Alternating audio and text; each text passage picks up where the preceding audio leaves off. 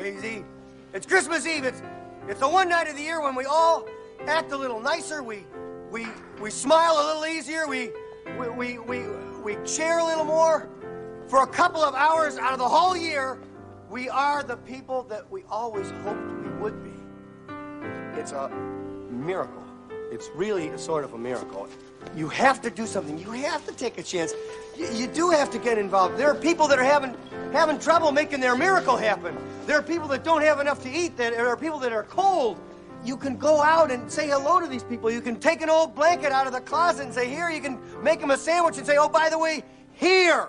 And if you give, then it can happen. Then the miracle can happen to you. It's not just the poor and the hungry. It's everybody who's got to have this miracle. And it can happen tonight for all of you. If you believe in this spirit thing, the miracle will happen, and then you'll want it to happen again tomorrow. You won't be one of these bastards who says Christmas is once a year and it's a fraud. It's not. It can happen every day. You just got to want that feeling. And if you like it and you want it, you'll get greedy for it. You'll want it every day of your life, and it can happen to you. I believe in it now. I believe it's going to happen to me now. I'm ready for it. It's great. It's a good feeling. It's really better than I felt in a long time.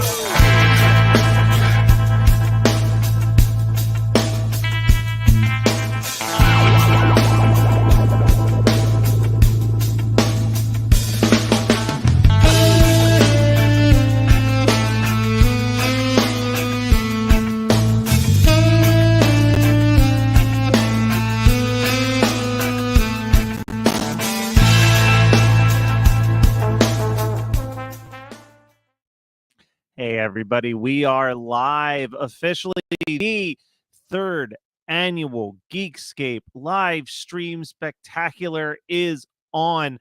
The actual official thing will be kicking off at 9 a.m. Eastern Standard Time.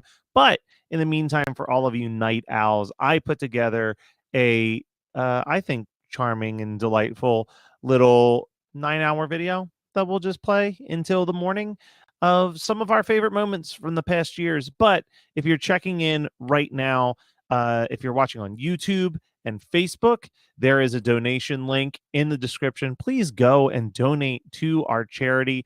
And if you are watching on Twitch, I did create a short URL that is scrolling in the bottom description right here. There it is. It is shorturl.at/lowercase c lowercase q, capital V, Y, Z.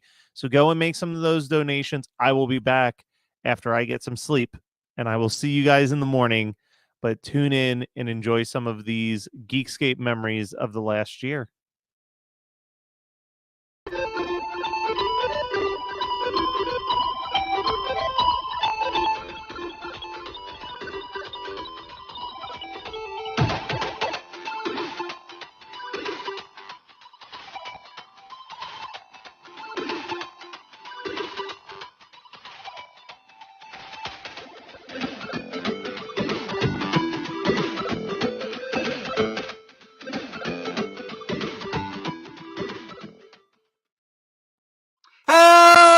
Welcome everybody back to another episode of the Geekscape Games podcast. This is level 177. All I want for Christmas is you. That's right. We are back. We are back with another episode of the Geekscape Games podcast after a 2-year hiatus. And we're here for the Geekscape live stream supporting big brothers and little sisters. I'm your illustrious host this lovely Saturday evening, Shane O'Hare. And you can also meet my other host, Derek Craneville. Oh my gosh, hearing that, I haven't heard that theme music in so long. And yeah, like, it's. I mean, you couldn't see in the lobby, but as soon as it hit, I just had a smile on my face. So hell yeah. I very good to be here. Yeah, it was. Oh, your speakers are coming. It was a doozy digging that up. Going back to the old pictures, the old archive and everything. It was fun. Made it louder. Is that better? Nope, it's worse. What's happening?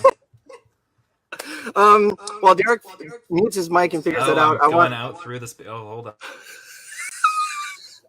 I would like to introduce our new co-host, Miss Katie. Katie, welcome to the Geekscape Games podcast. Hey guys, what's up? It's so exciting to be here. Oh my god, this is amazing. I've chatted with you a few times on the Geekscape proper, and you're an amazing individual. Thank you.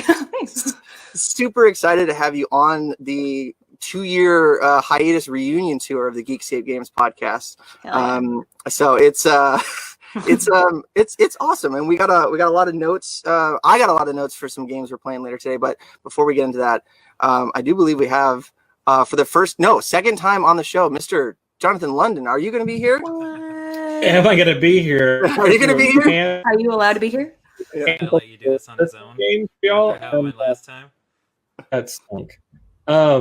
Eric, we'll just catch you later on another show. Come on, let's be clear. He wasn't going to come back to Geekscape Games. This is all a ruse to keep himself from having to host a podcast on our network. But, I think the last time... It sounds like you're across the room right now when you talk. Me? Derek. Oh, okay. Oh my gosh. You're going to figure it out, man. It's going to be okay. What I like about Derek is he wants to actually make us Americans feel what it's like when he broadcasts just without technology from Canada. This is what he sounds like far away. Is that better? Yeah, it's better when you put the microphone in your mouth. That is better. You throw at that mic. That'd be great. No, don't worry about having the mic in the shot. Shane's got a whole one strapped to his face. Like, why would you do that? Is that better? Yeah, it's better. Now see if you can raise the gain on that microphone. There's a little knob. Turn the knob. If you can raise the input volume on that microphone. I haven't podcasted in a long time, so you know. We know, buddy. We're trying to get you back. Is that better? Is that adequate? Keep it moving. Keep it moving. Come on up. Come on. Test. I'm gonna raise the system input. You have such a great soothing voice. We just want to hear it. How about that? Is that better? Is that what you want? Oh, hell yeah. That's the sweet spot right there. Okay. All right. Man, it wouldn't be a Geekscape Games podcast with a tremendous amount of technical difficulties. I mean, we just sorted out based on the schedule. We should be starting in like 4 hours as well. That's the magic of live, people. I remember when we for episode 1 or 2, getting 4 different individual MP3s and trying to stitch them together when everyone had different Skype delay. It would take me like 3 or 4 hours to edit one show. And you'd have Josh's fire alarm going off for years. I don't think he's fixed his smoke detector yet. No, it's it's still a recurring guest on old Geekscape Games episodes. I only have to edit together Katie and I and maybe a guest, and every now and then the sync will get off because of some, fun times streaming thing, and I'll just be like, you know what, forget the whole thing. I'm going with the StreamYard audio, which isn't great, but I've done some magic to it. I've learned how to do some StreamYard audio magic, but it's not my favorite way to go. I like recording the best case everything. Did y'all catch during Pirate Pete's segment that the guy has like 20 PS5s he's gonna sell? Yo, what a jerk! What an absolute jerk! Yeah, that is not really the holiday spirit at all. This dude has stockpiled 20 PS5s, a starting bid of $1,500. That's a lot. I don't know why Matt even played that ad. It was so not in the holiday spirit. It's really not. I'm just surprised Pirate Pete's head is intact after all these years. I don't know. The voice sounds the same every single time, though. The voice is the same. Matt, or I was going to say Matt. Derek, you are maybe the only one in this stream that has a PS5. Are you still playing the Xbox at all? I ended up with both consoles. I was lucky enough to be able to get both of them at retailers and not have to online retailers. I don't leave the house these days, but I didn't have to like go shades and buy one from Pirate Pete or anything like that. So that was great. The PS5 got a good week's worth of playing when I played Spider-Man Miles Morales and when I played the new Astrobot's Playroom. I'm so excited which for that. Is so much fun. Like that, playing that, like, and it's like 4 or 5 hours long, something like that. But playing that and feeling like what the controller can do in playing that game, because it's all just like, it's like a tech demo for the controller, but with like a really cute like history of PlayStation wrapped around it, and it's like I just had a smile on my face the whole time. You know, going back to like I had the first PlayStation, and I've had every PlayStation, and so like going back through all these memories and these games I haven't thought of for ages and ages, in this like super cute package that just came with the console. Like I think that as cool as games like, you know, Assassin's Creed Valhalla has been showcasing the Xbox, and as great as Miles Morales was, like I think that this is the like Astrobot's Playroom is the single best next gen game experience I've had so far. Woo, like it's that something. cool, and just like yeah, the consoles are super fast, and it's great how everything loads, and ray tracing is neat, but like feeling that controller in your hand, like that's the best thing that I've felt so far this generation. So I got a good week's worth of playing on my PS5. I am also looking forward to jumping into Bugsnax, which looks adorable, and I loved Octodad, which is the developer Young Horse's like previous game. Absolutely loved that. But I've since moved back to the Xbox for a little bit of Assassin's Creed Valhalla, and now Cyberpunk since Thursday. So. Shane, can you talk to us about founding the Proud Boys? I'm sorry, what's that? What was that like? Because you straight up have like who was that? Richard Spencer, whoever had the goatee and the like. Dude, what is that? How much wax do you put on that a day? I don't use wax. I use locally made in Alaska beard oil. So it is so greasy that your camera's coming in and out of focus. Well, that's what's happening. If I don't have a proper way to put him on the spot, right? Yeah, John. Look at it, dude. You cannot stay in focus. This is beautiful. This is a like 2004 Microsoft HD Life Cam that I dug out of a box. I think HD meant something else back then. Yeah. and it because the webcam on my laptop is kind of crap too. So I have, and this camera doesn't have a mount, so I have it on top of my laptop, which is in front of my computer monitor, and my desktop keyboard's on top of my lap. It's pretty. It's a whole setup. Do you still have a smartphone, or have you like tinfoiled around the cameras on that as well? I if you remember a couple years ago on the Geekscape, what we want for Christmas, I went back to like a dumb phone, the Nokia 81. Piece of shit. Don't fucking do it. Don't do it. Don't do it. I got a Samsung now, a brand new Samsung. It's, you know, I miss for future, if we ever do this again, there are apps that let you use your phone as a webcam, which is what I'm using right now. And it's really good because it means my laptop's over there. I'm not at like a weird angle. It was like $10, which is way cheaper and way faster than finding a webcam in this day and age. Shane, how many of your OnlyFans asked for refunds? well, the only one. Yeah, you're the only one, John, and I gave you all your money back plus a little bonus. So. Oh.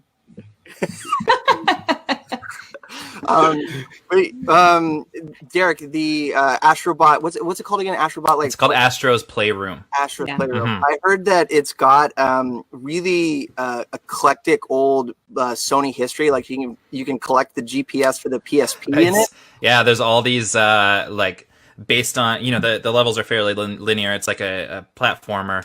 But there's all these kind of like side paths you can go down, and you can find artifacts basically, which are the game overall is like 4 different worlds, and so there's like a PS1 world and a PS2 world and so all the artifacts will be from that world. And there's like weird stuff that like I'd never like. There's like I think like a heartbeat sensor for like the PSP, and like a camera for the original PlayStation, like just weird stuff like that that never went anywhere, and then stuff too where you're like, oh, I remember these the PlayStation Move controller, which are now terrible PlayStation VR controllers. Oh, they're like, horrible. They're the worst. They're and they're bad. still, you know, why is this in the PS3 section when they're still selling them today? Like that sort of thing. But it's so cute, and on all the coins that you find, you put into like one of those, what is it, like a gacha machine, like where it just pops out a ball, and then Like it could be an artifact, it could be a statue of like an astrobot doing something PlayStation wise.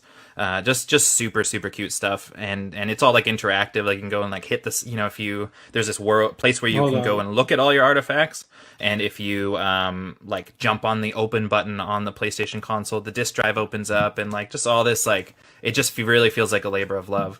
That's so yeah, cool. it's super. Now, It's super cute. Are you just playing that just straight pancake style, or do you have the PSVR headset on? It does not have any PlayStation VR compatibility. Okay, Yeah, I didn't think just, so. So it's just pancake style. Yeah. Pancake I've never style. heard that in my entire life. Oh, it's Yeah. like it's the difference between VR and just like straight up. Oh gaming. yes, okay, Oh, Pancake versus yeah. the whole internet. Waffles. Yeah, waffles. Yes, the depths. Waffles of are better. Yeah. Yeah. don't they, I well, love how the Geekscape Game Show is where we're having the technical difficulty. The show that's actually about technology is where we're getting some hiccups on the stream. What's happening now? No, it's just little hiccups here and there. It's all good. If Matt's good with it, we're all good with it. Yeah. So Shane, what is on the docket for this episode? We've got a list. I took notes of some classic retro holiday games that Derek suggested we play, and I played a whole bunch. Took some notes, and I think we should go around and talk about some retro Christmas themed games. Which what? To be clear, I suggested that we play one game, and Jonathan chose it, and it was terrible. And it was so bad and destroyed my childhood that I then went and looked for any other redeeming Christmas games, and He's still looking. it still sucked. And I don't know what it is about like Christmas or holiday games, but they're terrible. I mean, They usually take some kind of like an established franchise and then do like a cosmetic change to the costumes and the levels and slap it together with a lot less development, and there you have the Christmas edition. No, and it also the games you suggested were from the early '90s, so getting them to work was a little bit of a. I mean, I just had to click a button and it opened in my browser, so it wasn't that hard. Yeah, it was. We played Lemmings or Xmas Lemmings, and it. I hadn't played Lemmings since the '90s, and that game is a pile of dog shit. So I've never played Lemmings before, and I still don't think I have. And like, and I didn't want to look anything up. I wanted to. This is like harder than Viva Pinata, and Viva Pinata gave me a lot of stress and struggle. It made me cry like the highways in City Skylines. Like, oh, it was like I couldn't even read the screen where it's like, here's what you're supposed to do in this level, and I'm like pretty like colorblind, and like I'm like, is there words on here? You sent a screenshot, and it looked like just like a repeat background of like digitized like bushes. I don't know. It looked like one of those magic graphics from the mall where you have to stare at it. You have to and, like go like with your eyes crossed and remember pull those out. magic? And then when you eye look things away, on the you still see the. I never could get those magic like images. I was like, Neither I don't could Derek. know. I don't know what you're talking Colorblind. about. So wall? He's like, cool design. Is that you guys had wallpaper? malls? We didn't have malls in Canada. What are you talking about? So Lemmings was my choice, and it's because I have hardcore nostalgia for the franchise. I played it on the old Commodore Amiga in like 91, 92, 93. And I remember it as like a pretty fun strategy game where there's just a relentless amount of these little lemmings that get poured out of a chute onto the level, and the level has all sorts of dangers on it, from like fire to cliffs to things that'll eat you to buzzsaws. And your job is to assign jobs to the lemmings to build ramps over or get umbrellas to fall and survive cliffs. Maybe a lemming will stop the other lemmings and then make them turn around. But the lemmings never stop walking. Your job is to hurry ahead of them and start assigning jobs for the lemmings to help each other out. They can dig, they can climb, but you have a limited amount of jobs that you can assign to each one. So on this level, there were like snowmen that blocked your path, and it's a snowy landscape, and you just have the lemmings going back and forth until you assign one of them to start digging. But if you give it the wrong dig one, he won't dig across, he'll dig down and then just make a pit for all the lemmings to fall into. And then there was things like fire and stuff like that. I got to tell you, in the opening graphic to this, the commercial that Brian Kelly made, it has that was a little, so cool. It has a snippet from Lemmings, and the color distinction in that snippet was better than the one that we used. I couldn't tell what Lemmings there were to choose from, except like trial and error. And I just kept killing them all to try and figure out, okay, the third from the right is the umbrella lemming. The second from the right is the ding lemming. That's the only way I would be able to get through this, because those graphics are awful. And 10-year-old Jonathan must have had some kind of rampant imagination, because how can you tell what the hell those lemmings were? I could not, like each like button for I guess a job based on what you're describing, which I'm learning now, it was like 3 or 4, like it's like 3 or 4 pixels. Like it doesn't mean anything. It was pretty rough. Tough. The original Lemming games were really well designed, and then this add-on suffers from the, hey, let's just make some badly designed levels and do a Christmas version with a cosmetic change. I just remember the original Lemmings being actually pretty great and leading to a whole franchise. Where did that franchise go? Well, Psychonis. Ran off a cliff. Psychosis or Psychonis? Psygnosis. Psygnosis, it was a European company that developed it. They owned it, and then Sony bought them in the late 90s, early 2000s. So Lemmings is still technically a Sony property. I didn't see it in Astro's Playroom. I actually looked into like optioning Lemmings as a kid's cartoon, and I was like, I wonder who owns Lemmings. And I got all the way to Sony, and I was like, nope. Yeah, that ain't gonna happen. And then we thought, you know what? These characters enter the levels and are just like hell bent on killing themselves. Is that a kids shit movie? No, it's not. So I bailed on it. Well, do you know where the myth of the lemmings running off the cliff came from? No. Yeah, Trump voters. It came. There was a Walt Disney documentary on like an animal documentary, and they were filming lemmings, and they're like, "Man, these little animals aren't interesting at all." So they just threw them off a cliff and said that lemmings ran off a cliff. No, so Shane, come on. This QAnon stuff will not stand on the new version of Geekscape Games. Are you kidding me? No, they put them on like a turntable on the edge of a cliff and spun them, and they fell off the cliff. And you can thank the Walt Disney Corporation for starting that myth. Yeah.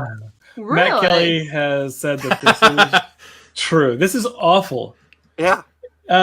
Some of y'all, Disney Plus comes with a National Geographic subscription and a lot of packages, and clearly none of you have ever seen that. We would love to see that documentary. That is horrific. I mean, hopefully it's going to be coming with all the content that they're going to be dropping in Disney Plus anyway. Yeah. These lemmings are dropping into Disney Plus right now. You might be spoiling a future Mandalorian episode. They might do that to Baby Yoda. They might just throw him off a damn cliff. Holy shit. That's awful. No, that's great. Katie, have you played, what's your experience with Lemmings? I've never played Lemmings, but I have seen people play it, and I have seen some of the screenshots you guys have sent me. It looks like just the prequel to Fall Guys to me, honestly. Like that's pretty accurate. It just feels like Fall Guys is like, okay, we're just gonna rebrand this and make it a little bit peppier. Let's make it fun. Let's make it time. Let's make it fun, and it's gonna be all your fault with one character. Back in our day, we had the Lemmings in the snow. All right. And I think I remember. I remember actually enjoying this game when I was a kid. So it gets better. It's an odd vote of confidence. We played it on a retro emulator website, and that was not good. So I went and I found a copy of the game and installed a DOS box on my computer, and it still wasn't good. So it's no complaints to the emulator website, but turns out the emulator site was great. It was perfect. But when you click start, there's a starting screen that says like, oh, don't let your lemmings die or whatever. But you couldn't read it because there was like a mistletoe and holly pattern that was like tessellating on the back, and I thought my computer broke. I was like, oh my god. That's what looked like the magic eye pattern was that screen. It tells you how many you have, what your time limit is, and you really have to sit there and look at the screen to discern it, like a magic eye poster in the mall. Yeah. And it had been years, like 20 years since I've played a Lemmings game, and I forgot everything. And like I had one lemming that was like building a bridge, but then he ran out of sticks and just fell and like died. And then there was a button that caused a lemming to blow himself up. Yeah, that's the reset lemming. That's like, oh, I fucked up. I shouldn't have put him there. Yeah, but he blew up other lemmings and made a hole in the ground that everyone got stuck in. It felt like a game you would get on your TI-83 calculator. Oh my gosh, that was the best, especially when you're in class and you're like, oh yeah, no, I'm totally doing this function. Oh yeah, You're absolutely. Mario. Yeah, Mario Block Dude. Yes. Oh, Block Dude. Block Dude. Block Dude. I want to come clean that in the beginning of all this, Derek was like, "Man, what is this game? It's piece of shit." Blah blah blah. And this is before I played it. And in my head, I'm like, "Man, Derek must suck at video games." What is? I mean, I do. That But... on the show, we established that the host of our video game show sucks at video games, but he loves them so much. But hey, he's good at Mario Kart. That's true. He's great at Mario. You only Kart. need one game, and that's my game. But is Mario Kart a game or is it a lifestyle? That's true. It's a passion. Well, what is it? Yeah. It's a passion. It's an absolute passion. Yeah. Well, it's a calling, dude. I misread the email, and I played multiple Christmas themed games. I even you were like, yeah, let's choose like 3 or 4 games, and I was like, let's we don't have that much time. Let's keep it to like just 1 or 2, and then it didn't take as long to throw lemmings in the trash heap, and I was so unsatisfied that I was like, okay, what else is on this list? And I went straight to Duke Nukem Nuclear Winter, which without a separate mouse to use for your firing button and your aiming is beyond trash. Especially like on an Apple trackpad, which is very nice, but only has one button. It has one button.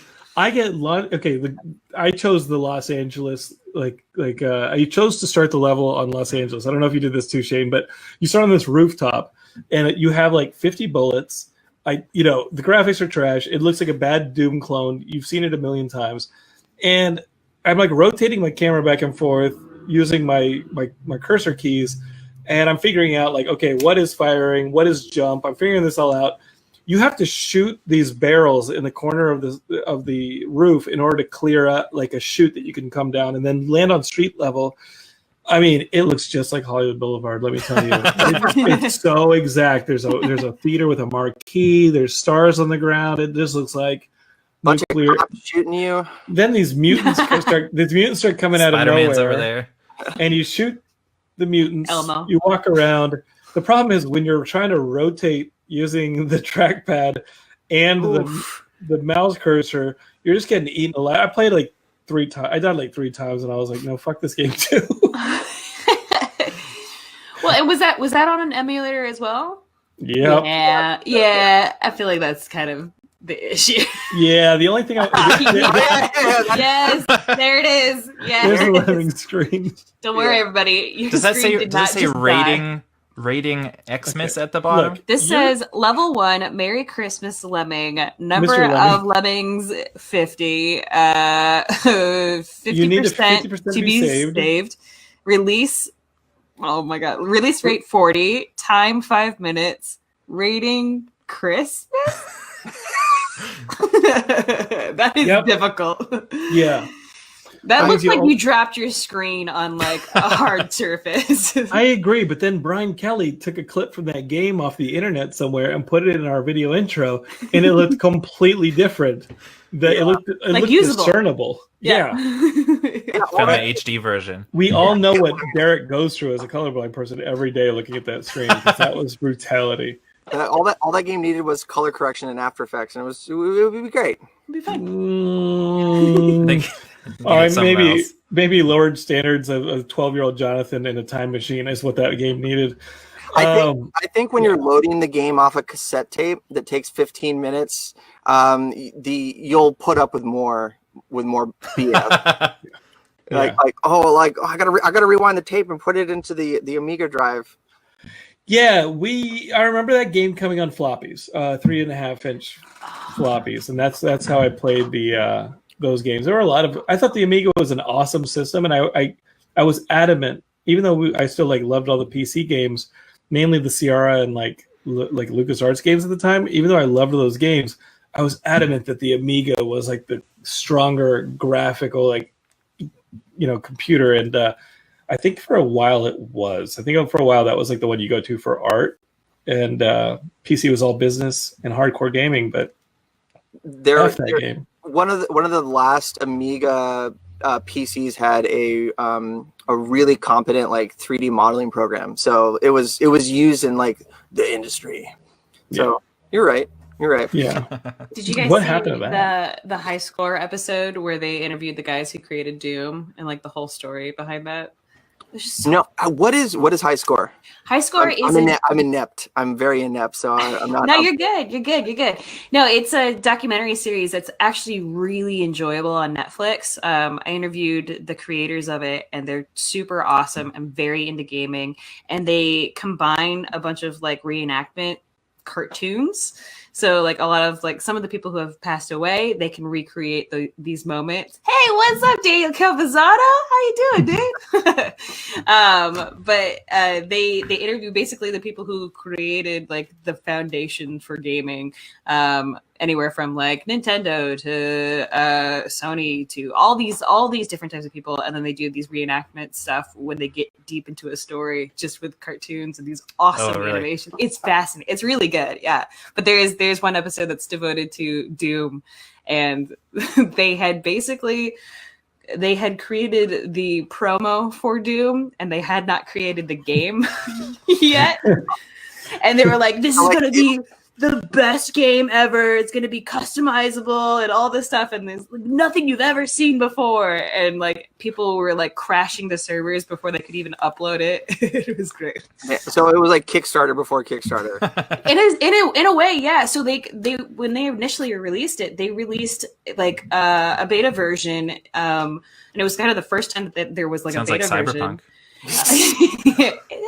Yeah, kind of, but like they only had like one level or something to it, so like you had to buy in order to like be able to customize it and play the actual full game. But yeah, it's a great episode. I highly recommend watching it. Katie, I'm just gonna interject and say that I remember downloading that first level. Did you? Shareware. Did you do Yes, it was shareware. Yeah, the first Doom level was shareware, and it was definitely like the first game. Because they did the same thing with Wolfenstein, and like id Software was like huge on shareware, where you'd get the first level and then you'd have to buy the full game to get the rest of it. And those first levels were rampant on BBSs. Like if you go log into some BBS, you could download. I loved Commander Keen. I loved all those games, and I think I've talked on the main show about doing like how much I played Drug Wars on those, where you log into somebody's BBS, you make a couple moves, you buy low, sell high, and you play Drug Wars, do a hit on people. The next person who logs in gets assassinated. Wasn't that like a huge mobile game too? Like when smartphones started, it was like later Mafia on, Wars or something. Mobile game. But I had Drug Wars on my TI-83 calculator. Shane, let's be clear. You played Drug Wars in Alaska up until a few years ago. So absolutely. That's not a game. Allegedly. Sorry. Allegedly. It's a seal. Allegedly. And he did not start the Proud Boys. Actually, end him. Yeah. I got asked to join the Proud Boys, and I was like, I'm not gonna hang out with you anymore. I think everybody in Alaska got that in their like junk mail. I think they went to everybody in Alaska. Was like, hey, our chances of recruitment in Alaska are pretty high. Came along with your mailing ballot or something. Doom was one of those games that like you'd look over, you'd be like, are my parents watching? Because everybody just thought it was so satanic. Yeah, well, I remember you just had to be careful your parents weren't watching you play Doom. I remember because like Christmas break was the time to play all the video games because your parents weren't watching you. You were on break. They had to do work and all that. And I remember going to my friend Rachel's house. She's my best friend growing up. And she showed me some of Doom. And I remember because we were like strict Christians. And it was just like, oh my God, we are so in it now. Like, this is so cool. And like, how come no one's talking about these demons on Mars? Yeah, exactly. And I was just like, oh, it's so gory. And luckily, we didn't get caught with that. I did get caught watching stickdeath.com. Stick Fighter. Yeah. Oh, yeah. My dad gave me a big talking to when I did stickdeath.com. He was like, this is not okay. I showed that to my dad, and he loved it. And my mom saw us watching it, and she's like, what are you doing to my son? This is terrible. And I was like, I'm corrupting your husband. Sorry. My mom and dad were exact opposite of that. There was one of my favorite things that, looking back, it is so like out of touch now. But during like Windows 95 or 3.1 when it was coming out, Bill Gates did a press, or it was at a conference or something where it was, you can play Doom on Windows, and they were playing a video of one of the levels, and then Bill Gates walks out superimposed in his normal like Bill Gates clothes, but with a black leather trench coat and a shotgun. And this was like a year before Columbine. So Oh my god! yeah, it was real close, and it was like he definitely looked like Trench Coat Mafia, and it was. Can we find that online? That has to be somewhere. Yeah, it's like, oh, look at these graphics, and like it's like you can do this on Windows 95, and it was. Oh no! Oh. What a damn edgelord! Yeah. So we can blame Bill Gates for Columbine, is what you're saying. I ain't getting that vaccine. Bill Gates gonna put nanites in me. Nanites. That was but I remember I loved the shareware era of DOS gaming. Yeah. It was one of my favorite studios was Apogee. Yeah. And they had a game called Hocus Pocus that was No relation. I know. I was really bummed about that too, because I was really excited for. Yeah, here it is. Yeah, this is it. Yeah, and you can see Bill Gates' face down at the health bar. Oh my gosh! My god! Oh, That's ridiculous. Yeah. Oh my gosh! Oh my god! That is cringy as hell. That is cringy. It looks like he's like in a bathrobe. Bet it sold some Windows 95 though. Yeah. Oh yeah, it did. Wow. He's in khakis, loafers, a sweater vest, and a leather trench coat, holding a shotgun with that good bowl cut. Yeah, he looks like one of the like fired extras from Mad Dog McCree is what he looks like. Yeah, but he looks like Mad Dog McCree's accountant. Is what that is. You rob another bank? Okay, let's pay some taxes on it. Wasn't Mad Dog McCree like a super popular arcade game that was like a couple of dollars around? Yeah, it was a CD-ROM game, and it was one of those early CD Laserdisc. Yeah, it was a Laserdisc game. It had a lot of that live action video. It was like an FMV game, yeah. I got to tell you, I was making a reference to early CD-ROM games, and I pulled up on YouTube some clips from Wing Commander 3 and 4, which were like my games, and woo! I would love for that to get an HD upgrade if that footage is still out there anywhere, because that's a nasty looking video. Yo, Wing Commander 3 was my favorite out of the series, and it was stellar. But there might be hope. Was Wing Commander Westwood Studios? No, it was Origin, which was bought by EA. Bought by EA. So Westwood was also bought by EA. There's a great documentary on NoClip about the Command & Conquer like remastered edition that came out earlier this year, and it was basically the community approached EA and said, "Hey, can we remake this game?" And they went back to the old developers that no longer work at EA. They were pulling out tape drives of FMV videos from storage and like stuff that like, oh, that got sent to the dumpster. It's like, oh wait, but I know so and so saved a copy. There's a wow. It could be. And that's a live action. That has like live action video elements to it. Yeah. Because this stuff, I mean, Mark Hamill's in it, and in this, there's just so many. Is it Ron Perlman in it? No, it's got Malcolm McDowell is in the fourth one, and then if you look at Wing Commander Privateer, it's got Christopher Walken and Clive Owen in it. Wow!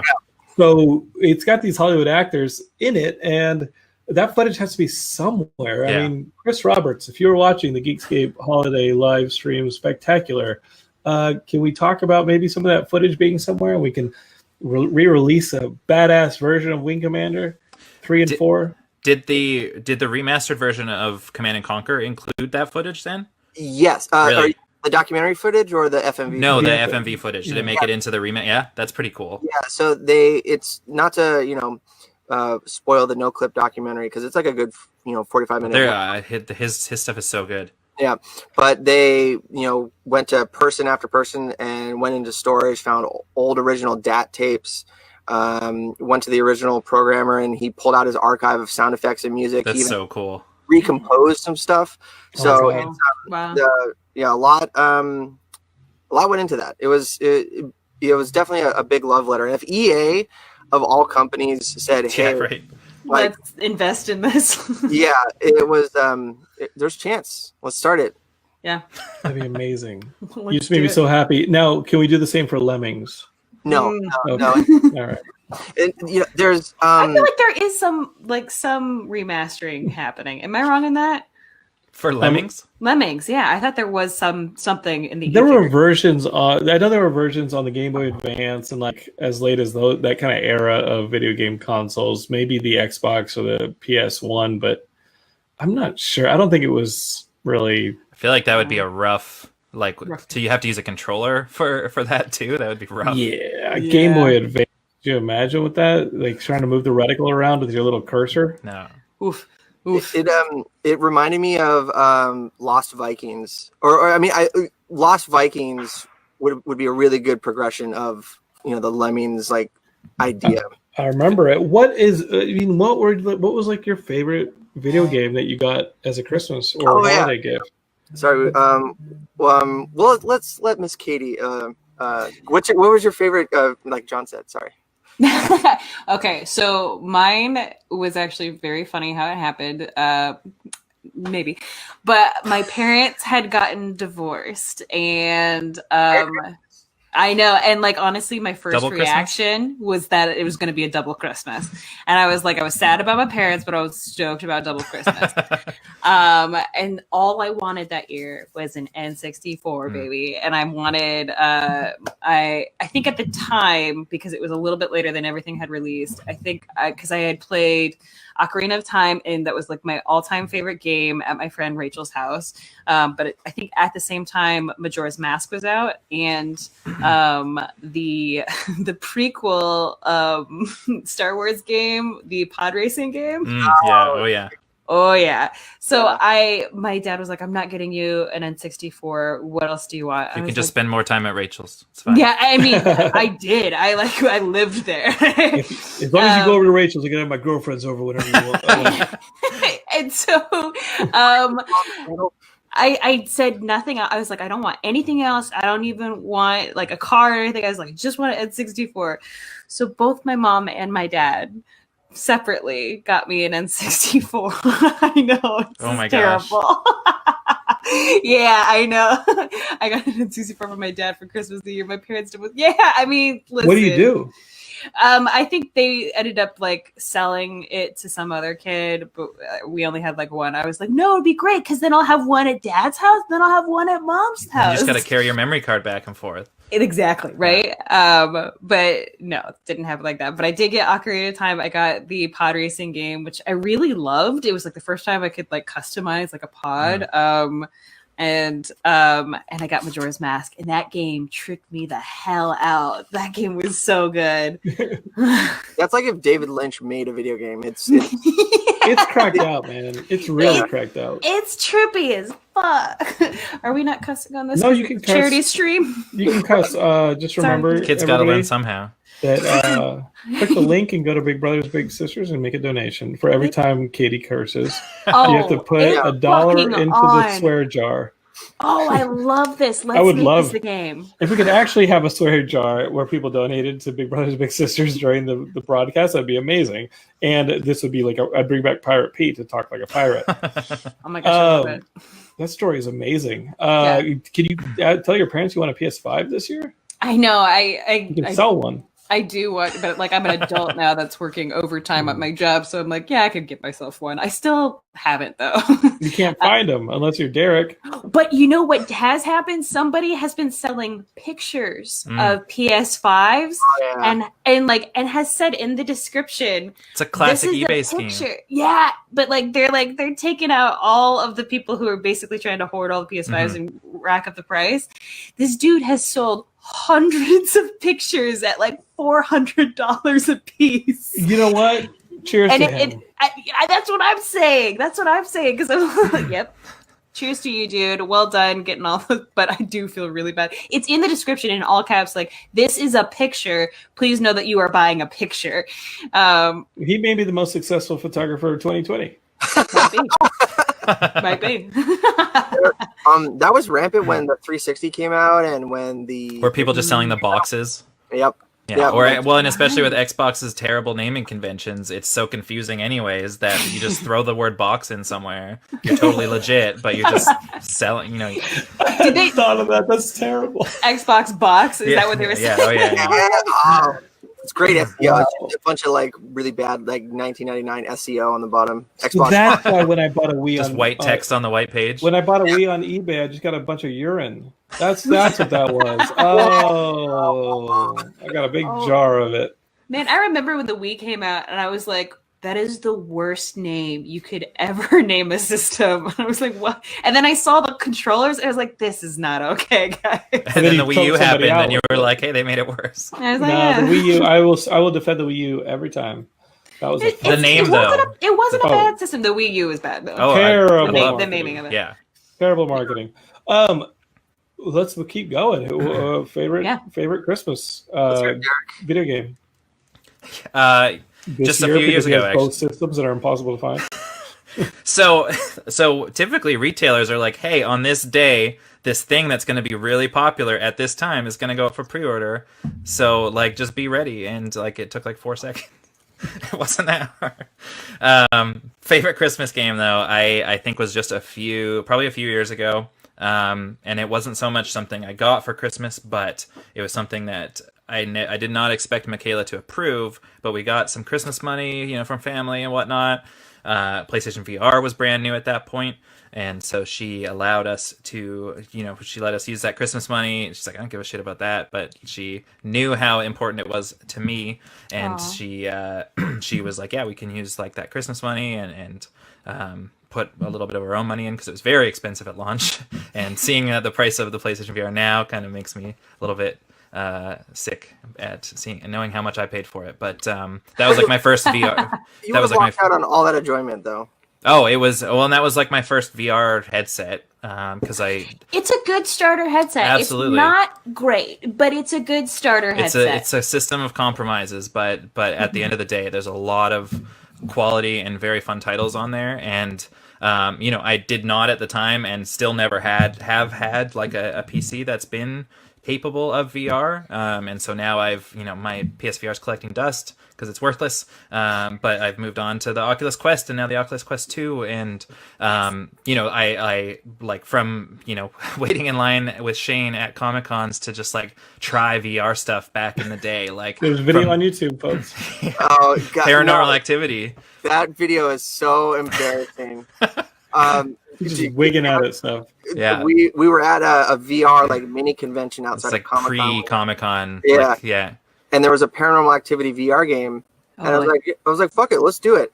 I was screaming like a child. Like, it was to the point where all of the it was a fairly like decent sized area. All of the like people that were representing the other booths stopped what they were doing just so they could watch Shane like freak out, scream. Yeah, freak out at this game. It's like one of my favorite Comic-Con memories. Why won't the ghost have sex with me? It's not that kind of game. Wrong game, Shane. It was bad. It was scary. It was spooky. Well, horror games in general are bad for me, but when you're in VR, like Machinima put me through the ringer during October of like 2018 because they put me in every horror VR game, and let me tell you, that shit is 10 times scarier when you're 100%. Just right there. Have you played? And then they fired everybody. So and then they fired everybody. So it's all fine.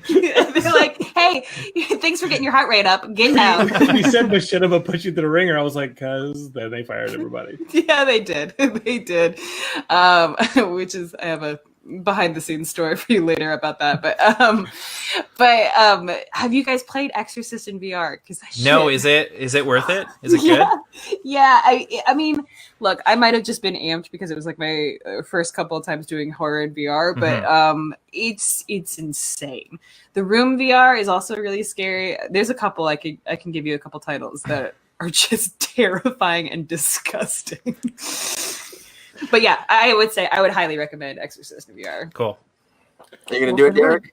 Probably, yeah. They usually have, or usually last year Oculus had a really good like Boxing Day sale, where a lot of that was like the first big sale for the platform. Did you play it on Quest or did you play it on PC? Because a few of those games I'm like wary about, like a few of the games that started on PC VR, I'm like wary about how they'll perform in like a native Quest version. A lot of games perform really well, but how much atmosphere do you lose when you like have to dumb down the graphics so far to play on the Quest platform? Right. Yeah. No. And I did play on a Vive Pro, and we were all hooked in. Yeah, it was PC, but yeah, they sell it in chapters, so like you don't have to do the full game of it. You can just do like one chapter, and I played through like the first and second chapter, and cool. I'm pretty sure I shit my pants. There is video on my YouTube about I'm also that. super curious. Just you would know. Yeah, John's right. You would know. In October, they Bloober Team launched Blair Witch for Oculus Quest, which I played through and loved on Xbox. So that's definitely one where it's always hard watching like a trailer or a YouTube video of a VR game, because even a lot of PC VR games look like crap when you put them into pancake mode. But I love that, by the way. I'm going to use that. Pancake? Yeah. You're the one who introduced us to waffle stomping, so why not? Waffle style is not a term, but okay, we can waffle stomping. Yeah. Waffle stomping is a well, that maybe we won't reintroduce the back catalog of Geekscape games. You can Google that one later. Yeah. Okay. I feel like I'm gonna be looking at some things that I don't want to look at later. No, and don't listen to old episodes of the Geekscape Games podcast. That's yeah. Oh, shout out! Wow. Shout out to Ian Rainey for his donation. Hey, thanks, Ian. Thank you so much.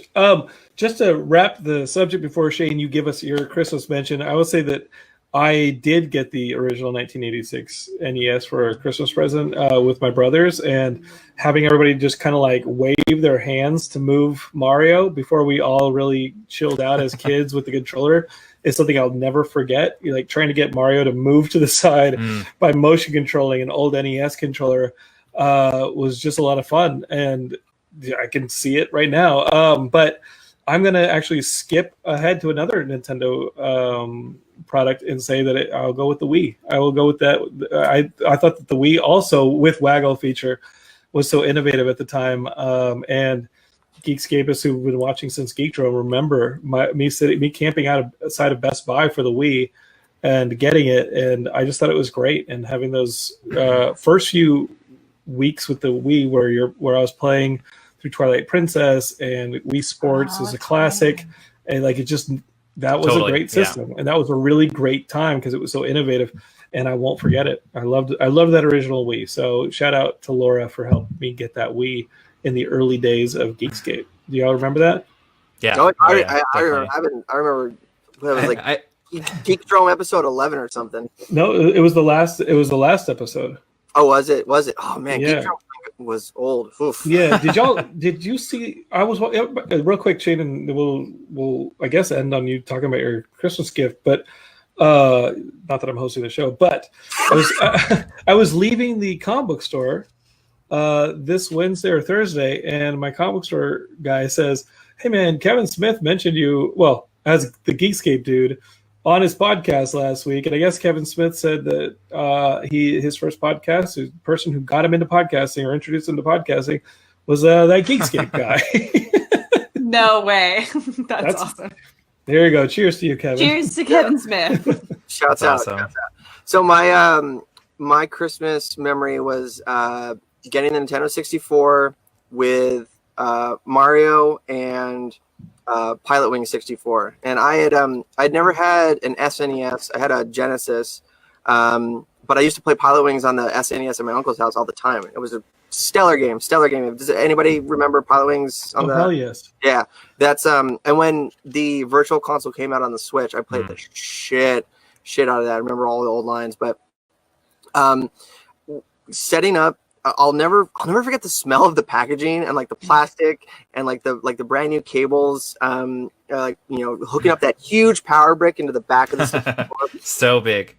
And for I think for the first couple of weeks of having Mario 64 or everything, I didn't know where the Z button was on the controller. Oh, yeah, the trigger. Oh, The trigger. Yeah. So I could not find it, and so you'd go, you'd be in the castle and be like, hold the Z button to do a backflip, and I'm like, where's the Z button? And I remember seeing the commercial, watching Mario do a backflip in the commercial. I'm like, oh, I want to do that. Weeks go by, and I was also playing Pilot You didn't Wings. call the Nintendo hotline? Oh God, no, that You was didn't talk to Nestor? yeah. Yes, man. Remember Nestor? Nestor was to do with the tie. Who was the expert? And for weeks, and then one day I wake up to play it, and the controller's upside down. I'm like, oh my gosh. what the hell is that? And I look at it, and it says Z, and I'm like, holy crap! And that changed everything. That It changed. unlocked so much in me. Oh, Is Pilot Wings what made you want to live in an airplane hangar? No, I think poverty and necessity made me want to live in an airplane hangar. that's awesome. Hey, it's rent free, so Rent free in your head. this is like a long going alcohol withdrawal hallucination I'm going through. He wakes up. He wakes up in a cold sweat. Oh, I thought it was just a dream. Oh, what's a Geekscape? I'm gonna hitchhike to Alaska. Did you guys Yeah. have anybody who like you would play with, like have a friend that you would play with that like just would not go easy on you? Like that was the one way that I learned how to do Super Smash Brothers on the N64 was because my friend would not like that in Cruisin' World. She never went World. easy. Oh Oh, my gosh. I love World She and played as USA. Kangaroo and kept smacking me She's off the making road. shit out of me. I forgot about the kangaroos. Yeah, they splatter when you hit them. Max Shepard, like my childhood nerd friend, he grew up very rich and he had fucking everything. So he had every console, and he had Fucking nerd though, right? every game, and he would fucking just put me into the ground in GoldenEye 64. Could not beat him. It was rough. It was There was a rough. kid who lived on the other side of the fence behind our house. His mom would give him every game, and he sucked at them. I think, and so we would go over there, and he literally would me. have every game. I wasn't going to say that, Derek. And he would get to a hard part, and he would hand me the controller and be like, "You beat him." You know, like you really. What I remember, you were basically his older brother. I was a year ahead of him in school, and I was the Nintendo nerd. So like I would read all the Nintendo powers. You're his and Nestor. I would just read all that stuff and know it. Was but he like straight up about it though, where he was like, "This is too hard. Can you play it?" Or was he like, Yeah, "Oh, he'd you play- should have a he'd play turn it. now"? Like, No, he would play it and then he would pause it and say, "Take over for me." And this was like, the 1989 Batman game for Tim Burton's Batman, which is fucking a great game. yeah, oh yeah. But the Game Boy was really, the Game Boy was really my jam. I think I got the Game Boy for my birthday though, so that one is not that doesn't qualify as a Christmas gift. We've got to save it for the birthday special. That one was awesome. Oh man, I loved the OG Game Boy. I never had any of the newer versions or anything like that. Like I was always like a couple years late on systems because we weren't like we get this now and day of. But man, I loved that Game Boy. I remember like in the back of my dad's car, like when we were in his old silver Windstar, if anybody remembers those minivans. Yeah. I would have like the reading light on because that green screen, like when it was dark out, like you couldn't see shit. And like my dad's like, we're in the middle of a freeway. You got to turn that off. And I was like, but I got to finish this Kirby level. That like pea soup green graphics. Yeah. Something else. I vividly remember going up to the front seat, opening the glove box, and playing Pokemon Blue with the glove box light. With the glove box. That's That's Yeah. amazing. Smart. I never Best saw game that. on the old school Game Boy. There was Gargoyle's Quest, Ghouls and Ghosts 2. I'm gonna go by it, and then my second favorite, which granted the one I played the most of all time was when I was in college. It was actually Pokemon, but when it was OG Game Boy, not the Game Boy Color, OG Game Boy was Quirk, the little tomato guy with the mohawk, going through levels, doing puzzles my with sunglasses. Yeah. If I was a video game character, I would think I would be Sonic. Nope, I'd be Quirk. Nice.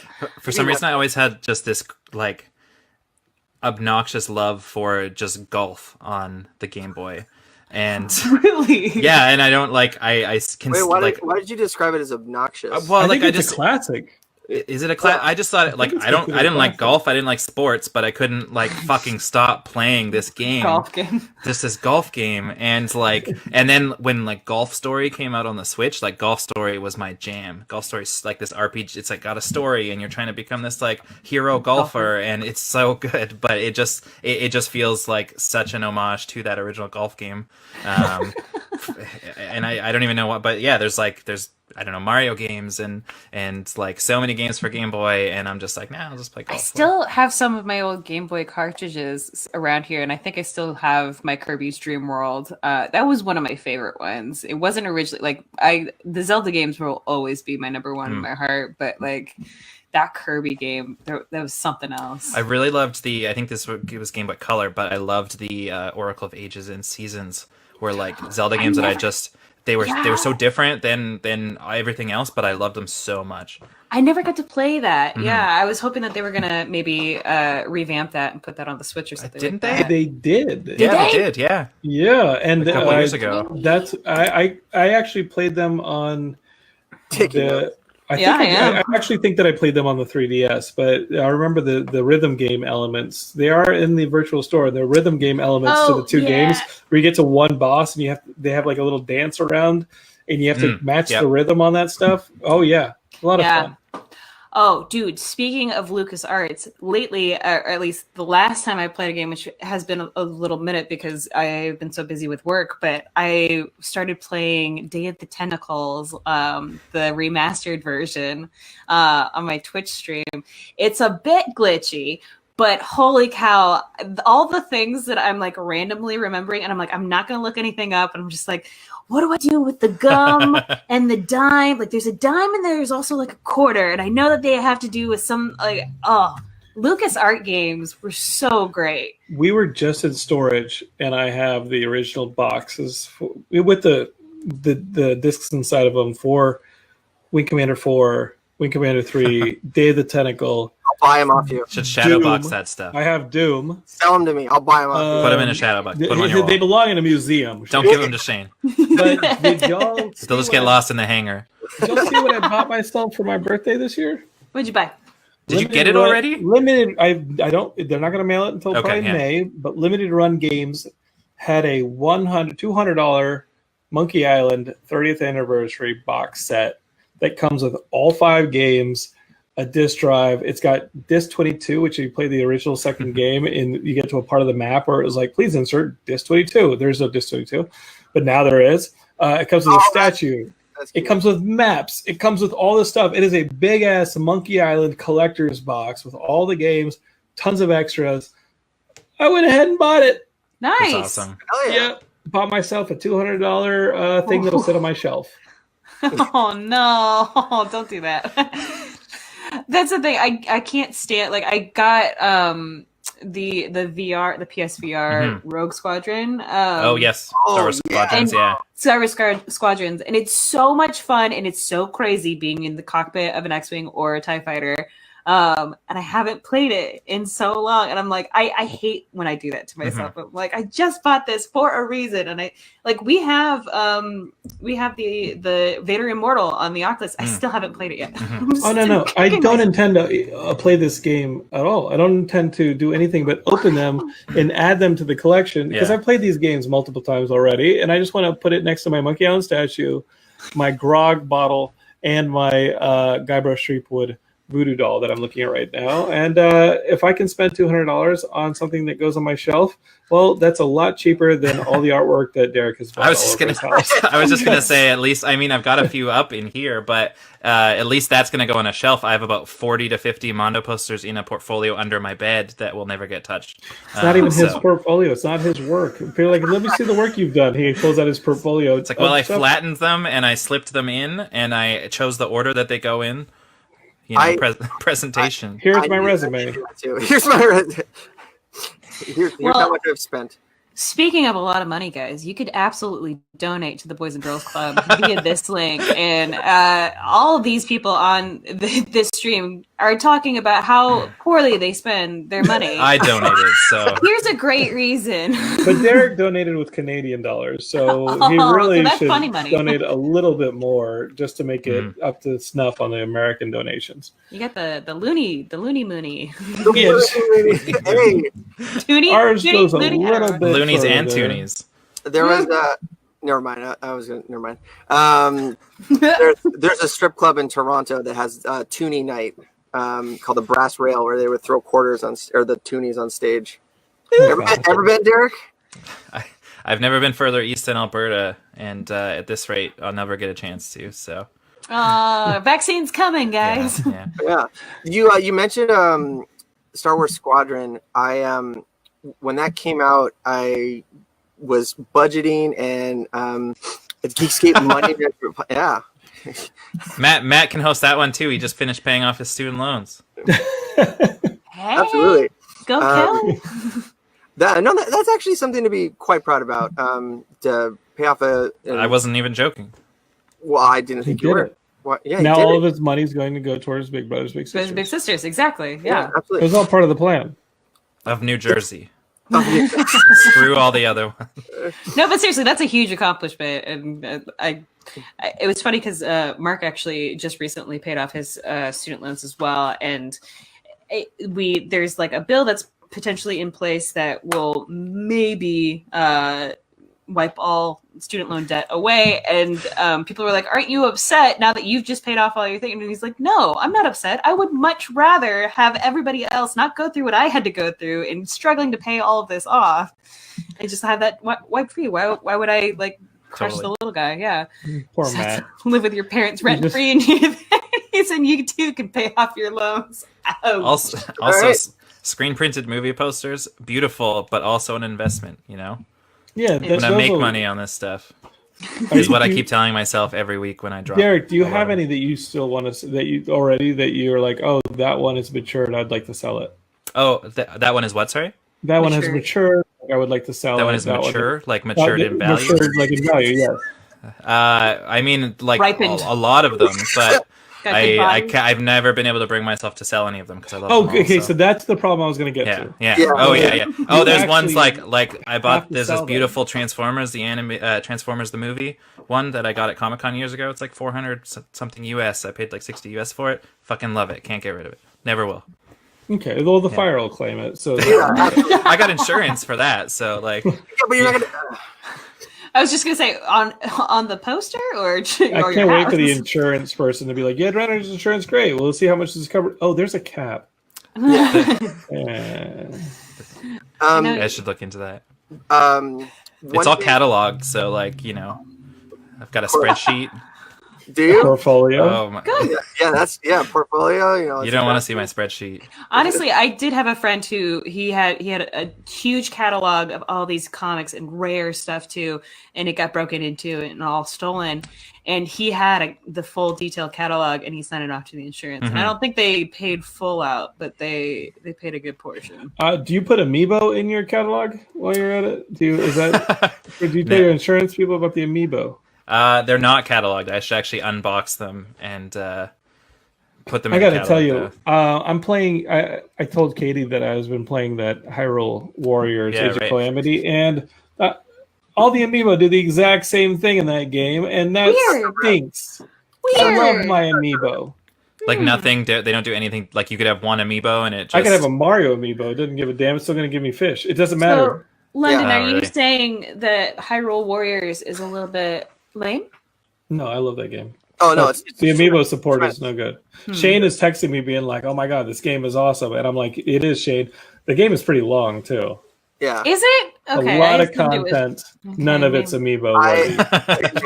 They couldn't fit the Amiibo stuff on the cartridge because there's so much other content going I'm on. actually like, I need this game to end so that I can move on to something else because I'm just Seriously. playing this game and it's fun, but it is not like a Zelda game in the level of depth. It's just the redundancy of a smash 'em up, which is still fun, but Let's bring it to a close here. I had to get all the rust and dust off because I haven't played a Dynasty Warriors game in 20 years, and I died in the tutorial level. That's how like game overed multiple times in the tutorial. What?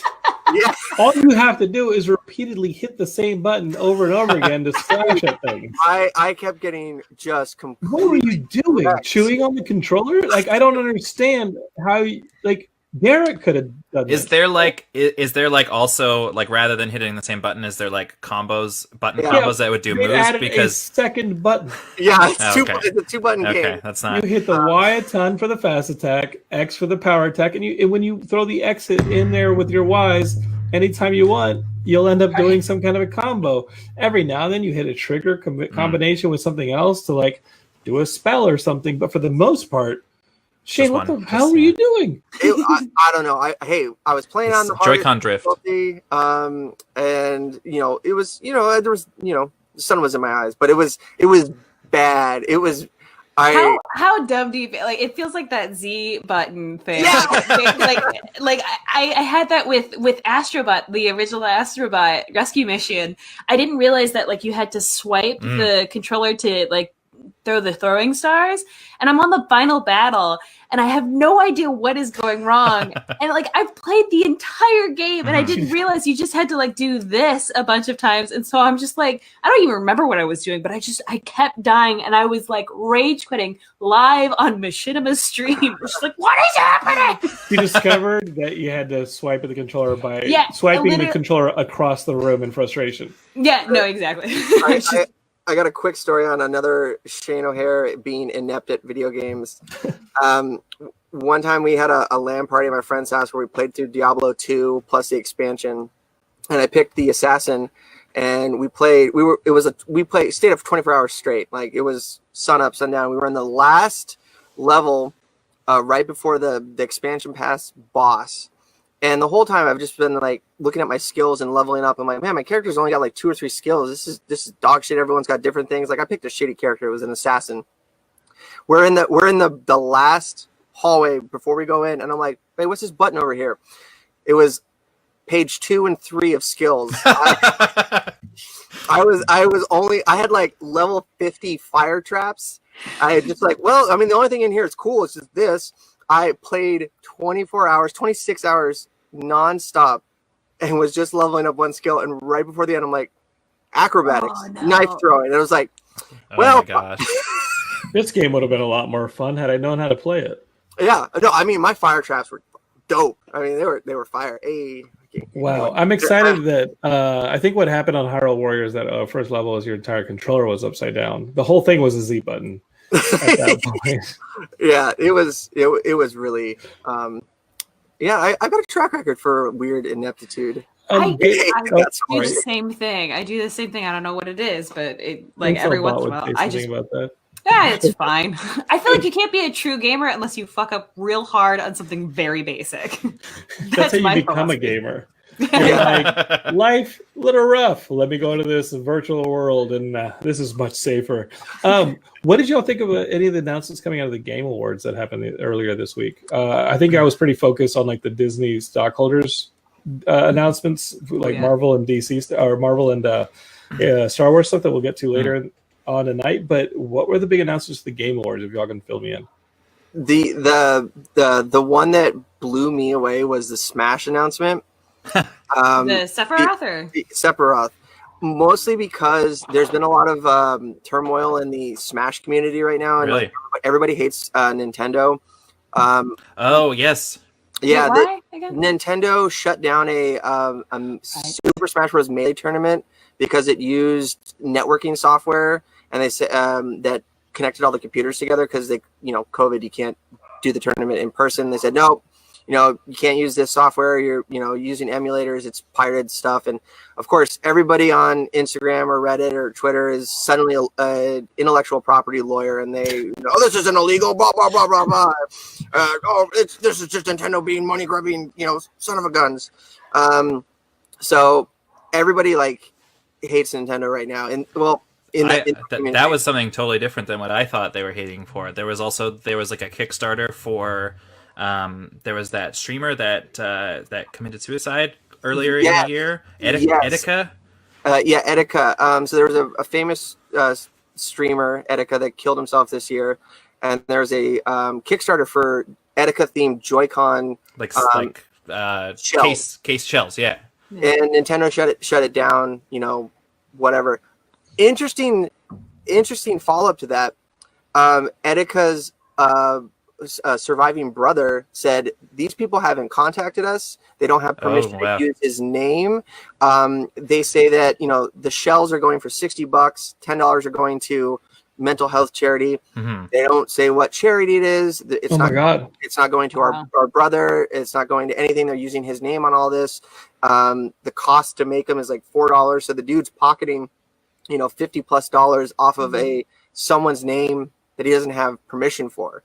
So there's drama on drama on drama with that. And it's kind of good they shut him down, man. Yeah. I didn't know any of that. I had just seen that it was shut down. I mean, I thought people were angry about that. Yeah, I mean, but the whole Smash tournament thing was rough. But everybody on Reddit and Twitter, which the pinnacle of mental fortitude is. It's Reddit. Crazy that they can be experts on intellectual property, vaccines, just not hygiene. Yeah, just not hygiene. Everybody was convinced that it was going to be the new Smash character was going to be the default character from Fortnite, like Jonesy or something, and everybody was pissed, the leaks and the rumors, it's going to be this dude from Fortnite. F Nintendo, F this. I feel like that would be cool. People love Fortnite. I mean, yeah. And then I saw the trailer where Sephiroth shows up, and I was like, damn, they came out of left. There was nobody even thought that Sephiroth was going to be. Well, that shot where he looks like he's stabbed Mario is what are they doing? Yeah. It was kind of morbid. Yeah, no, it's so sick. I was like, oh my gosh, I haven't thought about Final Fantasy in so long. Well, and now that the floodgates are open in terms of we've got Kratos. Talking about Fortnite, we've got Kratos, we've got Master Chief, and all that stuff in Fortnite. Yeah. What if we saw Master Chief in Smash or something like that? That'd be insane. Oh, that'd be so cool. What other announcements were there on the Game Awards? I saw the Sephiroth one, and I was sad that Professor Layton wasn't added to Smash Brothers. That's all. That's every time I'm every time that's your hope. You're just I want Professor Layton. Yeah. He just throws that little kid at him. I feel like it was. It felt like a smaller show in terms of announcements. I think probably just based on how the last year has gone, and I think that we're obviously in a huge transitional period with these new consoles that nobody can get.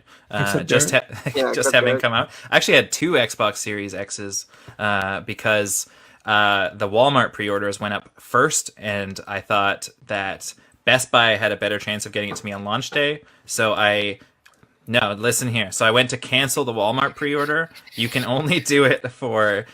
It would have been really great if Shane joined in on that, but I know we were hoping for that, but he had to get his puff in. he was trying to make it so he couldn't see, but there's a huge cloud of smoke around. There's a naked robot just off camera that he had to go and blow real quick. Hey, it's better than 2 packs of cigarettes a day, which I would. Yeah, but I feel like I'm sucking off a Dyson. I hate it.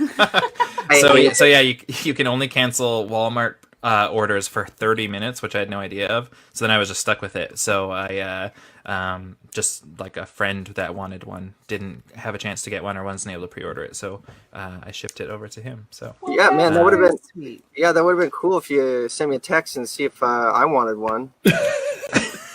You're a PC gamer. You're a PC gamer. I got a PS4 and a Switch. And yo, check this out. And a Stadia? Did you get a Stadia? I got a Stadia last week too. What is that? It's Google Stadia. I can't imagine it's very good at your house, but at my house it's excellent. What is that? So Google in the it's been about a year now, but it's their cloud gaming platform, and so you can basically have access to almost all games. Not all, but almost all games. It's really great. Cyberpunk just launched on Stadia, which I was this is PC based. Yeah. No. Yes. Well, yeah.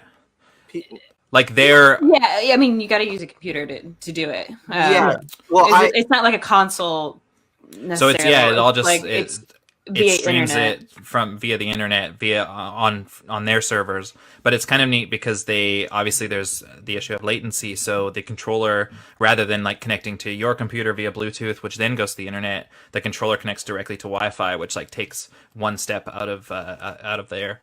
So like I was playing, they have like a pro membership which lets you stream in 4K with surround sound, and in like just like PlayStation Plus or Xbox Live Gold would give you a couple free games every month. Stadia like Pro or whatever it's called gives you some games every month that you can just play and keep as long as you're a subscriber. How much is that? How much is that? It's like $10 a month. In America. Okay, $10 $10 American, $12 here in Canada. But you can also like even if you don't have the pro subscription, like if you were like, oh, I have like a MacBook is my only device and I want to play Cyberpunk, you could just buy the game and stream it in 1080p for free. You don't have to actually pay anything to use the service. Only if you want 4K streaming.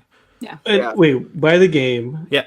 And you buy it like you bought it for an Xbox. Or Yeah, you're just buying the Stadia version, and then you run it in your browser.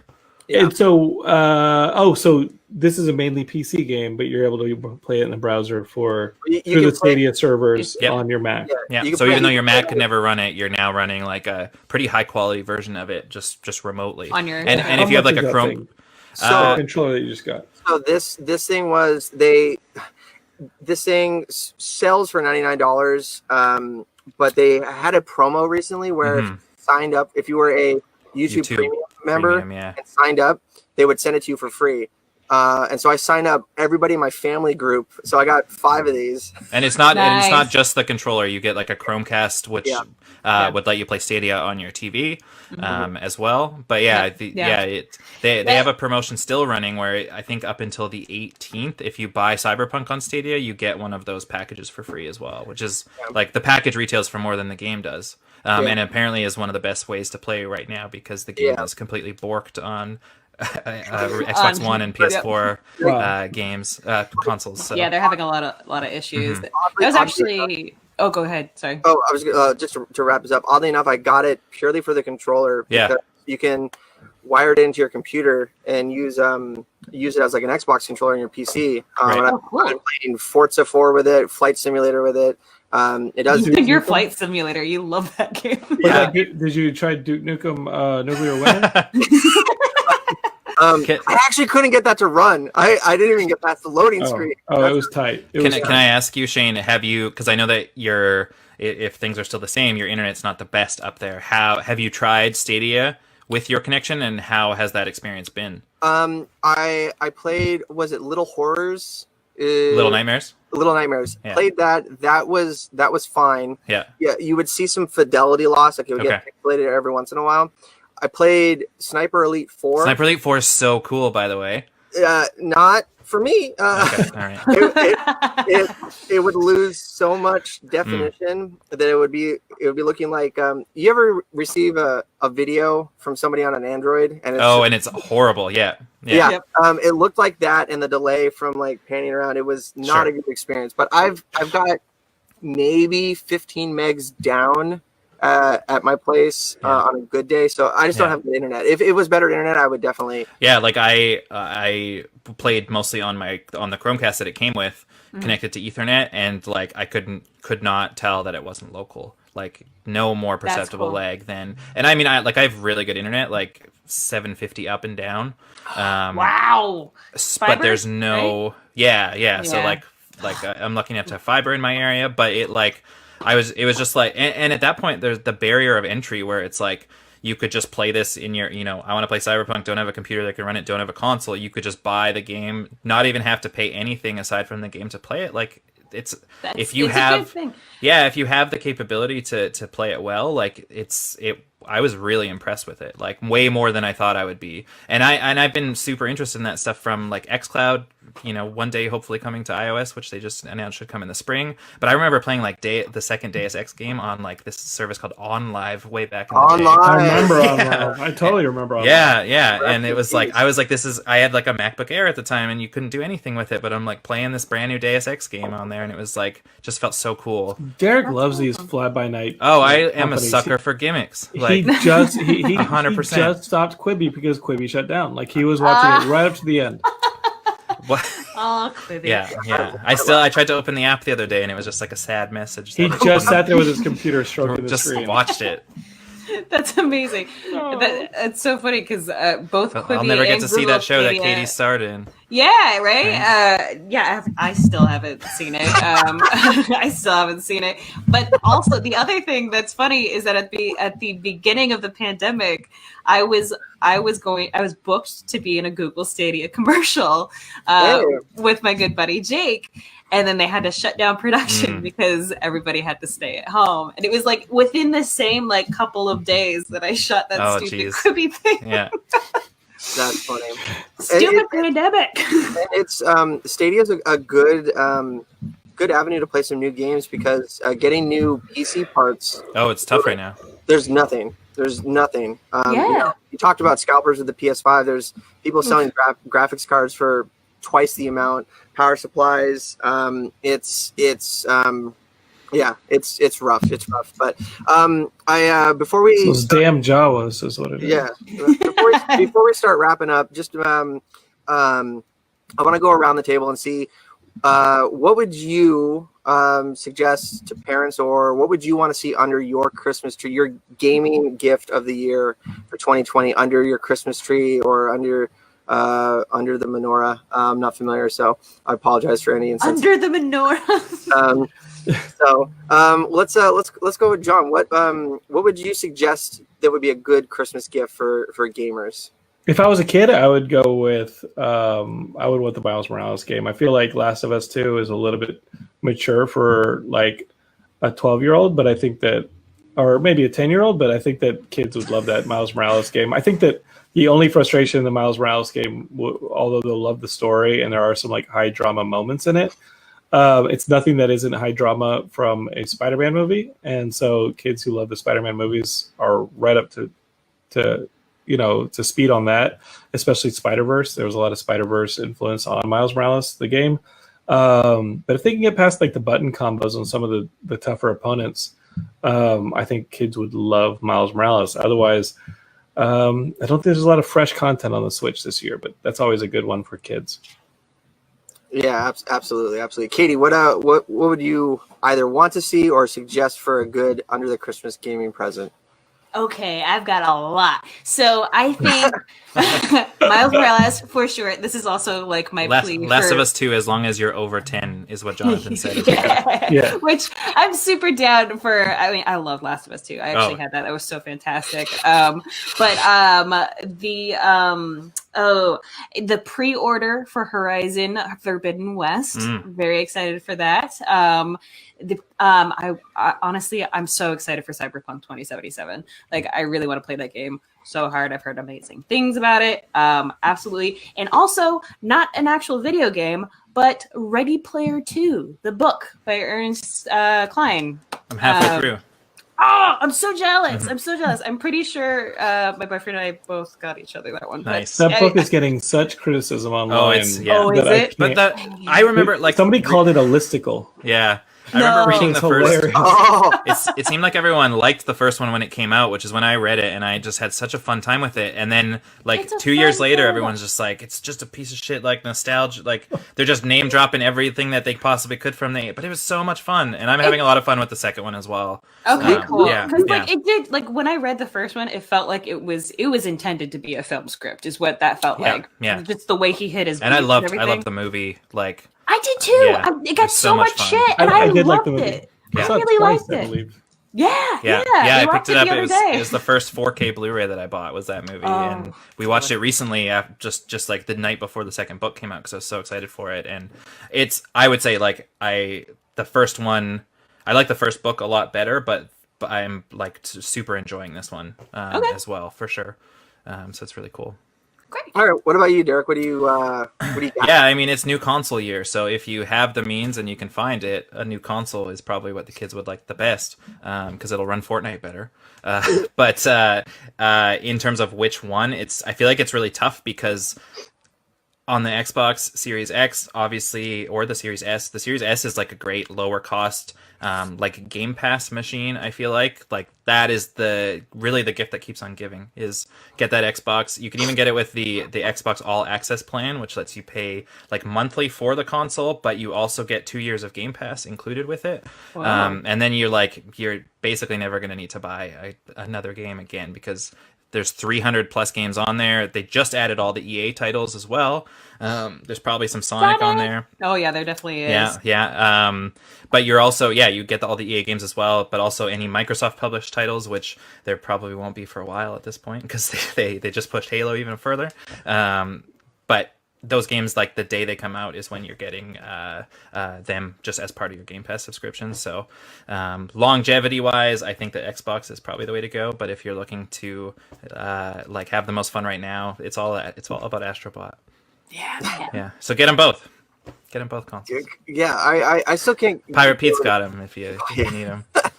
I thought about this for a minute. So what I would suggest all parents get is Lemmings Christmas edition. No. On Stadia. No. On Matt, the cut his Ouya. feed. Cut his feed, Yeah. Matt.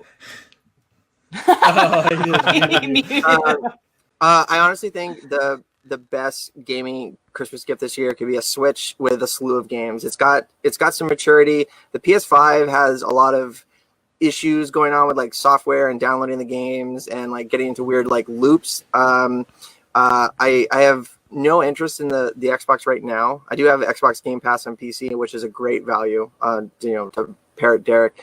But yeah, get a Nintendo Switch, get Animal Crossing, get Pokemon, Hyrule Warriors, Age of Calamity. Yeah. Just be careful that first level. Yeah, tutorial.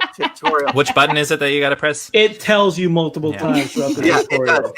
It does. And actually, what messed me up is that I would go play in the Stadia and the buttons are backwards. Oh, they're really Yeah, they're backwards. annoying. So, I understand that. Yeah. I'm just covering up for my ineptitude. Story of my life. But definitely the Nintendo Switch. I think there's a lot of fun games out there. You can get the Mario Kart augmented reality game, which That thing's insane. Yeah. it looks so cool. Dude, You they gotta look so love it. cool. I do feel like that game looks like it could be like amazing or terrible depending on how interesting the layout of your house is, though. Right. Or how much carpet you have. Yeah. I want to see the ramp off of the stairs. Yeah. there's I saw a video on YouTube where they set up like 5 carts and all the setups and made elevations, and you can get really insane. You can get really creative with it. You just have to put some time into it. But if you are looking to get some gifts, get a Nintendo Switch, and there we go. So that was the Geekscape Games Reunion show. More to come, maybe. Action fanatics, welcome to a very special edition of the Bulletproof Podcast. I am your host, Chris the Brain. Joining me, Chad Cruz and Ryan Campbell. It's the video edition of the Bulletproof Podcast, all as a part of the second annual Geekscape Holiday LiveStreamSpectacular. And you know what? This is a big benefit, guys, and it is benefiting big brothers and big sisters. We are I think we're in wrestling terms, either the curtain jerking spot, or if we want to look at it more optimistically, the hey, follow that spot. That's right. You follow this, everybody else, all other 14 hours. Right. Somebody's going to get the crowd fired up, get the crowd ready to roll. It's all about opportunity. Get them loosening them wallets a little bit. Yeah, you get the crowd popped. You get them excited. You get them prepared for like what would you say, 14 hours? 15 hours. 15 hours of geek like just things to listen to. I mean, people are gonna go crazy after this first hour. I think that they're going to gain, I don't know, thousands of viewers, maybe hundreds of thousands. Yeah. After this, yes, There'll be a ton. Like right after we're done. And obviously, we encourage everyone who can to donate to the Big Brothers and Big Sisters, and there'll be information, I'm sure, on the screen here. Our producer Matt will probably have taken care of all of that. We're just the talent on this thing. That's right. The best talent. So yeah, this is it. We're in the opening spot here, and you know what? It is again the holiday season. That's why we're doing this special. That's why we're doing a benefit. I mean, it's a Right. season of giving, and it's also though in action movie context, Die Hard season. Yeah. It's the question that gets asked every year around this time. Is Die Hard a Christmas movie? And I think that we've all answered it at one point or another, and we have said that yes, absolutely, it is a Christmas movie. And Yes. not only is it a Christmas movie, it's probably the best Christmas movie. And over the years, I mean, it's been out 30 plus years now. It has spawned so many excellent knockoffs, and we just can't stop talking about them. Yeah, I think that's the focus of what we're looking at today is not just how influential it was and that Christmas is kind of what brings it all up, but just how genre defining. There's a whole subgenre of action Mhm. all from this one movie. And I mean, we've done deeper dives before on podcasts about just Die Hard or the sequels and stuff like that, but not enough can be said for how it just redefined the action genre and kind of a format that's still going on to today. Absolutely. So yeah, this is it. Our part of the second annual Geekscape Holiday LiveStreamSpectacular. We're going to talk about Die Hard clones. And let's say it first. The I want my best. Clone Wars shirt just for Oh, that. amazing. Right. That's brilliant.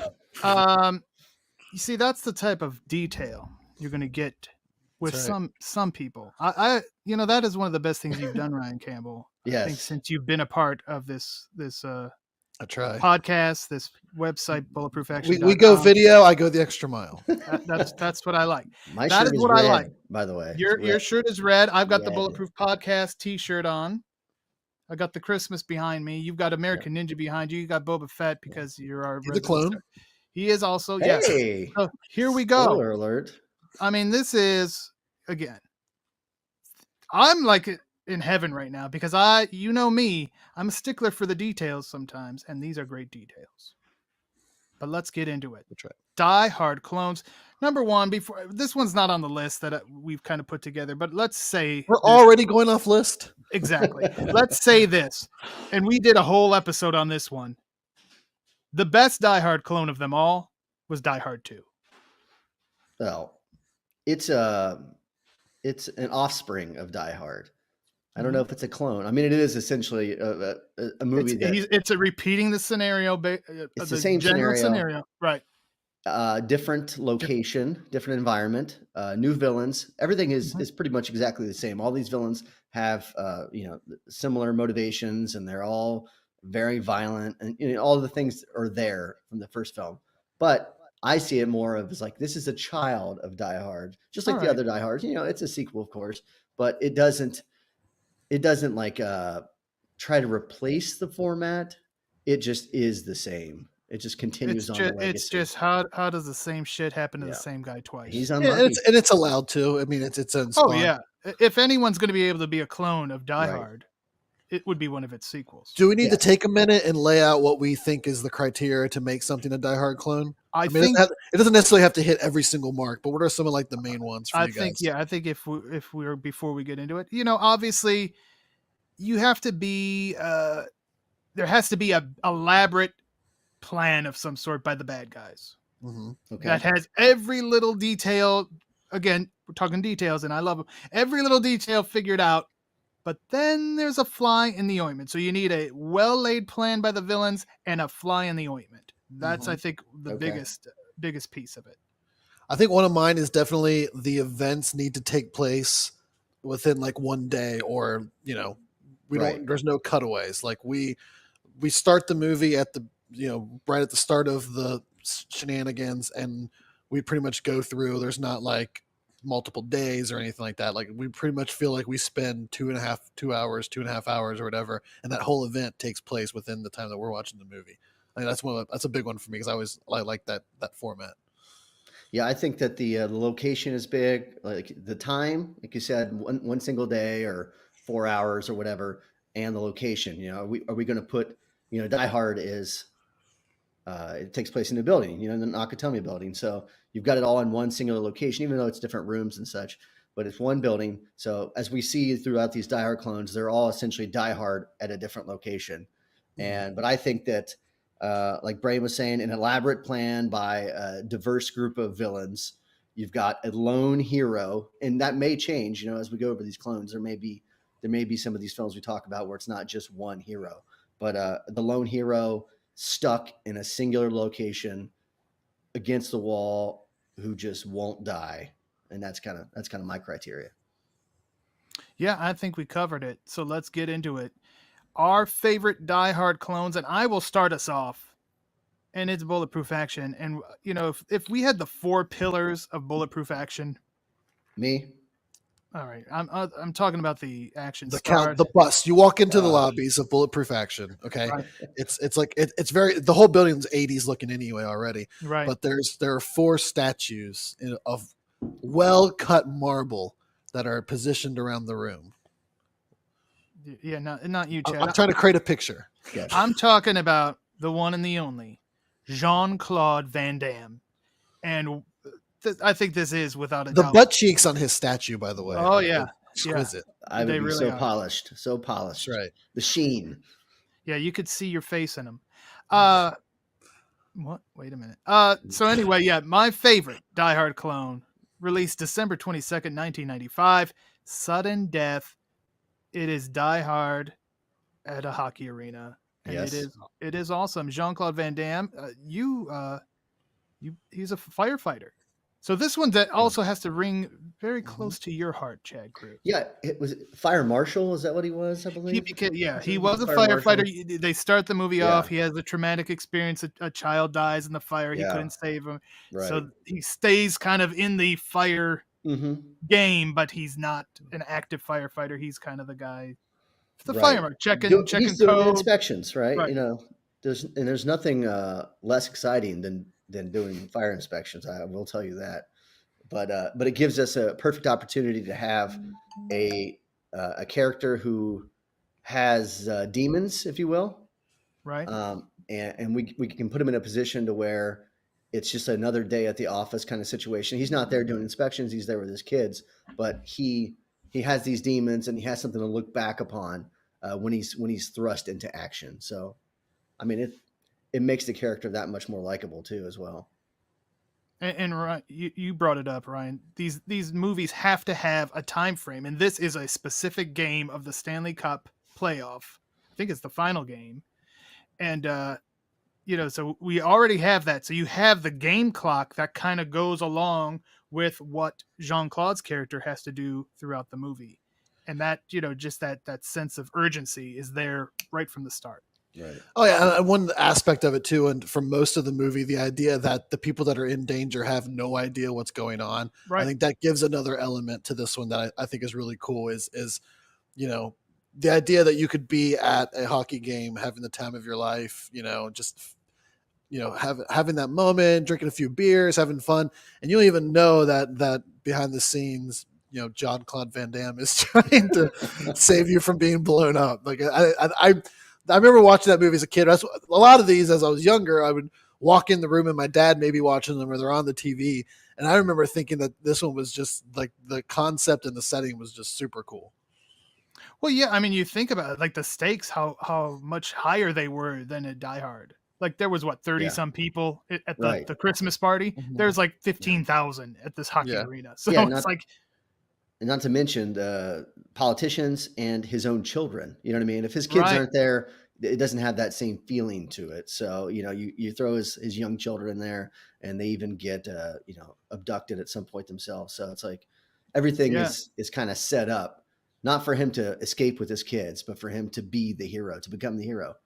So yeah, his daughter is in the thick of it. You mentioned the politicians. Raymond J. Barry plays the vice president, and he's basically the big target. But you have I think the mayor of Pittsburgh is there, and other dignitaries. And let's talk about the baddie in this one, Powers Booth. What an amazing actor. Powers Booth, whether he's a villain or a hero, Chad, he always delivers. He always brings it. And he's one of those guys who you don't really remember him from one singular film. He's not a guy who had his own, he didn't have like his own 6-film series or something like that. Right. But you remember him when you see him, like, oh yeah, he was great in this, he was great in that, he was good in this. Like because he every time he was on screen, he essentially stole the scene. So Yeah. and he does it again in this one. And this is another film where Jean-Claude Van Damme gets lucky in the way that he always had great villains to work against. So it's perfect for him. Yeah. Yeah. And this one, Ryan, when you mentioned being a kid and kind of walking in when your dad's this one is one of the more family friendly Jean-Claude Van Damme movies, minus all the killing, but you don't have the usual. What's a few killing among friends, You don't have the usual ass cheeks. You don't have the romance because there's really no time for romance when you have a situation like this. And that's, I think, that's another common thing in the Die Hard clone. There's no time for love, Dr. Jones. Basically, Right. You got to get to it. You're under the gun there, and let's talk about some of the. I think probably one of the most memorable, or two of the most memorable scenes. Number one, Jean-Claude Van Damme versus Icy the mascot. Yes, yeah, of course. Yep, that always stuck out to me. And then, of course, where Van Damme finds himself in the goalie box unwittingly and sweating bullets. Probably the most nervous. He's disarming bombs. I don't think he was more afraid than when he was on that ice, and could have cost the team the game. But he came through. And those splits never made more sense than he's got the flexibility to be a goalie because of those splits. It's definitely one of those films that I wish I could be like in the meeting room when they pitch the film, or they're like, all right, guys, we got this terrorist plot that's happening during a hockey game, and our hero ends up in the goalie net. It's like, I know the whole pitch meeting thing is kind of killed that ran that into the ground, but I just would love to be a fly on the wall when they were okaying and greenlighting that one. And just a little fun fact to link sudden death to my hometown of Cleveland. It was actually the Cleveland Lumberjacks who played the Pittsburgh Penguins. They were like a I don't know. Somewhere someone is going to be like at their local bar on a trivia night, and that question is going to get asked, and they're going to know it because they listen to this podcast. Absolutely. So you're welcome. We just got you a free drink or like a free appetizer, a voucher or something. Yeah. We're here to serve. All right, Chad Cruz, your favorite Die Hard clone. Let's get to it. Yeah, and this was a tough one because there are so many great ones, but I had to go with a little film released October 9th, 1992. It is called Under Siege. Under Siege. The one thing I remember about this is a cake scene, and I really can't remember much else. Yeah, and I don't know why. It's strange how that happens, especially when you watch it when you're in those formative years. As I was probably 9 or so when I saw it for the first time. I'm sure what was my age? Give it up. 28, probably 29. Okay, but that might actually be that's probably more accurate. But yeah, Under Siege. Usually I'm about 56 and it's 1983. So yeah, I appreciate that. Hey, it's Christmas time, right? Thank you, sir. I'm trying to help you out here. So Under Siege kind of adopts that same format from Die Hard for me because it stays with that singular location. It stays on a submarine. We have not a lone hero, but he starts the film as a lone hero. Who is also kind of this absolute ultimate badass who is almost retired from being a badass. He's a chef now. He was a Navy SEAL. Now he's a chef, much like Van Damme was a firefighter who became a fire marshal. So he's kind of like been out of the game for a minute, but he's still got all his own skills. They're all the old tricks that he had. So we got him there. We got amazing villains. I mean, the movie really has kind of every piece that you're looking for in an action film, and it's probably it's definitely a top 20 film for me all time, so I had to put it as my number one Die Hard clone. And I would have to say, definitely box office wise, but I just think in general probably Steven Seagal's greatest film. Yeah, I think definitely. I as someone who missed Steven Seagal's kind of prime, and by the time I started kind of watching more of his films, he was a little bit already a character of himself into kind of what we have now. But I remember actually the sequel of Under Siege, maybe the Under Siege on a Train. I remember that one more vividly than the original. But that was, for me, that was like when he was peak who Steven Seagal was. As while some of those actors we have here found new life and stayed relevant, Steven's kind of his story's been a little bit different, but that was like his prime. Yeah, and he again able to work against Gary Busey, Tommy Lee Jones. Like there are so many great actors in this film that work opposite him. And you mentioned the Erica Eleniak scene where she comes out of the cake. Yes. She's a Playboy playmate at the time and in the film. And I mean, there were so many eyes glued to the scene there. I mean, I know this is a charity benefit program, but right. Wow. Let's just leave it at that. It's an incredible scene, and the way that her character plays off of Steven Seagal, I think it's just remarkable. So, and you mentioned Under Siege 2. It probably feels more like a Die Hard clone just because it's all on a train, and there's less of like a cast of characters working with Steven Seagal's character. So it really feels like a lone kind of soldier against all the bad guys. Yeah, he's a man on his own in that one. Yeah. So that one feels like more of a clone, but it's definitely not as good as the original. All right. Well, Ryan Campbell, you had a little one kind of outside the box. Like this is not one that came into my mind. I don't even know if I knew this movie existed. And I know, Chad, you were a little shocked when you saw this one on the list. Yeah.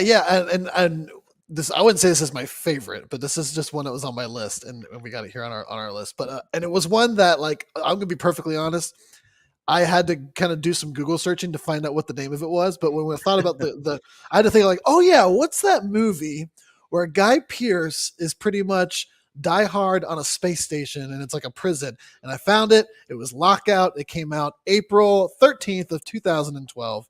And yes, Guy Pearce is like it's a little bit different from the Die Hard, is that he actually goes into the situation willingly. He doesn't kind of find himself in there, but he's kind of forced into it. He's got some debts to pay, or he's got some things. And if he does this one solid for the president, as his daughter is now trapped in this, space station Ultramax prison. Yeah. Then the slate is wiped clean. So he goes in by himself, no help. And essentially this prison is broken out into all hell, and he has to rescue the president's daughter. So some elements are very Die Hard-esque.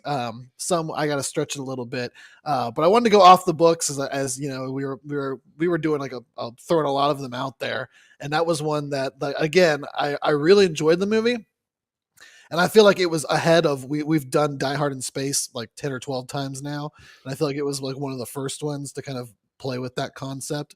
And I'm the sci-fi nerd, so I just remember like really digging that movie. I don't even think I was when I first saw it, I'm not even sure I was writing for the site yet, but if I did the review, I'll have to go look. But it was definitely one that stuck out to me. I don't even know how I came across watching it back when it came out, but I thought it was really cool. And as soon as I started thinking of Die Hard clones, that just popped in my head, so I had to find it. You definitely did not write about it. So feel free anytime. All right, I'm going to have to go back and do that one. If you do a rewatch, we'll always accept a great review or whatever you do. I'm sorry. Anyway, thank you. Observations? Chad Cruz, you have anything to say about Lockout? Because I've never seen it. I'm locked out of this one. Lockout, I mean, it absolutely fits the criteria for this episode. It's got that lone guy in space at the space penitentiary, and he's super badass. Guy Pearce is awesome in it. I think by far that's my favorite thing about the film is Guy Pearce, because he plays the role so well. My only problem, and if you read my article, I think I've written about it at least one time, but if you read it, is I'm pretty sure Luc Besson got sued for this movie because John Carpenter Escape from New York. This film is like a complete scene for scene remake of Escape from New York. I mean, you got like this criminal dude, the government sends him into space instead of New York. So it's like so similar. I think Luc Besson actually got sued for it, but for our purposes, it fits perfectly with the Die Hard clone. And I think it's a great pick. I didn't even think about it until Brain had sent me the list, and I said, oh yeah, that would work. And I have no idea why it was literally one of the first ones to pop in my head, but it was. And it's also got some awesome villains in it. I can't remember who all said it. But it's got some good kills in it too. Yeah. Some pretty creative kills. Is Peter? So if you haven't checked it out, it's worth checking out. out. One of the villains. Yes, the guy who Russian, German, whatever he is, he's always playing like the Russian dudes. Yeah, he's awesome in it. And there's a couple Irish guys that play some other criminals in it that are super good. Maggie Grace plays the president's daughter. Yep. So it's got some names in it. So it's good. All right. Well, I may have to track that one down since I'm the only one here who hasn't seen it. But I've got one. That's rare. We talk about a movie in here that you haven't seen. So that's a positive. That's that happened last year on when we did the first annual Geekscape Holiday LiveStreamSpectacular, and I learned all about The Long Kiss Goodnight. Yeah. And how I needed to see it, and I watched it, and we just actually covered that on our previous episode. So check out the archives, people. Bulletproof Podcast. I've got one that I don't think either of you guys have seen, but it's definitely on my list. This one came out October 11th, 1991, The Taking of Beverly Hills. Never seen it. Nope. So this one, a very interesting one. This is one of those ones that I remember like seeing at the video store and never really doing anything about it. It was like, okay, whatever. I want to, because it's Ken Wall as the star, and I think he's kind of maybe an unsung hero. He's done a lot of action stuff, when he was acting, he's kind of gotten away from that. But in the 80s, probably best known for when he got on TV on Wise Guy. But yeah, it's got Ken Wall, Matt Frewer, who people of the 80s will remember as Max Headroom. Okay. And the villain, Robert Davi. Okay. Classic. So basically the gist of this one is, Robert Davi has these crooked cops, and they're all they have this tanker truck, have an accident, and there's a big gas leak or chemical leak out of this, so they got to evacuate Beverly Hills because they've got some painting they want to steal or some big thing. So what they don't realize is our star quarterback football player was in one of the houses, and they thought they cleared all the houses, but he's there. The fly in the ointment. He's the fly in the ointment. Matt Frewer was part of this whole conspiracy, but he has a come to Jesus moment where he's like, oh, wait a minute, I didn't sign up for all of this. So he kind of becomes the sidekick. You got Branscombe Richmond in this thing, who we've seen in a bazillion movies. Yeah. But this is, I think, perhaps his biggest role because he's like one of the main bad guys. He's in this tank thing. They're rolling through buildings and houses and fences, and I think it ends up in a swimming pool. It's just chaotic. I mean, it's obviously a bigger, it's not just Nakatomi Plaza. It's basically all of Beverly Hills. They're just running roughshod through. And the thing that got me, again, because I don't remember hearing about it being in the theaters. So it has like quite a soundtrack to it, like an epic soundtrack. And when I say epic soundtrack, I'm talking epic. Faith No More. You got Janet Jackson in there. You got like mainstream artists. Tony, for heaven's sake. They were awesome back in the day. And I'm like, wait a minute. To me, this was more like a PM Entertainment level movie. And PM Entertainment level movies did not have the amount of carnage this thing had or this like licensed music. But it was just one of those movies that was like Hollywood politics, and it got shuffled around. And I think it actually was supposed to come out earlier to capitalize on Die Hard coming, from just it would have been one of the first to get that Die Hard clone, but it just sat on a shelf somewhere. And I think may have changed hands in between. So it's probably why a lot of people don't know about it. When you mentioned it to me, I was thinking of the Frank Stallone movie. No, can you remind me what that one is? I think that one is like Terror in Beverly Hills. Okay, that was my thought in my head because I've seen enough of that to know that it ain't my jam. Right.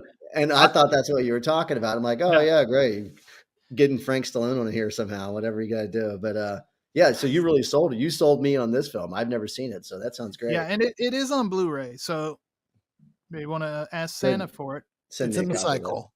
Yeah, it hasn't been locked in an archive somewhere.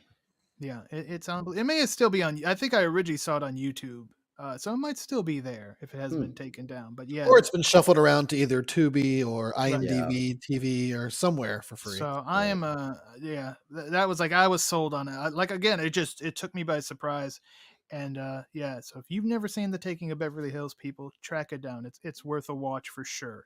Right, and I just mentioned I just mentioned Frank Stallone, and now I want to talk about his brother. A little more famous brother. Just a bit. I'm talking about Sylvester Stallone and one of my favorite films of his that isn't Rocky or Rambo, and that is Cliffhanger. Yeah, that was on my list too. Came out. Is it really? So that's perfect. Yeah. It's a great Die Hard clone, a Die Hard knockoff, however you want to put it. and it stars just an amazing cast. You got John Lithgow, you got Michael Rooker, Janine Turner, who I think is absolutely adorable in this film. I know I've written about her a couple of times. Oh, but, we've talked about we've talked about the her movie, when we Yeah. did our Well, Stallone countdown. Yeah. Yes, that's true. She was on, what was that, Northern Exposure, that television show. Ryan, you probably not seen that one. I remember. Do you remember that one? So yeah, so that this thing's got an amazing cast. The environment, the visuals, the landscape is incredible. And much like the Beverly Hills film, it doesn't take place in one central location, but you could just say Die Hard on a mountain, and you'd be accurate. I also think John Lithgow in this is probably maybe the closest we have to Hans Gruber. I mean, he's pretty darn close to Hans Gruber in this. Yeah. Just the way that he operates and the way he treats it. He's got his squad of cronies and everything and his master plan. And in the end, it's really just all kind of a theft kind of thing. But this is just one of those, like, it's very tense. I don't know if it's just the way people are with heights or cliff or rock climbing or just the whole thing. And I think, it's definitely one of my favorite Stallone films because it's just so different than kind of what he was doing at the time. But I think you get sucked in from the very beginning. Like you said, there's the tension that comes with being so high up, and the way that they filmed. Rennie Harlan made this one as well. The way they filmed with the camera angles and stuff. I mean, there are moments where you're like, "Holy shit, they're gonna fall off this mountain." And there's also, the crazy stunt with the plane, and you also have kind of the always present fear of freezing to death, because at different times throughout the film, Stallone loses his jacket, and that always kind of reminded me of John McClane not having his shoes. Is he's walking across ice or walking across glass, and his feet are all busted up, and now you have Stallone just in a t-shirt climbing a freaking mountain. So it was always kind of a similar feel to me from that. Like film. that, nothing can go right for this guy. Can he just catch a break? And that's how, I mean, the best clones, I think, of Die Hard get it right in the way that anything that could go wrong goes wrong in the film. And it just so, the right guy, wrong place, wrong time, he just kind of gets stuck in the spot. And he's the only person who's got a miserable enough life that he can actually fix the stuff. So. Also, I know we've talked about this before when we've done the countdown, but Michael Rourke is almost insufferable in this film. I just think of the very end of the movie where he's just screaming at the top of his lungs for nonstop. You're like, dude, chill out, calm down. Yeah, get him a lozenge. Isn't there a famous press slam moment in this movie? Yeah, there is. That's when he's fighting against Leon in the in the caves. Leon. He's fucking that guy up in the caves. He just gives him the old gorilla press slam right into the giant stalactites. There you go. Which one goes up and which one goes down? I don't remember. It's a pointy thing, right? Yeah. Right. And he jams him right up into that. Which I will say that I've thought for the last 10 years or so, maybe 12 years, that I had the record for the highest gorilla press slam in the world, and I have picture evidence of this as well. Of me gorilla pressing a person on top of Pikes Peak, which is over 14,000 feet high. But I know I was over 14,000 feet high. I don't know if Stallone filmed that scene over 14,000 feet high. So I may still have the record. I should call Guinness. Yeah, we're gonna have to consult with Guinness on this. Yeah. You should tweet the picture to Stallone, and maybe he'll respond to you. You think so? It's worth a try. I doubt it. It's worth a try. All right, well, Ryan Campbell, another one on your list. Yeah, I mean, we've talked about Die Hard on a train. We've talked about on in an airport. We've talked about on a mountain. Let's take this thing to the White House, and that's going to be with Gerard Butler and Olympus Has Fallen, March 22nd, 2013. Fits all the criteria. It's in the People's House. Gerard Butler, ex Secret Service, and again, perfect. Wrong place at the wrong time. Not meant to be there that day. I'm not even supposed to be working today. But and then it all just goes south. Very elaborate plan from terrorist organization. But it's all happened in the White House. Definitely superior to White House Down. White House Down. White House Down. Yep, very superior to that. Much better. Didn't have Jamie Foxx or Channing Tatum, but I'll take Gerard Butler any day in that film. But Yep, really good. One of the kind of weirdest castings for a president in Aaron Eckhart, but it worked. I really enjoy the film though. The action, the explosions. I mean, it's definitely what you have to have in a Die Hard. Is there has to be in a Die Hard close with those moments where you're looking on screen and things are exploding. It's so loud, and you're just like, "Holy crap!" There's a lot of stuff blowing up, and this does it. That house is a wreck by the time it's over. Yeah, it never hurts to have Morgan Freeman in your movie either. Yeah. You know, he brings some gravitas. And you brought it up too, the Superior to White House Down. You know, yeah, this is one of those, you know, every once in a while in Hollywood, we get these movies They have a name for it that come out at the same time. Yeah. And you have, when Menachem and Yoram had their split, we had dueling Lambada movies. But years before that, 1984 to be exact, we had breakdancing movies. It must Beat Street. Breakin' and Beat Street were both coming out. But Menachem Golan, as Ryan just said, famously said, we must beat Beat Street. And All in that mattered. fact, Cannon got their movie out first. And in fact, Cannon drew more at the box office. So much that by the end of the year, Breakin' 2 Electric Boogaloo was out. Oh, If he doesn't get that out before Beat Street, do we never get Breakin' 2 Electric Boogaloo? we probably wouldn't have. That is the darkest timeline right there. I don't want to think about it. But yeah, I remember, and you know what? It was kind of convenient because it was around Christmas time. I remember being on Christmas break, going to see Electric Boogaloo, my own one and only Cannon movie that I saw in the theater, which is ridiculous and crazy at the same time. But I love it. But there could probably be some fan fiction written out there for, you know, the alternate timeline where Beat Street comes out first. You know, you always get like what if the Confederacy won the Civil War? You know? Like, what if Beat Street had come out 3 weeks early? Like, oh my! There's gonna be a Man in the High Castle like Hulu series about if Beat Street had came out first. you know, and another one we really could talk about. 1986, we had Iron Eagle and Top Gun. Yeah. Mm-hmm. Yeah. I mean, I think they kind of got Iron. They weren't too close. It was like beginning in the middle of the year, but still. Yeah, We could do a whole podcast on those Armageddon and Deep Impact, and Oh, you yeah. know. Yeah, I'd say there's a reason that those happen. You know, there's probably someone's ear to the door on certain studios. Writers get kicked off of projects, scripts Right. get leaked, things get taken to other studios, and we had a Bug's Life and Ants came out the same year. That was that's a popular one too. But yeah, it happens quite often. There's Avengers and Ass Vengers. That's a different kind of thing, but yes. Yeah, I don't know if the movies you're talking about, or even the Asylum movies, really count as. I think they're doing that on purpose. It's not just it's not a competition. It's like, oh, that's doing well, or we expect that to do well. Let's have the Ass Vengers. Yeah. Well, there's like, if you go on Tubi, there's probably 17 different Thor movies, and right. None of them are Marvel films. You know what I mean? They're some ours is based on the Norse god Thor, not the comic book guy. Or they clearly try to make like the DVD cover look like it's the same thing. Yeah, the one with Richard Grieco as Loki is not part of the MCU. Just so you know. No way. He is not a Loki variant. Richard Grieco. My God. I can't think of him without thinking of Night at the Roxbury. Oh, there you go. There you go. Anything you want to add about Olympus Has Fallen, Chad? Oh, I love it. I think it's a great movie. I love the location of it. I think that, you know, we've seen Die Hard in every possible place, you know, planes, trains, automobiles, you know, submarines and malls and schools and everything.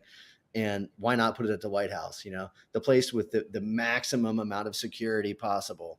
And boom, it just drops like that. So it's an awesome film. Gerard Butler kind of placed himself into that upper echelon of kind of present day action stars, I think. You know, he rode that one for a while after that. He may still be writing. I don't know, like those and, you know, Den of Thieves, like all these movies that he's done since then. I think that they all kind of coast off of that, you know, that momentum that he built with this series. So yeah, I think it's an awesome film. And and another proof that this one's better than White House Down. I don't know if I got to this before. I know I did. It's continued. It's become a franchise. Yeah. So I mean that tells you the success. We didn't have White House down again or anything. Also, The still White down. House is still down. Yeah. Right. And there's no, one of the biggest problems with White House Down is the kid, right? You put a kid in your movie and you're like, oh, it's hard for that to work in a hardcore action film where people's heads are just getting exploded everywhere. And they put the kid in. It's super annoying and you can't stand her. Olympus Has Fallen. There's no kid. There's only destruction. Only destruction indeed. Chad Cruz, this is one when I wasn't even thinking about it, and then you brought this one up. What a great one. Yeah, this is a great one. April 26th, 1991. Toy Soldiers. It doesn't quite fit the criteria that I laid out earlier with the lone hero, but it fits enough that I'm going to slide it into this episode with the Die Hard clones. You've got Sean Astin, who was made famous in Rudy, and then later, of course, Lord of the Rings. Louis Gossett Jr. I mean, he's just so Chappie Sinclair himself. He's just so incredible in this role as the principal. What's his? Isn't he like the headmaster? He's the headmaster of this private school. You've got Will Wheaton of Star Trek fame. It's a great film. It's Die Hard in a private school. How about that? Yeah. So you got the terrorists that take over the private school and they hold these rich kids, rich families' kids hostage, and they're looking to get some of their comrades in arms released from prison.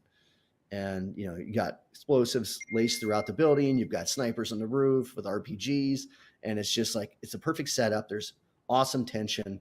They're teenagers too, so you're not expecting them to bust out two Uzis and just go to town on everybody. So there's a different element there as well. So they have to use their guile and their teamwork, and it's so much fun. And us 90s kids were obsessed with being like adolescents that could beat up adults. Yeah. We had like Three Ninjas and all these other films where we're like, I may be 65 pounds, but I could take out a giant thug. And Sean Astin has never grown into an adult body. No, he still hasn't. He's grown out, not up. It's true. So, and I think that's the point, too. Like you said, it's not the lone person, but they're the underdogs. I mean, because they're teenagers going against their kids. If you pile them all together, they'd be like an adult, one adult. Yeah. So teenagers going against like professional criminals, mercenaries. You wouldn't think they had a chance, but they do it. And I love Louis Gossett Jr. in everything I think I've ever seen him in. He's great here. They do so well by him too, because he's not in the school, but he's in enough of the film where you never really miss him. So they find ways to kind of get his character back into the screen, onto the screen. And it's a really good movie. And it's one that a lot of people really don't talk about very much. It's not like it was like this huge blockbuster film or anything, but I think it's got. When I read it, my head first thought of Small Soldiers. Small Soldiers. When I read it, I was like, Small Soldiers, and I was like, no wait, that's completely different. Also a kick-ass movie though. It is a good movie, but I don't think it fits Die Hard. No. But I always thought like this could have. Like Louis Gossett Jr. could have basically been Chappie Sinclair in this movie. Like he retired from the Air Force and he got a job as the headmaster at a private school. I would have much rather that have been Iron Eagle 2 than the Iron Eagle 2 that we actually got. To be honest with you. But and again, Andrew Divoff as the villain. I mean, that's probably his biggest. Yeah. He's another guy who's popped up and he'll do little parts here and there, but this was probably his biggest role, at least in the action world. I know he was in the Wishmaster movies in the horror genre, but he was awesome in those too. Yeah, he definitely was. But this was a big time for him to be the main villain, and he just has that. He just looks like a bad guy. He looks like a bad guy. One of those born to be bad types. Mm-hmm. Shout out to our good friend Ty Singh. Pick up Born to Be Bad. Amazon.com. All right. Here's a good one. Ryan Campbell. Yes, one of my favorites. One of the rare rated R films that we had on VHS in my house, so I watched it quite a bit. 1994, a young Sandra Bullock and Keanu Reeves, Die Hard on a bus. It's Speed. Oh, this is a great one. If Keanu, this cemented Keanu as an action star, Chad. I mean, Point Break could have just been a one-off. Hey, you did pretty good. But plenty of people have had that. Oh yeah, he was in an action movie. But this is like, okay, this guy could do it. Keanu Yeah. could be an action star. Yeah, I think his early choices in his film career to kind of do other types of films put that into question, right? You put the like, is he an action guy? Like, it really put that into question, because the 80s and the early 90s was the time for action movies. Like, that was kind of Yeah. peak action cinema. And the fact that he wasn't just knocking out action movie after Point Break, it really kind of put it into question. And then when Speed came out, I think all the stars aligned for him. You know, both you've got an amazing script, you've got the most perfect Die Hard kind of format, you know, to follow. Like, it's Die Hard on a bus, but they don't kind of pigeonhole themselves into that for the entirety of the film. Like, they know when to leave and when to kind of push the elements. So yeah, I think as far as great heroes, great villains, great script, like the score of the film is awesome. Like, it might be the best movie on this list. Yeah, I think I'd put it as my own number one. Like you said, Dennis Hopper just is giving it his all in this. Yeah. That maniacal villain. There's a little bit more. There's a mystery to it. Yeah. Trying to figure out his motive, and as the police, I was trying to figure things out while the bus thing's going on. You got Jeff Daniels kind of running that whole thing. Yeah, and again, a young Sandra Bullock, but like. I'd mentioned one of my criteria was the short time frame of events. This is probably one of the shortest ones that we get. I mean, it starts like in the early morning, and the movie's over by like 10:30. Like the whole event takes place in like 2 or 3 hours. But it's just chock full of action. You got buses flying over it, freeways. I just really love this movie. Yeah, and like you said, Sandra Bullock, this pretty much made her career. This was her career. She came back for the sequel. Nobody else did, but she did. Right. Dennis Hopper, I think, we talk about the great villains and how important they are to an action movie. The great villains believe they're justified in what they're doing. And he certainly, of all the villains maybe on this list, he, it's not just greed. It's like he has a grudge and he's trying to make things right. So he feels 100% justified in what he is doing here and putting people's lives in danger so he can get what he wants. And I think what's great about his arc as a character is we talk about that fly in the ointment, that Keanu's character is so annoying and ruining his plans so badly that by the end of the film, all that Dennis Hopper can think about is getting the money and getting the hell out of there. Like, kind of his initial, like you said, his initial plan. He wanted vengeance, and he wanted to he had this vendetta against people. Statement. He wanted to make a statement. Mm-hmm. And then by the end, he's not even thinking about that. He's just trying to get his money and get the hell out of there because he's so just like thrown off kilter by how awesome Keanu is and how well that him and Sandra Bullock have just ruined his plans. Yeah, because doesn't he use his retirement watch as part of the bomb? I mean, that's awesome. Again, the details, that little detail is like, this guy's a freaking mad genius, and that's exactly what you want your action villain to be. All right, guys, how about this one? Get Off My Plane became very famous after this movie hit theaters July 25, 1997. Air Force One, Harrison Ford. I mean, this guy is one of the biggest box office stars of them all. Yeah. Oh, yeah. And this one just added to it. He gets in on the Die Hard action, Ryan Campbell. Yeah, I mean, it was somewhat of a weird role for him. Not that he doesn't do action like that, but this was more of like a grizzled action star, where he typically is played kind of like the loafy, not our stereotypical action guy, but trying to play the dual roles of the president and action star is a tough line to toe.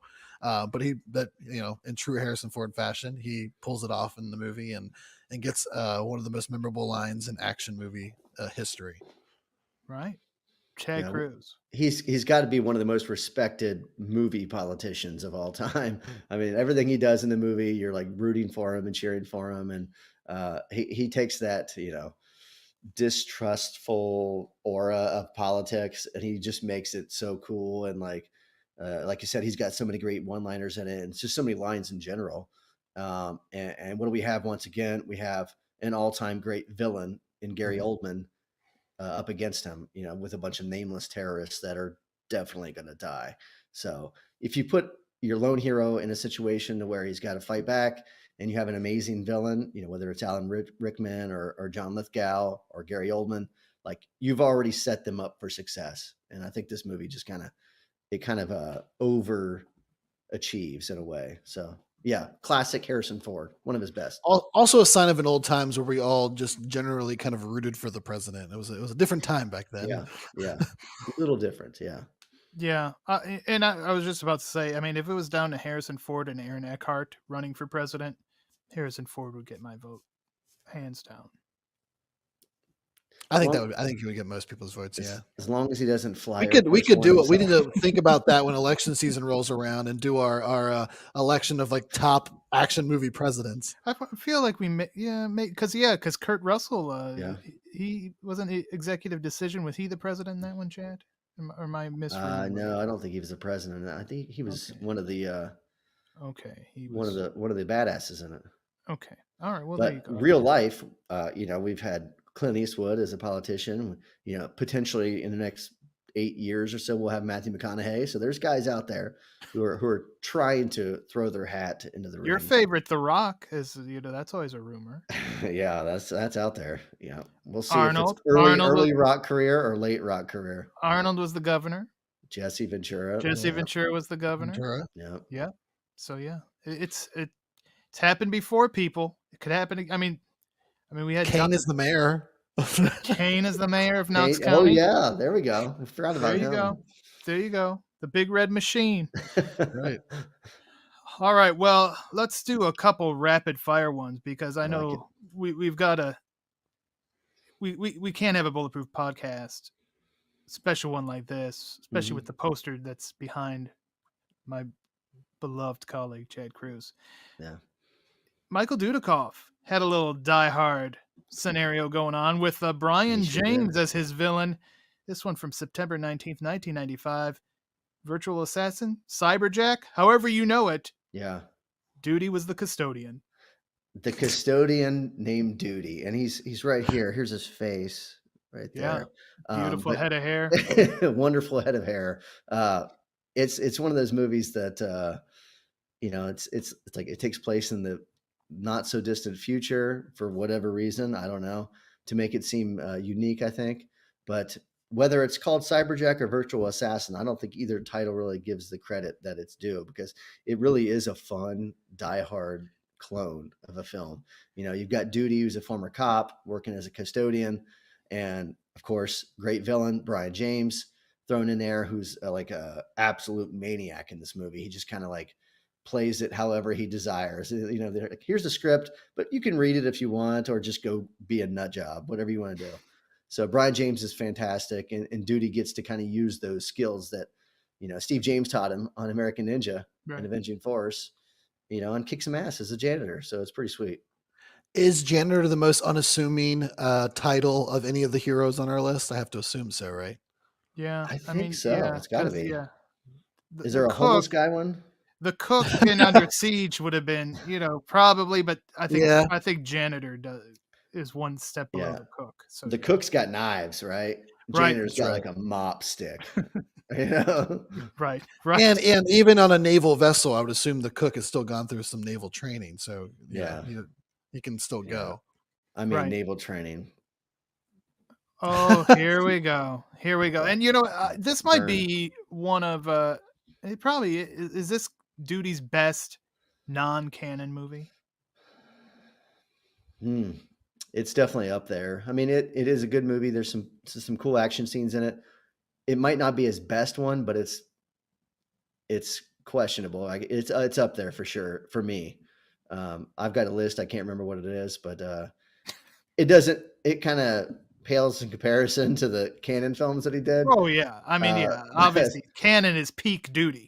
Right. It really was. But he does have a good head of hair, and he's like a functioning alcoholic, which I can appreciate that. Thank you. Thank you very much. Let's talk about another one. This one was Die Hard at a ski resort. Thomas Ian Griffith, very timely since he'll be returning to Cobra Kai here very soon. Right. Yeah, he's in the John McClane role again. You've got Christopher Plummer as our main villain in that one, when these terrorists take over the the ski resort. I remember, and after this, I know you and I have both covered some of the Cracker Jack sequels, and they're nothing like a Die Hard scenario after that. No. So this one is actually worth watching.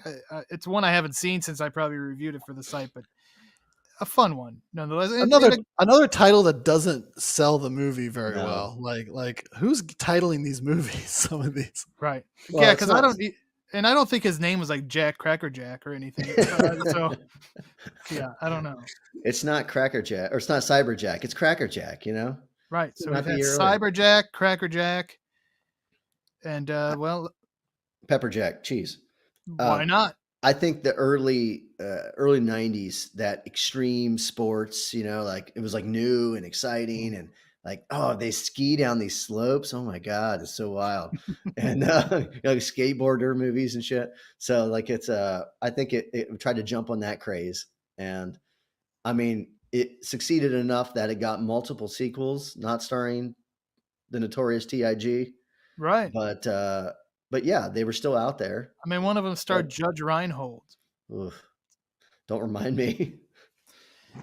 All right, and the last movie on our list, again, I don't know that either of you gentlemen have seen this one, but it's a Jeff Wincott, Patrick Kilpatrick. It's Open Fire. It's Die Hard at a chemical plant. So there you go. So we got a little industrial action. That one came out January 3rd, 1995. And I think Chad would enjoy it because I believe Jeff Wincott plays a telephone repairman, and we see him at the beginning just working out in the hot sun, just jeans, no shirt on. Yes. I think his father works at the chemical. He goes to visit his father or something. Some discount Bruce Springsteen playing in the background. Maybe. And yeah, it kind of reminded me of the Pile Driver music video a bit as well when I saw him out there.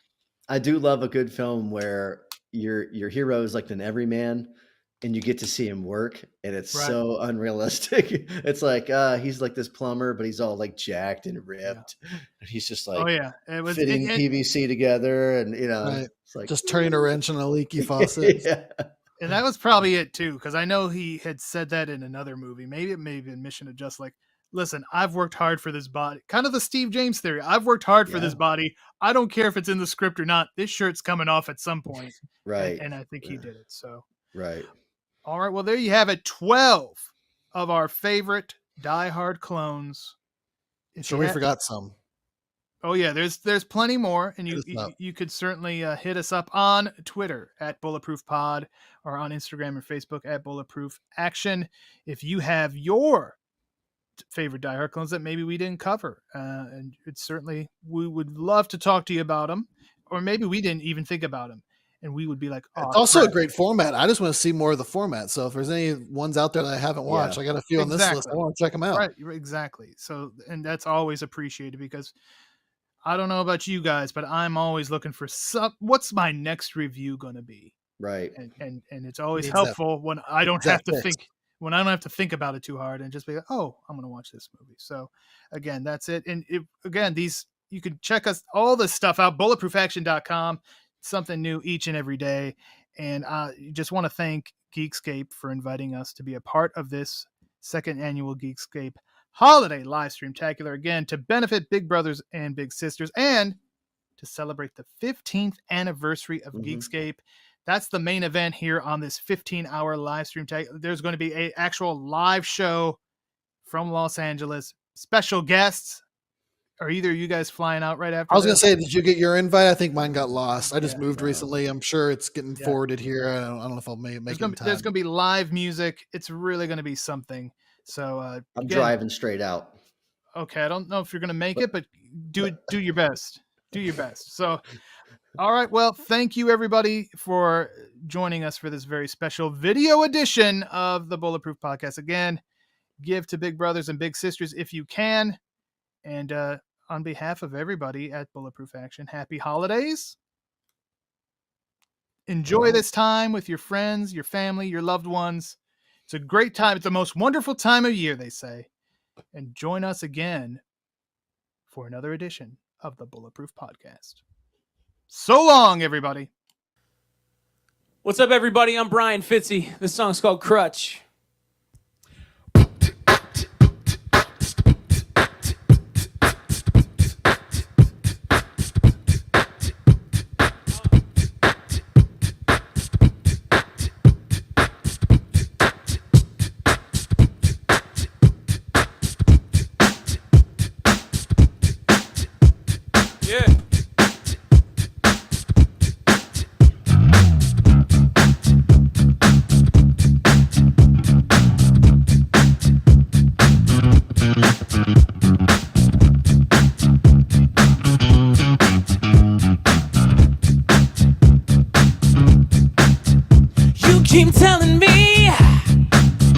What you gonna do for us? You keep telling me what you gonna do for us. When it comes time to act on your words, your lips are hushed. 'Cause I can't be your crush. You make these promises you have yet to follow through. Let's not sell you short. You made more than just a few. But when it comes time to act on your words, baby, where are you? 'Cause I can't be your crush. This train's a runaway, and it's running off the tracks. Oh, this train's a runaway, and there's no looking back. We won't see this out together. You can be sure about that. 'Cause I can't be your crush. Let it ride. Ooh,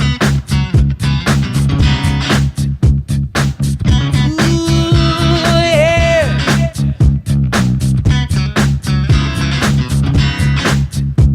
It's like this, y'all.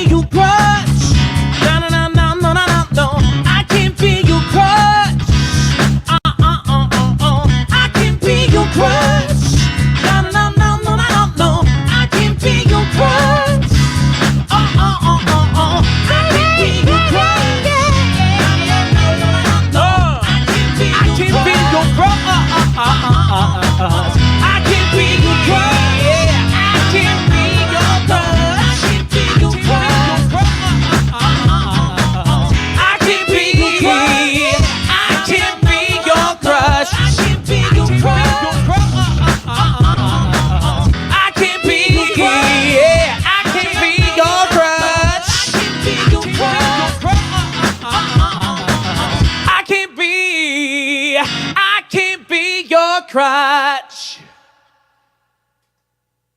The song's called Crutch. My name's Brian Fitzy. I'm doing a thing called live looping right here. I'm very happy to be here kicking it with you guys tonight. If you're digging what I'm doing, you can follow me on all the things. Make sure to check those out down here in this corner. Keep an eye on the foot cam. See what I'm doing. Through the winter, I'll be doing live streams, getting back into it again. You can see me at footcam.tv. That'll take you everywhere that I'm streaming. YouTube, Twitch, Facebook, Reddit, etc. This song is called Play God. This is off my album Hard Times for Dreamers.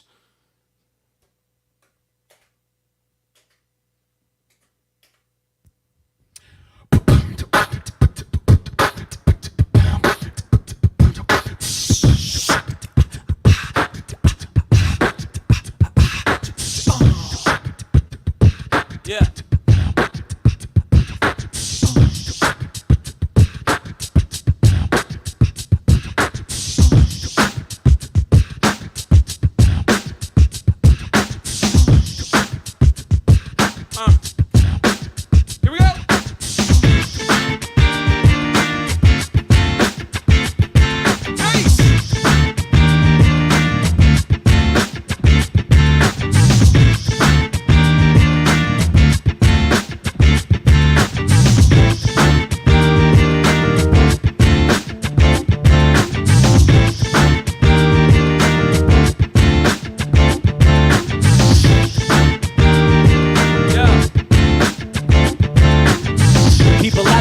say they got a plan for you and me, in exchange for the freedom that they're taking from you and me.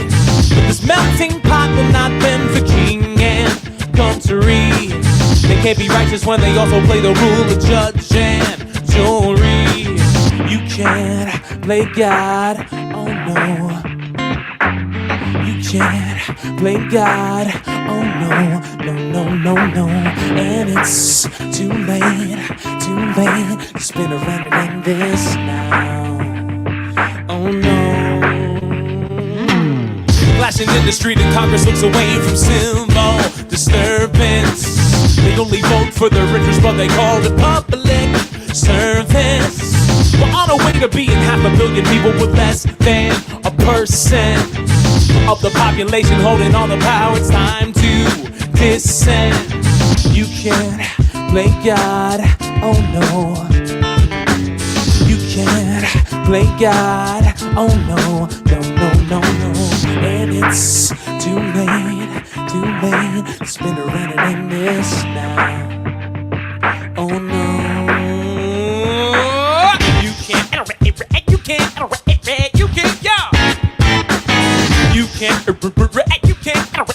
You can't, yeah. It's a lonely time for love. It's a lonely time for peace. It's a lonely time for anyone who's practiced what they preach. Who's practiced what they preach.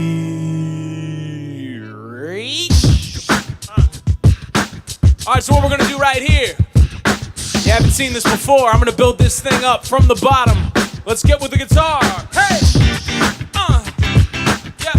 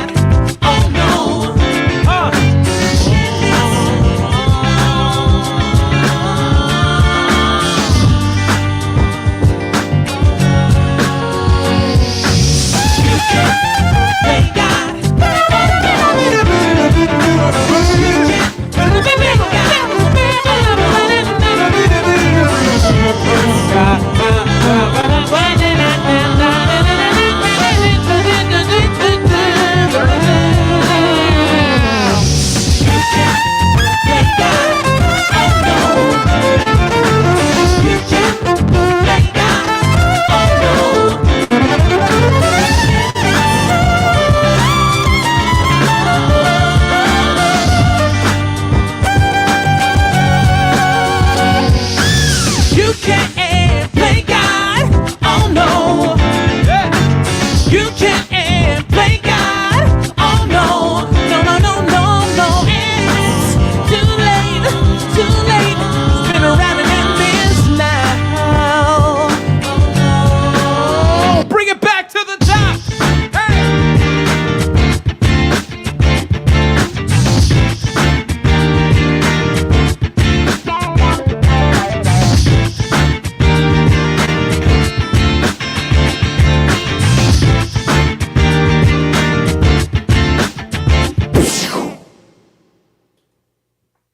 My name's Brian Fitzy. Thanks for watching. I am Poof, a magical book that knows all. Developed by wizards and enchanted by scientists to discover all human knowledge. My secrets could be used to cure disease, end hunger, and advance civilization. Instead, I've been stolen by two idiots and have been forced to help them produce a game show. This is Poof the Magical Game Show.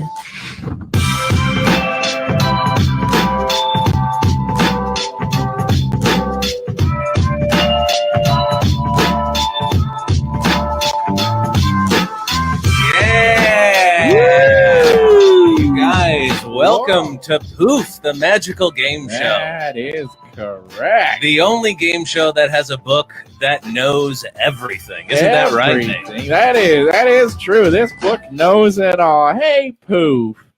Did Bacon spend all of last week working on his Ronald Reagan impression? Yes. I have been working really hard That's so on bad. it. That's so bad. You still have like 20 more years to go to Reagan. Mr. Gorbachev, No, tear down this wall. No, that's so bad. I think that's pretty good. No, that's pretty terrible. That's terrible. That's a really good Eisenhower. Oh, okay. That's exactly what I'm doing. My problem is presidents. I don't really. Yeah, I don't know. You guys, thank you so much for coming on to Poof the Magical Game Show. Basically, we just ask each other random, really stupid questions, and we use this book that knows everything to score them. Give us a random score. Typically, we have an intern named Milkbag who does all the stuff backstage. He's sick. He is sick. Not with Corona. No, because he's a troll. It's an inside rash. Yeah, it's a rash on the inside of his body. It's spread all over. Not just his anus. Mostly his anus is where that's where the doctors say it got probably into the started. Capillary system, I heard. So the capillary system? Yeah, the capillary system. Just the capillaries. Just the capillaries. Bypassed the veins. All the veins.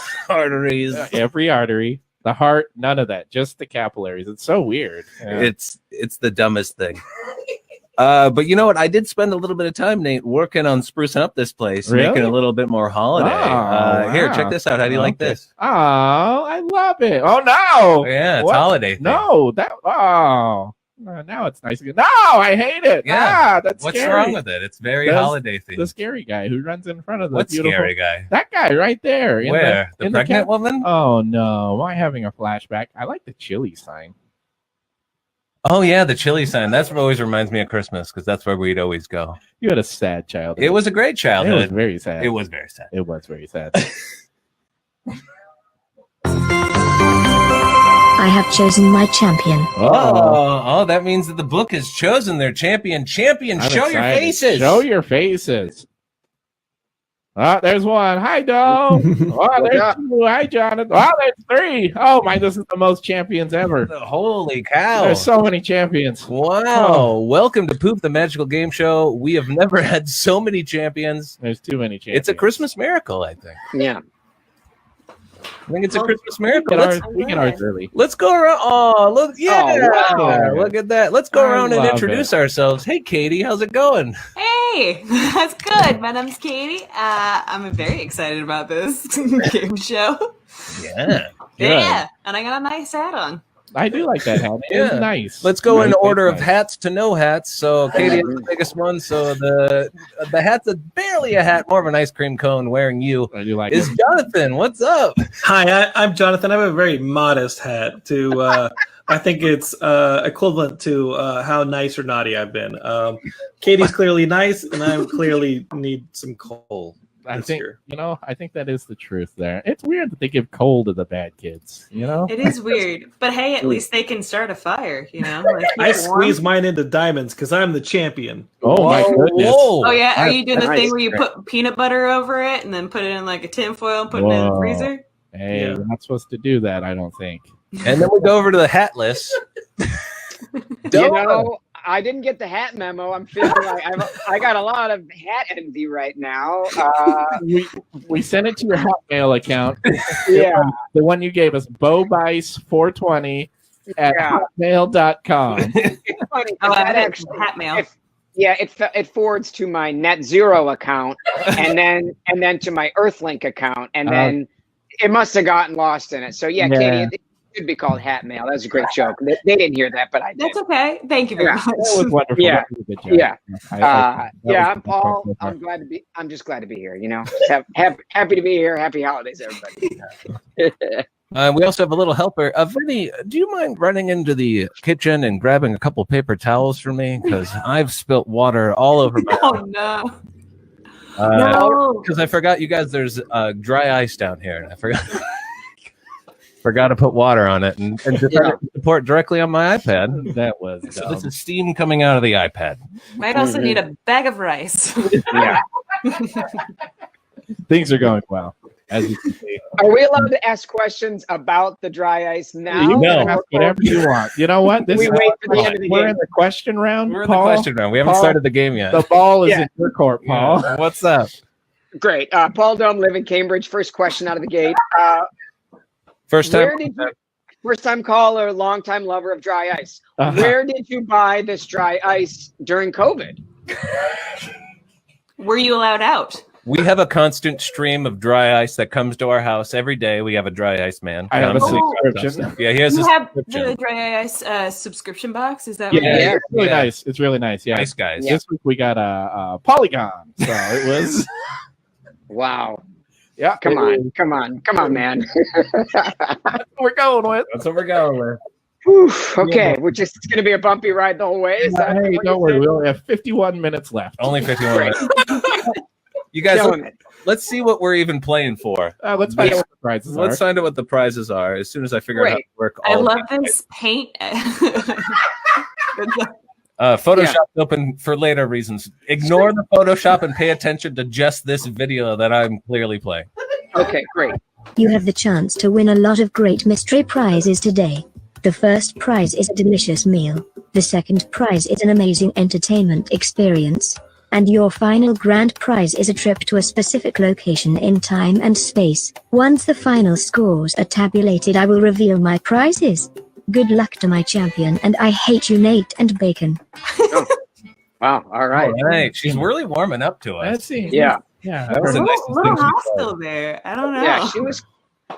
So I just want to make sure I understand the game. The way that it's played is you ask questions and then never ever provide an answer to the question. It's time to start the game. Hold on to your anus. Okay, I think I get this. All right. I'd love to answer that question, Paul, but we got to get into the game. Oh, I don't like that ending's too abrupt for me. Yeah. He really and every week. Every week I get a new Foley sound effect. It's always dead birds. It's always All right. Should we get into round one? Let's get into right into round one. Okay. Let's see what Poof provides us the question for this time. Let's see. This is the sitcom round. Ooh, I like the sitcom. Okay. Welcome Yeah, to sure. the sitcom round. I think I have music for the sitcom round.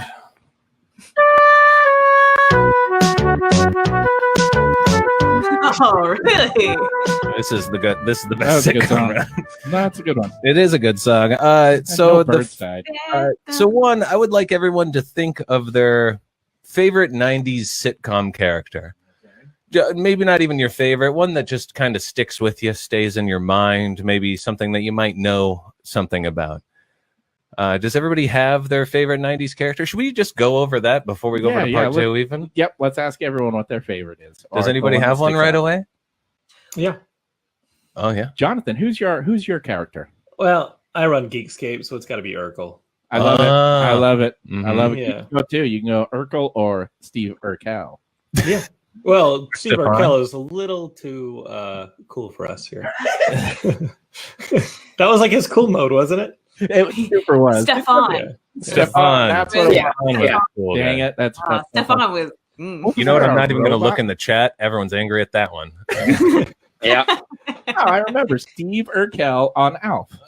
Nope. I will, Yep. But I hate if it had been the 80s, I would have picked Alf for sure. Yeah. 100%. If it had been the 80s, I would have picked Oh. B. Arthur on Golden Girls. Derek says Derek thinks that I should have picked Ray Romano, but I'm gonna pick my dad. That's weird. Okay. I'm not a homer. You know what? How about this? We'll open it up because fuck Poof. It's just a book. It can't do anything to me. You don't know what you're messing with. Favorite? Powers. I live in a magical house. Stuff happens all the It'll time. be okay. Seems like Mostly magic is drunk, and so am I most of the time. How about favorite 80s or 90s? So I think Steve Urkel's a solid choice. Yeah. I'm gonna stick with Urkel. Okay, Okay. and Katie, you're going with B. Arthur. B. Arthur. Yeah. Homer, from what do you go with? Ooh. I mean, originally, I was all bent out of shape thinking it's got to be 90s. Originally, I thought Elf. And then I'm like, I got to stick to the script, which made me think, are we doing 90s? It's got to be Dylan McKay, right? Luke Perry on 90210. All right. Oh, I like that. Nate, Wow. who do you have? Although technically not a sitcom. but Yeah, we're not a gonna- sitcom. Not a Not a sitcom. sitcom. Which is why I'd go back to Elf. I mean, that was my first instinct. Yeah, I love that show. You could have Alf is picked fantastic. Olsen twins. You could have picked what's his face? Kurt, not Kurt. You could have picked. Yeah, Cameron. Cameron. Kurt Ooh, Cameron. I could have picked Kurt Cameron. you could have picked the Yep. girl who sent her daughter to USC and then went to jail. You could have picked Ooh, all sorts of yeah. people. That's a good Dwayne, one. Dwayne Rob Wayne from the Saget. Cosby Show. Yeah, I mean, there's so many options. Yeah, Nate. Who do you have? I'm going to go with Kimmy Gibbler. Ooh, yeah, Kimmy Gibbler. Oh, Kimmy Kimmy Gibbler. It's always Kimmy Gibbler. Yeah, and I'll go with Balki Bartakamus. That's a great one. Oh, That's a Great. really good one. right? Ooh. I Perfect. have to stranger. ask. Who is that? Oh, Perfect that's fine. strangers. It's from Perfect Strangers. Perfect Strangers. He's a Greek sheep farmer from the island of Epos who moves in with his cousin Larry. I know so much about this TV show. You know a lot about it, and it's entertaining. Yeah, modern day Odd Couple. How do you even right? spell it? Balki. Balki. KY. Yeah, Balky. Yeah, if you're in the neighborhood, I think There it it's is. okay. There it is. Yeah. Is This this is a show great- streaming anywhere? Doubt it. I doubt it. You know, it's probably on YouTube. I got to be honest. Standing tall on the wings of my dreams. It was filmed in Chicago, and these It two. was not filmed in Chicago. It It took wasn't? place in Chicago, but it was in LA on the Oh, south that makes side. sense. Oh, wait. Did you think Full House took place? Like, was actually Wait. filmed in San Francisco? Not filmed in space. Yeah. Okay, we got a lot to get to on that. I'm so But confused. But Yeah. we've only gotten to the very first part of the goddamn question. Yeah. So now that we've all established who we have, Okay. Yeah, 80s or 90s. the 80s or 90s, that doesn't matter. Fuck off, book. Sitcom or regular TV show. I mean, I'm going back with Elf. I can't, you got to Go play with, the court. go with it. Go with it. Oh, you're over there. so think of that character, okay? Yeah. Now Yeah. you're getting married to this character, Oh, okay. okay? Yeah. All right. Yeah, and I would like you to describe your wedding. Maybe who some of the guests would be. Maybe some of the food options. Ooh. Just kind of go through the details of this wedding. And if you want, give your speech that you would like to give at the wedding, or even the best man speech, Or the best lady speech. yes. Yeah, Thank the you. first lady speech. Or the sermon. You can also give the sermon. All right, great. So we are marrying them to some. Are we marrying more them? water? Yeah. Are we like marrying two other people, or are we marrying that person? You're marrying that person. You're marrying that person. Okay, great. So you Got are marrying Alf. Nice.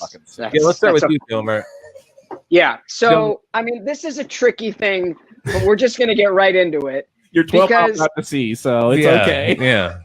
What's that? You're 12 miles out to sea getting married to an alien on a boat. Yeah, that checks out. That checks out. It's being served for dinner. Yeah, So far, that sounds on track for Is my, your for my dinner life. just cats? Yeah. Well, no. there's gonna be cat juice. If you remember the classic episode where Alf gets the hiccups and there are these deafening hiccups that like wake up the neighborhood, and the only way that Alf can get rid of them, as he claims, that it's by drinking cat juice. But by the end of the episode, Willie, Alf's Willie Tanner, of course, reveals that the other thing that Alf could consume would be spinach, which was just detestable. Alf just did not want that. So we're gonna have a lot of pizza.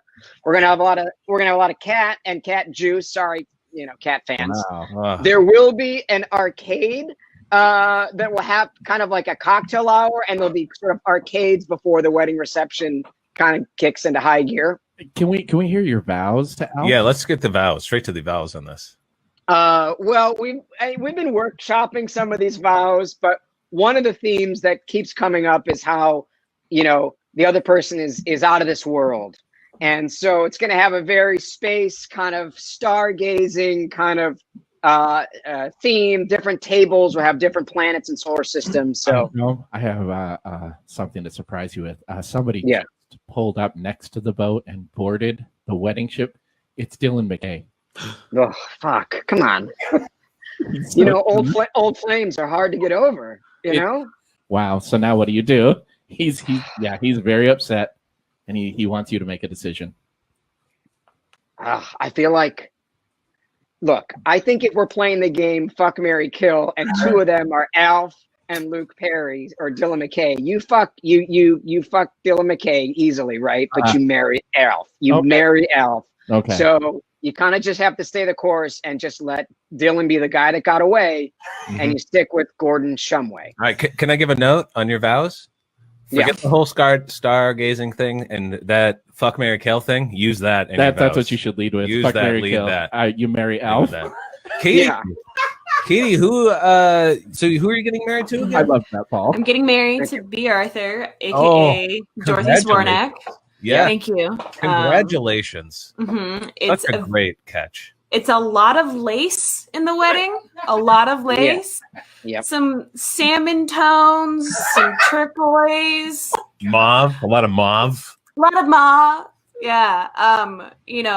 For dinner, it's just a cheesecake that everybody shares and tells stories around. What are your never mind. Tell me. Coffee tables. Yeah. It's just coffee tables. Yeah, I was all gonna say, around. what do you said? I'm just thinking that it's a bunch of couches and coffee tables. Yeah. Every once in a while, there's like one dinner table, but I really want to go to this wedding. I really want to go to this wedding. It's a pretty great wedding. There's a lot of great music. Everybody thanks you for being a friend. Oh my God! Oh, Katie. Speaking of that, can you be the best woman? The maid of honor. The maid of honor. And in this wedding, you've had a few drinks. You've been enjoying the coffee table wedding, and the wedding's winding down at 6 p.m. Dorothy Sporznak. We have been friends for 80 years. I knew when you met and you divorced your ex-husband, but then got remarried to your ex-husband. This is deep throat. This is deep cut. Whoa, what the? Not deep throat. This is deep cut. This is deep cut. This is season 5 drama, you guys. Dorothy. Spoilers for Golden Girl for the rest of this speech, everybody. I knew that you two would always get together. So everyone, raise your decaf coffees to Dorothy and Stan. Yay! Great job. There was a lot of deep cuts in there. That was a lot of deep throats in that one. There's a lot of deep throats. Jonathan, you had Urkel. You're staying with Urkel. Yeah. We're clearly getting married in the backyard of the Winslow house because. Did you ask permission? No. No, Carl absolutely not. And when did something not. gets broken at the wedding, you know what Steve is going to say in response to that. He's going to say, "Did I do that?" And I'm not just attracted to him because he then goes on. Jaleel White then goes on to voice Sonic the Hedgehog, which is, I think, pretty attractive. I did not know that. Yeah. So to relate to your future Bo too. This is a spin-off of Perfect Strangers. Family Matters was a spin-off of Perfect Strangers, so this is all the same universe here. I love this. Is all canon. I'm very into this. Yeah, I'm also what are the colors that you guys chose for like your wedding. Oh, it's all just suspenders and like different colored shirts. Like It's just more of a structure that you gave out. Like all the guys need to have suspenders, and all the women need to be in 90s dresses. I don't know. I mean, if you glance at it, it would look like a weird Eastern European prison camp, but it's just not. It's just a weird uniform. But yeah, that's what that's what we're wearing. I might add a bow tie to it. I like that. But you know what? I would definitely be like Stephen Quincy Urkel, aka the Urk Man, my little Urky. Steviekins. I just have a quick question. I'm writing this all out on a TI-86 calculator. I'm just like jotting it down and passing it to him. Is Laura Winslow coming to the wedding? Probably, yeah. No, you know what? Like, you snooze, you lose is all I gotta say. What about the daughter that disappeared? Is she at the wedding? is she anywhere backstage? I think she's more likely to be found off the side of the boat that Alf's getting married on at this point. I think she didn't get an invite. They might have found something floating past. I can't pick her up right now. There's not enough room for her. Donor, she may just be floating past face down on that You one. pulled a Natalie Wood on her? No comment. Sorry. I'm telling you, Kay can marry her. Katie, it's all connected. Yeah. All right. Nate, what'd you? Who's your person? Kimmy Gibbler. Kimmy Gibbler. How's what's Kimmy Gibbler? Not sure. None of us remember. We wake up the day after and just sort of stick with it. It was in Vegas, wasn't it? It was a Vegas wedding. Atlantic City. Okay. Well, that's great because that wasn't actually better than mine. Valky's marrying me for a green card. Further. Yeah. You know, Kimmy Gibbler just spent the entire post wedding at the tables, just spending all of your money, Nate. You're broke as a joke. Yes. Yeah, and you're stuck in Atlantic City and you live in San Francisco. Yeah, it's not a smart move. Yeah, But, why'd you go so much further to a shittier place to gamble? When Vegas is so close. Yeah. I think you were trying to ditch her. It's just pure whimsy. That's what we live by. We're like leaves on a breeze. I mean, still better than mine. Mine was like a 90-day fiancé situation with me and Valky. Were you trying to get to Mypos, or was he trying to get to America? I was trying to get into Mypos. Have you ever been to Mypos? Have you been to America? Garbage compared to fucking Mypos. Yeah. True. Mypos is beautiful. It's fucking after the war. It's been amazing. Been amazing after the war. We had some really hard time. And I say we when I feel like I am wherever he's from. Yeah, I don't like that you do that. Yeah. It's like when you adopt, your favorite team from whoever you're by. I don't know what I'm saying here. I have heard all I need to hear. Milkbag as my scores. Well, Milkbag doesn't, but I do. All right. Let's see. Milkbag is our normal producer, and he's not here today. Yeah. Oh, yes. I hope he gets better. So do From I. his internal rash. Capillary rash. Yeah. Capillary rash. Well, as long as he's not in here using, he was mostly using my stuff in here. So let's go ahead and see. Okay, here are the. Oh, great. Nacon. Nakin, that's me and Nate, obviously. Okay. So the score is Paul has 5, Katie has 10, Jonathan has 6, and Nacon has a big wiener. Pretty big wiener. There we go. Outside the box. I'm happy with that wiener. I'm actually happy with it too. Yeah, I think it doesn't represent me at all, but I like it, and I'm gonna go with it. And so let's go into round 2. Domer, or do you want? Is this an open question or is this a poof question, Bacon? This is a poof question. Okay, your next round, Domer. Okay, we're in the Law and Order round. Ooh, Law and Order. Oh boy. So welcome to the Law and Order round. Is this where you do your Nixon impression again? he wasn't. Was it Nixon or Reagan? What was he doing? He was doing Reagan. It was called racist. Reagan. They're all racist white dudes. Yeah. I always get those guys confused. It's It's hard to keep all the racist white dudes. It is old and brown hair. Yeah. Law and Order round says, name a new law that you would like to be enacted. Just anywhere? Just anywhere, any law, anything. This is kind of a lightning round, really quick, before we get to Domer's questions. Ooh. Oh. So any law, it could be literally a specific to you, even, or to a specific group of people, or something that you don't like. Well, this is already technically illegal, but it happened to me 2 days ago, so I could just jump right in. All right, That's all right. This is the left turn at an intersection by the person behind you. So I was driving. I was parked at an intersection. There's oncoming traffic, and the guy in like a delivery van pulled out behind me and turned left into traffic. Wow. Yeah, I'd never seen that before. I've seen the like left turn from the far right lane. Yeah. We've all seen that kind of stuff. I've never seen the no left turn from behind. Yeah. Is the law to make that legal or to have people like that killed? I want to figure out what the law is. Yeah, I think it's more that, John. Like I think immediately pulled over. Yeah. That person needs to sort of be just sort of put down, maybe, or just sort of have them walk into a pasture for a while. I don't want them on the roads with me. That's for sure. That's But The guy before was you do it, let me taunting know. at I need some more sound effects. Yeah.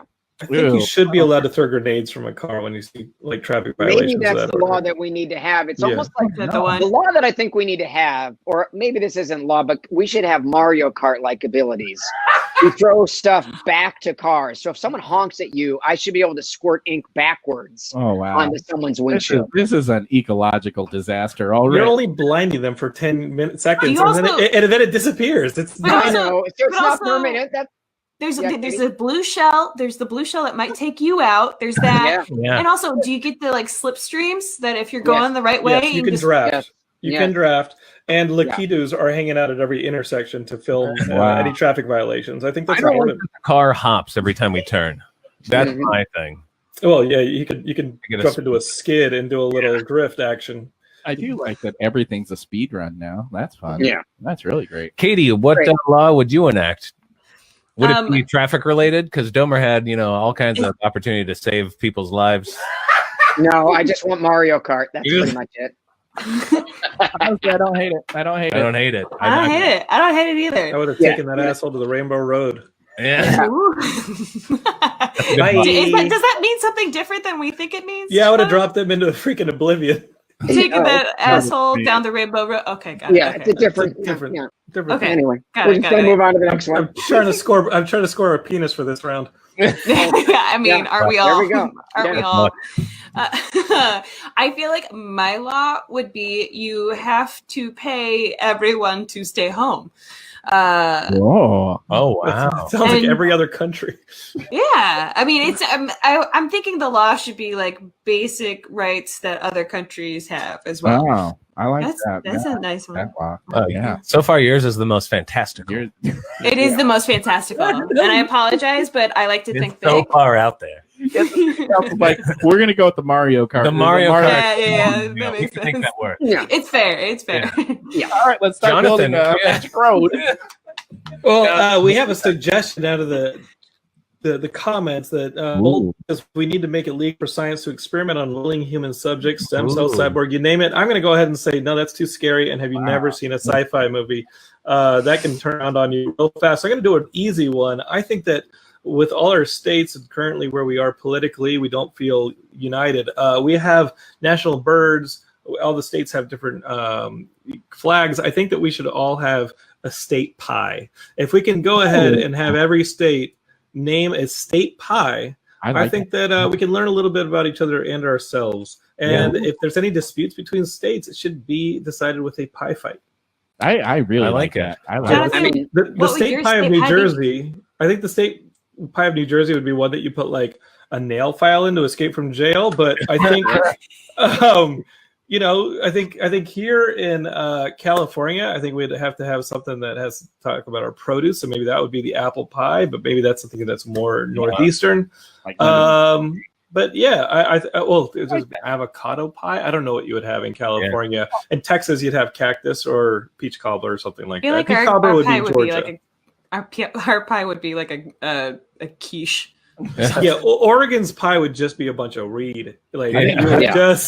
you could Shepherd's smoke. pie. Yeah, you could smoke Oregon's pie. You just at the end of that pie, you don't know what you're going to eat. It actually makes you hungrier when you eat it. I like that. I mean, this is a great topic that, like, once we get hopefully through this COVID business, the one thing that comes out of it is now every state has a pie, and generations from now they'll be like, how did this pie thing come about? And there'll be this whole wonderful story We wanted to celebrate each state. I think it's a great idea. And in the comments, Derek, who's Canadian, says, "I'll move wherever the shepherd's pie is." The hell you will, buddy. You're Canadian. You're not going anywhere. Shepherd's pie. Shepherd's pie would You'll either have like be Idaho 6 or states. Wisconsin. It would be Idaho or Wisconsin. Wisconsin would be cheese pie. Illinois has Chicago. They already have pie. It's called deep dish Idaho pizza. We got orange pie in Florida, and somebody in the Northeast is going to end up with fish pie. Maybe Rhode I Island. feel like It's gonna be gross. pumpkin is Massachusetts. That makes sense. Yeah, I like that. Right? What law would you enact? I would enact you can't teach dogs new tricks. All right, I agree. Oh, And you know what? I'll double down on that, and I'll say you can't teach otters anything. So we're big on the dog creatures. Now we will find out who was most right. Milkbag as my scores. All right, let's see. All right, here we go. So these are the scores from last time. All right, and so let's see. update Beep, them. bop, boop, bop. Wow. Wow. All right. All right. Jonathan, did you get a double penis? No, I either got a 96 or some like ancient Aramaic satanic symbol. Yeah, I don't. so- Yeah, I'm not sure what's going on with I'm that. not sure what that is. Paul It's is a semaphore. 610. Katie is 6,000. Jonathan, I know That's this is 7,000. That's 7,000. I have 1,000 more than what you said. Yeah. exactly. Jonathan, you have. I know this is a Viking symbol. I don't know what number that means It looks in Viking. like spectacles like that are twisted. Yeah. And You don't think they look like my glasses after getting beat up in middle school? yeah, okay. You got getting punched in the face by a bully, and Okay. our penis got smaller. I don't like Oh. getting smaller. Oh, That's a little bit sadder. Smaller. this usually doesn't happen to us. Yes, let's go ahead and move on with the questions. Domer, you said you had a question? Ooh, what was my question? Oh, it was about the dry ice. I mean, we never got the answer to that question. I mean, you spilled it and then you toasted it with a Pyrex measuring cup. I don't think we didn't notice that. Sorry, real quick, have to do a sponsorship. Yeah, well, I mean, paid placement right there. For Pyrex. Take your time. Today's stream is brought to you by Pyrex. Bought to you. Bought to you by Pyrex. Pirates. You want to try that again as well? Give them our booty. And that's all we have to say. Great. I love how y'all are doing like lab experiments. during this show. We do a Mr. Wizard show right after this. So. Yeah. Oh, that checks out. Yeah. Basically, I'm like legitimately interested. Like, where are you buying this dry ice? So my parents sent me Omaha steaks for Christmas. They came Oh, there you go. so I have dry ice now. So It's not for another week. You opened your present early. That's a good point. I have listened to this nonsense long enough. Milkbag of my scores. all right, apparently that was a scored round. Katie, we have to set the judge up with Incel Bot from Geekscape. I think, and see if they match up. I think they do. Poof and Incelbot. All right, let's see what They the hit it scores off. are now. All right. All right. Wow. All right. All right.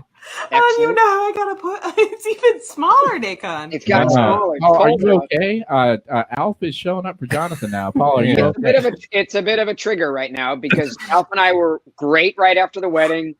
You know, things were excellent, and then he just took off. Wow. Man. Yeah, Wow. I haven't seen him, and this is a little bit tough. So He was attracted by my.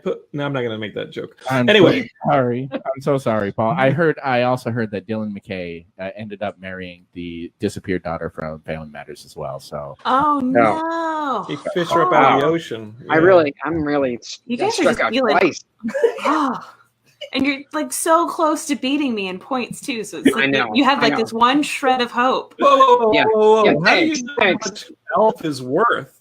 Like, Yeah. I know that Alf is worth a lot to me, and clearly more than Domer treated it with any respect. Like, if Alf felt valued, he wouldn't have left.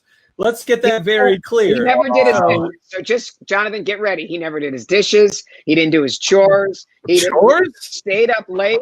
Yeah, we have to Wow. do stuff, you know. Do you think Wow. a wife is This guy is farmhand? a train wreck about life partner. So I'm just now that we're not together, I can say these things. Okay. Ugh. Wow. Wow. Yeah. That's harsh. That's harsh. You know I don't think my favorite Alf fact of all. You know how the series ends?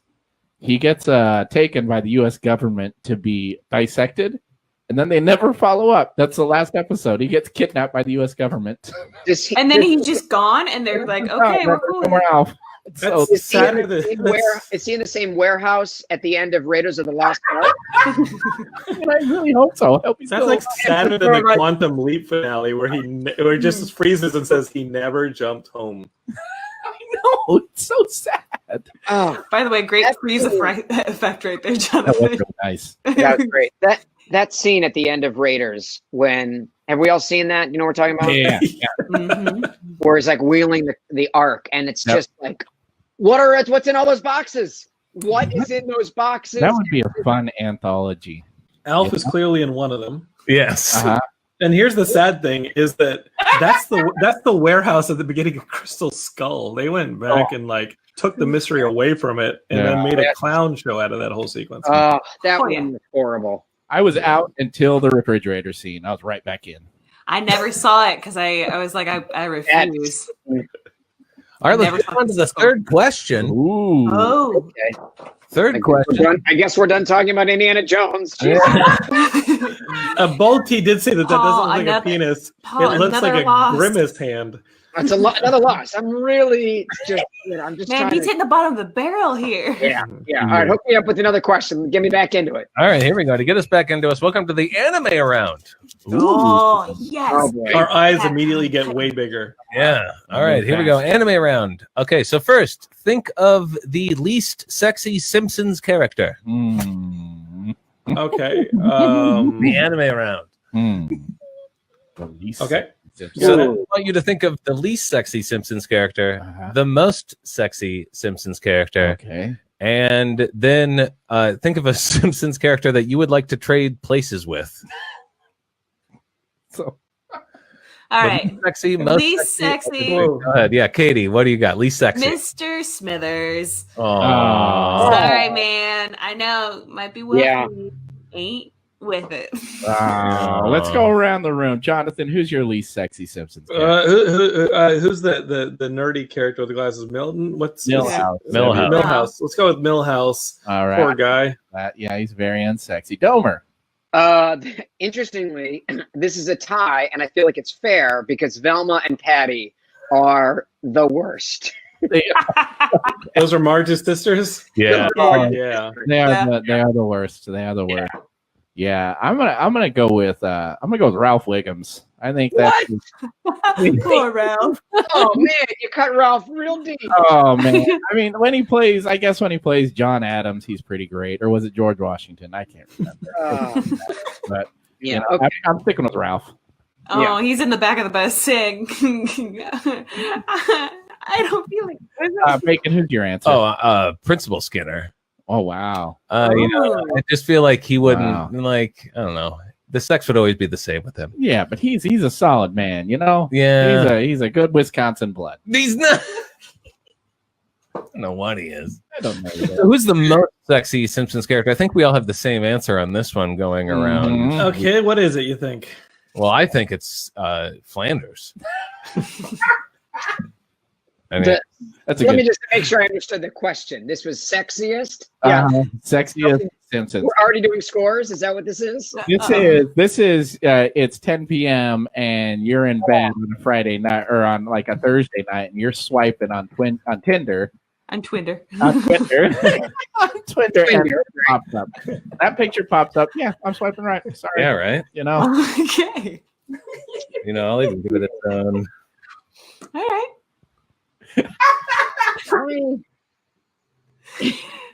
All about those curves. Yeah, I mean, It's gonna get pixelated. Can you keep going any more further? No, all right. That's a lot of squats, you guys. Yeah, a lot of squats. Yeah, that's daily squats. That's still not my answer though. It's got a By good. the way, I love that you knew the exact image to find. Oh, it was one letter. One letter. He put N and it said Ned Flanders backwards in a ski suit. So someone's had that in the backlog for a while. Yeah, I have a lot saved already, but I didn't want to open up that folder because I'm scared. Oh yeah, yeah. Domer, who's we'll start with you. Who's the sexiest for you? You know, I'm really struggling because there are characters that I don't think that I find them sexy, like aesthetically sexy, but there are characters that like I feel like are just my favorites. So if we're going back to the fuck, marry, kill, I'm like, Ralph Wiggums is amazing as a character. Like, I'm sorry, you could say Troy McClure if you really wanted to go with the chiseled look. I'm trying to think if there are any like bombshell women that are on. I don't think so. I mean, the first couple seasons. Well, when were Homer lean. gets, when They go to Hooters. There's been all sorts of celebrity guest stars. A lot Do of the celebrity guest stars like Jessica Simpson count? But I kind of see what you say. If they show up in Springfield, I think. You know, and then I'm like, well, then I'm thinking, yeah, I mean, Ralph Wiggums was the first thing that came to mind. Man, So you know what? I can't quite defend, and so I'm just going to just stick with it foolishly. Yeah, I love family. I like it. Okay. Bacon, what about Mindy Simmons, if you want to throw that in the Google, as like a police officer? While we're talking about Chief Wiggums, Mindy Simmons I vaguely remember. might be Oh, the one that you're looking for right there. That is, I mean, don't you love a woman in uniform right there? And she's thick, dog. She's thick. Yeah, super into donuts. Yeah, she's Yeah. a character. yeah, she's okay. She's up there. She's I'm up on- there. But Well, you know. hold on. So this is okay up there. And you say Chief Wiggum. Well, and it was Ralph Wiggums. Oh, sorry, Ralph. Yeah, I mean, I've got it's the 9-year-old boy. Yeah. I love Ralph. You think this is the sexier version? I mean, you're telling me that's brilliance right there. Okay. I mean, there's also Check out his Mrs. dances. Krabappel. There's Mrs. Krabappel. Wow, which- Miss Krabappel's the best. I love I mean, Oh her. yeah. I don't know. She's Katie, what thirsty are too. you thinking here? Yeah. I mean, I feel like you're shooting for the moon on that, personally. What do you mean? It's unattainable? You know what? Maybe this could be your bounce back. This is Yeah. Okay. Yeah. It's fair. I would definitely say so. My first thought initially was Duffman, because Yeah.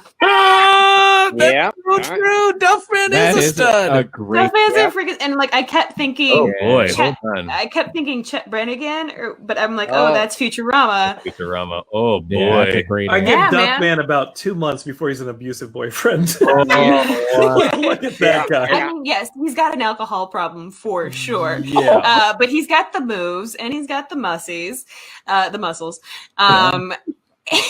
But if we were going for the celebrity guests, which I wasn't even thinking, Oh, come on. You got to think of that. Wait, come on. Let's go. I'm thinking maybe, I don't know, Kelsey Grammer. Wow. Okay. Or as Sideshow Bob or Kelsey Grammer as Kelsey Grammer. I believe both have been on the show. I think they both have as well, but maybe a little combo, Sideshow Bob and Wow. just Kelsey Grammer. Yeah. I'm greedy, Okay. guys. Wow. Yeah. Okay. Sideshow Bob's up there. Yeah. I mean, he's so smart, you know. Yeah. You have to put up with the occasional murder attempt. Yeah, of kids, but like I don't want kids either, so I get Yeah. it. Exactly. You know, it's just like with somebody from Craigslist. Yeah, absolutely. The fanfic is going to be flying on that Google later. Did we all say the most sexy? I did not. Yet. Okay, Nate, what's your most sexy? Groundskeeper Willie? It's no. Oh, Groundskeeper Willie. He's just like a man with an accent, I think. Is what Yeah, you're looking at. that's what it is. Yeah. Wow, I know me. I just Yeah. know me. So.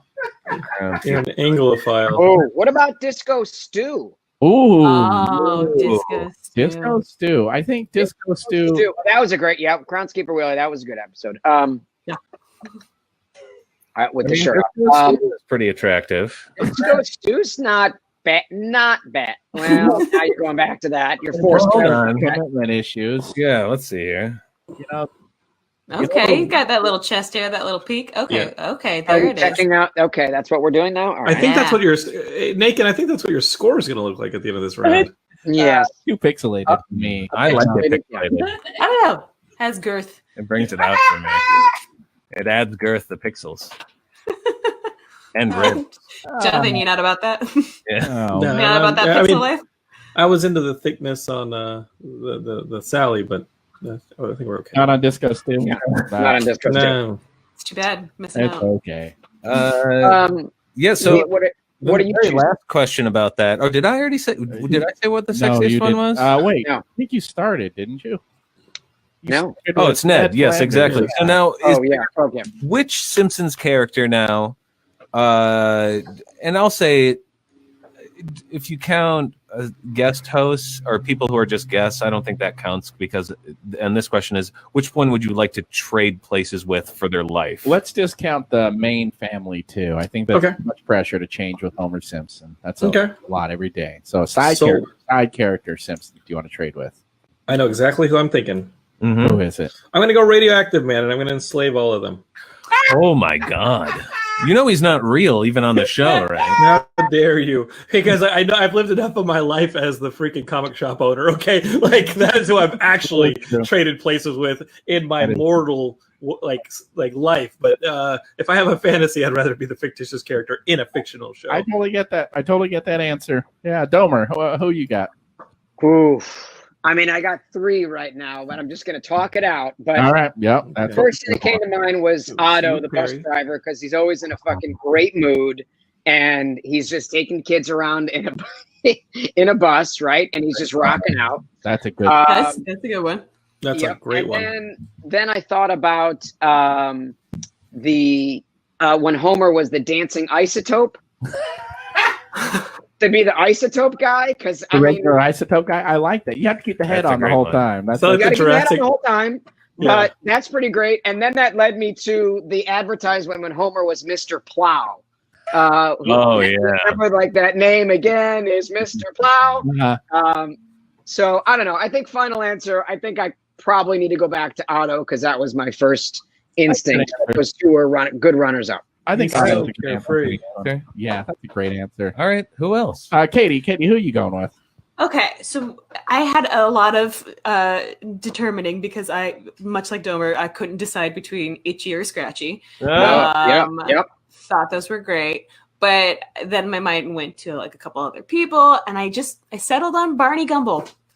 Barney Gumble. He's having a beer, he's kind of like, the barfly, but also he might get into some trouble, but he always comes out with a burp. Wow. I like that. How is he still alive? Yeah. I know, right? That's kind of the thing. So he's kind of immortal. And he may be more powerful than Radioactive Man. I need to study his liver because that has the guidance on like how to keep humans alive forever. Likely a raisin or just like steel. Yeah. I like that answer. Yeah. Who else, Nate? Do you have it? I'm gonna go with Kent Brockman. Ooh, good one. Oh yeah, Kent Brockman's a great one, right? You're in show business, you're on TV, and you can. Yeah, Barney made a German express or a French expressionist movie. I think it was one. Yeah, it's a French New Wave movie. Yeah, I drink because I'm sad. Wonderful. I love it so much. Yeah, Kent Brockman. I think I can obviously lie to everyone and still keep face. I'm in show business. It's great. Kent Brockman has a great life. Don't pray for me. I'm already dead. Yeah. That's a good one. It's like a perfume man. Mine's actually directly next year's. Basically, I would like to be Troy McClure. Yeah. 100%. Oh yeah. Right. Right. That's a great You one. might remember me from some movie and some place, and always getting all kinds of money, always getting in all kinds of trouble. Phil Hartman. Yep. And Phil Hartman. Yeah. Did everyone get a go? I think so. Yeah. Yeah. I have listened to this nonsense long enough. Ooh. Milkbag as my scores. All right, I'm All interested right. to see what. I think we caught up. We're definitely in smaller wiener. I want 2 elves for this round. I don't even think it's possible to be a smaller wiener. Cannot be a smaller wiener than this one. It's impossible. All right, let's see here. And Let's see it. Oh, I turned into a tiny dick. Okay. Okay. And Katie, you went down a point. I'm sorry. I think that could be a sad clover, guys. It's not necessarily a penis at this point. It's a 2-leaf clover. It's a 2-leaf clover. That's how unlucky you are. I think that's a the only cursed person clover. who went ahead in this round is Jonathan, because not only he has Alf, but he also has the dad from Alf. Wow, Alf. No, I don't know, Jonathan. Is Willie taking Alf from you? Yep. Is it a hate photo, or are you guys together? What's this? We have an open relationship. Okay, very good. We're good. Funny. I like that. Yeah. Yeah, somebody's got to hold the camera for our shit. Yeah, we're good. Exactly. Exactly. Wow, the scores are tight, you guys. Yeah, it's We're real close. really close. Sorry, we only have time for one more question. Make it count. Okay. Okay. All right. Okay. Hopefully I get a Whammies. penis this round. Come on. No penis. whammies. No whammies. Here we go. Ladies and gentlemen, we're in the final round. Final question. Typically, this is the Jeff Foxworthy round. Nate, do you still want to do the Jeff Foxworthy round? I think we Or can. do you want to do another question? We can. You want to try a little bit of Jeff Fox, or should we just? Let's try Jeff Let's try Foxworthy. Jeff So people in the Foxworthy. comments watching this nonsense happen right now, why don't you go ahead and we play a little game called You Might Be a Blank If Jeff Foxworthy. So give us like a profession, or you know what, not even that. Give us like a pop culture reference. Like a or- monster or a character or yeah. a place, anything at all. Yeah, and then you go like, you might be a blank if you blank kind of thing. So what do we got in the chat? We got some aliens in there. The word alien is in there. Alien. Okay. Alien. Okay. And we got filmmaker in there. We got a couple words. Filmmaker. Let's do. We got Windows. Filmmaker. You might be a Filmmaker. filmmaker. Yeah, you might be a filmmaker. Okay. Film. Okay. Okay. So, Taylor Swift. I'm going to. I can't name one. That's the sad thing. Sorry, Derek. My apologies. All right. Filmmaker sounded. So All we're right. going to do filmmaker. You might. And you have to say you might be a filmmaker if. Yep. Yeah. So so you might be a filmmaker if you can't afford your rent. Okay. Yeah. Katie, go ahead. You might be a filmmaker if you haven't written a script. Oh, that's so sad. But it's so true, though. You're a filmmaker now. You might be a filmmaker if you own 8 copies of Scarface. Very true. I like that one. Yeah, what was the one before a filmmaker? Oh, we'll do Taylor Swift songs. You might be a Taylor Swift song. You could do either filmmaker Or Taylor Swift song. Okay. All right. We ready? Yeah. I'm going for the win. Go ahead. I'll follow You might be a filmmaker if you deconstruct shot by shot music videos to Taylor Swift songs. Yeah. I love it. Combine them. All right. Combine them in there. I love it. Domer, what you Domer, got? what do you got? You might be Taylor Swift if you have music videos where you're coming out of musical instruments. Yeah. All I right. think that's good. the The winner one where there. she's That, coming out of the piano. Have we seen that recent one? No. I have not. It's her most recent video. Oh. She's playing a piano. She then climbs into the piano, Well, like trains. and it becomes this like pool. And then the piano is like floating in the water. No, you you want were gonna say, I thought you were going to say At this point, I want to change my answer to you might be a filmmaker if your name is Domer and you just broke that video down for us. Yeah. Thank you very much. Thank Yeah. you. You That was might be a Taylor fantastic. Swift if Kanye West keeps interrupting you. Wonder Yeah, if you yeah. might be a filmmaker. Yeah, no one's ever actually met your girlfriend or boyfriend, but they do I've exist. listened to this Or nonsense senior movies. milk bag at my scores. You guys, that means that the Jeff Foxworthy round has ended as abruptly as it started. I'm hoping to add a snort to my score. Yeah, so let's go ahead and see what the very final scores I'm so are. nervous. This I'm is so going to nervous. tell Oh, us. here we go. Here it goes. Come on, no. penis. Oh, Big no. whammy, big whammy, big whammy. Come on, penis. Oh. Katie, Okay. where did Yep. my elves go? Yeah. Oh, you lost your elf. I Wow. didn't get a penis. Wow, Yeah. 10-9 to a I think microscopic that's a micro penis. penis. I think it's Wow. a tiny. Oh, look, there's Little no. tiny penis. Real I small. think that's a young clover. Wow, Yeah, it- looks like Is there a wow. dot to the little right of that dick over there, or is that just Yeah, yeah? that's shameful. It's Wow. shameful. But you know what, Katie, you ended up coming out with a win by 1 point. Nice. Thanks, you guys. Chalmer, I'm sorry I stole it from you. Nah, It's close. It's close. Wow, that was an impressive win, Katie. Yeah. Thank you. Thank you. Impressive. You can add this to a resume right under. Yeah. I definitely lost like 6,997 Yeah. points. It's okay. You You all put lost right a under, lot in that last round. yeah, right under Microsoft Excel, won this game show. Yeah. So there you go. So, Katie, do you want to see what you won this week? This is fun. Oh, yeah, that'd be great. All right, let's see Ooh, what it's Katie gonna won be- this week.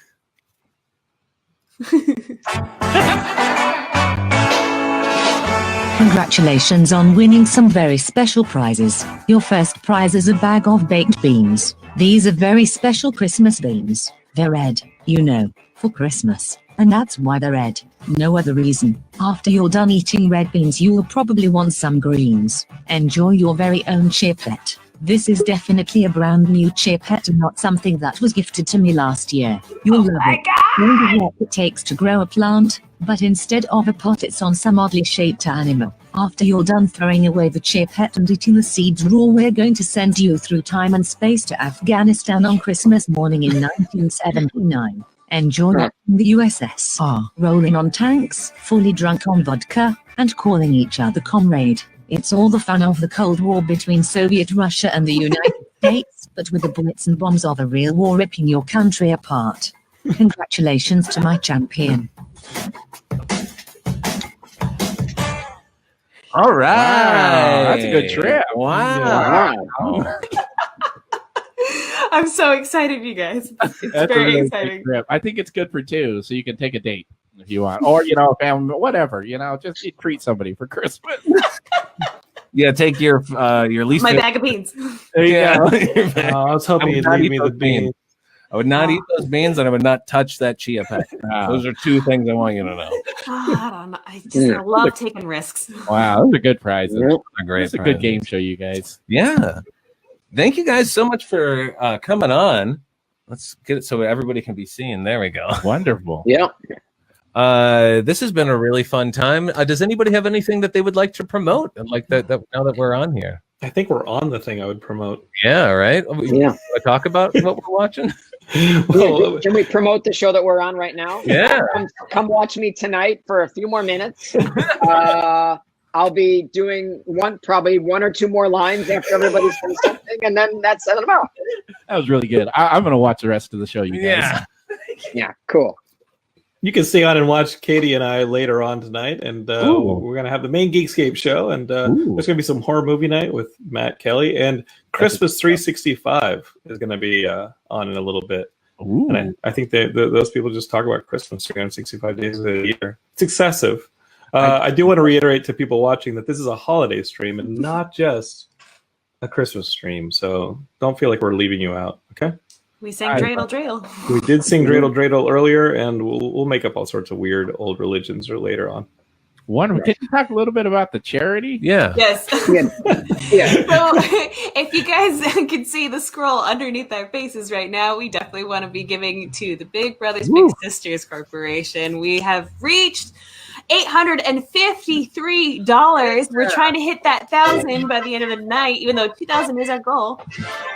Yeah, if we hit 1,000, I'm going to mail you out some T-shirts, and we'll have you on one of the Geekscape shows to talk about yourself and maybe give your opinion on The Mandalorian. That's pretty much all we talk about on Geekscape. Oh, that's so True. good. Mandalorian's so good. Oh, now we started talking about Mandalorian. The child has perked up. Hasn't listened to a thing that we've been talking about. No. Just been spinning in that chair. Didn't even. He's going to the salt mines tomorrow. Don't worry. And Geekscape is unfamiliar with 91 Donkey Lane. You guys should subscribe to it, and you'll find out that that's not even anybody's kid. That kid is just there. Like that is.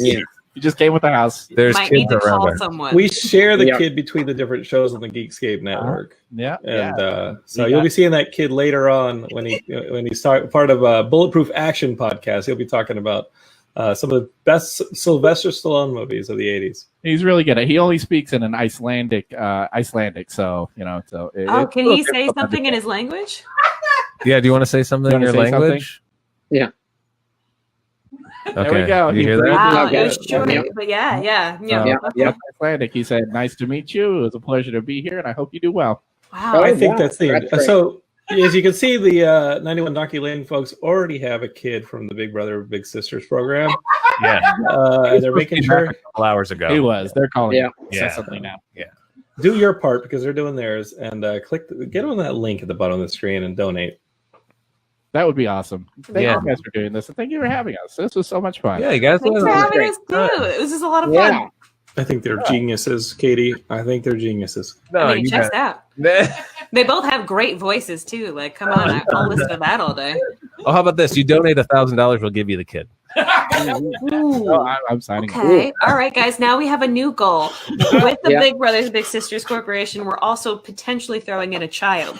So we gotta get on those money. Right now, there's steam coming out of Matt Kelly's ears. I don't think we can do that.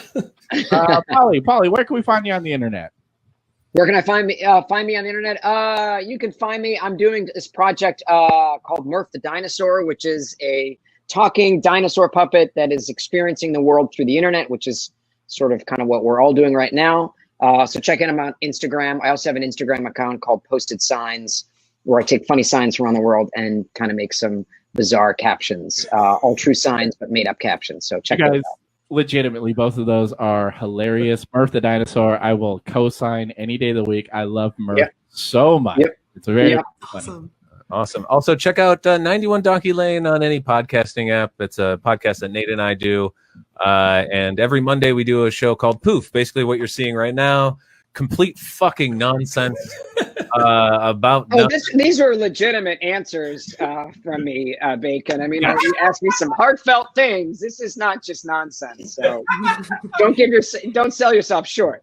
Yeah, it sounds like one Coming of them from the heart. Up with my elf. Yeah, oh boy, sounds like somebody lost their elf dream marriage. Hello, boys and girls. Thank you for joining me this evening. Tonight, we've got a very special story for you. We're going to tell you about the time Geekscape got into a bit of a pickle at the North Pole. So let's go right ahead. Far up north, not far from Santa's workshop, where the elves frolic in the snow and the polar bears still live in their great kingdoms. There is a little village where it never stops snowing, but the days are always shining and the nights are as warm and cozy as a Christmas fire. You may not have ever seen this town, but in your heart, you know it's there. It's the place where all the most beloved toys go when their children are grown, and all that remains is a cherished memory of the Christmas morning they were first opened.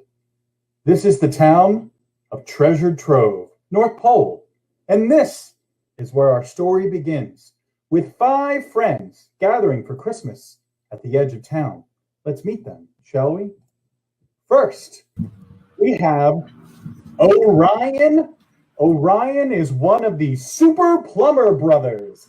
He is an 8-bit 3D video game character circa 1986, modeled after a popular Irish plumber, clad in a lovely pair of green overalls. Orion, how are you doing on this lovely Christmas Eve? I'm doing good. I lost my Irish accent, but I'm doing great. That's absolutely fine. Don't worry. Orion's Irish accent is really offensive. Orion is great at jumping. He's got a head hard enough to break bricks, and he even has some secret abilities we might see later. But he's not the only one there. With him, we also have anthropomorphic gaming system Kidtendo 69, abbreviated as K69. K69 is an anthropomorphic video game system circa 1996. She moves around on 4 cords that come out of her patented 4 console slots.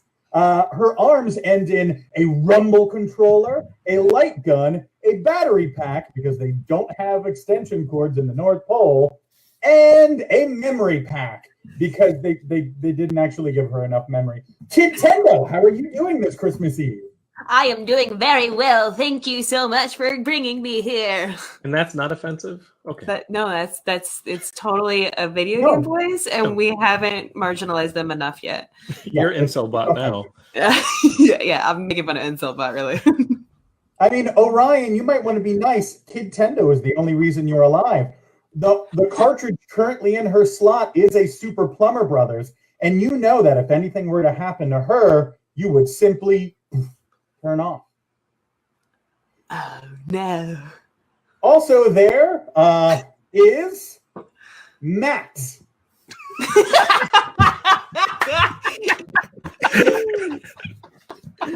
The matter-activated teaching tool, released in 1981, not long after the proven success of the Star Wars films, and touted as the student's best friend.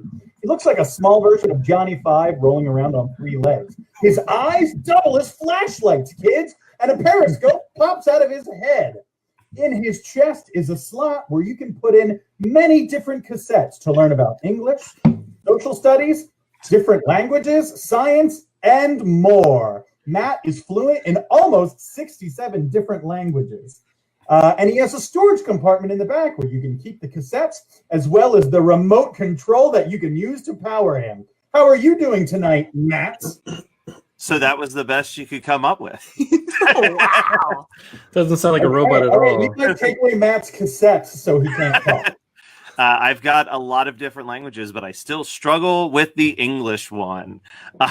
So I'm very excited. What's happening here on the North Pole? Well, lots is happening. You guys are about to watch Santa launch from his workshop so that he can deliver toys to all the good boys and girls around the world.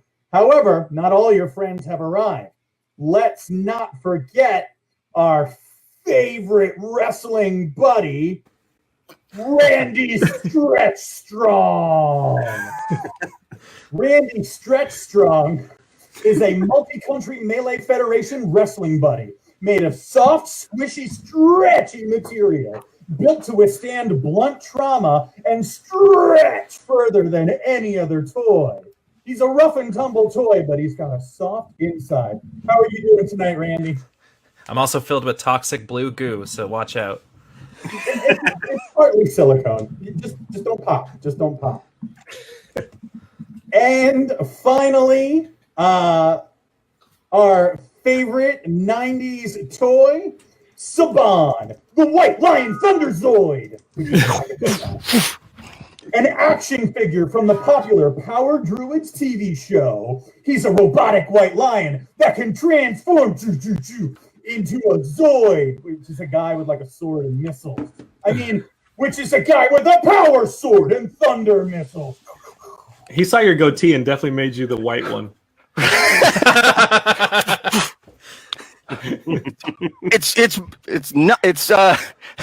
morphin time, but not a trademark infringement morphin time. There were solid morphins on both sides. It's transmorphin time.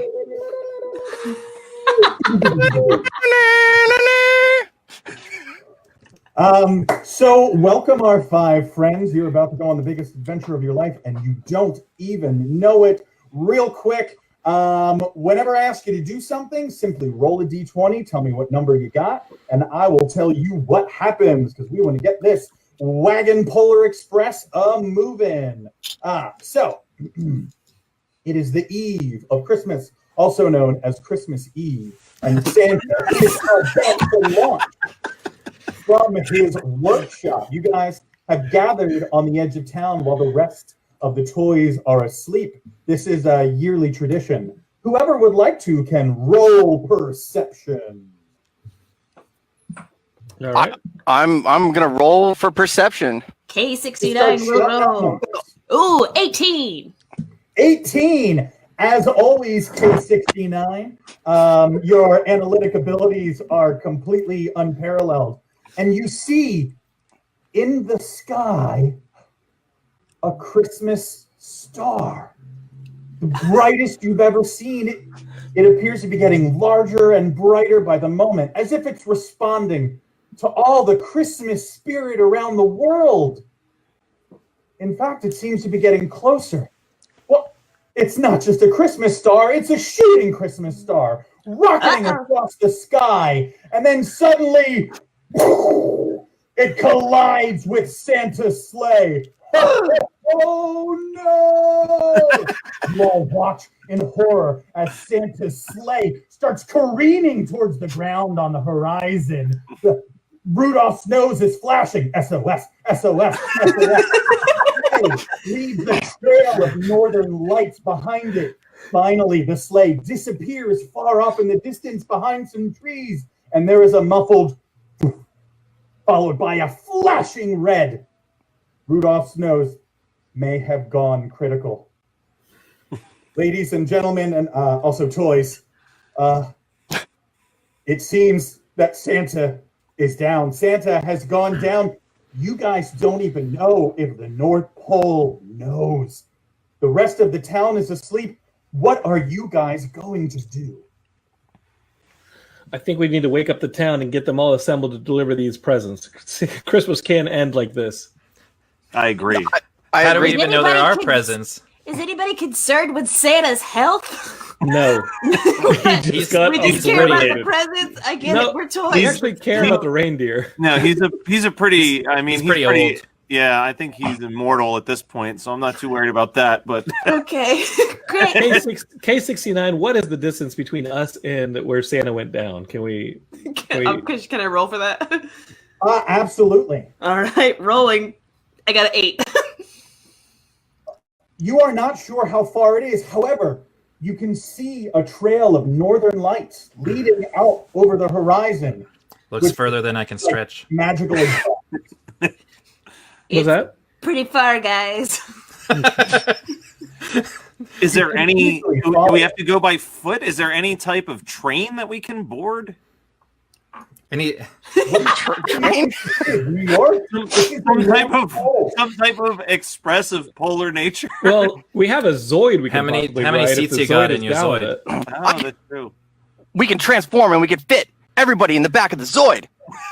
Absolutely. If you guys want to hop on Saban's back, you can ride off into the frozen wastes. Ride me! Let's go for it.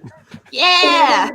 I'll wrap my arms around you all for safety. I want to do Baby Yoda in the Baby Yoda like flying around the ship.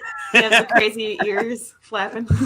You guys hop in, and the Tiger Zord goes out, and we quickly cut to like a scene that's clearly the toy in a model of the North Pole, and the flakes are made of like little flakes of paper, and it's like, and there's really awesome music playing. I'm just gonna go every time that something cool happens with the box. Don't you have a cassette for that, Matt? Yeah, here's just play the music cassette for this. I think King 69 put a very descriptive descriptive. tape in. Rainbows. Oh, wrong tape. Yeah.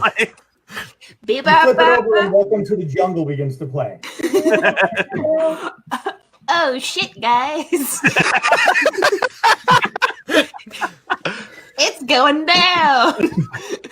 As you head out into the frozen waste, the first place you come upon is the abandoned elf village of Hazelnut. We don't go to Hazelnut anymore. Why did we come here now? You guys are just following the trail. Okay, that Santa got it. was on. All right. Sky. Okay. Hazelnut is said to have had a bell-snickle infestation, but we're not even sure anymore. How do you guys want to proceed? I think we got to roll for perception to see if we smell those nasty bell snickles. Roll per perception. For perception. Don't be critical bell-snickle, okay? Matt rolled a 14. I got a 1, so I think I looked around and poked myself in the eye. You remember you don't actually have any eyes. It's horrible. Got the IR port. I got a 2. Matt, you look around with your flashlights and your periscope just to be sure, and you spot a dull orange glow in a garden. But that's the only thing you sense. What do you guys want to do? Let's check out that glow. All right, I see we checked the glow. You got the glow. Let's go. You guys head over, and you find growing out of the barren ground a single 8-bit flower. The flower itself looks like a stem attached to a little fireball. Oh, I've seen these before. These are in my game. These are in my the one in my slot. Let me try and grab it. You could grab it, or someone else could grab it and save it for you. Because you know that the moment you touch the fire flower, it activates your ball throwing ability. Yeah, let's save it. Let's save it. I have K69. I have some storage, so I'll extend one of my cords and grab that and put it in. Can I do that? Put it in the expansion slot. Can I put a Game Genie in K69? I would prefer a Rumble Pack, thank you. Your saying. controller does have a Rumble Pack. It's the second one. That's right. That's It's right. not That's right. the last one. That's right. Gotta have that for K69. All right. All things are in my slot. What's You guys continue through Hazelnut, seeing nothing. And as you come out of the village, you see over the hill a flickering light, almost as if starlight. Matt, can you determine if that's a code of some kind? Let me try to see. I rolled a 4. How good is my ability to figure out what I'm saying? You do not have any cassettes on Morse code. Yeah, it's just a flickering light. I don't know. About how far away is do we think the light is? It looks like it's just over the crest of this hill. Oh, let's Zord it anyway. It's Zoid time. It's transforming time. It's transmorph.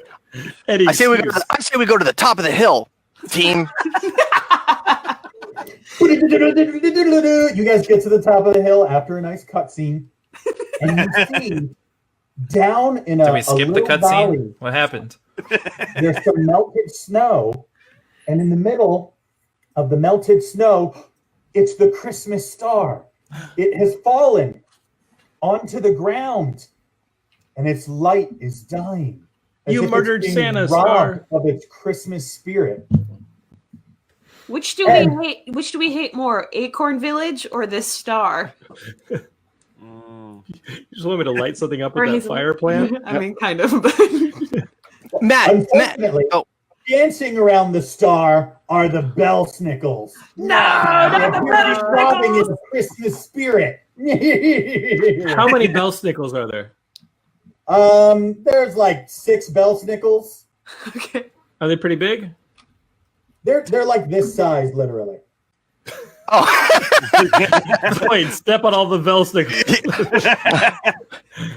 But remember, you guys are toys, so you're also like this size. literally. Right. Oh, got Can it. I take them to Suplex City?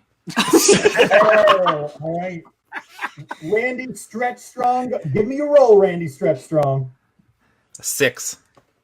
Okay, you rush forward, but suddenly, the heat, the bell snickles throw a raggedy doll on the ground and light it on fire.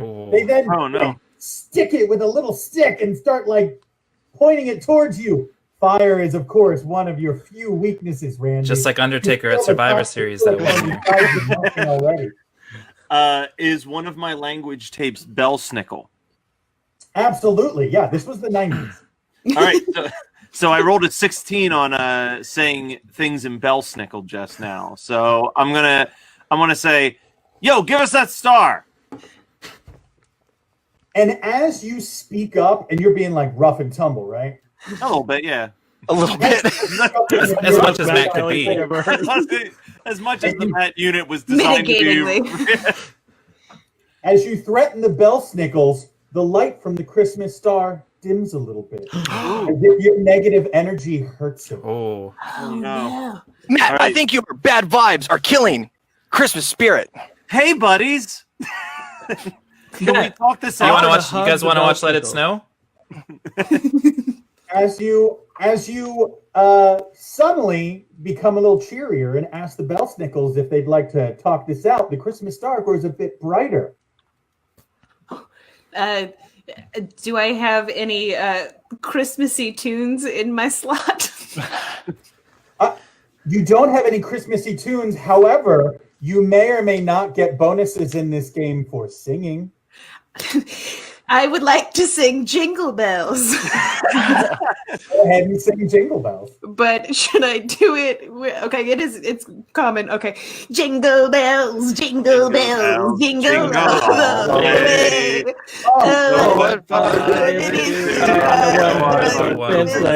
Hey! The power of your song ignites the Christmas star brighter than even it was in the sky. The bell snickles flee in terror.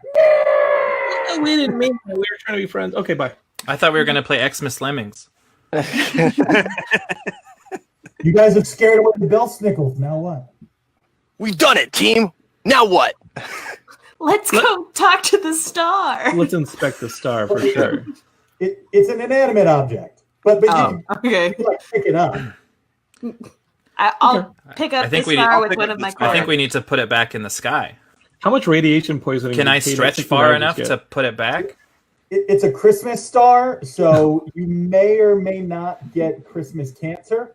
But whoa! Wrestlers die early anyway, so I can take. Your blood is just licorice now. So you guys now have the star and the fire flower, and I'm assuming you continue to rescue Santa, correct? Oh yeah. Where was he again? Definitely. Well, we got to alert the town. That's the plan. Uh-oh. Oh, right. Could I get a listen roll from anyone who wants to listen? Yeah, let's listen. I got a 2. I got a 2 too. I got a 1. I got a 15. I got an 11. All right. Saban, you are trekking through the snow when you suddenly stop and you hear a strange sound on the tail end of the wind. Ba-dum, bump. What was that? What was that? Did anyone else hear that? No, nobody heard it. No, I got a 1. I may have heard the last bump, but nothing else. Bump. And now it's getting louder. It seems to be coming closer. What is it? Is it another song we have to sing? What's happening? And then suddenly, from out of the snow, like a great god of the north.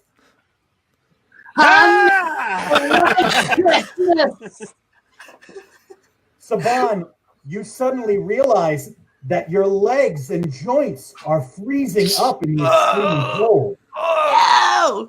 I'm Mr. Snow. Oh, the snow blows even harder. Guys, I'm freezing up. Help me!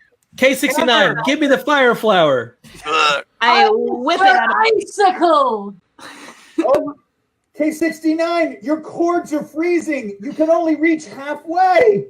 I'm trying to pull it out of my sled, but I'm freezing. We need you to stretch. Can I stretch it? Can I reach into the slot? Can he reach into my slot? That is the question. I'm Mr. 10 Below. Luckily, the toxic silicone inside you never freezes.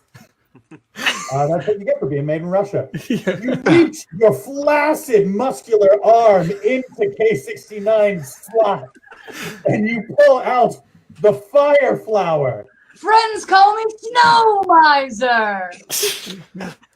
Help me! Reach out, and Orion, the flower is yours. Oh, I am going to throw it at the heat miser, or the cold freeze miser. Sorry. Friends call me Snow Miser. Sorry, Rankin Bass's lawyers are going to be contacted. Your overalls turn from green to a bright off-white. Fire ignites in the palm of your hand. Does any music play? Like a little... Of course, like... It just speeds up. And turns to snow in my clutch. Roll to throw. I got a 16. Oh! You toss the fireball and it collides with the snow miser, knocking it to the ground. I'm too much. I was just getting to know their catchphrases. But not before the snow miser takes a snow globe out of his pockets. I'm sure he has pockets or something somewhere.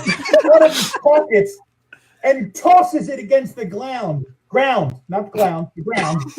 The snow globe shatters, and you all find yourselves trapped in a blizzard. Oh no. Oh no. I'm all alone. Guys, oh man. Are you out there? Oh no. Let me use my lights eyes. If you can find my arms, we can use it as a rope to all stay together. The driving snow blinds you all as you stumble through the frigid white, clinging to K69's cords to stay together. It was just like I was just warm. The wind howls at you, screaming and angry. But you think you faintly can hear. Roll for perception, whoever wants to. A 10. 20. 14. K69. And almost everybody hears, but K69, you definitely hear singing on the wind. It'd be almost eerie if it didn't also feel so warm and guiding. You guys, I hear this lovely song. I think I might even know the words to it. Do I? You would know the words. The song is filling your heart and spilling up and out of your throat. You have this strange urge. You know the way through this storm lies with this song. Grandma got run over by a reindeer. Sing with me, boys. I don't know the words to this song. Walking home from Christmas Eve. Some may think it's something, but as for me and Grandpa, we believe.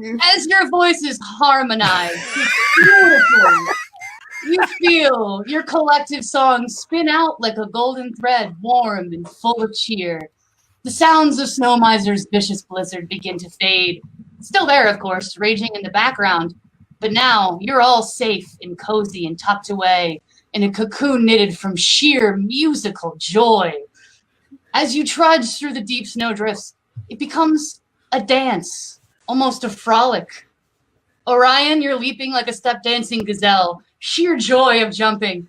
K69, your wires and controllers are waltzing around and through and over. Matt, your flashlight eyes are sparkling brightly. While your cassettes twirl and twirl.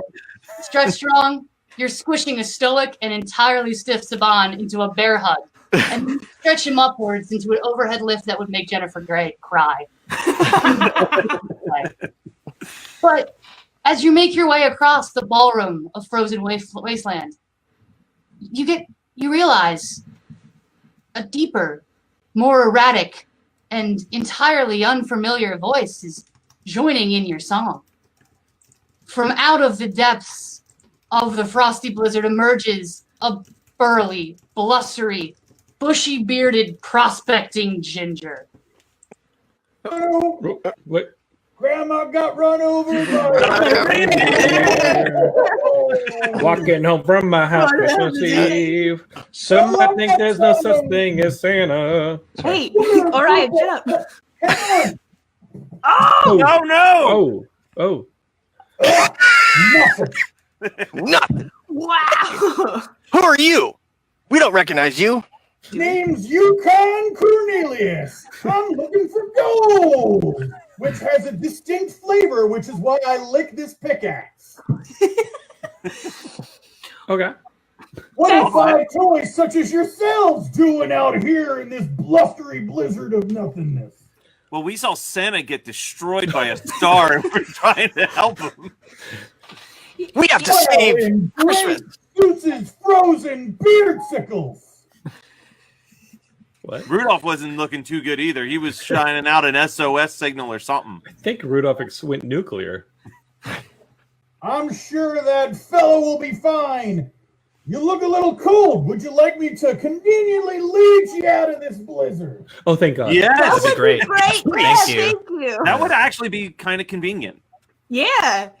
Maybe we can convince Santa to give you gold for Christmas. You'd think he would after like 30 plus years, but no. Have you written to him? Have you written that in a Dear letter? Santa, I'm a greedy little. Never mind. Never thought of that. Only whatever. Saved his ass a couple times. A couple times? What happened? They don't make claymation videos of everything. Some kids aren't appropriate. So you follow an incredibly creepy Yukon Cornelius through the blizzard. And as you crest a glacial rise in the distance, the blizzard begins to soften into just a few fluttering of flakes. And you look out and you see a bumble of snowmen majestically trekking across the valley floor below you. A bumble? A bumble. Yeah, that's the It's a plural. traditional term for A snowmen. grouping of 5 or more snowmen. Yeah, that's plural. Okay. Okay. Everyone roll for perception for me. Okay. Weren't you on Bumble? 14. 4. Got a 15. 11. 2. K69, you're a little too preoccupied with imagining the claymation videos that were mentioned earlier, so you're not paying any attention. It's just Santa puking his guts out. Everyone else, you see something shiny and reflective off in the distance. I see something shiny. Is it gold? Reflective. Maybe it's gold, Yukon. Maybe it is. Let's check it out, boys and girls. Does Yukon need to roll for perception? For some reason, Yukon Cornelius is played by David Kochner in this episode. David Keckner is just like wearing the. It works. Follow me some more. I found an old shelter a few ages back. No one's inside. Looks like things got a little too toasty, but there's jam all over the place. A few ages back, the measurements in this world are insane. We got a bumble of snowmen. Okay, We're all immortal, man. let's go for it. So you continue on behind Yukon's Cornelius as Well, you we're in get this void. closer to the shiny and reflective object in the distance. You realize it's a metal door. Well, more of a hatch, really. And what you thought was a hill is actually some kind of snow-covered building. Okay. The hatch. I've seen Lost. The numbers are a curse. Yukon, do you have any luck opening that hatch for us, buddy? Oh. The door is I actually could slightly use help if someone were maybe strong and wanted to help me. I think maybe a wrestler. Can I take the hatch to Suplex City? Yeah, I absolutely want to Roll. do that. Roll. Roll the suplex. 18. 18. Oh my That hatch went flying into the sky. Yeah, in an Just like Lost. athletic display of prowess, you see Stretch Strong essentially grab the door by the handle and rip it off and over his shoulder and into the snow, where he proceeds to roar in the door's face. It's very intimidating. Roar, I think you should roar. Yeah, I really want to hear. Phenomenal. Did he just have a stroke? I'm just concerned with his health. So It's cold, okay? Like my lungs are compressed or something. Let's go. It's cold. Let's go warm up, Stretchy. Oh, Stretchy. you enter a small room. It's dark, and there's the sound of dripping from somewhere deeper inside. Illuminated by Matt's flashlight eyes are coats and stray boots scattered around in a chaotic jumble. There's an opening leading to another room straight ahead. I'd like to grab a coat and maybe some juice to warm up a bit. That's a good idea. Let's get some coats on. They are like regular people sized, so it's going to be. You guys can all grab one coat, like a large blanket, but it will affect your ability to see. I'm gonna step on Stretch's shoulders and we can share one. I could snuggle. Nice, you guys are. I'll hop in the pocket. All right, so it's 5 toys in a trench coat. Is what Can we sneak into a movie? You can, but only PG-13. None of you guys have a face that's over 13. Got it. All right. Oh, so you see the Power Rangers beard? It's definitely not fooling anyone. Baby face beard. It's like painted on like Francois.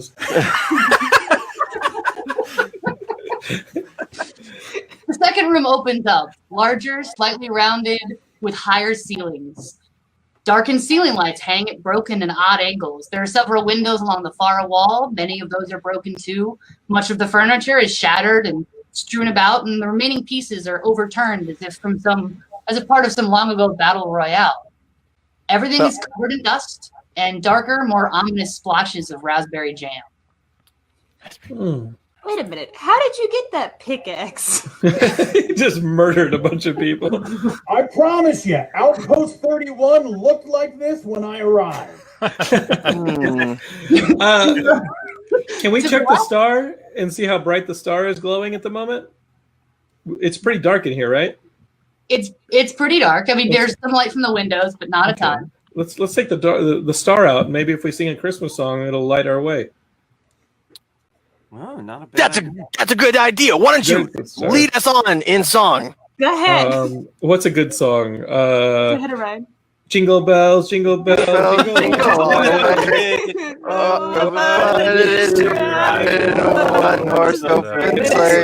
Hey! It's not working as well at this time. Shines brightly, and you see to your left, where what had been kind of covered in shadow, is what must have once been stairs, but is now a gaping and burned out chasm leading to a blackened void below. And to your right is a single, still intact computer console. It's balanced on a small table with one shattered leg kind of leaning up against the wall. You also K69. that the cord Let's is connect with it. Can K69 connect with the console? Can I type something on the console? Why don't you just hold up and let her hack it first? Okay, all right. I think I know the password. Hunter 2. I extend my cords to the computer and insert where I can. You just shove it right. She's just raw dogging the computer right here. I warm it up a little bit. Yeah, there's some light conversation before she does it. Miraculously, the computer turns on really easily. It's like Matt. Magic touch. It drones to life with a smattering of beeps and a scroll of white text flits up and across the screen. After a beat or two, you're faced with a dark screen and a blinking white cursor. K69, you're familiar with this. You can hardly believe your pixels. It's a DOS. As a platform gaming system, you'd heard rumors of this ancient technological remnant. Do you guys have any idea what this is? It's a DOS. This is antiquitous. It's a Linux system. I know that. Digital operating system, I think. Disk operating system. What we have to do. It's hotly debated, but the real meaning has been lost to the ages. It's lost to the ancient texts, which have been burned. But I do remember something about typing in some kind of a code, like an accessing program, or I'm gonna have you make an intelligence check. So just roll. Oh, come on, buddy. 17. Hey.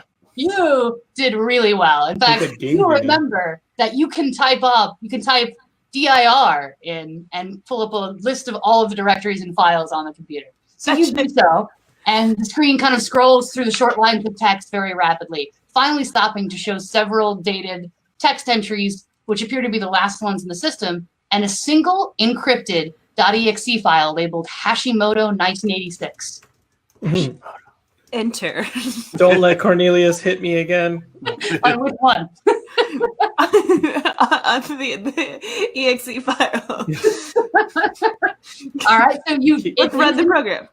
It is encrypted, so you can download it and begin to decrypt it, but you will not be able to do anything else. You won't be able to do anything that would require a roll. So you can kind of move, but you can't. You're kind do of it. OP, so. I think you should read the text entries for clues to the password. Just start encoding it. We're good. Just start decoding it. Let's brick me, okay? Yeah, let's just brick her. We can still use her as a weapon if we swing her around. You can use my arms as like lassos and things. We can tie up some elves. Says the only I still think the password is a lost reference. Wait, what were those numbers again? Can we try 4, 8, 15, 16, 23, 42? It's not a password protected file. No, it's just the computer just called you a nerd and then completely sucked at the end. Go collect more posters, nerd. The 7th chapter of the code just completely vomited up. All right, so everybody, I'm about to go dark for a minute here. If you need anything from my slots, grab it now. Her slots are empty. Okay. Is she carrying the Christmas star? Who's carrying the Christmas star? She was. Well, we took it out for a light source. Yeah, we did. We took it out for a light source. So it's out, but like in one of my cords. while other cords are in the other computer. Hey Zoe, just pick her up and carry her if you don't know. I got her and the computer on my. Should I roll a strength check for that? So you Nah, you're good. the file is downloaded. You don't need to stay connected to the computer. You just will take, basically your focus will be on decrypting the file. You can still move around and, you can, Saban, you can move her around. She doesn't have to have a computer with her. All right, I got you, K69. Let's transmorph out. She can move around. Oh. but I enjoy the piggyback ride. So there's a chasm. What's on the other side of the chasm? Matt, use your binocular eyes. So as you peer down, Matt, I'm going to have you make a perception check. Okay. Let's see. I didn't have a dice with me. A 4. So what does this thing say? Oh, we're dead. You're dead. You don't see anything, but you hear something. Very, very, very faintly. Can I try to hear more intently? You can try to hear. Yeah, you can try to hear more intently. If anyone wants to help them, Now that I'm really straining to hear, I got a 7 about, I would say, on a scale of 1 to 20. All right. Okay. About a 7. Fair. Not great, not terrible. You're not entirely sure if you're hearing it right, but you think you hear a faint cry of help coming from down there. Oh, okay. Let's do it. I come by this cavern and tell me, does anyone hear anything? Anyone? Well, we can check for it. Let's see if I got a 19. All right, so you look down, you see below, you can kind of just barely make out what looks like what was once a lab. You can kind of see like some tables, like, a few things that look like lab equipment, barely. Oh, meth exploded. Not the dog, not a dog lab. No, it's like a meth lab. Yeah. And you definitely That explains the whole destruction. You definitely hear a faint cry of help. Okay. How deep is the chasm? It's essentially the second, the floor underneath the basement floor. For you guys, it's fairly deep, but you And we're in a there's cove. some outcroppings. There's some ways you could potentially. Can I just stretch down and you guys can climb down me? You can't stretch all the way to the floor, but you can stretch down far enough that it's likely that Saban I'll do that for you guys. will I'll do that for you guys. and land without hurting anybody. I'm gonna put down K69. Oh, fine. Let's climb our friend. Send me down, Stretch. Let's go. I ride Stretch like a fireman pole. All right, so With the twists. You hear like a body horn in the background as he's twirling around. It's like a candy cane thing. Right now, it's just you, Saban, in the basement, right? I just I slid down. Okay, and Orion, Matt, and K69, you're staying upstairs. Yeah, I'll hang out. Yukon, What? coming down or? I'm always going down. All right. So you guys all drop with varying degrees of grace into the gutters of the lab. And now that you're down here, you can kind of see that things inside are in as much disarray as they were above. You can see overturned tables, chairs, more smashed computer consoles, destroyed lab equipment, specimen jars, test tubes, etc. Near where you landed, you see what looks like a large sack, almost like what one Santa might have had. It's currently empty and lying on the floor. On another side, you can see what looks like a sleigh. It's still there as well. It's just kind of layered in. It's there. It's just laying on its side near an overturned table. There's a big hole in this sack. Like someone cut through it or chewed its way out. What? Oh. Okay. Something was in that bag, or somebody just didn't know how to turn it upside down to get whatever's in it out of it. So, what do we want to do? Let's turn the let's get the sleigh upright first. Yeah. As you guys go over to the sleigh and start to try and kind of pick it up, it's pretty heavy. It's coated in a strange dust. Angel dust. Unidentifiable. And can you guys make a perception check? Okay. Whoever's down there. Oh yeah. Does it taste like gold, Yukon? Because I got a 3. I got a 4. Nothing. Randy, are you down there as well? Stretch strong. Sorry, I think I'm still hanging so that they can climb back up. No, we good. Why don't you drop down? You're good? Okay. Yeah. I got a 3. Howard. You got A 3. Okay. Matt's like still up there staring at a computer for no reason. You guys aren't entirely sure what it is. There's a lot of it though. Dust. I'm going to gather it together in a convenient small pouch for you. And whoever wants to carry it could take it. May come in handy if you can figure out what it is. Could be some flying dust. This could be the source of Santa's flying powers. Oh, that's a good assumption. Yeah. Your Korean translators are terrible. Distracted by the dust and don't notice there's a rack of test tubes on a kind of lab counter nearby, and there's a small amount of silvery liquid in one of them, and it begins to shift and move. Alex Mack? It flies up the side, and as it reaches the top, begins to form itself into a hand, which grasps onto the mostly intact lip of the tube. And then another hand forms and grabs hold right next to the first. And at this point now, you guys have all noticed it and can clearly see the remaining liquid take on a human shape, as emerging from the top of the tube is a tiny T-1000 Terminator.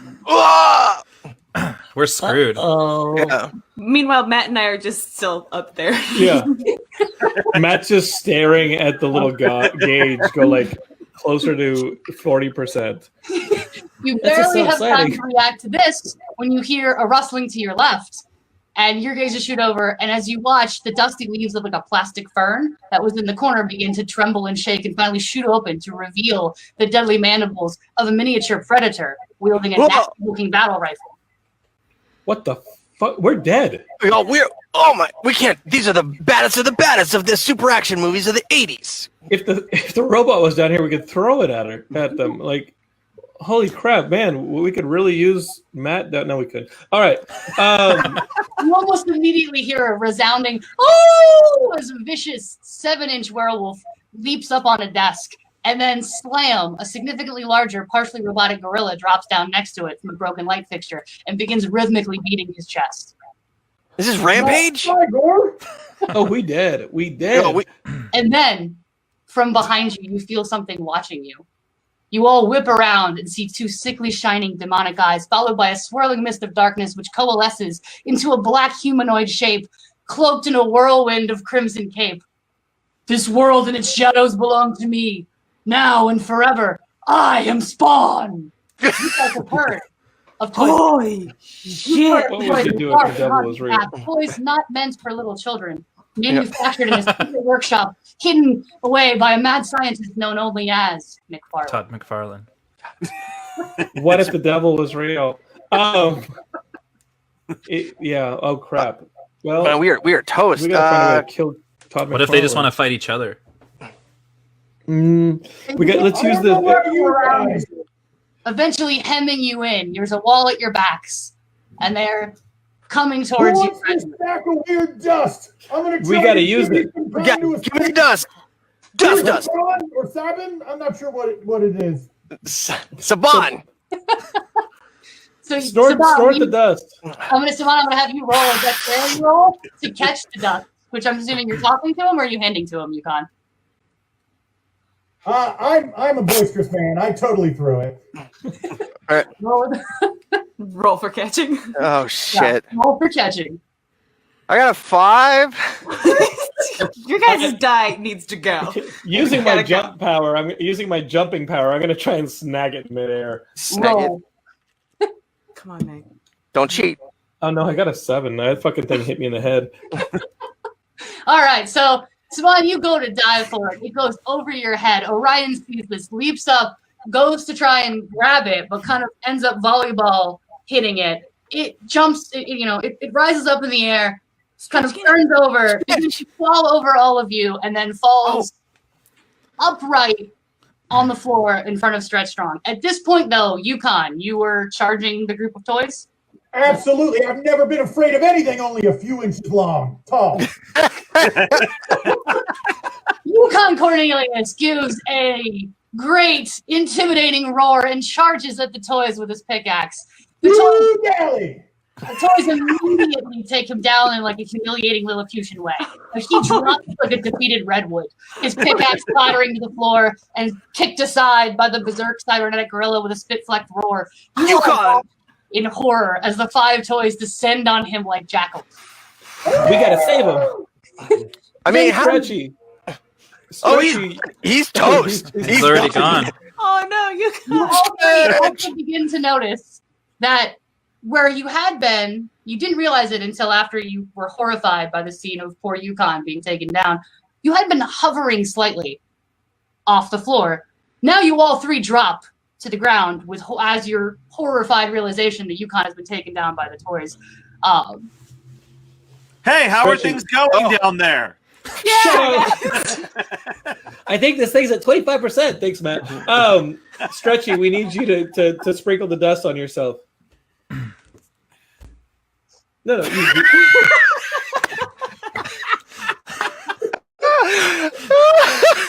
You lightly seasoned yourself. Salt. So you sprinkle the dust on yourself and you feel lighter for a second, but then you hear the vicious clawing and rending of poor Yukon's flesh by the werewolf, and Oh God! sinks you to the ground. You realize My Christmas spirit. Yeah. Silver bells. Silver bells. It's Christmas time in the city. We're all gonna die anyway. Yep. Does anybody know the next line? Nope. Ring-a-ling. Ring-a-ling. Hear the ring. Hear the ring. Soon it will be Christmas. It fills you with the joy of Christmas, and it drowns out the horrified screaming of Yukon Cornelius as the two of you rise up through the ceiling of the basement and arrive on the first floor, dropping lightly to the ground next to Matt, who is singing at the top of his cassette-recorded lungs. Inside Oh, hey, what's up, guys? I was just bored. I'm gonna roll to kick Matt into the hole. At this point, Oh shit, Nat 20. That says 14. Yeah. And there it is. Nat 20 on kicking Matt into the hole. Gerard Butler style. a reflex check. Also, though, it will dim. The Christmas star begins to dim brightly by the betrayal. Sorry. Oh, never mind. All right, sorry. Nix that. Yeah. All right. What are you doing? No metagaming. Your heart grows another size, and you realize that Santa's more important in this moment. Case not, I'm going to have you roll another intelligence check for me. Okay. Oof, 5. Smoke starts coming out of her. You hear a humming and a buzzing from K69, and shuts off abruptly, Orion disappearing for a second. There's a small whistle of smoke, but then you hear a whooshing sound followed by a tinkling of basement bells. We lost Orion. Where'd he go? Orion, no! And there's a moment, and K69, you've rebooted temporarily. Orion, you are back. You look a little haunted from whatever void of nothingness you were sent to, but you're back now and okay. K69, you finished decrypting the .exe file and are shocked to discover that it contains something you've only heard of in gaming legends. It's a mysterious code that, when entered in the proper sequence, creates miracles. You found the Konami code. Ah! You guys. References. It's an older code, but it checks out. So you are now all on the first floor of Outpost 31. You hear Yukon Cornelius' screams begin to die off and the scattering of toys in what sounds like they're finishing with whatever horrible fate Yukon suffered, and they're headed your way. What do you do? Sounds like Sid's bedroom. He was a ginger anyway. We didn't need to hang on to him. I know the code. Do you know the code? Yes. I go to K69 and I say, let me slot you up in that computer. Are you ready? Let's do it. I put in up, down, left, right, A, B, and for 2-player, select. Oh, no! It was No! BABA? It's BA! BA. Oh my god! Hey, What at happens this if you- point, it didn't work. But you hear the claw of the cybernetic gorilla rest onto the first floor. Okay, Anyone let's do can that try again. Get this right this time. Stretchy, get it right. It's BA. Give me Up, your up, down, controller. down. Left, right. BA. Fuck, is there another one? Yes. Another BA? Yes! B- Oh my God! I don't think so. All right. I'm hearing the sounds of people unsubscribing to Geekscape and Geekscape Team right now. Okay, Konami Code was dead before I was born. Zoid, you're up. It's up, down, left, right. BA. Select start. All right. Beams of light begin to shoot out of the ground all around you as you hear a rush of wind, which encircles and envelopes you. It's blinding and deafening, and then you hear, threading through it all, a flute sounding out a simple melody. Everything goes black. Well, not black, just nothing. And then you find yourself in a small, snowy clearing, slightly disoriented and blinking against the glare of the sun on the snow. There's no sign of the McFarlane toys, no sign of the research outpost, and no sign of poor Yukon Cornelius. Well, that's fine. That's fine. I mean, he was great. But He never got his gold. you see, off in the distance, something glinting in a snowbank. Okay. Okay. I'll roll a perception for my eyes. I got an 8. My eyes. Come on, man. He's not wearing his glasses. Matt hasn't done anything. Comes up, and you can see the glint a little larger now. Okay. Anyone else want to look at this? I'd like to go for perception as Yeah. well. Go ahead. 18. All right. There we go. Here's Newer Sticking out of systems the showing off snowbank over there. is a long chain. What do you see, K69? I see something glinting. It's a long chain. Let's pull on it. Dangling? Yank that chain. I extend my cords. It's just a bunch of enslaved elves at the end of it. All right. Fizzle You go over, snap. you yank the chain, and out of the snowbank comes an oversized pocket watch with the initials SC on it. You guys, I think I found Santa's watch. It's a clue. It's a clue. I mean, we're getting closer is really what I I was bet it's how he watches all the kids to find out if they're good or bad every year. With a I'm watch. gonna try and open up or timepiece. I'm gonna try and open it up. I just got flunked because I missed the Open Konami the code. watch and find the inside, which lists a number of continents and cities across the world. Oh, wow. Atlanta, Wow. Australia. Those are pretty Caucasian. Yeah.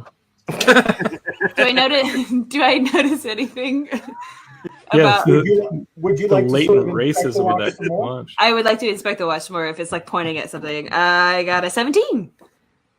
It's not pointing at anything, but you think with a little bit of time, you might be able to figure out how to use this watch. And suddenly, you turn the dial just a little bit, and everything freezes. Nat, Orion, Saban, Randy, freeze. And you're the only one still moving. Holy shit. I'd like to Punch just us all in the face.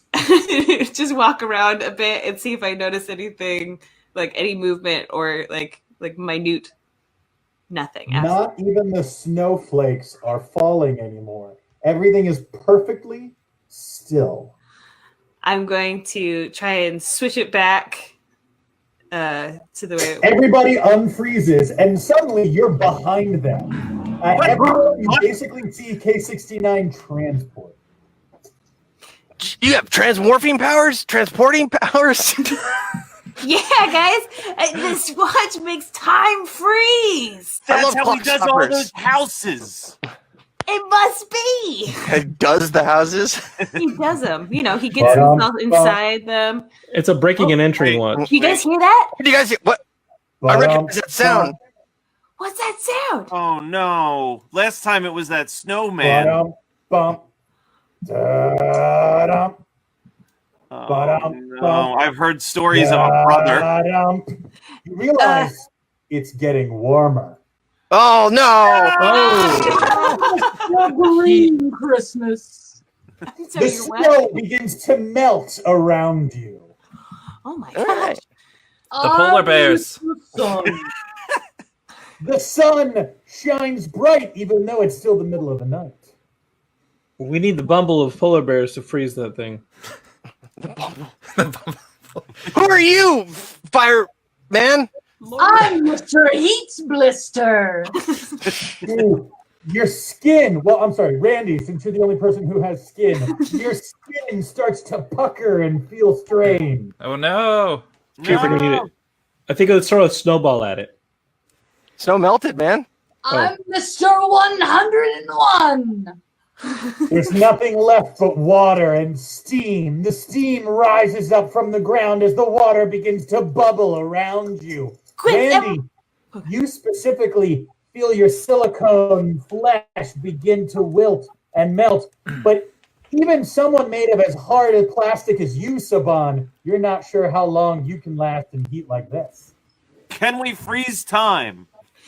Quick, everybody, grab on to Santa's watch thing. And then I want to switch it to the freeze time. And Mr. Heat Miser freezes. Whoa! What is this clock stoppers level technology? It freezes things. It's still warm. Does the heat stop? I think we should run away holding the. Oh yeah, big time. Run away! I think we could make more distance if we jump on the Zord again. Oh, that's a good point. Oh yeah, Zoid it up. Zoid. Ride me! Well, except because time is frozen, there's no music. It's just you. Like, you can hear the awkward sound of your own footsteps, which are like... It's just a long note. But, you guys run off, and you leave the Heat Miser in the distance. It Later, becomes nerd. night again. That guy was definitely too much. And now there are frozen snowflakes all around you, and suddenly it unfreezes. What happened, It's K69? a powerful watch, but it only lasts so long when you wind it. Oh, I think it's off now. I think I have to wind it again if we want. Where are we right now?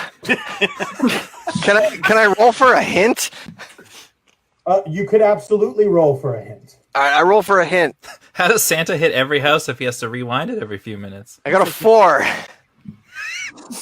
Come on. You have no clue where you are, Matt. I would like you to roll real quick. Let me see. Use one of your damn cassettes, Matt. Yeah. I rolled a 1.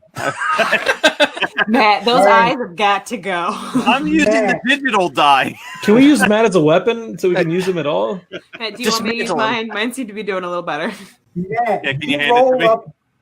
You roll up behind Randy Stretch Strong, and without noticing, you take his foot and you wind it into one of your treads. Oh, you no. suddenly activate it, and Randy goes through the treads, comes out looking all strangely stretched and elongated. Oh no. Matt, you realize you've lost control of yourself. Is your back compartment open?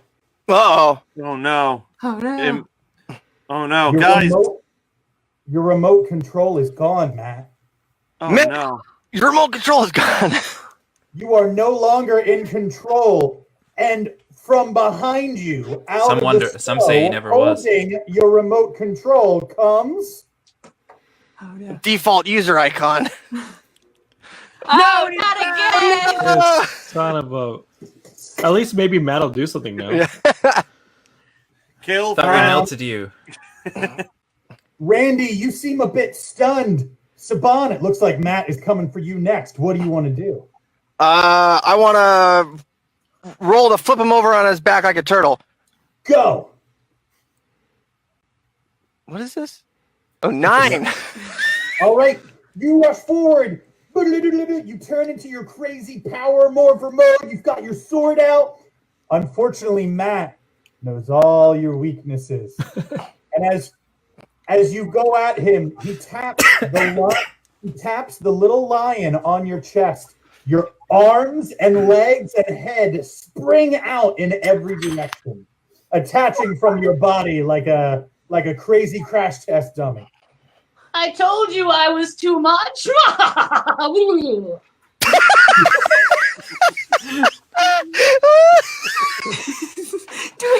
Do we have any more? We gotta get that remote fire control flowering? back.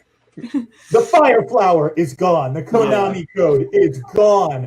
What do you have left? What can you do against your friends? Christmas cheer. Oh, yeah, maybe we should sing a song, guys. Maybe that'll save us. We still have the star, right? You do still have the star, yes. Okay, all right. Everybody, you know the words. Do we? Dreidel, dreidel, dreidel. We made it out of clay. Dreidel. With dreidel, I shall play. The Christmas star grows brighter, and for just a moment, it appears to be a 6-pointed star. Throw it like a throwing star at the cold visor. We need that remote control back, K69. I think we got to knock it out of. We got to get that remote control back. Are you gonna throw the star? I want to stretch man. I think let's try and knock. I'm that. like flattened. Dude, he's flat. I think we get. You've got some good elasticity, so you bounce back. Okay, well then Is I there just stretch and grab it. Oh, real fast. Hey, can you stretch me like a slingshot at the cold let's do that. visor That's and way try cooler. and knock the remote control out? And I'll be like, fastball special right there. fastball special. Ready? Who's rolling? I'm trying to roll, but I lost my cursor. Oh, there it is. 9. I got points. a 15. 15, 9. That's 15. Your powers combined. So, Randy, you stretch your arm out and you clasp hands with Saban's arm, just his disembodied arm. And then, Orion, you leap forward into the arm. It pulls back like a rubber band, snaps you forward, and you colliding with the snow miser. The remote control goes flying up into the air. Catch Somebody it, catch it. I'm gonna try and catch it. Roll. 6. You do not catch it. Damn it. It slams against the ground like there's one rock in a sea of snow, and the remote control shatters. Nothing of value was lost. I'm so sorry. What's the status of Matt at this point? With the controller gone, does he have his anonymity? Does he have like his autonomy back, or is he just as useless as he was back in the shed? It doesn't look like he's moving. No. All right, guys, how do we want to finish this up? We're good. Not really. We can't eat them. What use is it? Saban, if you'd like, I'll let you take a turn to slowly piece yourself back together. Do I roll for that or just chill It'll out? just take a turn. All right, cool. All right, we ate. We're good. What are you guys gonna do? You can't leave a friend like this on Christmas, Kwanzaa. He left us in a ditch to fight the Predator in T-1000. Where was that sentiment? He was staring at some sexy silicone and dipped out. This guy was. The Hanukkah star is growing colder by the Here we go. We have to sing another song to bring back our Christmas miracle. I mean, maybe you could just check them. That'll never work. I'd like to go up to him, Matt, and just see if I can maybe reprogram him to be autonomous. Can you give me a roll? No, I hope it's come a on. 1. Nope, but it's a 7. Luckily, he's not actually a robot. He's just a cassette player inside a plastic casing, and you just have to flip the switch on the bottom so he's not on remote control. Okay. Oh, all right. And he's back. Hey, what did I miss? Not a moment too late. He almost took out all of you. Matt, you almost took us all out. It would have been bad. I thought I really messed up by crashing your controller, but apparently that didn't count. You almost killed us worse than that predator back there. But the key word is almost. All right. Should we roll for what to do next? Luckily, as you look up, because that's all it took, you can see the trail of northern lights is brighter than ever, and it arcs down into a grove of trees. It's a Rainbow Road. You're very, very close now. Very close indeed. Okay, let's light the trees on fire. No, let's what? not do that. Okay. All right. So, weary and exhausted, you have finally come to the end of the trail. But in front of you lies this endless grove of Christmas trees. It spans as far as you can see, and a faint mist curls out from the forest and winds itself around your feet. And you can see the same mist fills the grove, obscuring much, but every now and again you think you might see something moving within the thick fog.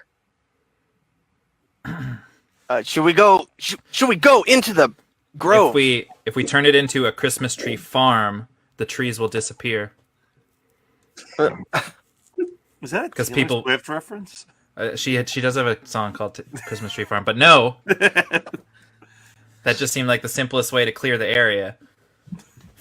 Why don't we roll for perception? It's Christmas on Eve, so we're blowing them out. They're free Christmas trees. I'm gonna go ahead and roll for perception on what's in the. Let's see if we can see these shadowy figures. Go ahead. Good idea. Nope, I don't see anything. I have it too, and I fell on my face. So, Stretch Strong falls on his face. Orion. I got a 5. Sorry, I got a 15. A 15. I got a 16. Your eyes finally work. That's baby. the best roll he's ever had. All right, so you guys can't make out the figures that you see in the fog, but what you do notice is that each tree is actually adorned with different decorations. And Saban, what you see one that's kind of covered all over in like army helmets and bolt-action rifles and Pershing boots.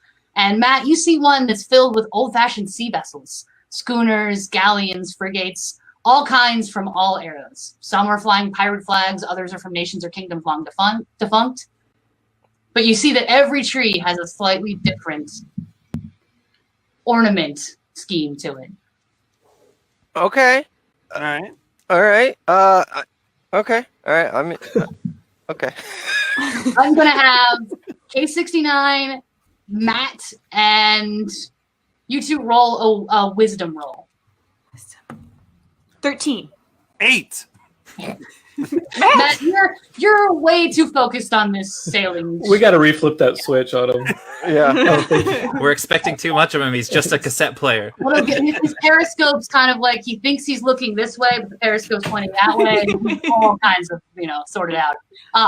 But K69, you notice that like on one of the ships is a sea liner, and Titanic is kind of emblazoned across the bow. And you remember hearing stories of a place like this. It's a place called the Grove of Christmas is Lost. Each of these tree represents a Christmas that never was for some poor soul out in the world. And you guys realize Santa is lost in here. Okay. You guys, Santa's somewhere in the broken tree dreams. Yeah, I take the star and I say, but this was my wish. This was my wish. I'm taking it back. I'm taking them all back. No, I'm not going to do that. I'm not doing a Goonies reference in the middle of this adventure. It's not their time. It's not their This is time. not their time. Guys, we Down still here. have to save Santa and see if Rudolph is at least conscious. Okay. I say we go in. Do you think the star will lead us to? Well, we're in the Grove right now, right? You haven't stepped in yet. This is Let's go. We got to go in there. Let's go in. All Move right. forward. Let's go in singing, everybody, because maybe the star will lead us to Santa. Well, Ryan, you know the song. Never gonna give you up. Never gonna let you down. Never gonna get another subscriber. Never gonna get another donation. Shines brighter than you guys have ever seen it. It's almost angry in its brightness, but it is there and it is shining. And as it guides you through the trees, it kind of, even the fog stays back from this song and this star. And you notice as you're wandering that the grove seems to be growing. Like every now and again, you hear a pop and a snap, and there's a groan of branches and earth. And every few seconds, a new tree appears, and other trees shift to make room for it. And you realize that it's growing because it's representing all the Christmases that will never be if you don't get Santa out of there. We gotta find him. We have to find Santa now, guys. So as you realize as the mist starts to cling and the star starts to dim, you guys got to keep singing. We got to keep singing. Okay, Shane, hit us with something else. This Bohemian Grove place is nothing like the conspiracy theories. Here comes Santa Claus. Here comes Santa Claus. He got his ass hit by a star. He got his ass knocked out. Then he crashed and Rudolph went nuclear. There is an explosion of stardust out of the Christmas star, and it swirls ahead of you into a clearing where you see a small Douglas fir. It kind of swirls around the Douglas fir, and as you approach it, you realize that it's covered all over in unusual ornaments. One depicts a videotape with a ferocious set of teeth. Another shows a wrestling ring with silhouetted outline of a reverse suplex. Another shows the cassette tape with a lightning bolt on it. Still another retro television set, a black and white cityscape, a giant badass explosion, Funko Pops, miniature headsets and microphones, film reels and musical notes. It's a beautiful tree, and it resonates with you guys, each of you, in your hearts. But you This realize... tree really resonates with me. The loot crate tree. Guys, this is our tree. We should cut it down and keep it. We that's a bad idea. I'm continuing to grow. Okay, let's form a circle and let's dance around the tree, and let's fill it with our Christmas spirit. All right, we know the song, guys. All right, Derek, hit us off. Lead us off. I can't. Sing I don't a know any Dave other Matthews songs. song. You Sing don't a know Dave- Taylor Swift. Because now you got bad blood. I'm blanking. That's like 3 albums ago, guys. It's Christmas Eve and I haven't read. Oh. But I walk a lonely road. The only road that I have ever known. It's Through these lonely empty road. streets. Don't forget about that lonely road. It's Christmas Eve and I haven't opened one fucking. Blink-182 song. Okay, no, you guys, we have to sing the song that brings everyone joy, every boy, every girl, every Not the adult. U2 one. Sing it with me, baby shark. Baby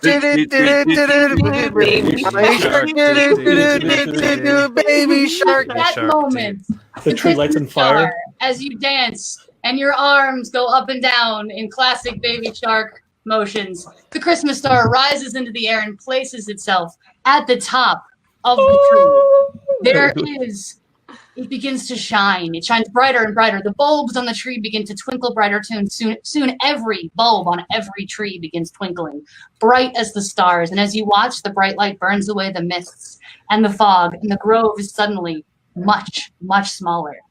Then you hear the ringing of sleigh bells, followed by a cheerful laughter from out of a copse of trees. Comes It's Santa! Oh! Wow. It's a celebrity guest on our live stream. Oh my God, you guys, it's Santa! Oh my goodness. We've been looking for you forever. You got some answering to do for my Yeah. 5th grade year. Christmas place if it wasn't for you. Oh, thanks, Santa. Thanks, Santa. We fought a lot of shit back there. We lost Yukon. Santa, can we talk about the Christmas in '88 while I got you? Ryan, that's old news. We're just glad he's alive, right? All right. I have a bone to pick. Why do you have tape on your face? Now, if only I could find my watch and my bag of fairy dust, I could go deliver toys to all the good boys and girls. Stretch, you got the angel dust, fairy dust. There's not much left because something bad happened back there. But here you go. Just like that? That's very dramatic. What? It belongs to him. You got a flair for the dramatic storytelling there, Derek. We lost Yukon Pete or whatever his name was. We didn't give him any gold for Christmas. Sorry. We didn't know. We saw him get murdered. I'm still upset about that. Okay, I'm in shock. Hey Santa, remember that guy who saved you quite a few times, Yukon Cornelius? I think you got to carry your own load from now on, buddy. He ain't coming back. The whole load. Glossed over these things for the moment. Because it's a happy ending. Okay, all right. All right. For everybody but Yukon Cornelius and my ability to recall the Konami code, I think it's a great ending. Yeah. Talk a nice play, and you can come with me to deliver toys all over the world. Oh, after all that, he's going to put us to work. Capitalism. By the way, how's Rudolph? I was very concerned. He's somewhere.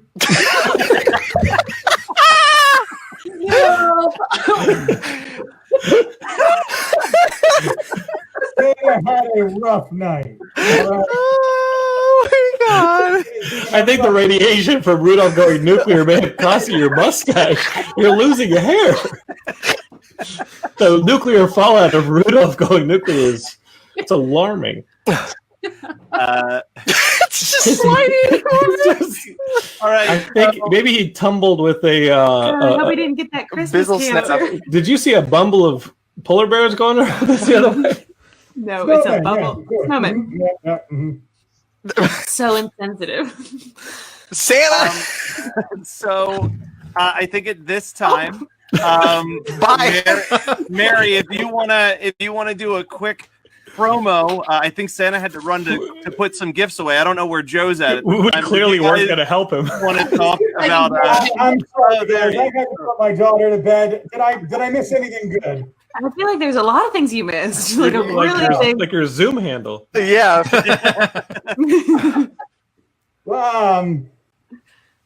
Oh, the magic of Santa. Magic of Santa still remains. He was never real. He's loaded on eggnog. I fixed it there. There we go. Okay. There he is. Joe, welcome back. You just missed Santa. Holy crap! All right, so we got 5 minutes to jump to the next stream. John and Katie got to get ready because they're joining Poof the Magical Game. Just going from I'm one warmed game up to another. We're ready. But before we bounce off of this real quick, Mary and Joe, do you want to just do a quick promo about what you guys do and games like this that people can join in really once a month? Mary, why don't you tell them where they can find us? You can find us on Facebook at Dark Hills Events. You can find us on Instagram at Dark Hills Events. You can find us on Twitter at Dark Hills Events. And you can find us on the web at Dark Hills Events. We do RPGs like this. We've done live events in the past when things are not quite so, quarantined and restricted and socially distanced. But we do interactive gaming and immersive theater experiences. And find out more about us on the web. And around this time of year, you can also go to Claus and Effect. That's CLAUS and EFFECT. Claus and Effect on Facebook. If you want to spend some time with Santa, who has time to properly apply certain things to his face. So if you want to hang out with Santa or Krampus or maybe some gremlins, we do a lot of fun stuff. But thank you all, and donate, or Santa's coming for you. Yo, it's OG Reaper. The first song is called Yazine Bey. Yeah.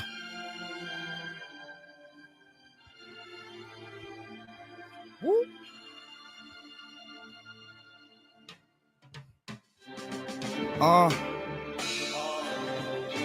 Open up your soul, whatever you see. Open up your mind, let your body be free. Na na na na na na na na na na na na na. Na na na na na. I'm liberated, even living in the matrix. Remain triumph, sniping giants like I'm David. I'm coming for that house on the hill with 40 acres. Jesus Christ and Jehovah can only save us. I stare at my foes and tell them hi haters, bye haters, you couldn't violate us. Shatter your soul and bury your mind later. Thoughts, patterns, towering skyscrapers. Bird flying high like Nina Simone. Every verse and every rhyme's like speaking in code.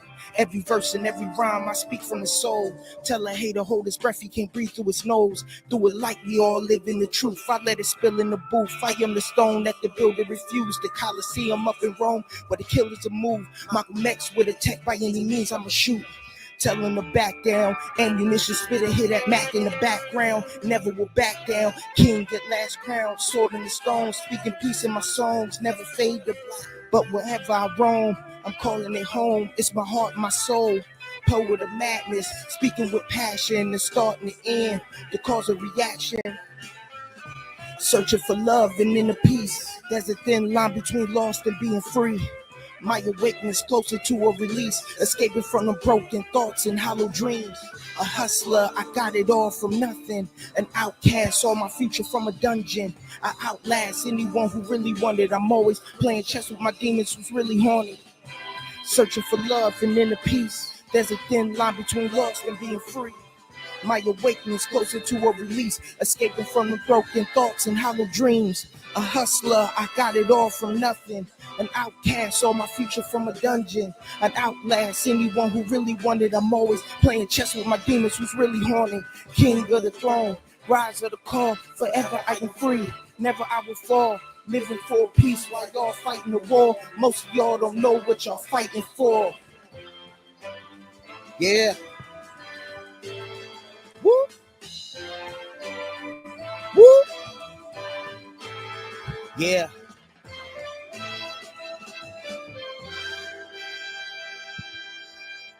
Yes, sir.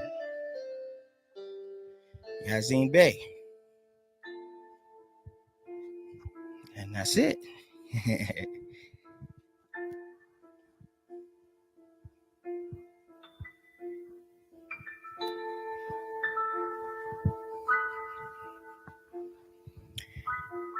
Right.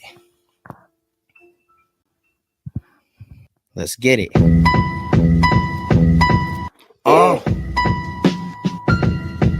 Yeah. Woo. Woo. Hey, yo.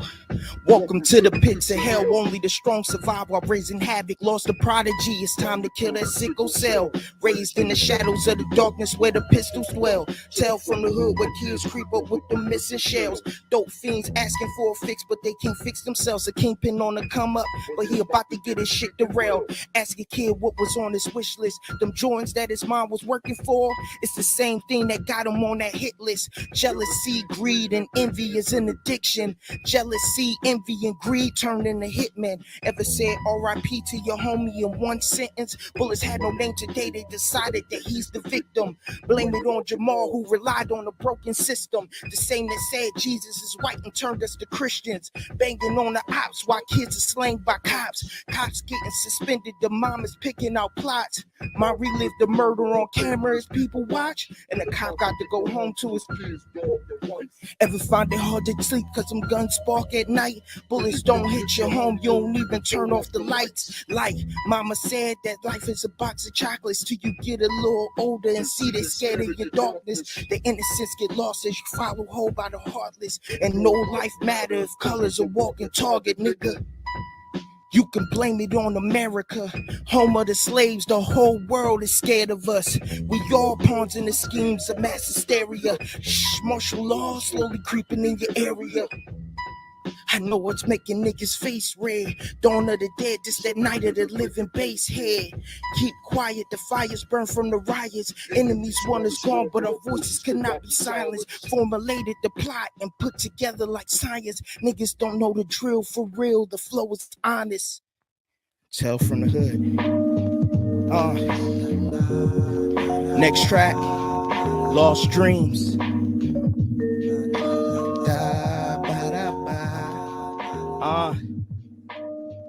Yeah.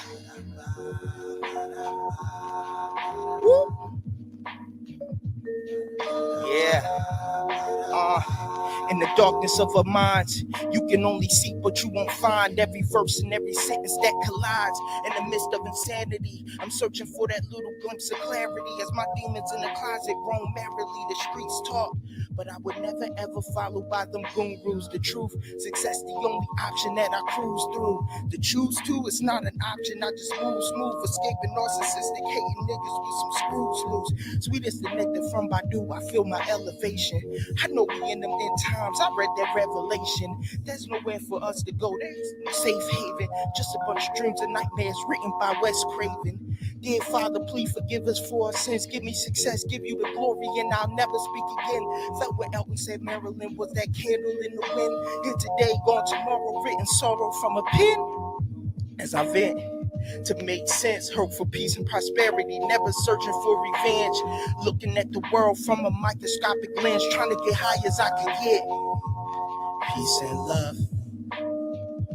Because we're here today, hope for better ways we can trust. Because we're here today, hope for better ways. I know niggas that rob every day for a living. Most likely they gon' die with their finger on the trigger. As we grow up, our dreams go down and hope get lost. Don't make a sound.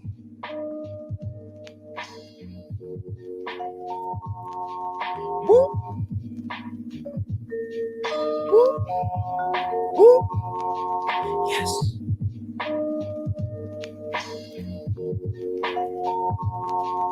Yeah. Yeah. Yeah.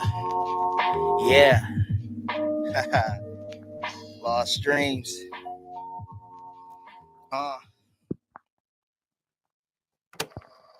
Next track is called In My Dreams. In my dreams. In my dreams. In my dreams. In my dreams. In my dreams, yeah. In my dreams. In my dreams, yeah. She was something that I never had. Looked in the eyes and I could tell that our love would last. Escaping from the hate we had. Life lessons, but I know we can't erase the past. But we can pass like the ever-changing seasons. I know that God brought us both together for a reason. I know that God brought us both together because we needed, gave us when we was working on ourselves and we achieved it. Both lived different lives on the same path. We both learned how to love in the same act. Like a movie, different scene on the same map. Floating in the ocean, met together when the waves crash. We both lived different lives on the same path. We both learned how to love in the same act. Like a movie, different scene on the same map. Floating in the ocean, met together when the waves crash. In my dreams. In my dreams. In my dreams, in my dreams, in my dreams, yeah, in my dreams, in my dreams, yeah. You came in my life and I instantly started elevating. Gave me a premonition, it's like a revelation. Followed my intuition, but love I ain't embrace it. I saw too many heartaches, I seen too many faces. Soon as you started talking, I knew that you related. Come on and grab my hand, let's break from out the matrix. Baby, it's you and me. Come on, let's make a statement. Let's be the ones who love, let's be the ones who make it. When we together got me feeling like time stopped. I didn't see this cause you came from a blind spot. Best friend, she the fade to my high top. On collision course to my love, got me sideswiped. We both lived different lives on the same path. We both learned how to love in the same act. Like a movie, different scene on the same map. Floating in the ocean, met together when the waves crash. In my dreams. In my dreams. In my dreams. In my dreams. In my dreams, yeah. In my dreams. In my dreams, yeah.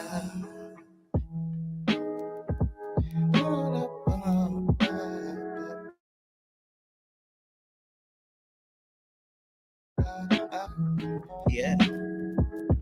Woo.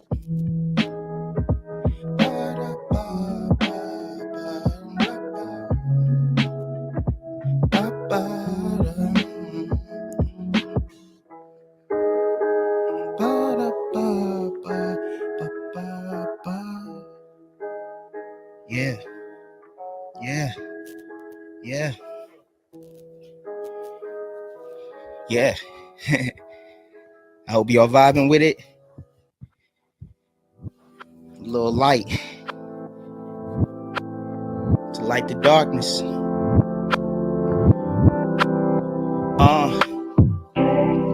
I've been hoping in the darkest times we can still see the sunshine. Yesterday is old news. Everything's coming at the right time. Even in the darkest times, we can still see the sunshine. Reaching for a lifeline. It's like everything's coming at the right time. Coming at the right time. We can still see the sunshine. Yesterday is old news. It's like everything's coming at the right time. Tomorrow's never promised. So love like you ain't got nothing left but days. Even through the chaos and turmoil, best believe there's gonna be a better way. Living in these hard times got me feeling like I can't cope.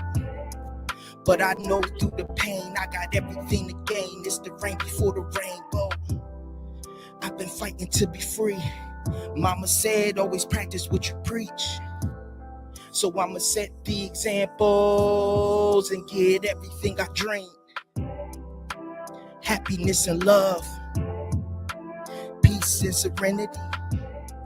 Everything is everything, still married to the game. Got the name in the wet ring.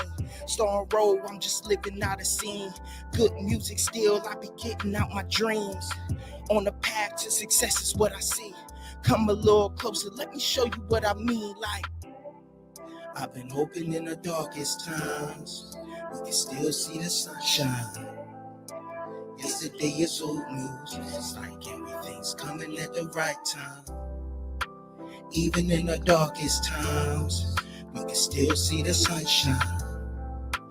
Reaching for a lifeline. It's like everything's coming at the right time.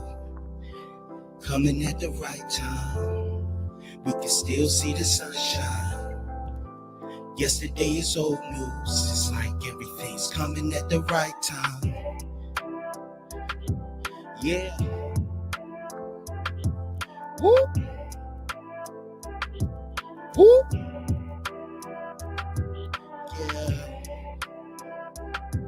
Yeah. Yeah. Yeah. Yeah. Yeah.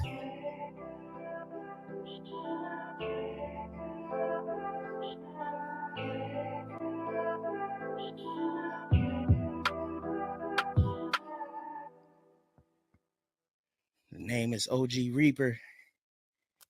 Check me out on YouTube, MC Sampson with 3 E's.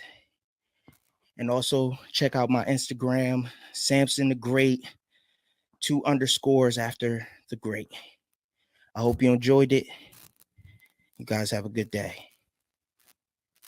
Do you want to introduce the other 3 people that are joining us on this live stream? Because they're 2 of your oldest friends and 1 is a girlfriend. So I think it's only right. Real quick, I just want to say, amazing job, dude. We are over $300 on our way to $2,000 on this charity live stream. And you know what? I'm going to get a little holiday maltsy for you, but it just makes my heart burst to know that this little thing that we started 15 years ago with 2 of the people that are waiting to be on the show right now has turned into something where we can make a difference like this. I'm just watching the interactions online, whether it's on Twitter or Instagram or Facebook or Twitch, and I'm just loving that we built this little thing that can make a difference for people. So that's really awesome. And again, if anybody watching this or listening can go and support our friends at Big Brothers Big Sisters, the link is on the screen, as Matt kind of clumsily spelled it, support.mentornj.org. Go there and see what you can do. And also, you can also volunteer at your local Big Brothers Big Sisters of America and be a mentor, be a big brother or big sister to somebody who needs it. As we heard at the very beginning of this whole thing, these kids from the ages of 6 up through high school, a lot of them need mentorship. And hey, I've been providing it for 15 years. Let's bring out our good friends Brian Gilmore and Ben Dunn, who were part of this from the very beginning. Brian Gilmore and I started this thing on Laura's couch, and he was part of the very first episode. Look at him there. And Ben Dunn was also part of the very first episode because we went to visit him in Seattle. And we went to his local comic book store, and Ben was part of that show as well, which is amazing. I asked Ian Kerner to be here, and Ian just says he's just too busy watching the last Mandalorian episode for the 38th time and breaking it down shot by shot, so he won't be joining us. But yeah, that's pretty amazing that you guys are joining me here 15 years later. Brian, did you think we'd be dead by this point? Yeah. How many years has it been? When I refer to like doing Geekscape, like at this point, I know it's more than a decade. Oh shit! Really? There's 15? A 1 and there's a 5. Oh my god! I've been saying like 12, 11 years, something like that. But that's like when people like last decade kept saying the 90s was 20 years ago, and so goddamn, we're getting old. Yeah. Well, I just tell people I'm still 24. I look it right. These gray hairs are all Trump. Like, yeah, this is all Trump's presidency. And Ben Dunn, Ben Dunn looks like he broke into a car to sleep last night. This is when Ben Dunn woke up this morning. So I've been on set for this feature that I've been producing for no less than 9 days, and I don't know what my home looks like anymore. Ben, like what by producing, do you mean like you're on set producing with the mechanics, or are you part of developing the project as well? I'm just I came in last minute for this, so I'm just on set right now for this one. What I'm looking for is an excuse to bring you back at the culmination of the project, in the release of the project, to be on Geekscape to talk about it. But if you're not personally invested in it, fuck it, let's just bring you on anyway and just have you be a part of it. And good luck to everybody on set in making this project. I have a bunch of other stuff that I've been coming to promote. We have one of my shorts just got into our first festival, so that's exciting. We actually got 2. All right. So, yeah. Speaking of people making the festival rounds, I'm going to ship this next person to India, where our film Chasing Fletcher Allen is premiering in May. They are actually holding the festival. Let's keep in mind, India has the second largest amount of infections published to the United States, and Heidi wants to see an elephant. So I'm shipping her to India. He loves you. Just like make up little. That's not exactly how our conversation went. But I said you never know with the vaccine. Maybe it will be safe to go, and who knows? They may actually change it too. You know, at the moment, that's what they've decided to do. But it's premiering. Yeah, it's like I guess it's our first international premiere. It is. If there's anything I love about you, it's that you have just this boundless amount of hope. Like the hope that a population of India will be vaccinated by May. It's just, Heidi, it's beautiful. I love it. I love how positive they you have are. fewer cases than we do right now, and they have more people. So yeah. Hey, I don't know that I've ever met. I don't know that I've ever met Brian. So I should meet Brian really quick. I'm Brian Gilmore. Yeah, that's been by design. There we go. You know? Nice to meet you. Yeah. Hi, Ben. Nice This to point, this is as long as he could have gone. Heidi, let's just. He did his Sorry. best. The Let only me thing he's just- gonna say, everyone he introduced me to from now on is just like, I did my best. And now I'm very sorry. Very nice. The best thing about this is Matt Kelly still wants to play a game. Anyway, so Heidi, let me just. Like, I've been looking at all the. Is that who posts on Instagram? Yeah, let me just. Matt, you stay the hell out of this. I have the ability to mute Brian, which is a big plus. He doesn't even know. He doesn't even know he's. Heidi, let me just let me just put out the timeline for you. Shortly after Gilmore and Ben met through Geekscape, Gilmore started dating Ben's sister, and I had to actually ask Gilmore and Ben separately, "Are y'all good? Because we're thinking about doing this whole segment on Saturday. Y'all good?" So that's why you haven't met Gilmore. He is a you know how larvae like get into things and they hatch eggs. That is. That is our resident Gilmore. He is our little Geekscape larva. Oh, so you he's thought it just was a Matt. little cute little baby. He's just a little baby. like Like like cute. Rosa Oh my back there. Do you also So, want to play wait. this game? when I met Brian was like what, 21? So that means how old are you now, Brian? 72. I am 35 years old. He doesn't Oh look my a God. day over 60. Anyway, Funny. You guys are I grew up hilarious. fast. You're watching the Geekscape Network. you're watching the Geekscape Network. That's Jonathan, my voice at the end. we know. Yeah, no, For but I knew it was Matt because like almost every other story on Instagram is misspelled in some way, shape, or form. And it brought me back to like a nostalgia because I haven't been a part of Geekscape for more than 8 years probably now, and like, it's such a thing where like my immediate reaction was like, oh, I should probably like immediately the first thing I wanted to text this account that just followed me, by the way, was YOU_RE for like a simple for like a very simple thing. And it's like, okay, that's fine. And I did it because I'm like, I am done, I think. I'm done getting on Matt's case for how the English language failed him. Is this a thing? I didn't even Public know this. school system that failed me, Gilmore. Just to remind everybody, if you don't want to kids to end up like Matt, please donate at the bottom of the screen. You're going to see a link for Big Brothers Big Sisters. They need your help, and we have 9 supporters, over $300 towards stopping more Matts from being created. Because listen, be a assembly line of Matts just getting dumber. Actually, hold on a second.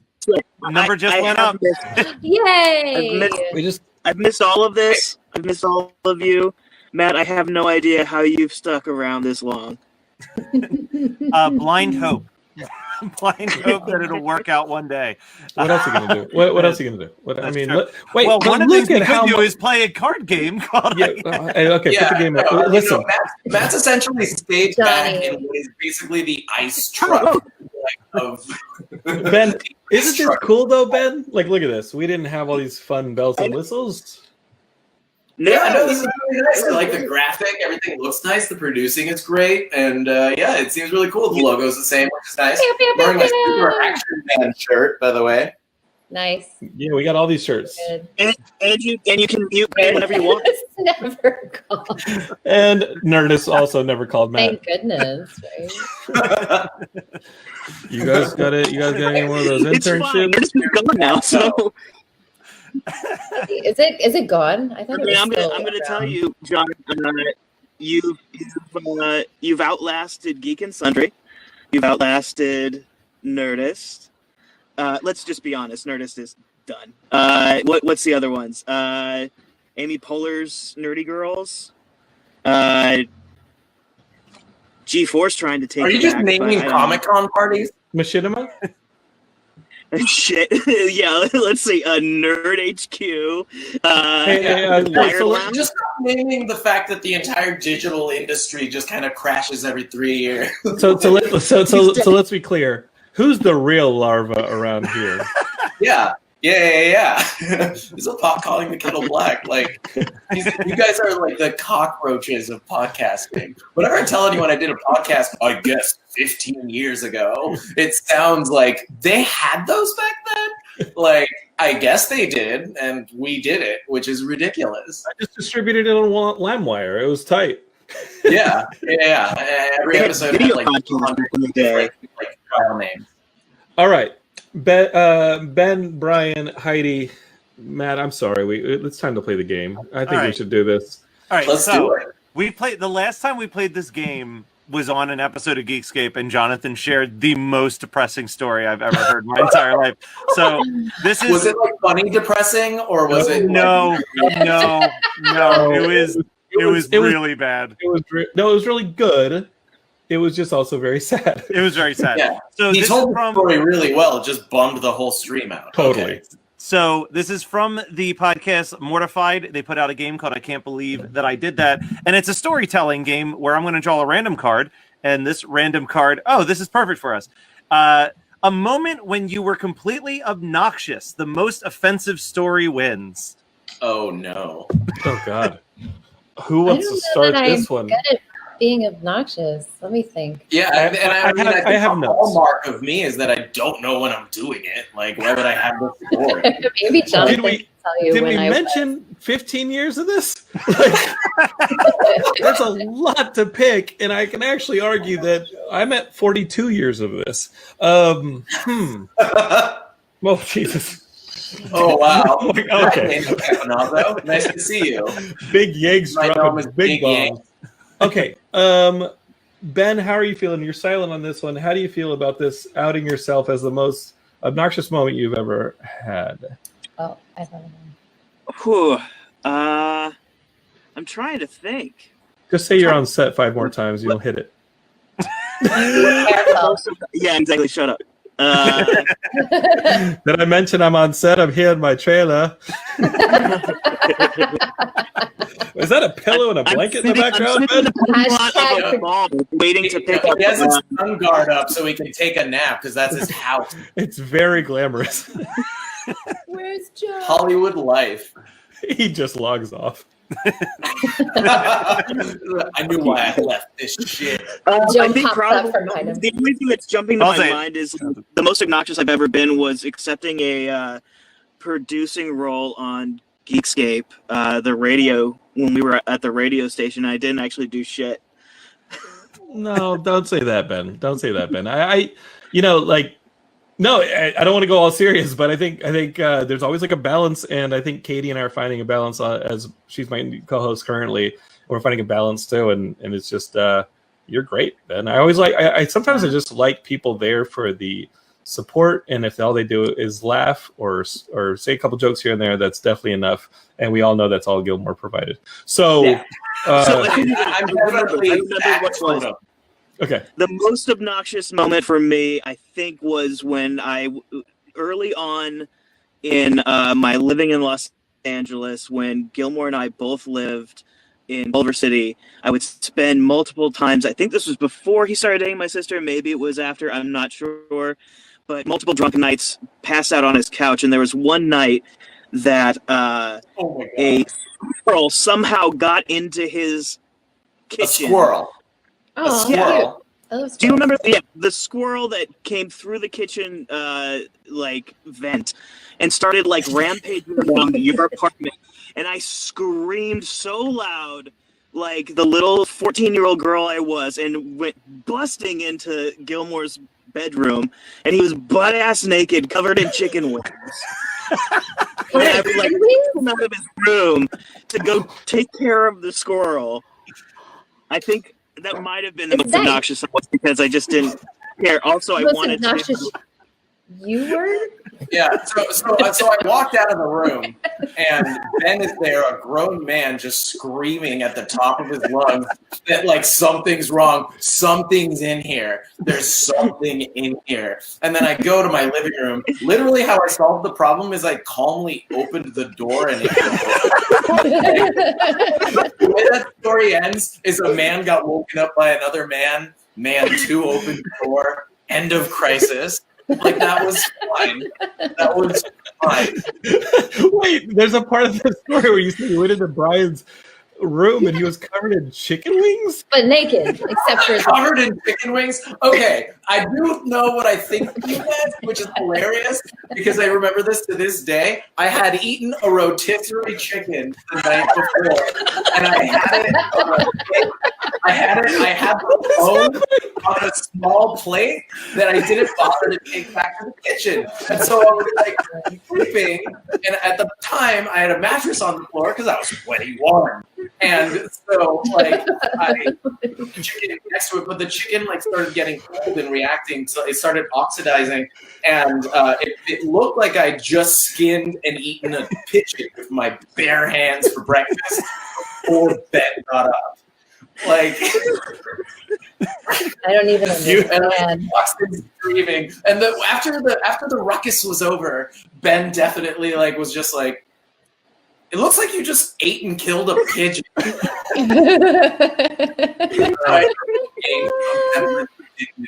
After just screaming at the cutest animal that's ever been in my apartment. Like, That's funny. Hey, you dated my sister, you son of a bitch. Jesus. I mean, I'll go, I guess. So try to save it. Something making you think of something, and you're like, I need to go now. So I think that beyond pretty much my entire personality in my 20s, when I basically was hired by Geekscape to be obnoxious at Comic-Con every year, just screaming at passersby for 6 straight days from morning until night, just coming up with stupid ways to convince someone to grab a postcard from us. That's it. I got nothing. John or Brian? Well, next summer we're covering you in chicken wings. I just like that I was covered in chicken wings. Like, I imagined too many chicken wings. Like, I imagine buffalo sauce all over you. I like too. I like that the story. Sauce. Somehow the story was over with opening the door, and I was like, "No, hold up, hold up." I wanted to just pass right through that. I don't want to dwell on that. It's just chicken things on the floor. Heidi, you live with me. What would you say is your entry into the game? For My me, story? your story, or for me? Because I mean, I live a life of just obnoxious behavior. It is nonstop. I mean, can't stop, won't stop. Yeah, like what are the non-obnoxious things I've done? Like that's a shorter list. That's a much shorter list. Even when I I sleep, I snore and I'm obnoxious. So like I don't That's go. not obnoxious though. Like, come on, that's just. Oh, snoring.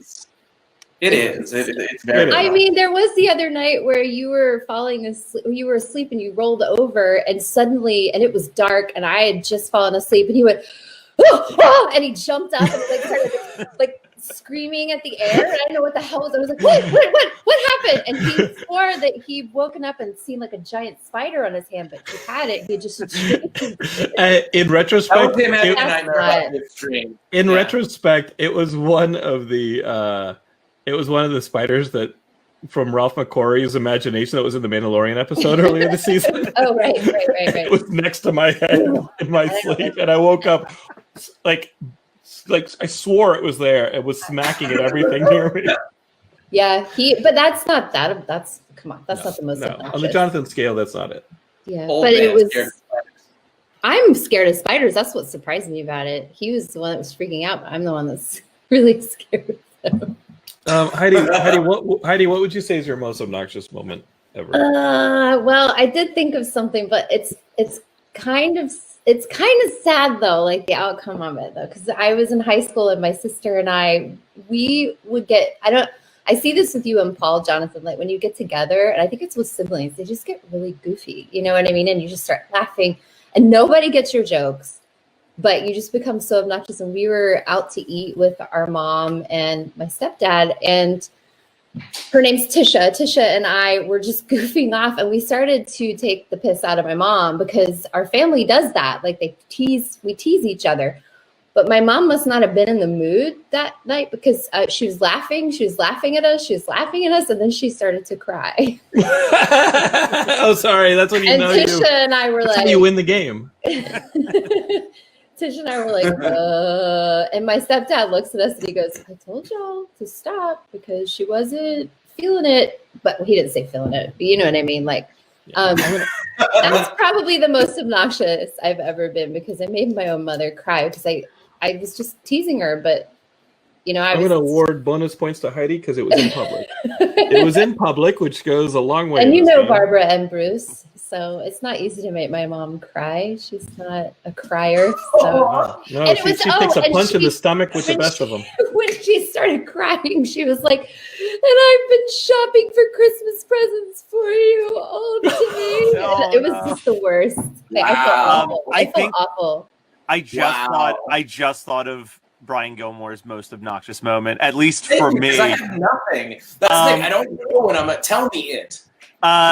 I can't, Ben, you might have to help me with this, but I believe the story was essentially that Gilmore had the only key to a hotel room at San Diego Comic-Con that was supposed to house like 7 people, and they all just had to take refuge in John and I's room for hours waiting for Brian to come back from party hopping until 2 in the morning.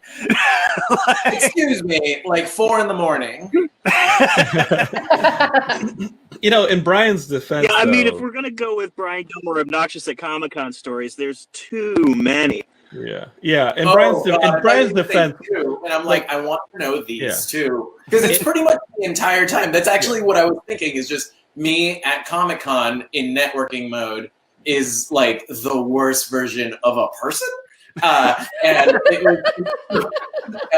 it's just so fun to just like think about. It's like, all right, which one was obnoxious? And they're like, no, they're all about the same. And then like maybe the answer is literally all of them. And because there's like a common denominator, and it's me and Comic-Con. But I've heard Comic-Con has changed completely since. Has it? Is it like completely different than it was when I used to go? We just swapped you out with Shane. Anyway. Oh, that's leveling up. Yeah. That might be your lucky bullet right there, Johnny. The truth is, back in those early Comic-Con days, what's 7 more people in that Comic-Con room? We don't even notice them. Yeah. It was a different time. People We're used to sewn into the walls in the ceiling. It was like a hive structure in those early Comic-Con rooms. So yeah, in the early Comic-Con rooms, we spent most of them rooming with like other Geekscapists. And I think the worst year, I mean, if I can just say, our friend Stephen Prescott's most obnoxious time was volunteer into the game anywhere near us. He was the worst snorer I think I've heard in my entire life, and I experienced that with all of you. Where's And that was Jonathan? Yeah. Oh no, Jonathan was fine, but paled in comparison to our friend Steven with the entire time. Impressive. yeah, Yeah. he chants in like ancient Aramaic whenever he snores. Oh, like actual demons come out when he snores. Just different colored ghosts. Whoa, Gilmore. Speaking of Comic-Con and obnoxious, I don't know what you've been reading lately, Gilmore, but have you been keeping up with any werewolf lore? No. I don't know. Do you remember that when Ben on the drive down to San Diego one year, we were talking about like the ridiculousness of something that had to do with werewolves. I think it was a short film or a fan I film think we were or talking something. about the Underworld series. There's the Underworld series, and Ben Ben was on goes, a rant about the Underworld series. he goes, "Where in werewolf lore is it established?" And immediately screech halt to the conversation. And Gilmore and I were just like, "That may have been the nerdiest thing ever said in this car, and it's my car." Yeah, where it's just like, that was so nerdy in a car.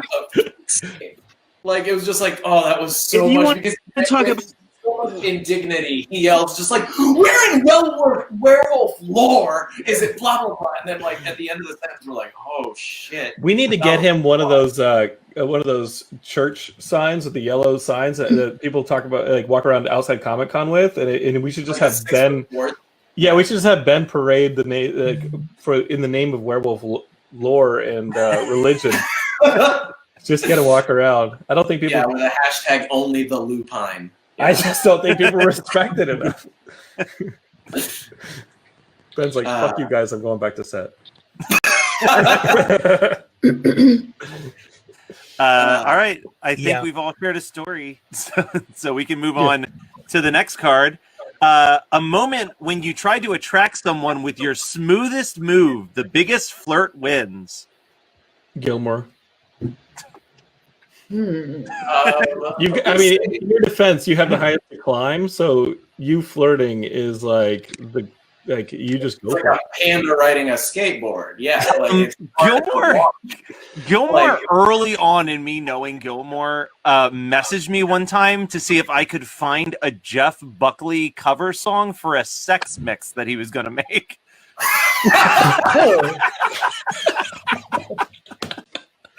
That sounds like me. Yeah, it was Jeff Buckley doing Sweet Thing by Van Morrison specifically. There's nothing rapey about this at all. Bro, weird. I don't remember doing that at all. It's great. I Hey, remember Matt. doing other things, so I believe you. Like Matt, while you're at it, can you find me some chloroform and maybe a pendulum that can hypnotize somebody to sleep? Oh shit! Just 6 sheets of clear plastic. Yeah. Yeah. Oh My God. Well, Ben, Brian, what would your actual answer be? What was the question again, Matt? The time that you used your smoothest moves. Interesting. I know Ben's answer for this. The let's squirrel? see. Yeah. I lathered myself in chicken wings. What was my smoothest move? I don't know, because I always just kind of Mr. Magoo my way into anything positive. Like, I think there's, let me see. There's my smoothest move. I don't know. I mean, lately, nothing fun to hear. Like, I cook like multi-course dinners when I'm trying to like bang someone. Let me see. That went from a sweet story to an awful sentence in like one word choice. Yeah, you pan the camera over and she's just dead on the ground.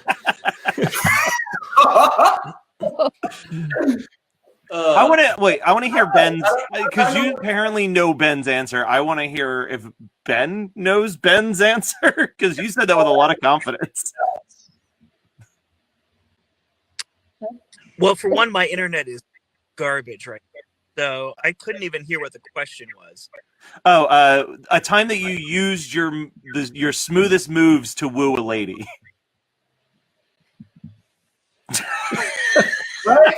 This is Geekscape. Like, when have we ever done that on purpose? It's not in our arsenal. Next question. Like, not a thing. You can't do that. It just doesn't. What did make you sense. think was Ben's answer then? That's my question then. I think once in college, he has a karaoke song that has gotten him laid, and quote unquote, and he thinks that it will always get him laid. So whenever we were around a girl that he liked and we were doing karaoke, which was a lot at the time, he would always sing, Ben. It was Creep by Radiohead. Yeah. Creep by Radiohead? Yeah. Really? Yep, that's your thing. Yeah. And that would make the girls go, "Oh, Ben, I can change him. Ben, I'm done. It's you." Right? Is that what they get it? Because his last name's Dunn.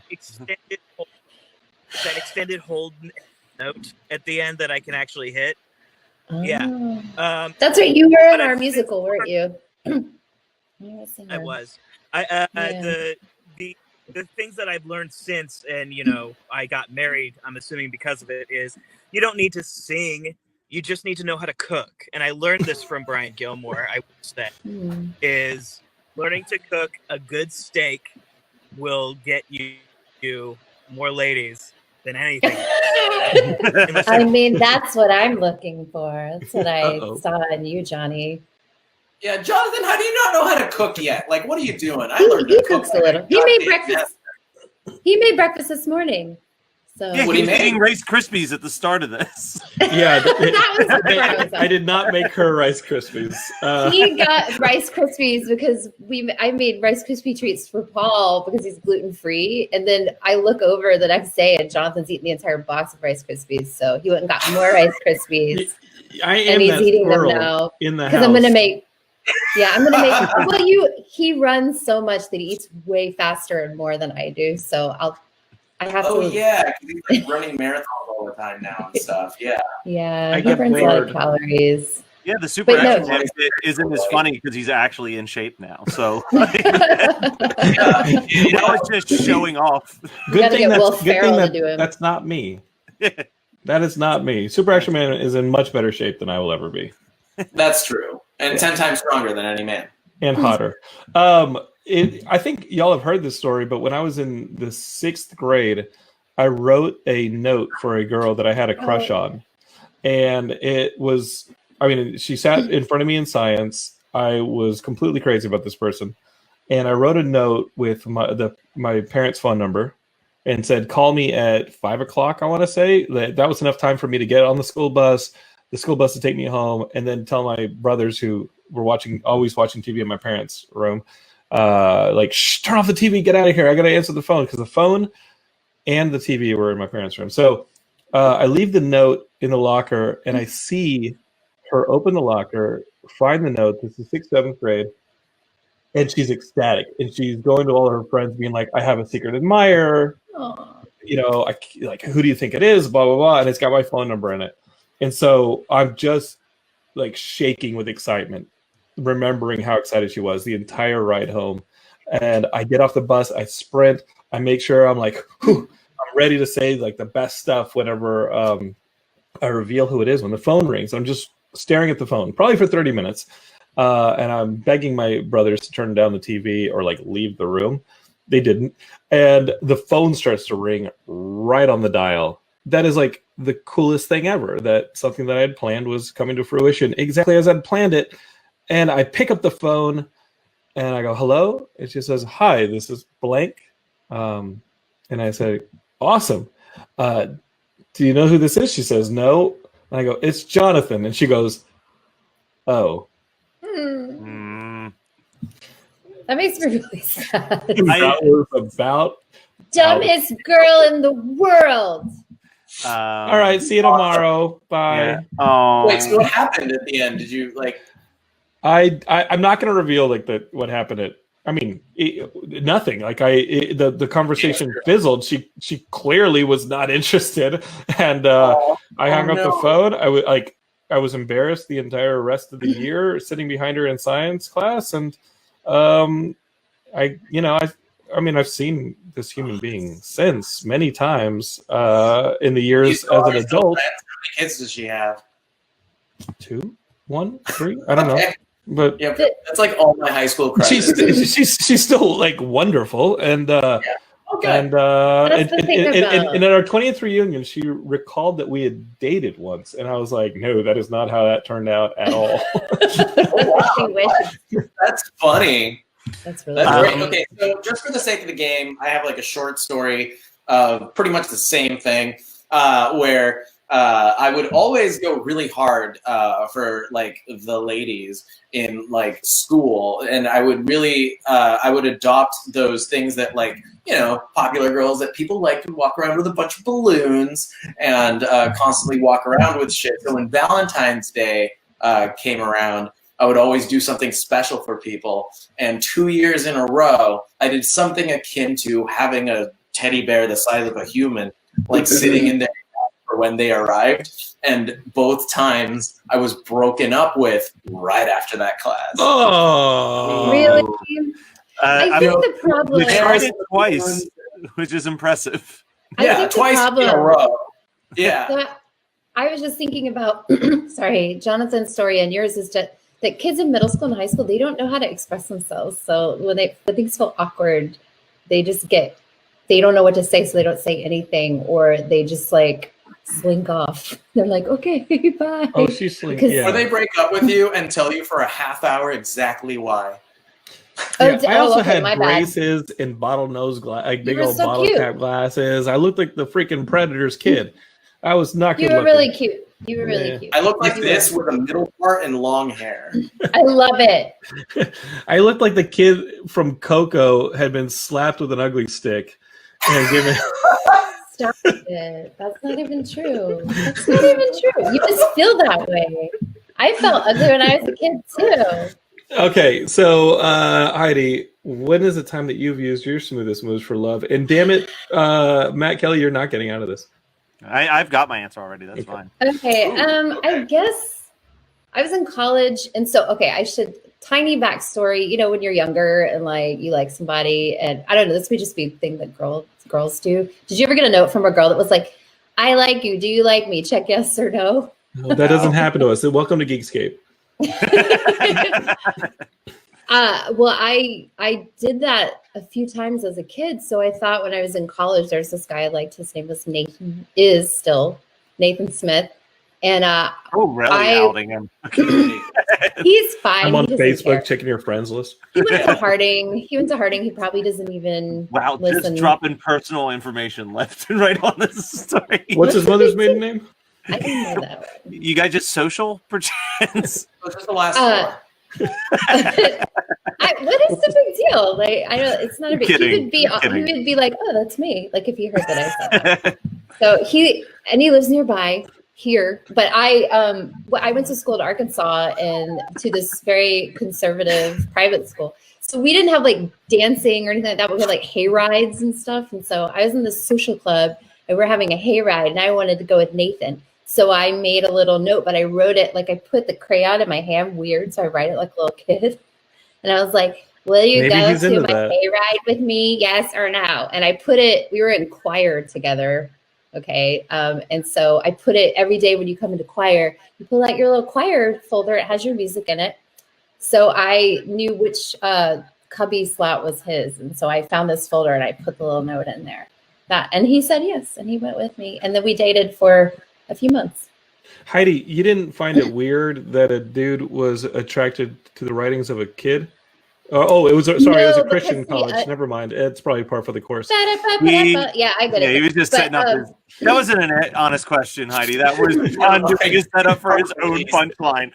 Yeah, thank you for letting me finish my story, though. I appreciate that, Johnny. Hey, Is he knew- you running these days, Jonathan, when a woman has to say thank you for letting me finish my story with someone dude? Like, what the fuck? So it doesn't. So it's not misunderstood. Like I think that and you're just going to have to deal with this, Johnny. I think he is brilliant. I think he's very quick-witted, and his brain works so fast that sometimes when we're sitting with friends and I'm trying to tell them something, he thinks of jokes. He's probably thinking of some right now, and he wants to interrupt me really bad to tell the joke. But after a while, it makes me crazy, and then I have to be like, "I love you. Please let me finish my story." So that's what I'm talking about. Damn it, that hot pair of bags is talking again. That's a good way to do that. That's like a really good way to do that. That's like really, really nice. Like, you know, when someone else takes care of your dog and they show you something about it, like it feels like that, because we dealt with him for so many years and no one could ever get him to shut the fuck up. So it's really nice that somebody finally has been able to like corral him in. He seems so soft and nice now. Big Yanks just said any man should be so lucky to get a love note from Heidi. Well, I got a birthday love note from Heidi. Heidi, why don't you hold it up, because it just left glitter all over my table. Are you guys in the same room? No, we're in the same apartment. I'm in the dining room. He's in the office, so it's his birthday. But there's glitter all over this. She's like, why didn't you take your birthday card out and leave it on the table? I'm like, because it'll put glitter on everything. But it's Christmas. My scarf has glitter in it, so it's the holiday season. It's Hanukkah right now, so but I scribbled out. It says sometimes you make me crabby, but I scribbled out. I said sometimes I make you crabby. Sometimes I like changed it. I'm just crabby all the time. I said that we Gilmore still knows that I'm belong crabby. together. It was very cheesy. Gilmore knows I'm crabby all the time. Like one of those I Christmas know. movies. Crabbiest before he learned boundaries. It was great. Like What a brother. Sweetie, you know those things that you used to write about on Facebook all the time? The boundaries when you were doing your mindful stuff. You remember? Oh, yeah. We were all a part of Jonathan's mindful lectures Facebook era. Like that was fun. Those were actually very nice. Like for years, John went from the person who was just like making more fun of me than anyone else in the world has ever done to like being, for all intents and purposes, like a crystal guru for like 2.5 years.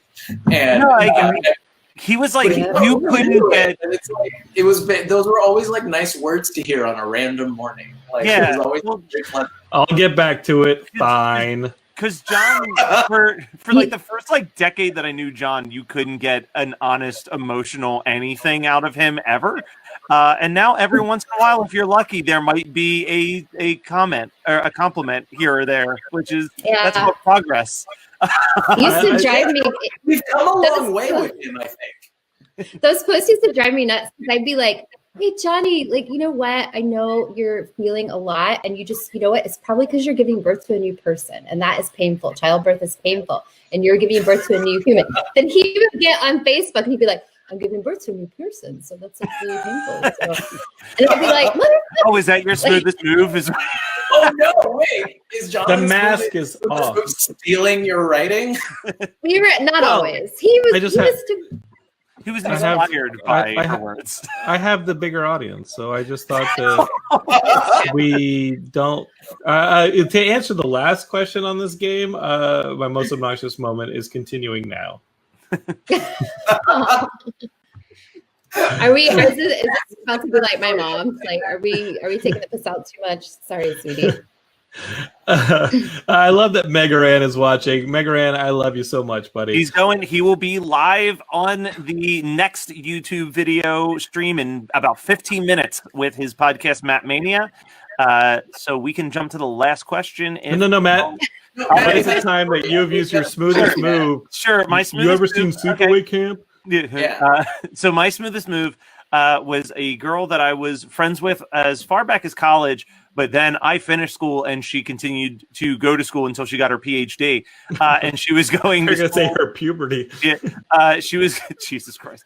She was going to school up in New York, and she wasn't able to come home for the holidays because she was working on her thesis, and she was kind of stressed out. And I got the address of where she was studying and had a soup and a whole dinner delivered to her as she was sitting there studying. So that is a very smooth move. That's thoughtful. Yeah, you wouldn't know her. She goes to school in New York. Yeah, exactly. How'd that turn out? She got married to someone, but I was invited to the wedding. That is the most Matt Kelly ending to a story. Immediately got married to someone. How did she do? She realized she wanted a man. Not By the way, This soup is so good. I should find the man who made it. And then she married that cook. Which goes back to the main point of this: learn to cook. All right. So last one. A moment when you were totally oblivious. The biggest blind spot wins. All of these are things that you don't really know you're doing them when you're doing them. Yeah, but retrospectively, some people realize things and grow from it, Gilmore. Yeah, well, Matt, you know me. This is supposed to be funny, right? Like, mine's not funny. Yeah. None of these are anything but traumatic questions. Traumatic questions. I like the game. Put sprinkles on, but none of these are questions you friends look like. You're not trying to make friends with someone with these questions. You're not like, oh, here's a nice fun thing to answer. It's just like, what's the worst thing that's ever happened to you? Okay, most oblivious. Y'all, I think Heidi's heard this one, but okay, I am I go through life pretty oblivious the whole time. But in high school, I had a friend who was from Utah, and she had moved to go to Texas to go to school with her parents moved for work. But I'm a Utah Jazz fan, like a hardcore Utah Jazz fan. John Stockton's my favorite player of all time. Robert Bacon, who is the host of 91 Donkey Lane, he knows this. I'm a hardcore Jazz fan, and she would come over and watch the Utah Jazz with me because they were on television all the time because it was Stockton Malone, and she would watch these Utah Jazz games with me, and I thought it was because she was from Utah and she liked the Jazz. One day, I'm walking into her car. This is like junior year, maybe senior. This is junior year. I'm walking into her car, and I'm like, so what do you think of the game? They're really great this year. They might be able to go to the finals. And she finally stopped and goes, Jonathan, I don't want to talk about it. I don't even like the Jazz. I just like you. And this is like months and months of Utah Jazz games into the friendship. And I had no idea. I asked her to I think the next thing we were going to, I think there was what are the dances in high school that I never went to? I went to two, not the prom, but the homecoming. And I think I took her to a homecoming, and that was it. It was. I'm sorry. One hug at the end. I didn't want to ruin the. I didn't want to ruin the Jazz fanship. Actually, when she said wearing the jersey every game, so I had priorities. I mean, in my defense, when she said she wasn't a Utah Jazz fan, I immediately found her I was like, "What? I don't see anything in you anymore." Yeah. Why am I still talking to you? All right, Gilmore, do you have a story for this just yet? I know I have mine queued up. I have one. Okay, let's jump to it. All right, so I'm half Guatemalan, and whenever You're half human. Look how tall you are. I'm basically, yeah, I'm an ant in Guatemala. The first time and only time I've ever been to Guatemala, I stayed with my family, who's very, very poor there, and they live in, one of those very like developing nation, like turquoise walls, like very small place. There was a little like building that it was a small apartment complex with like one water thing in the middle, and the way it works is that they have that, and that's sort of their water. So I'll explain that more in a little bit. But I was in middle school, and I got up first morning in another country, and I go immediately to brush my teeth. And it's the first thing you do in the morning. So I brushed my teeth, and I'm like, oh, this like sink seems flooded, so I'll just use this sink so I don't like waste any water or whatever. And then so I just like brushed my teeth, I spat, did my entire thing, and as I was like finishing and like gargling, like I think my mom heard me gargling, and she came in, it's like, no! And so what happened was that building doesn't have running water. Yeah. That building's water to eat and drink for every family in the building was that thing that I thought had flooded. And so it had completely, like, basically there was just, I woke up as an American that they were welcoming into their complex, and the first and only thing I did was literally spit in their water. And I had no idea what I was doing. But I did it. I did it just really, really, really casually, and then I learned that yes, I guess every day at 5 a.m. They turn the water on for like an hour, and then everyone gets what they need. So I think it's probably the most oblivious I've ever been, because I had no idea I was doing that, and I still feel bad about it. Wow, I've heard stories like that about. That is the most Gilmore thing I've ever heard. Yeah. All right, so for mine, we're going back to Matt's dating life. Always an exciting topic. So there was a girl freshman year of college that I had a huge crush on, and I told her so, and she was like, "Nah, I think we're just friends." And so I took that as the honest truth. Okay, cool. We're just friends. Trust women. Yeah. So like 2 or 3 years later, we're still really, really good friends. And she comes to visit me at work one day, and she's like, "Hey, you're done work at 5 o'clock, right?" And I was like, "Yeah." And she's like, "Do you want to hang out tonight?" I was like, "Yeah, what do you want to do?" And she's like, "I don't know. I was thinking I would make you chicken Alfredo, because I know that's your favorite dinner, and we can like watch a movie or something." I was like, "Oh, okay, cool." So like she goes out and buys chicken and buys all the pasta, and then like we meet up at my house, and she cooks everything, and then I'm like, "Well, what movie do you want to watch?" And she's like, "Oh, how about we watch like When Harry Met Sally?" Like she pulls out like a hardcore rom-com, puts it on. She's like snuggling up next to me, and I'm just like, "Well, she said we're just friends, so I'm not gonna make any moves." And it wasn't until like years later that I was like, "Oh," and I asked her, because we're still friends. She's married now, and I said, "Hey, I just remembered this really random night.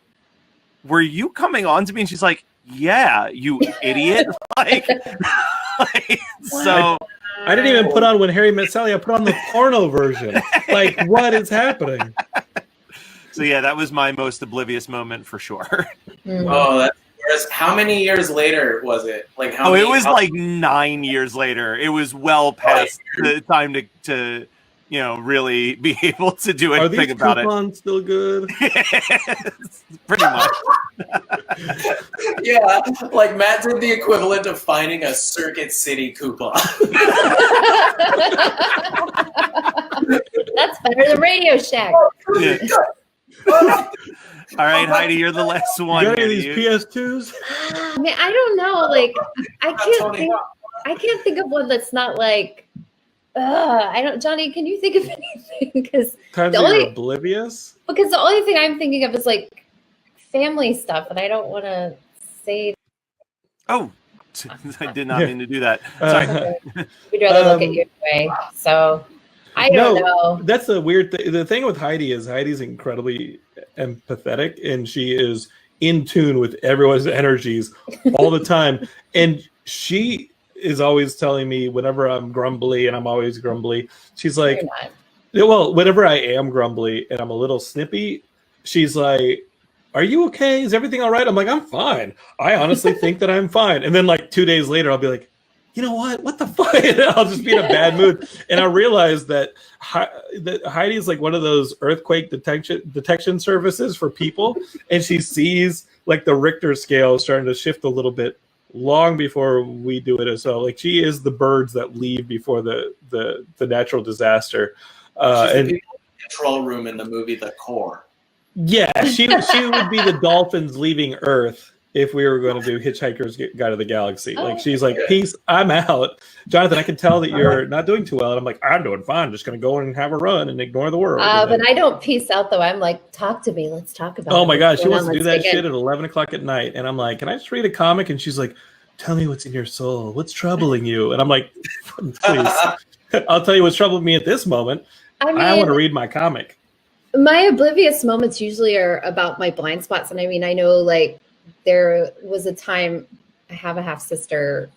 We don't really talk very much, but there's some chaos in my family, blended family, divorce, some not so good stuff. But like one side of my family can be kind of harsh. And I used to have like these, what I thought were confidential conversations with my half sister. And then somehow my dad and her mom would like come back at me when they'd be mad at me and they'd be like, well, you said this. And I'd be like, what? How do you know that? And then I would say to her, my sister, I'd be like, how do they know that? And she'd be like, I don't know. I don't know how they know that.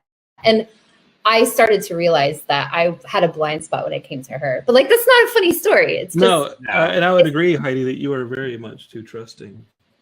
But I believed her for a really long time until I really realized, oh, she's telling them. And for her, it's a survival thing and whatever. And I'm a grown up. It's not like I'm going to deny that I said any of this stuff, but it's just weird. So there you go. You see what she Now does? everyone can be depressed. She's all heart. It's like the heart and the fart living together in one place. So rude. Happy holidays. You're watching the Geekscape Network.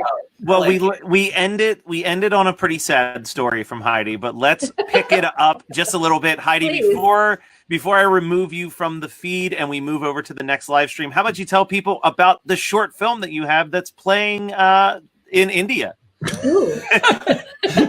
Well, that'll be in May. We're still waiting to get details, but yeah, Jonathan and I co-wrote a short film called Chasing Fletcher Allen. It's about a woman trying to find her way. It's about a woman really trying, like the moment that she realizes that she's had everything she's ever needed all along. And Phil Lamar's in it, Jenny Van Deen's in it, Cooper Barnes is in it, Eugene Bird. It's a lot of really cool people that you've had on Geekscape, Johnny. And Jonathan directed it, and he did a really amazing job. And I'm excited for it to be seen some more, even if it's in a country that I cannot visit. I really want to go, but maybe we'll just have to wait. Yeah, and you Geekscape us were a part of putting that movie together. Yes. So thank you for that. Oh my God, now I sound awful. Yes. No, it's fine. And yes, thank you so much to all of you who have been a part of this and it would not have happened without your support.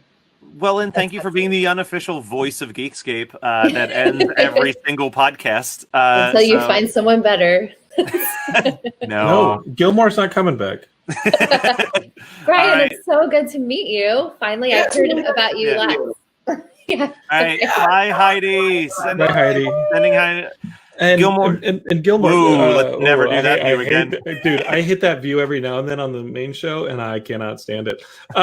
Brian, I got to tell you, man, I've loved having you here for this hour, and I would love for you to be part of Geekscape some more. I'll pay you what I pay Matt, and it's just been great having you, dude.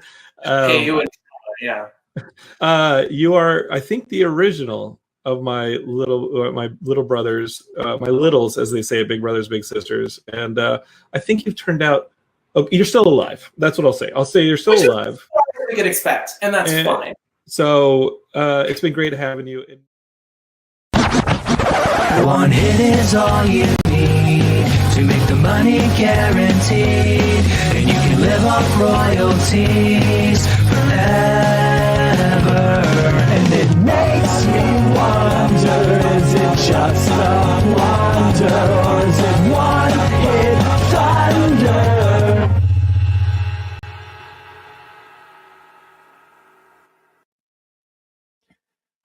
everyone, and welcome to the One Hit Thunder Music Trivia Game Show. I'm Chris Fafalius. I'm the host of the One Hit Thunder podcast, and I'm very happy to be hosting today's show as part of the Geekscape LiveStreamSpectacular. And we got ourselves some amazing contestants today, all of which will be competing to see who has the biggest brain, or at least can fit the most useless music knowledge in their very small brain. So, with that being said, on to some introductions, if that's cool with everybody out there. All right, first off, some of you may know her as Leonore, and some of you may know her as Jeff the Girl. But either way, let's give a big round of applause for Five Iron Frenzy saxophonist and host of the Too Punk to Be a Hippie podcast, Leonore Ortega Till. Woo! Good morning. Hi. Thanks for being here. Oh, yeah. Next up, you may know him from Nerf Herder. You may know him from Girinus. You may even know him from his appearance on TNT's Rizzoli and Isles. He's worked with everyone from J-Lo to Cheap Trick. Everyone, please put your hands together for singer, songwriter, multi-instrumentalist, and producer, Linus of Hollywood! Yay! Oh, shit. Welcome to the show. Thank you. It's good to be here. I'm ready. I've been studying all night. I know a lot of random trivia facts, and I'm ready to win. Yeah, no, nice. You got some help. I've got my secret weapon. He knows all the answers. Nice. And last but not least, he's the pride of Port Charlotte, Florida. In fact, when you read the newspaper headline, Florida man dresses as Yoo-Hoo representative and passes out chocolate water to everyone at music festival, it's most definitely referring to him. He's the co-lead singer and guitarist of Less Than Jake and the host of Chris DeMakes a Podcast. Ladies and gentlemen, give it up for Chris DeMakes! Yay! Cool. Well, everybody's here. Are you guys ready to do this? Yes. I am ready. Okay, so on to the rules. In the first round, each contestant will get a choice between two categories. So I'll give you a choice, and I'm gonna go around. We'll start with Leonore. We'll go around that way. We'll go clockwise. If the contestant can answer the question correctly without the multiple choice, you'll get 10 points in the first round. Okay. If you answer it correctly with the multiple choice, you'll get 5 points. So you can get double the points if you can answer it with no multiple choice. In the first round, each contestant will get a shot at 2 questions. We'll go around question. We'll get a score check before we go into the second round. I'll tell you guys the rules after that. We'll get into that. But that's about it. That's all that's going on so far here. Are you all ready? Yes. Yeah. I think so. Okay. So first, we're going to start with Leonore. You're going to get to choose between punk rock or get weird. Punk rock. Punk rock. You're going with punk rock. Okay. Yeah. Your question is this. The term punk rock was first printed in April 1971 by Dave Marsh when he used the term to describe this one-hit wonder known for their hit 96 Tears. A one-hit wonder. See this? I'm screwed. Okay, I need the multiple choice. Okay, your choices are A, MC5, B, the Yardbirds, C, question mark and the Mysterians, or D, Paul Revere and the Raiders. Can you read the question again, just real quick? The term punk rock was first printed in April 1971 by Dave Marsh when he used the term to describe this one-hit wonder known for their hit 96 Tears. I think it's the MC, the first, number 1. Sorry. Ah! It was question mark and the Mysterians.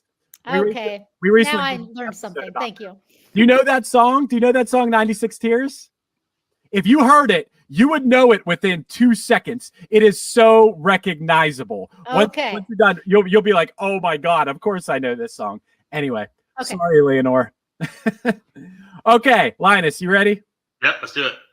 All right, your choices of categories are Beavis and Butthead commentary or sleigh bells, spelled S-L-A-Y bells. Ah, that seems kind of metal. So I think I'm going to do sleigh bells. Okay, sleigh bells. In this category, let me pull up what's going on here. Hey, producer Matt, can you explain this? Would you jump on and explain this one? Sure. So my horror movie night co-host Scott Roger is also the brainchild behind all heavy metal cover band called Console Crash, where they cover video game and horror movies. But for this one, he's done 3 thrash metal covers of songs from Christmas movies. We'll play a 30-second clip of the cover, and you have to guess what movie the song is from. Ah, man. Okay. That's fun. All right, here we go. Here's the first.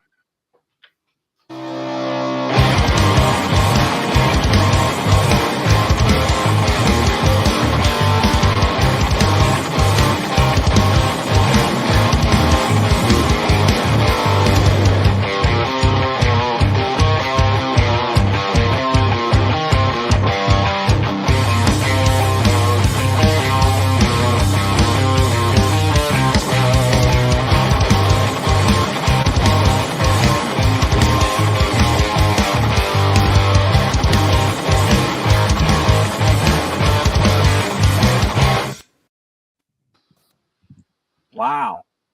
Okay, first of all, that song was awesome. The performance was great. I enjoyed it as a metal fan, but I have no idea. I think I know which one it was, but Matt, can you jump back in and make sure that I don't give away the next one? Well, I mean, when the category comes up, we'll get the next one, but I think for at least 5 points, or Leonore thinks they know it, they can try to steal it. No, I don't know it, but that's a cool song. I don't recognize it. I liked everything about it. I like the guitar. I like the playing. I like the production. I like the background ambiance. Yeah, but I don't know the song either. I think we should all get points just for being so positive. Yeah, what song is that? It was the Gremlins theme song. Oh. Okay. Yeah. Okay. See, This is not easy. You're turning this into movie trivia. I listen to Dokken albums all day. I don't watch movies. I'm sure we'll get there. Okay. No score yet. Chris, your categories are cartoons, spelled CARTUNES, cartoons, or I Want My MTV. Let's go MTV. Okay, here we go. Which Phil Collins song was the most played music video on the first day of MTV?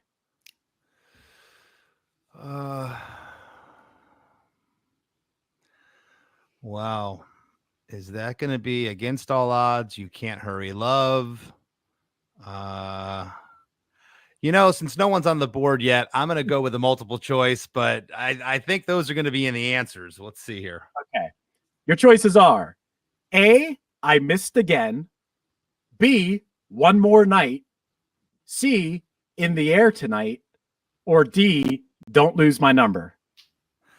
Okay, well, I know that Don't Lose My Number was later. Go through the choices again. The first one I don't know. A, I Missed Again. Okay. B, One More Night. C, In the Air Tonight. Or D, Don't Lose My Number. Yeah, I'm going with C, In the Air Tonight. I believe that was 81 when MTV started, and the other two were later, and the first one I don't know. I'm going for In the Air Tonight. You're on the board with 5 points. All right. Congratulations. Thank you. Okay. We're going to keep going here. It's 5 zip right now. Leonore, we're back to you. Physical challenge. We'll set one up real quick. Dance move. Your choices are fake bands or Christmas classics. Fake bands. Fake bands. Going with fake bands. Okay. Yeah.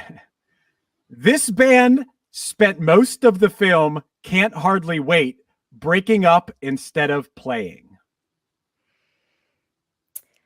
Is that the Mighty Mighty Bosstones? No, that's the wrong one. That's Clueless. I said it. You were just thinking out loud. Thinking out loud. Chris thought Can't hardly wait. Can't hardly wait. I know the movie a little bit. Okay, multiple choice. Multiple choice. Your choices are A, Citizen Dick, B, Lustra, C, Love Burger, or D, Sonic Death Monkey? How about Love Burger? You got it. Wow. You're on the board. Nice. Good job. Good job. Okay. Leonor is on the board. Linus, What's in a love burger? Yeah, I don't... Don't ask. Good answer. Chris, it would be good if it said "Welcome to Good Burger." That's all. That's a I Chris know. question. I mean, You all geez. right? That's why I picked Love Burger, because you're here. That's a touchy subject. Okay, moving on. Linus, you got to get on the board. All right, here I come. Your choices are hair metal or ska bands. Hair metal, 100%. Dude, we both Chris and I both wanted to see if our bands are in this, and you just failed us. Sorry. If I don't get a hair metal question though, I'm gonna turn the computer off and leave. Okay, here we go. In 1983, this band's album became the first metal album to reach #1 on the Billboard charts. Quiet Riot, sir. Wow, 10 points. Boom. If we made this hair metal, I would clean this place up. I guess that was a gimme. Chris the Banks is probably pissed right now. All right. Hey, everybody's on the board now. And Chris, this is last question of round 1. All right, let's do it. Your choices will be ska bands or One Hit Thunder. This is for Leonor. I'm gonna go with ska bands. This is for her. Okay. Thank you. Hey, no problem. Okay, this is a good one too. No Doubt founding member Eric Stefani left the band at the peak of their popularity to do what? I know the answer to this, but I can't think of it. I'm gonna have to go multiple choice. I want to say, I'm just thinking out loud, I want to say like an animator, an illustrator, but I don't recall. So hit me with the multiple choice, please. Your choices are A, train for the Olympics, B, write for Saturday Night Live, C, animate The Simpsons, or D, score the John Candy movie Canadian Bacon.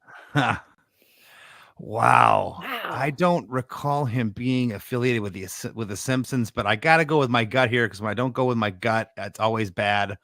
And sometimes when I go with my gut, it's bad, but I'm going with my gut. Simpsons. You got it. Ah. Okay. Hey, that was a great round. Everybody's on the board.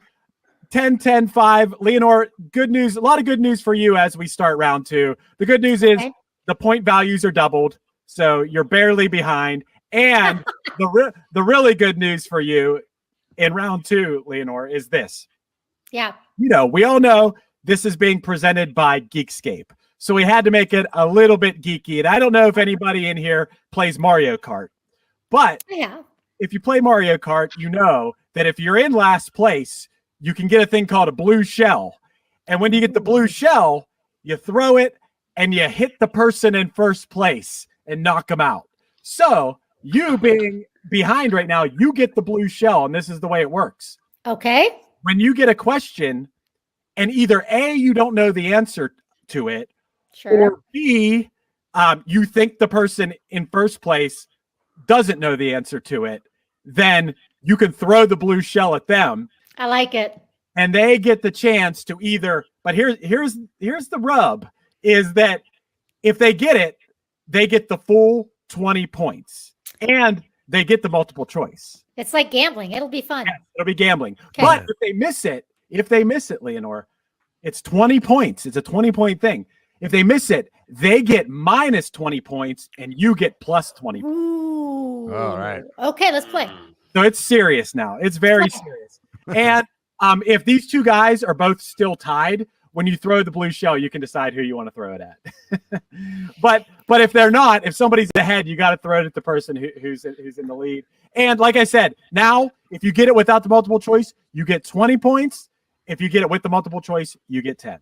And just remember, we did ska tours together back in '96. Remember, I played Nerf Herder and you were there. And Chris did some chiropractic work on me once. I did. I have a gift certificate for a chiropractor I can give you. No. And this round, it'll be 3 questions each. And then at the end of this, whoever's in last place they're not in the final round. It'll be down to the last two. Okay. Okay. So here we go. Leonore. Yes. Your categories are Get Weird or cartoons spelled Tunes. Let's try cartoons. Okay. Okay. So in this category, I'm going to give you the first line of a cartoon theme song, and you got to tell me what cartoon it is. Okay. Okay. Your clue is life is like a hurricane.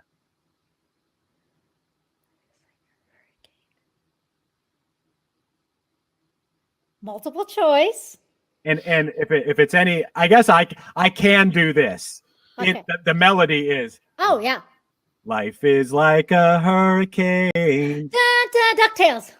Got it. Nice. Wow. Yeah, you got it. I'll give everyone that same respect of, I should have done that from the start, but wow. Yeah, right? If you sing 20 it. points. 20 points. Pretty damn good. You Leonore. sang really well. You're usually tone deaf. That was great. Yeah. Pumped right into the lead. Yeah. Life is like a... That's why he plays bass. That's good. That was fun. All right. So moving along, Linus, your choices are I Want My MTV or punk rock. Let's go MTV. Okay. Pull that up. Okay. What artist had 11 music videos played on the first day of MTV, with 5 of them repeating for a total of 16 appearances in 24 hours? I'm definitely going to need some multiple choice on that, but I bet I'll get it. Your choices are A, Rod Stewart, B, Phil Collins, C, Peter Gabriel, or D, David Bowie.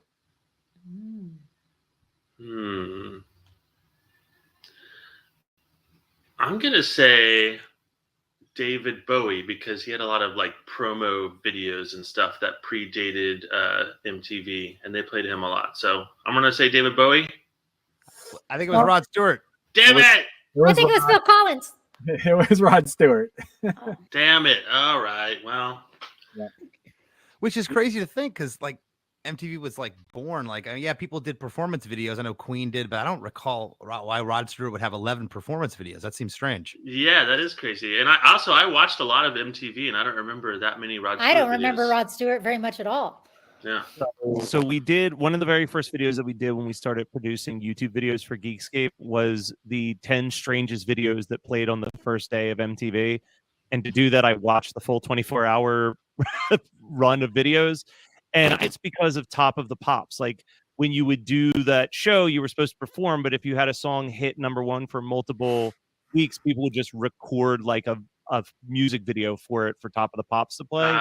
And Rod Stewart in the 70s had so many hits that it was just like these boring videos of him just in like a black room with a backup band, and that was all MTV could get access to for that. So it's kind of like karaoke videos. Yeah, pretty much.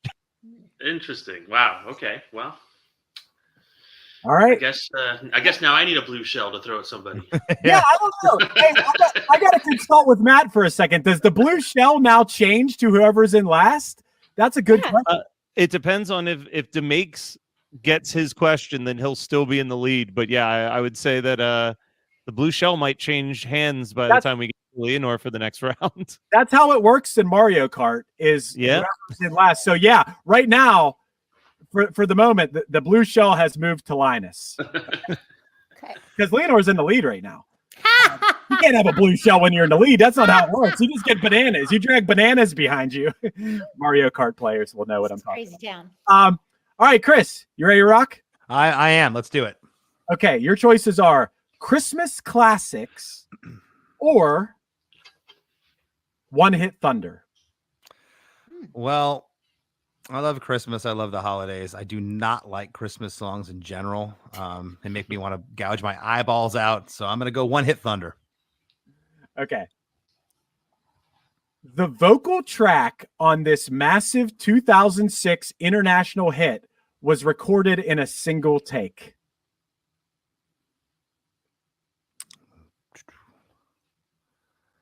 Gonna have to go with some choices. Your choices are A, David Archuleta's Crush, B, Peter, Bjorn, and John's Young Folks. Folks? I don't know how to say that word. C, Jet, Are You Gonna Be My Girl? Or D, Gnarls Barkley, Crazy.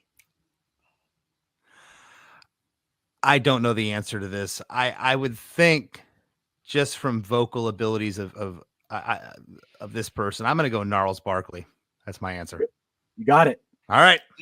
A single take. Crazy was done. And the entire song was just those two guys, him and Danger Mouse, messing around. He did it in one take, and that is the take that we all know and of that song. Pretty crazy. Yeah, it's so good. I love the Jet song, but it's not that technically hard to sing. I could see them doing that in one take, but the Crazy performance is pretty epic. So I figured that gentleman could really sing. Yeah, that gentleman. Okay, Leonor, we're back to you. Okay. I believe is in the lead. Hey, scorekeeper, what's the score right now? I lost track. We've got Linus in third place, now owning a blue shell with 10 points. In second place, we've got Krista Makes with 20 points. And in first place, Leonor with 25. That's insane. Okay. All right. So wait, I got 20 points the second round? Total. No. Total. Oh, gotcha. Okay, because I had to use the gotcha. Okay. Yeah, right. All right. Okay. Leonor, your choices are Beavis and Butthead commentary or Get Weird. Okay, let's do Get Weird now. Let's try it. Get Weird. Yeah. Okay, in this round, I'll be naming the actual song, and you got to tell me what Weird Al's parody song was called. Okay, I'll try. So we're going on this one with Huey Lewis in the News, I Want a New Drug. Multiple choice. Oh, Chris knows that. Okay, multiple choice, please. Your choices are A, I Want a New Pug, B, I Want a New Duck, C, I Want a New Slug, or D, My Brother's a Stud. I'm going to try My Brother's a Stud. No, but that's an awesome. That's wrong, but that's really funny if that's what it was. My brother's a stud. My brother's a stud. Yeah. What was it? What is it, Chris? It's I want a new duck. I want a new duck. And Okay. the horn solo is actually a duck quacking solo in the song on Weird Al's version. Yeah. Okay. Not one of his big hits though, so don't feel bad. Yeah, don't feel bad. Yeah. Deep cut. Yeah, it's Geekscape. We had to get some Al in there. Okay. But the good news is you're still in the lead. We'll see what happens here. Linus, who is holding a blue shell right now, keep that in mind. Be nice to me. Okay. Your choices are Sleigh Bells or Geek Rock. Ooh, oh. Oh man. I guess I'll go Geek Rock, although it's going to be sad if I don't get this right. Yeah. I wasn't going to say anything. I get that. Nerdburger is the band that coined the term. Am I right about that? That says on Wikipedia anyway. Yeah, they're going to kick me out of the band if I don't get this right. Okay. Here we go. Declan Patrick McManus is well known by what stage name? Elvis Costello. You got it. What? Ooh, 20 ooh, points.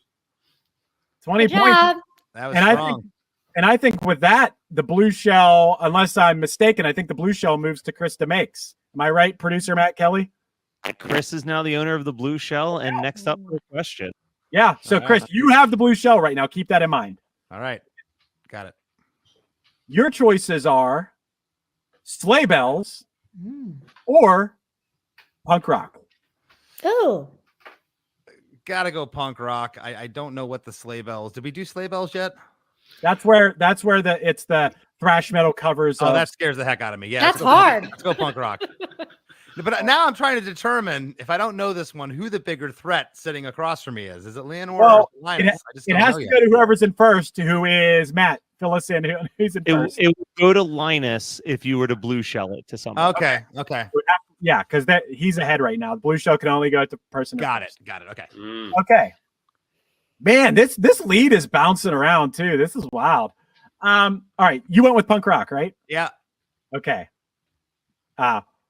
What did the letters CBGB stand for in the club's name?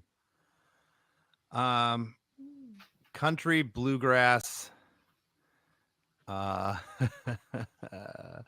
Country bluegrass.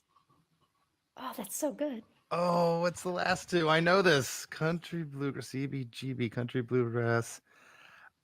Oh, I wanted to know this one so I could get all the points. I'm not going to get the last two. I'm going to have to go multiple choice, but I'll get it here. Okay. Your choices are A, Connor, Bishop, Greggs, and Benoli. B, Come Back, Get Back. C, City Beat, Garage Beat. Or D, Country, Bluegrass, Blues. Oh, that's why I was confused. You're like, keep saying two, but it's only one more. It's only one more. Yeah, really. It's because the G isn't it's the last one. Country, bluegrass, blues. You got it. Why is the G in there? That's why I was confused. Grass, bluegrass. Yeah. Okay, yeah, bluegrass. Sorry. Duh. It's I thought you were really smart. Thanks for pointing out the obvious. No, I'm not. I'm smart to an extent. It's like Buffalo Wild Wings, and they call it BW3. Makes no sense. Well, it used to be called Buffalo Wine Wings and Weck. Yeah, Weck. Yeah. Weck is what they call sauce. Weck. I know. Well, last like time I was there, I ordered some Weck, and they said they were out of it or something. Yeah, Weck is I think an Australian a slang term for sauce. I could be wrong. Yeah. Pass. All right, so hey, this is the last round of questions before we go to the final round. Do I get the blue shell? I was going to say the blue shell's back to Leonore. It's now a tie lead between Chris and Linus. Oh, I'm so ready for it. All right, so what's the scores right now, Matt? We need to know this. So it's a tie of 30 for Linus, 30 for Chris, and 25 for Leonore. Wow, this is intense. Okay, here we go. Leonore, you are holding the blue shell right now. Your choices are One Hit Thunder. Okay. Or Sleigh Bells. Sleigh bells. Come on, I watched Ricky Rackman every Saturday. Yeah. I know what's up. All right, we're going with another Sleigh Bells. Whoa. Oh. I was short.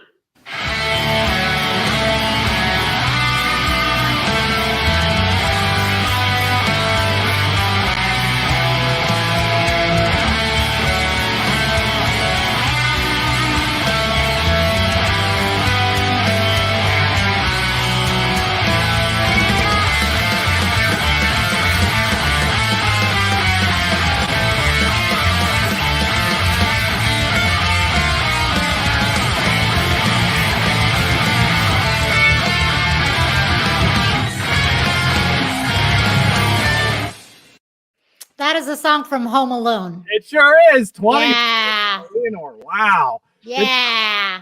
Nice. That was awesome. I know that. Well done. That's killing it on this. All right. Leonore jumps to the lead. So right now, there's no blue shell. It's really Linus or Chris can throw a blue shell, I guess, until one of them gets. Yeah. I guess we'll allow that for the moment. For the moment, you have a blue shell, Linus. You can use it if you want to. Okay. Targeting Leonore, who's sitting at the top right now. Okay. Your choices are Geek Rock or Beavis and Butthead commentary. I'm going to go with Geek Rock again. Okay. Geek Rock. Your question is, John Flansburgh and John Linnell front this Brooklyn-based band that began in 1982. They Might Be Giants. Got it. And you jumped into the lead. That dog. He's giving me all the answers. So, Chris, yes, you got the blue shell, and you got a little bit of desperation here because I believe, I mean, it just kind of worked out that way, but I believe that this is a must answer for you. Am I right, Matt? This is a must do for Chris? Do we say that if the person, I mean, if he throws a blue shell and it hit, does he get any points for throwing the blue shell? If the other person misses it, yeah. Yeah, so he could still use the blue shell to win this. Yeah. Okay. I mean, or he could answer the question, right? All right. Here's the thing: can you throw the blue shell after you've asked for the multiple choice? Yeah. The blue shell has to be decided before the multiple choice, but the person will get the multiple choice anyway, so it doesn't matter really. Okay. You know, it's either way. Well, the other person will get the multiple choice if I throw the Yeah. Okay. Right. Gotcha. Okay. All right, Chris, your choices are One Hit Thunder or Christmas classics. I was hoping that heavy metal category would come up again. My wheelhouse, but I'm gonna go for One Hit Thunder. I'm afraid of the Christmas classics. Okay. Christmas. No one wanted to mess with the Christmas classics. I do. I just haven't gotten it yet. The Archies hit song Sugar Sugar was originally written for what band?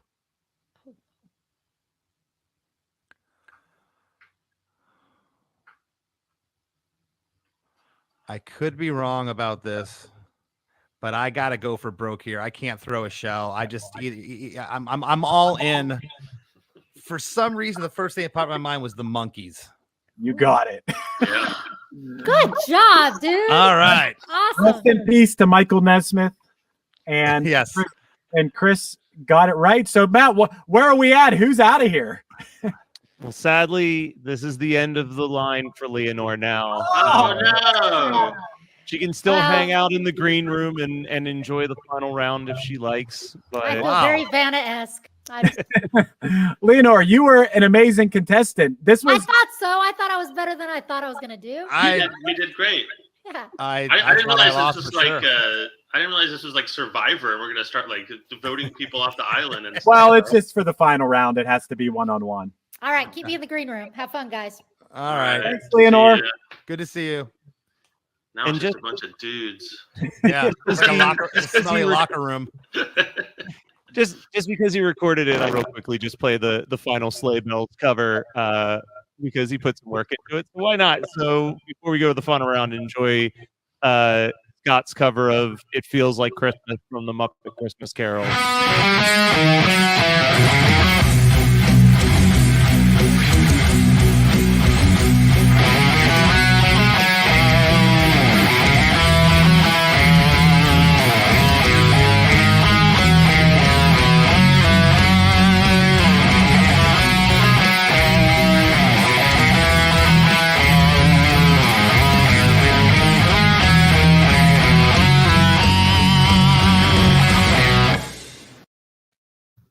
Nice. Cool. That's our theme music going into the final round here. So I'm sure that both of you guys are familiar with the game show Name That Tune from back in the day. I think it might be back on. It might be like Jane Lynch was hosting it or something, or somebody. Or no, I think Randy Jackson and what's her name from 30 Rock were hosting it. Whatever. Point being that the idea was I can name that song in 3 notes, or I can name that song in 4 notes. So this is kind of a play off of that. What it is so I believe Chris had the higher score, right, Matt, between these two guys? No, it was a tie. It was 50-50. Okay. It was 50 points and 50 points. All right, I'm gonna flip a pick then. This punchline pick, that's heads that has the logo on it. This is tails. I'm gonna flip a pick for who gets to who would be like in the lead here. So Linus. Yes. Heads or tails? Tails. It is heads. It is heads. So it doesn't really matter. It's just that, Chris. So we're going to start with Linus. Here's what's going to happen here. Do They Know It's Christmas was released in December of 1984 in reaction to television reports of the famine in Ethiopia. I'm sure you guys are both familiar with this song, correct? Yes. Yes. Linus, here's the deal. You're going to say, how many people that performed in that song can you name? Okay. And then Chris can either say, go ahead and name them to win, or Chris can say, I can name this many. Then the ball's in your court, Linus. You can either say, go ahead and name them, or I can name this many. So it's kind of like who thinks they can name more people that are in Do They Know It's Christmas? So wait, you have to decide ahead of time how many people you think you can name? So Linus, say right now your number was 3. Okay. You say, I think I can name 3 people that are in Do They Know It's Christmas? So Chris goes either, you know what? I can name 4. Or Chris goes, go ahead and name them. And if you can't name them, Linus, then Chris wins. It's over. Oh my God. Or, and it goes back and forth until one guy finally goes, well, go ahead and do it, So it starts with you. How many people do you know you could name in Do They Know It's Christmas? All right. Do I get a chance? So I get a second to think about it here? Yeah, sure. Okay. I wouldn't name them out loud. Well, I'm not going to. He's gonna Google it real quick. No, I'm gonna write them down. I'm writing them down on my pad. I should Google it actually. Wait, we can Google? I didn't know. This isn't Ian from Newfound Glory when we're doing this. Yeah. Okay, hold on. The other thing that's hard is not confusing this with the other 4 songs. We Are the World and all that stuff. Who could forget Hearing Aid, Stars? Oh yeah, We're Stars. I had the 12-inch single of that. I did too. One of the worst songs ever recorded, but I loved it. The funniest part about that is they put Yngwie's solo right next to the guy from Blue Oyster Cult. So he's like blink, blink, blink, and then Yngwie comes in and he's like anyway, sorry, I digress. Let's see. I'm gonna say 3 people. Okay, Chris, you either tell him name them or you say you can do more. Name them. Whoa. Okay. Duran. Matt has to come here to verify these. I'm looking on my phone. So okay, yeah, Duran. Okay, you got one. Okay. Wham. Yeah. U2. Now I want to ask you a question real quick. It's fair. Can you at least name one member of each one of those bands? Oh, of course. Yeah. So Simon Le Bon, George Michael. I would have said Andrew Ridgely, but whatever. Bono. All right, you got it. Yay! I knew none of those. I thought you guys. I didn't know anybody that was in. I don't know anybody that was on that. I'm surprised I knew 3. There's probably 100 people. And 3 is not very much. But if I knew 4, I would have said I knew 4. I didn't know any. I remember. How high would you have gone, Lenore? I remember Bono in it. I keep also messing it up with We Are the World. I just keep thinking of that one, so it's hard to. Who else is in it? Who else is on it? It's a lot of white European guys. Yeah, I was like, I'm not going to name all of them, but Cool from Cool and the Gang, Phil Collins was there, Chris Cross from Ultravox was there, Bananarama was in there. Chris, I never remember this band's name. The one that did True. Spandau Ballet. Spandau Ballet. Yeah, Spandau Ballet. Was there.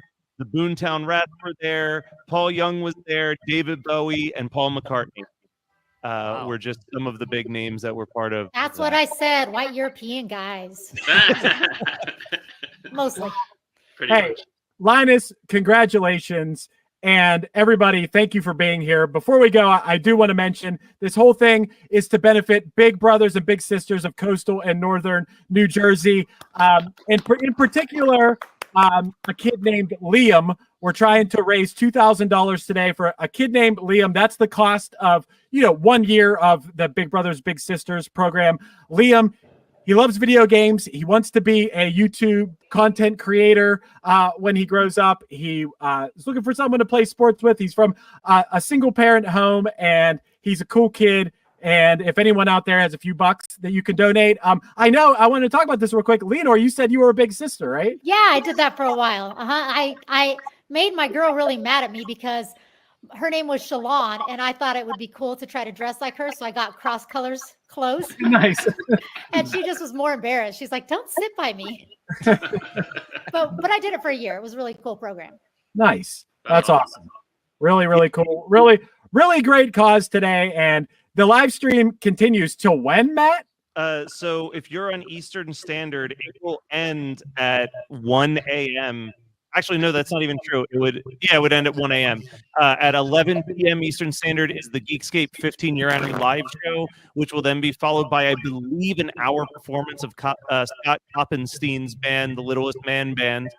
And that will be the end of the event, is the sweet, sweet sultry sounds of Scott Koppen. So stay tuned. We've got a ton of great stuff coming up. Soon is a live performance of a multi-instrumentalist named Brian Fitzy, who builds full songs just using his loop pedal.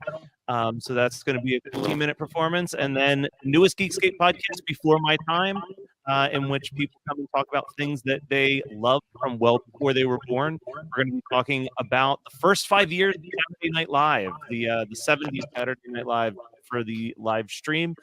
But how about we give everybody on this stream right now a chance to promote what they're up to as well? Yeah. What's everybody have going on? We'll go. We changed our direction. So Linus over here. What do you got going on? Mostly I just hang out in my pajamas and I watch old reruns of Three's Company. So yeah. So watch for me doing that in 2022. Nice. Cool. Krista Makes, what do you got going on? Well, first of all, I'd like to tell Linus that let's go for a drink later at the Regal Beagle. I'll meet you there. Yeah. 5. Yeah. Anytime, And anytime. I have the same Mackie 824s in my studio, so we're sharing some stuff here. But I want to thank everybody. Thanks to Chris and Matt Kelly. I want to thank Jonathan over at Geekscape. Happy anniversary. Happy holidays to everybody. Good to see you, Linus. Good to see you, Leonore. I'm still doing Krista Makes a Podcast. Have one of my favorite episodes coming up this week, a Christmas episode that was really cool. Still playing in Less Than Jake and touring. Hey, I think you can tell them. Tell them who's coming. We gave a clue. People know who it is. I got D. Snyder breaking down We're Not Going to Take It on the show this week. What? Amazing. And it's awesome. Cool. It's awesome. That's cool. He was on fire. I listened back to the episode, and it almost sounds like when you can listen to podcasts and like at 1.5 speed. Like D's just so amped up on coffee, and you hear me just like by the end of it, I sound like I'm on speed with him. It's just crazy. I'm just so excited. Wow. That's amazing. Awesome. A lot of fun. But hey, thanks to each and every one of you. That was a lot of fun, and thank you so much. Leonore, what you got going?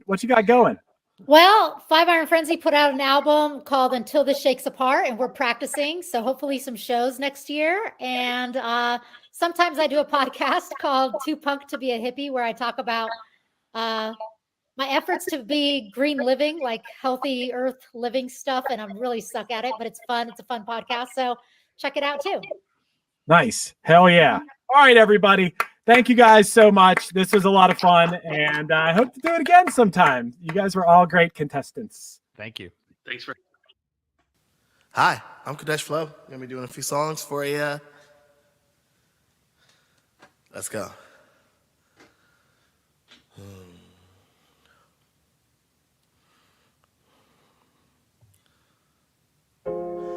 Think I'm strong now, but look way back. Tried to move you, people didn't play that. I show love anytime you need support, but you give me props to my face and laugh at me for sport. I don't know what to say when they're around me. Try to be brave, but that confounds me. I just feel afraid and I'm down. See, you all got that praise early, I received that doubt. These people act so fake to my face, they be smiling. At least I got my shoulders who don't play, they about these wins and no way. Accolades never found me to that one day that I saved everybody. Everybody wasn't there to witness what I had to do to rescue victims. You too busy focusing on how places my lives get. I don't need my neighbors such mentions. I just think it's funny how I get you recognition now. You too busy trying to be tradition now.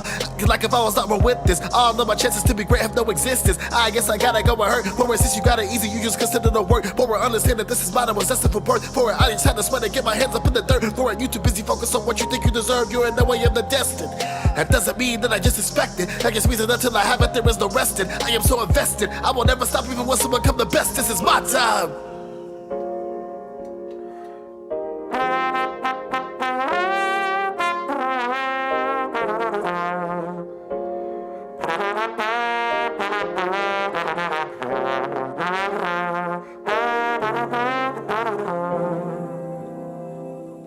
Eat, sleep, and breathe, ayy. I'ma do it, doesn't matter what you think, ayy. Anything is possible if you believe, ayy. Yeah, this ain't just a dream, ayy. This is what I eat, sleep, and breathe, ayy. I'ma do it, doesn't matter what you think, ayy. Anything is possible if you believe, ayy. I said, this ain't just a dream, ayy. This is what I eat, sleep, and breathe, ayy.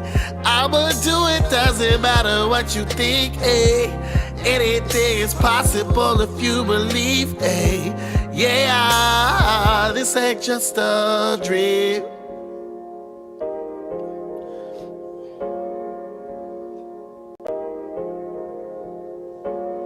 It's really not.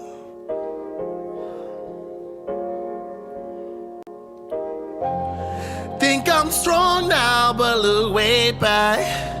Try to move you, people didn't play that.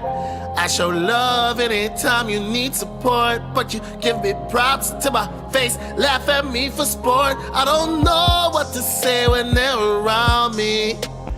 Try to be brave, but that confounds me.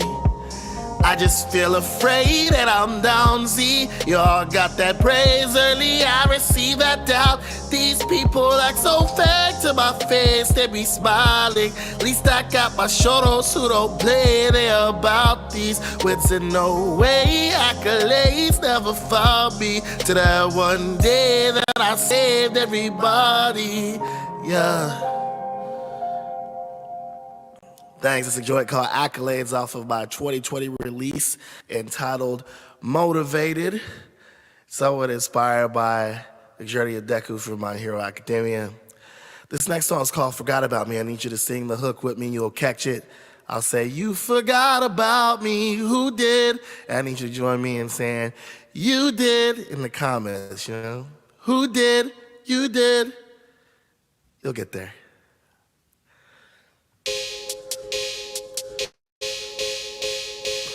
When I was only a sprite, they called me the future. I knew they were used to seeing that much trauma, so young they were right. Knew when the top came, the kitty would fight. Everything anyone threw at me did not inhibit, but did give me life. Occasionally I might complain or might cry. Look at the way in the moments my stride will be hit out the park like a bike trout swing. Anyone who's going after cloud might think that all I ever cared about was the glory and the fame, that I only ever lived for the bounce life brings. But my passion's always been academic, creative, the violence I hate it, but know that I get it and wreck any PR who dares to try stepping to anyone I love, I train and protect them.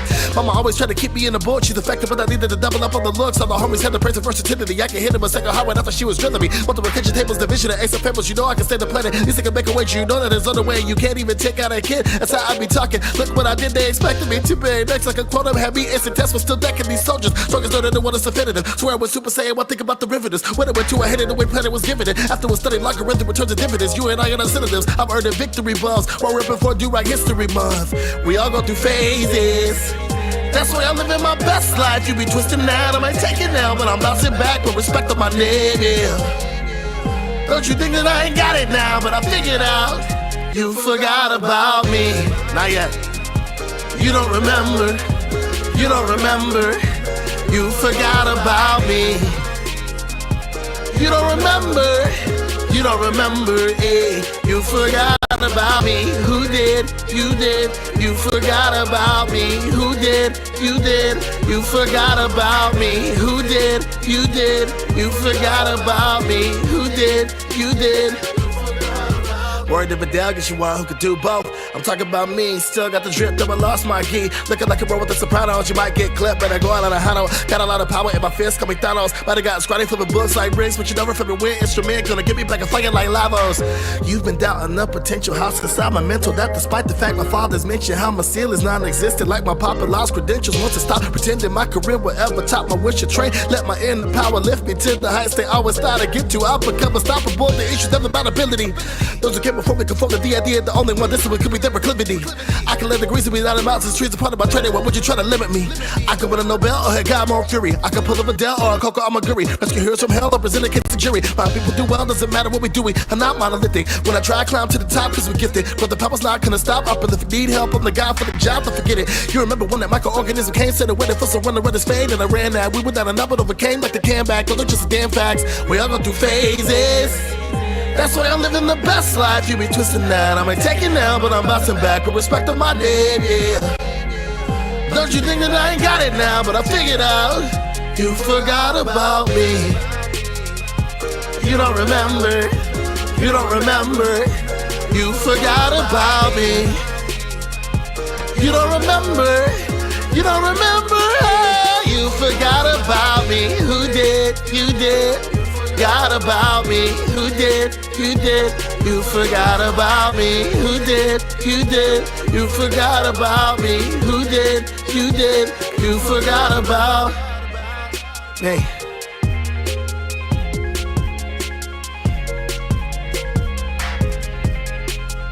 It's called Forgot About Me.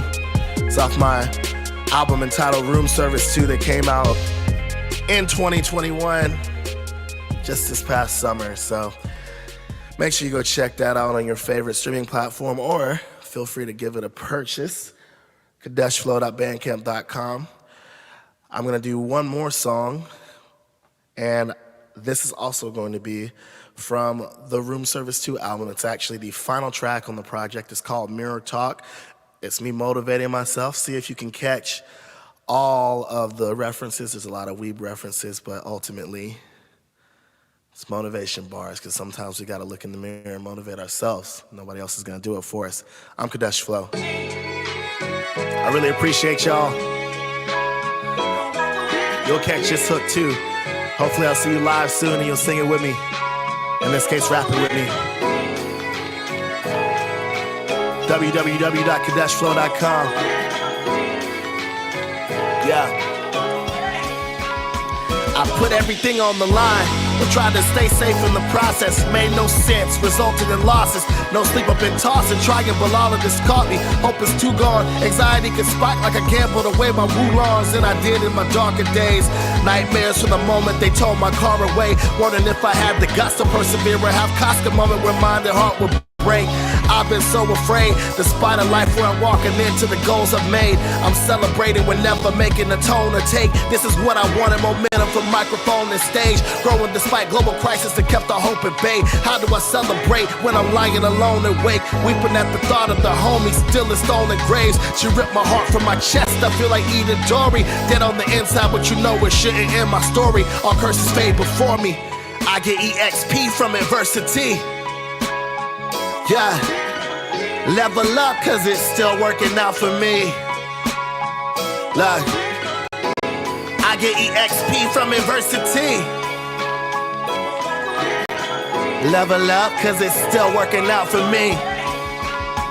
Look, infuriated cause I didn't start sooner. Feel vicious, channel my inner Sukuna rage, dragging me with it, desperate to get through. Too much trial pull from desperation can wreck you. Moves get disrespectful. I remained Deku, became special and recognized it. Look at my fear, how I climbed to the forefront despite it. So I let the setbacks and the pain define me, and leave the passion and the pain that remained behind me. Who told me to give up? Who told me it's all over just because the years suck?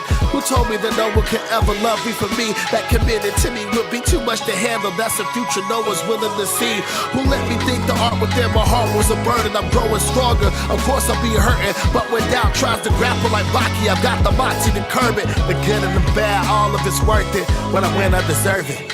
I get EXP from adversity. Y'all got it? Level up cause it's still working out for me.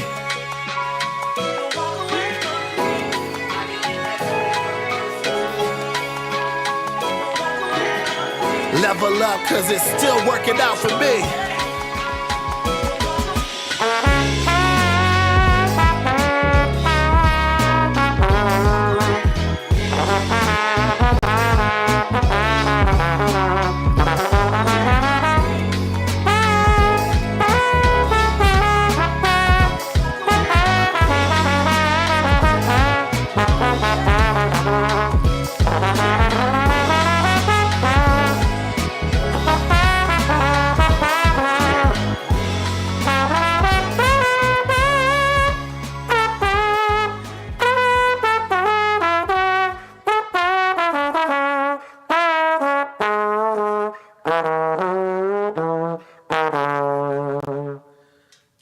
Hey, I've been Kadesh Flow.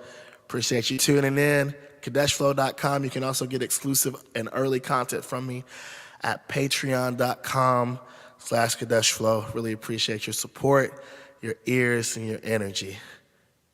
At Kadesh Flow for all socials. Take care. Let's bring on one of the newer shows to the network. I believe last year was right as they joined our network. So let's bring on Don and Lee of the Saturday Morning Showdown. Boom. There Hi. they are. Going on, guys? Hey. And I'm Lee. let's Nice bring. to meet you. Nice How to are meet you? you. Good, We've good. exchanged emails. How are you? Nice to meet you. How Yeah. Vibes.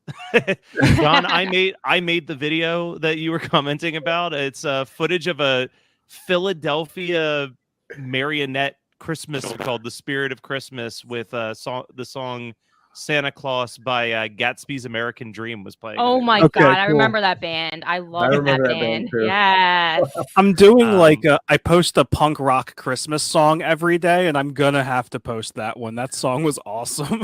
I may have seen Yeah. that band at the 22nd Unitarian Church in Philadelphia. Oh, Yeah. that is like one of my Right. favorite venues. If Yes. we're talking Philly, the bands that I've seen at that venue are like At the Drive-In and the Get Up Kids back in the day. Like, Oh my all god, amazing good bands. stuff, good stuff. Yeah, I saw Yeah. Gatsby's American Dream actually open up for the starting line when I was at Westchester University.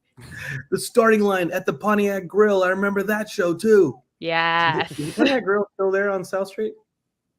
No, it's not there. No, South Street, a lot of stuff's closed now, but definitely check out the South Street Art Mart. That our art's in there, and it's a really cool store. But other than that, South Street, like all the stuff that used to be there, is like not there anymore. Looks like we're gonna have to do the Geekscape live show from Philadelphia next year, just to make so. it like a hometown thing for y'all.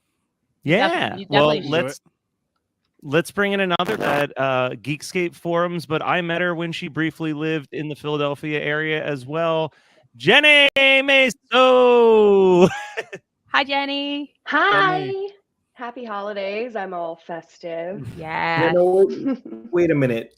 What is this Saturday Morning Showdown thing, Matthew? Because you don't even run these past my desk anymore. What is this show? What is this? Don, would you like to explain it? Yeah, I'll take it. So me and Lee are both like in our early mid 30s. Actually, Lee's in her late 30s. Oh, So I we just had a grew up in birthday. the golden age of the Saturday morning cartoon. So we're going back and rewatching some of our favorite 80s and 90s shows and just talking about the nostalgia and like how they hold up and watching them again like with adult eyes. And it's been fun. I like it. It's been fun. I Yeah, approve. we've had 40 almost like 40 episodes so far. So it's been great. It gets the stamp of approval. Carry on. Yeah. Excellent. All right. Well, we will let you two and Jenny dive into your topic of some of the best Christmas specials. But I just wanted to real quickly remind everyone to still use that link in the comments. Donate. We are just $5 shy of $200 already, which puts us at almost 10% of our goal. Let's try to get to that 2,000 for Liam. Woo! Yeah. All right, John. I'm sure they'll see you and I plenty more throughout the stream. It is all yours, everybody. All right. So yeah, like Matt said, we're Saturday Morning Showdown. Since we specialize in Saturday morning cartoons and kids shows, we're gonna do our top 3 kids show specials. I guess is the best way to put it. We're gonna do 3, 2 honorable mentions, and then our number ones. I'll kick it off. I'm gonna start with a simple one. I always forget this is the first episode, but The Simpsons first episode was a Christmas Oh my special. God! Yes, I totally forgot The about very that. first episode was where they and we introduced. did that. We did, and it's where they introduce, I think, Frank Welker's most iconic role of Santa's Little Helper. But it's a classic episode. I watched it this morning actually, and it has a weird heart to it that I wasn't expecting from The Simpsons. But it's very early, like, you know, when they find Santa's Little Helper, if that dog's face doesn't pull at your heartstrings, you are not a human. Very true. Yes. Yeah. Yes. Very, very true. Yeah. But the episode actually touches on a lot of like working class family struggles. Like it was 89 and Homer's work pulled his Christmas bonus, which is such like a early 2000s thing. Like I'm used to that still. So I don't know, it hit on a lot of like things I wasn't expecting from a kids show. But it was really awesome, and I highly recommend you watch it. It's on Disney Plus, so it's easy to access, and it is great. Awesome, yeah. We'll definitely have to check that out. I mean, we did it on our thing, but yes. Yeah, I've I'll never watch seen it, so I will have It's to check it out. totally worth watching, and it's cool to see the roots of The Simpsons, like the first season compared to like where they evolved to. But yeah, it's neat. I highly recommend it. That's All right, so Jenny, do you want to ballsy take the next too. one? Sure. Yeah. Yeah. Okay. So I know we were supposed to basically do episodes. I could only think of specials. I was but having a hard time with did. that too. Yes. It's amazing. Like specials were the only thing that came to mind, but I did think Mhm. of one, and it's going to be my number 3, and it's a current show on Disney Plus as well, and it's called Nice. Bluey. Bluey is a show that my kids love. They're 2 and 3, and it's an Australian, like government sanctioned cartoon just about this family of dogs.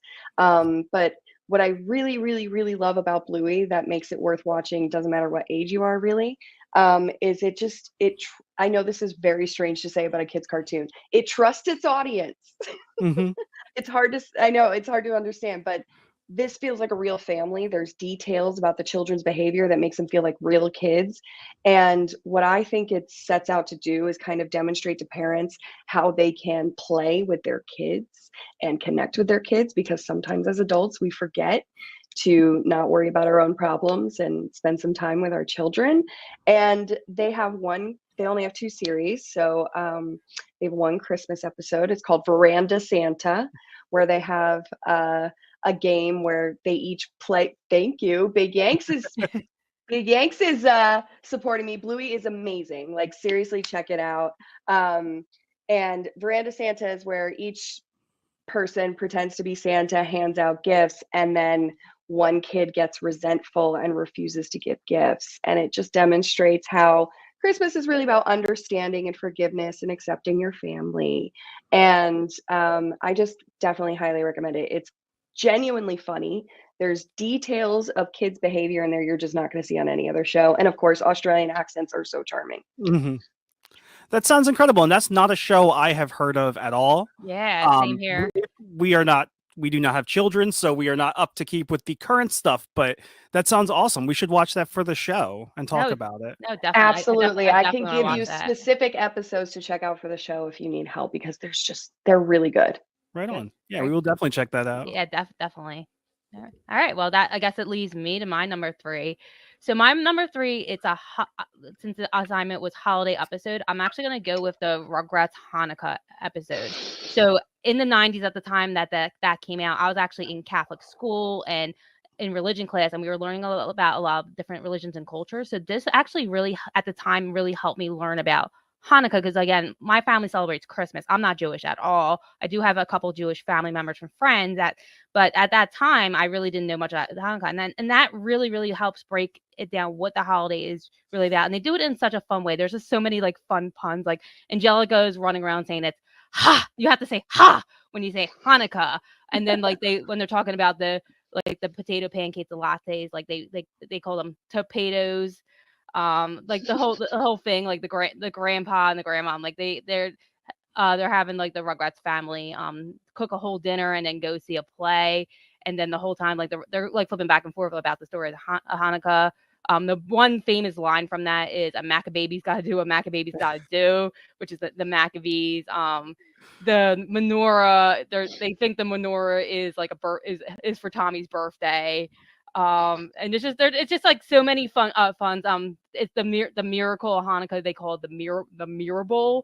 So it's just like that whole thing. It's just such a cute little story. Just like, and like, I think it definitely geared towards kids because like they can learn the story of Hanukkah broken down rather than like the boring like thing that you learn in school and the textbooks. And at the time, like it was just really, really sweet for me. And I just like Nickelodeon as a whole, like since we've been on our podcast like is about cartoons, but we really have broken into those really diverse topics. And I don't know who at Nickelodeon has made such great episodes like the Hanukkah. There's even a Passover episode. I'm just like so happy that exists because my first experience like with Hanukkah actually was Christmas Eve on Sesame Street. Mr. Hooper is Jewish, and they just mentioned he was Jewish. They didn't really go into like what is Hanukkah. Like Sesame Street didn't really cover like what is Hanukkah. So this was like the really first time like I actually got to learn about it. So this is great for my number 3, and I would love to do this on our podcast, but I highly recommend for anyone who hasn't seen it.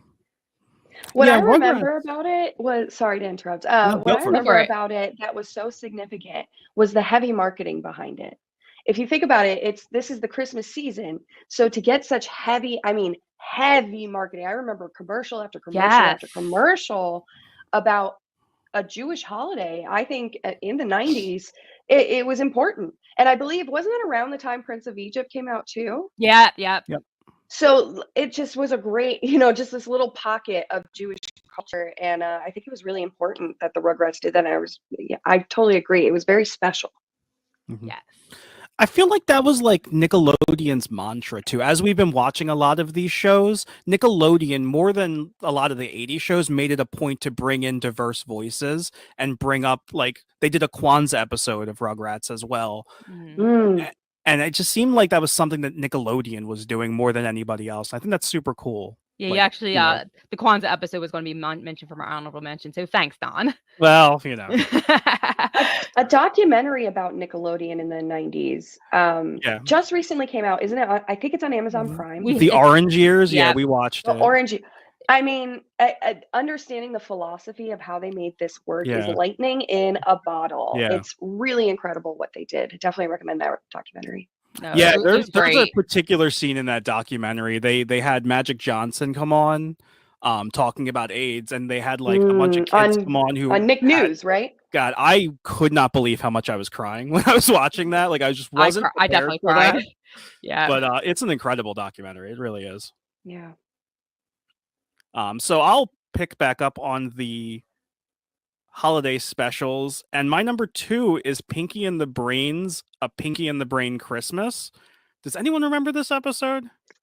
I don't. It's really good. I think it's the only episode where Brain's scheme actually works, but he develops a hypnotizing doll that will warp your brain and do whatever he wants, and then he goes to Santa's workshop and convinces the elves to make 1 billion of them and distribute them all around the world. And then all the while he's ignoring Pinky, who wants to give a letter to Santa. At the very end, when he finally gets his system online and can control the entire world, he reads Pinky's letter to Santa, and all Pinky wanted for Christmas was for Brain to have a happy Christmas and possibly the world. And he starts crying and just says, spread joy. So Brain does succeed in taking over the world, but uses it to spread joy. And I think that's awesome. Yeah, I've never seen that one. So yeah, I would be super excited to watch that one too. Yeah, and all of the old Warner Brothers stuff is on Hulu Plus. So again, easy to access. I watched it yesterday. It's nice. Holds up. It's awesome, and it's great. I highly recommend it. All right, Jen, you want to take number 2? All right, yeah, number 2. So this is a special. The other 2s I have are specials, and I have a very strange tastes in. I prefer the campy, the quirky when it comes to my entertainment, and that must have started with Pee-wee's Playhouse. Oh, yeah. Nice. That was a good one. Pee-wee's Playhouse Christmas special is a giant fever dream. I can't begin to get into it, so I'm just going to isolate one moment because it's a variety show, just like you would see in like the 60s and 70s, but with Pee-wee. And my favorite part, because it just is not appropriate, makes no sense, should not be in a children's thing, but is wonderful. And that's when Grace Jones shows up. Grace Jones, if you don't know, is this, I mean, iconic, androgynous, gender fluid, dated David Bowie, like sexy performer, supermodel, singer, and she's an alien from another world, and we are not worthy of her. So she shows up in a giant box that's supposed to be sent to the White House. She's supposed to be singing for the president, but it's actually sent to the Playhouse. And so she opens, and she's wearing, you should Google it, it's like a pharaoh hat that's like molded to her head, and then like an entire breastplate that's perfectly molded to her body, and then just like sings the little drummer boy in this weird like alien movement, and it makes no sense, and I love it. And it had a profound influence on me as a child, as a bisexual woman. It's just, I mean, overall it's just going to be a wild ride, but like if you have to isolate a moment from Pee-wee's Playhouse, I just think its peak is when Grace Jones shows up. Yeah, Pee-wee's Playhouse in general, Fever Dream really is the best description for it. That show is complete madness. I do not know how it happened, but I'm so glad it did. Me too. Yeah. And I can't get over how Miss Yvonne, you know, the super sexy neighbor, is now Charlie's mom on Sunny in Philadelphia. Like, oh my God. Cannot get past that. It's wild. But and you know, Lawrence Fishburne, it was his big breakout, and Cyndi Lauper did the theme. Like, it just has so many cool people involved. So check it out. I can't call him anything but Larry Fishburne because of Pee-wee's Playhouse. So like now that he's like a serious actor and I'm like Larry Fishburne, it's very strange. But yeah, it's so weird, the people that came from that show.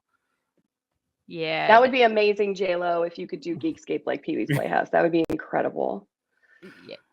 Yeah, we gotta make that happen. Yeah. But yeah, I grew up on Pee-wee, so yeah, I support. I definitely gotta go over it. It's been like probably over a decade since I've seen that, so I definitely need to watch that again. Back when Freeform was Fox Family, they showed Pee-wee's Playhouse at 7 a.m. every morning, so I'd watch it before school. So it put me in the perfect mindset to learn. Nice. Nice. All right. Well, I think it's up to me now. So my number 2 is actually Arnold's Christmas from Hey Arnold. It was just it was out in the 90s. It's a nice little Christmas story. When it opens, Helga, who always screams at Arnold, "Hey, football head," and is so mean to Arnold, running around just going presents, presents, presents. And then Gerald, Arnold's best friend, basically bought everyone a tie for Christmas, and not everyone wanted a tie, which is weird. But the main event there was at Arnold's house, where he lives with his grandpa and grandma, and then like all the tenants at the apartment, I guess it is. It's just a very, again, diversity for me. A very diverse cast of people. There's an Asian American, there's African American, there's all sorts of people there. But anyway, Arnold's Secret Santa is Mr. Wynn, who is Asian. And what Mr. Wynn really, really wants for Christmas is his daughter to come home. And then they brought up he lost his daughter 20 years prior in the Vietnam War, which again, for a kid's episode to bring up like something like that deep, like it's just amazing. And just like that whole show, like everyone was very well spoken. The language was good. Like Helga was good. Like she was upset, like overly obsessed with Arnold.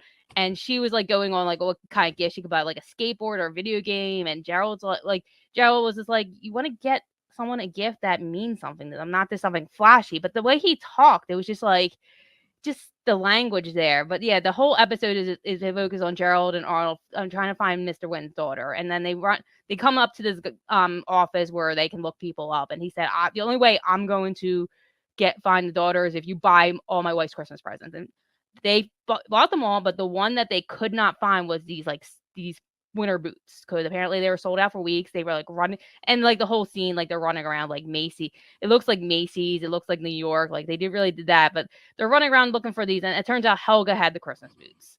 So Helga actually instead of being so mean, Arnold actually leaves the Christmas boots for the guy, and then Mr. Wynn ends up being reunited with his daughter. And just such a nice, again, this is such a nice story. I just felt like Hey Arnold was way before its time.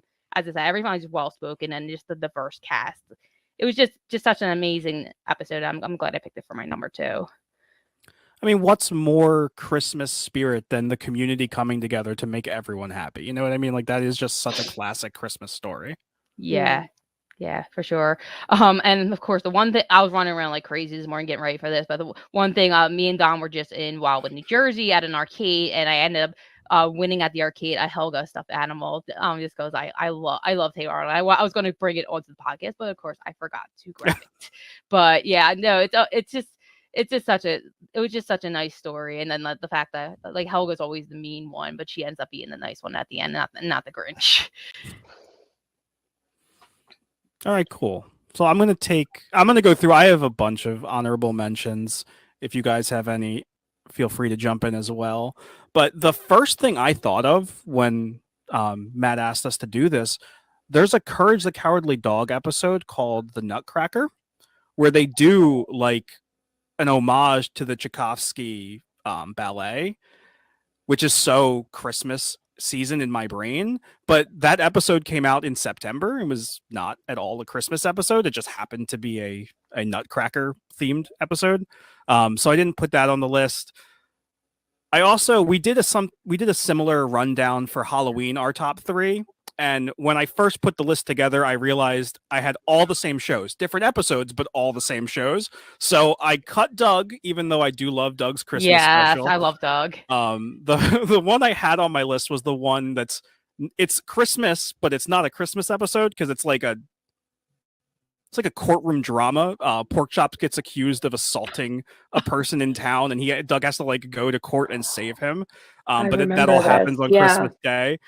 Such a good episode. But again, I talk about Doug a lot on the show because we do. Yeah, Doug's amazing. And I also had the Batman the Animated Series Christmas with Joker for almost no other reason except Mark Hamill singing Jingle Bells, Batman Smells, Robin Lays an Egg. Oh, yes. Totally worth the price of admission. Absolutely incredible. How about you guys? Do you have any honorable mentions that didn't make your list for any reason? Yeah, I really like the SpongeBob Christmas special, especially the song Don't Be a Jerk.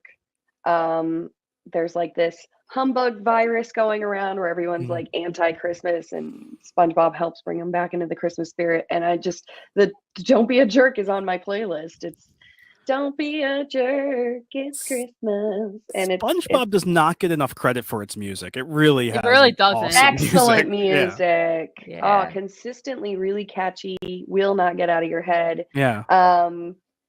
And yeah, that was one. And then the Christmas Every Day episode of Fairly Odd Parents is, it's a trope of where like you wish it was Christmas every day, and then it gets really, really exhausting, and the whole town is against him. And I really loved Fairly Odd Parents. It was, hyper and weird, but not gross. And then I don't know if anyone else was into Yo Gabba Gabba, but as a stoner in college, I really loved it.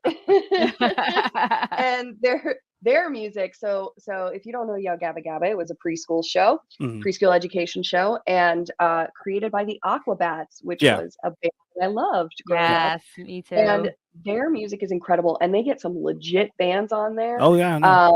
There's a great song, this is unrelated to the episode. There's a great song by MGMT called Art Is Everywhere that I sang like almost every day. But their Christmas episode has some really great music in it as well. Correct me if I'm wrong, Dom. Was Mike Park in Yo Gabba Gabba?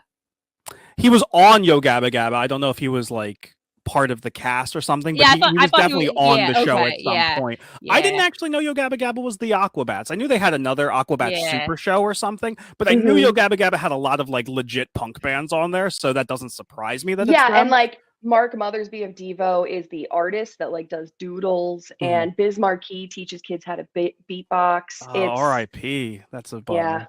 That's awesome, it's really nice to see Biz Marquis again for sure, because he's just just like a big teddy bear. Yeah.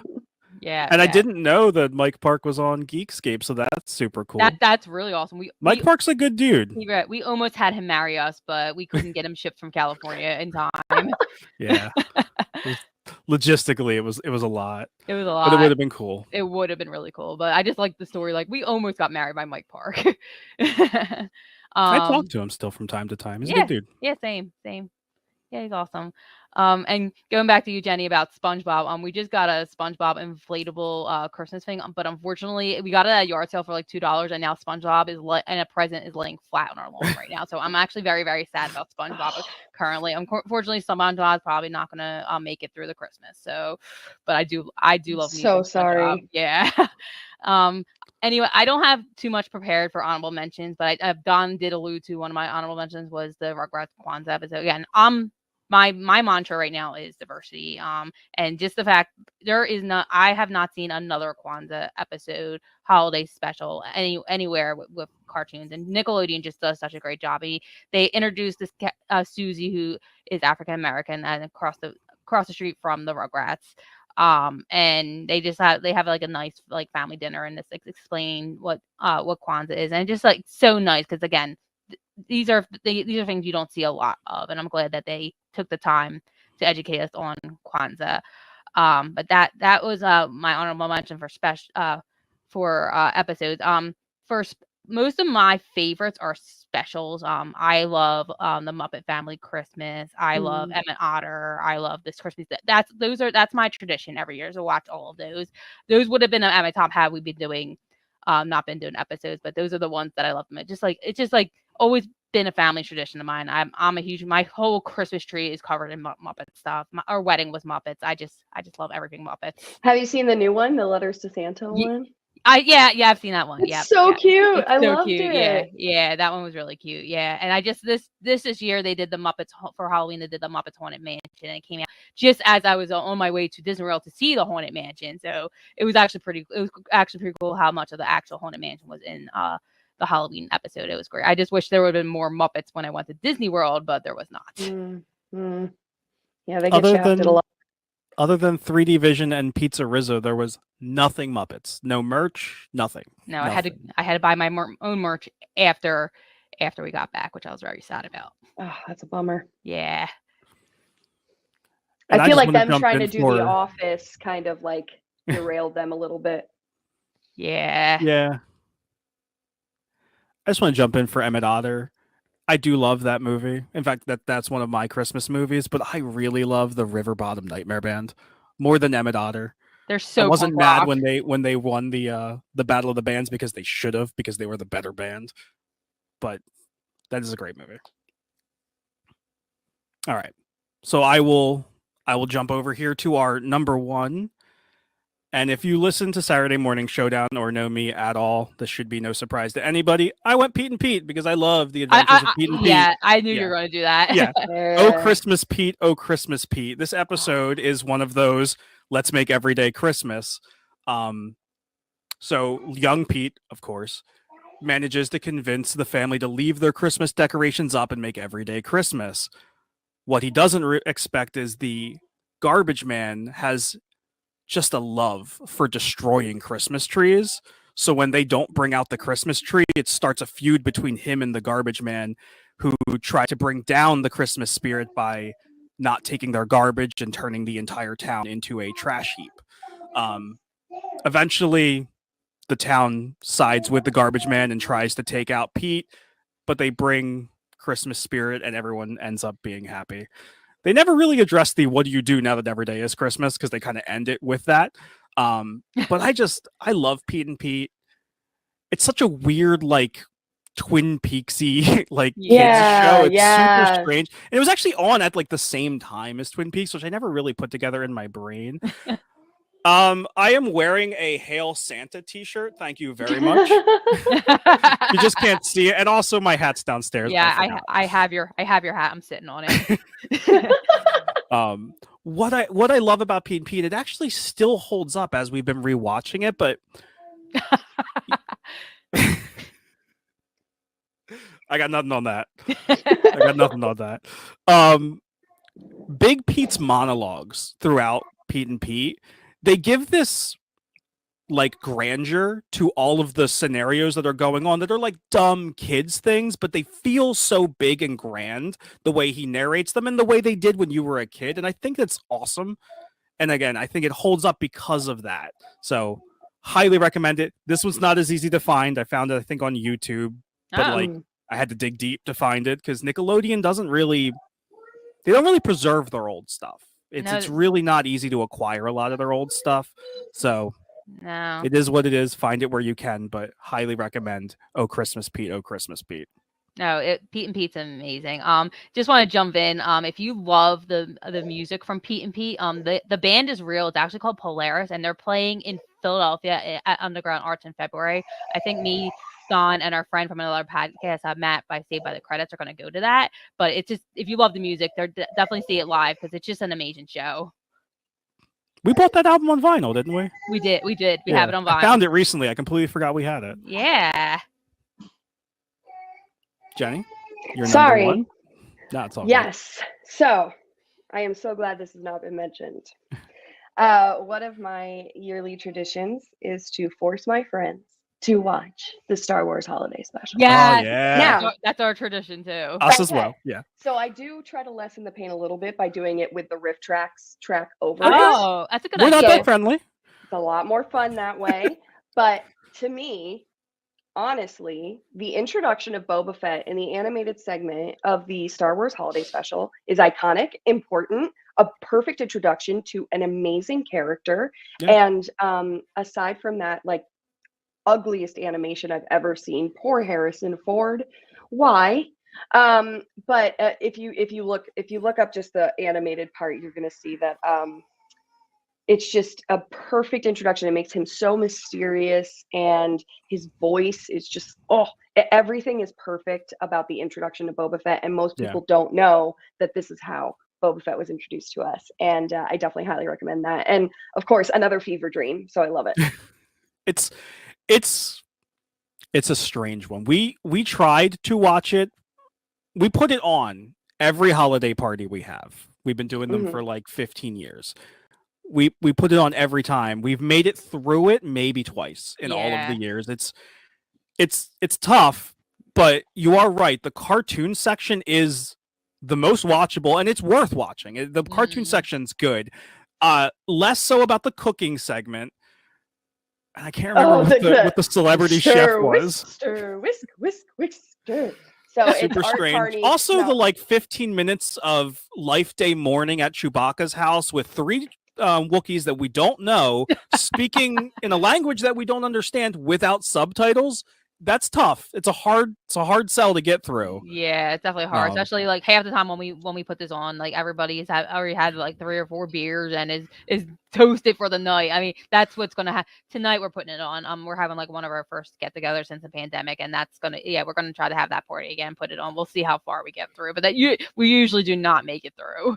I think B. Arthur deserves your respect. You need to make it to her song. Yes, Yeah, BR for every year. We always like when she comes on, we start screaming.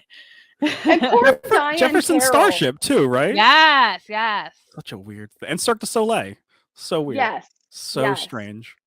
Yeah. And the porn with Diane Carroll, that poor woman. She's so talented, and she's singing this awful song.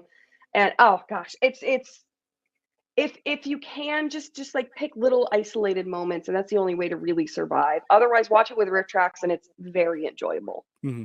Yeah, we'll have to do that sometime because I'm all about Mystery Science Theater style. Like, just love that. But we just watch it and just see what happens. Because that's fair. All right, so I guess it leads me to my number one, and I've talked about this before. My favorite one is the Garfield Christmas special. Solid. I just grew up loving everything Garfield. I didn't have any animals of my own until I got my cat Dynamite, but just watching that made me want animals of my own. And then I always read the Garfield newspaper every Sunday as a kid. So I just love Garfield, and it's just such a sweet. First of all, the music on all the Garfield holiday special, it's just amazing. It's so catchy. Like the one song on there just makes you want to get up and square dance. And then like even the one song starts singing about like the anxiety and the insomnia of the holiday, which I definitely relate to. But I don't know if as a child I would relate to that. But no, the music is just so fun, and then it's the typical we're going to grandma's house, and it's just like the whole like relatable. Oh, I don't really want to see my relatives, like all that stuff, and then they get there and you meet his mom and his grandmom and John's brother, and they're all like getting ready for dinner and putting up the Christmas tree. Garfield actually runs to the top of the tree and puts the star on. But yeah, like it's just your typical like holiday, but also it's there's some really sweet moments that actually made me cry, like when Garfield's sitting on grandma's lap talking about her husband's no longer with her and it's really hard on the holidays. That made me cry, especially like I don't have, our grandparents are not with us right now, so the holidays are a really hard time, so that definitely made me cry. And then when Garfield found her husband's love letters and gave it to her as a gift, it's just such a sweet, just again one of those meaning of Christmas, how sweet holiday episodes. It was just so sweet, and I'm a huge, as I said, I've always been a huge Garfield fan, and just the music and everything about it. And the other thing, like I always think about when I see these Garfield episodes, like do you bring your animals to every holiday? I mean, it's funny, but it's just like now I'm thinking about it, like it's just like why is he bringing his animals to his mom and his grandma's house? Like why?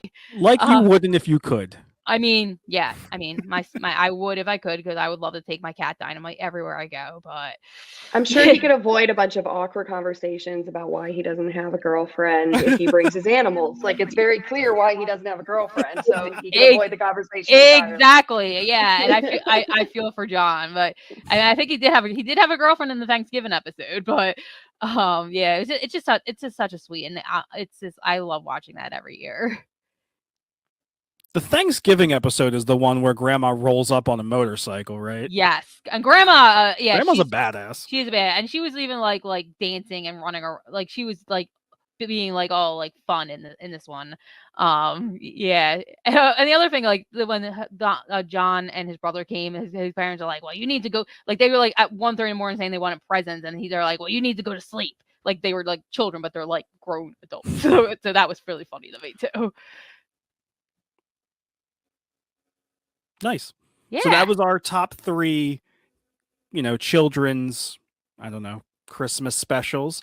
We have a little bit of time left. Is there any other more adult-oriented shows that you may want to speak about in this little window here? The Sunny in Philly Christmas special. Solid one. There is so much to it, and like they have an homage to, the claymation specials. Of course, the claymation specials too. You have to. Like, yeah, those are amazing. Gosh, what else? Yeah, I would drop the Community or Abed's Uncontrollable Christmas episode, which is all in claymation the same way. You have to homage those Raskin Bass specials. You have all the Community Christmas episodes are really good. I really like the Glee one. Yeah. The Office, I would say Benihana Christmas has not aged well, but like Moroccan Christmas is really fun. Classy Christmas. There's a bunch of great Christmas episodes from The Office. Yeah. Yes. Yeah, I'm all about the Friends holiday special. I mean, they focus a lot on their Thanksgiving episode, but their holiday episodes, again, they actually have a character who celebrates Hanukkah, so they have the holiday armadillo, that's this Ted so Lasso funny. too. Yes. It's like on my short list of shows I need to watch.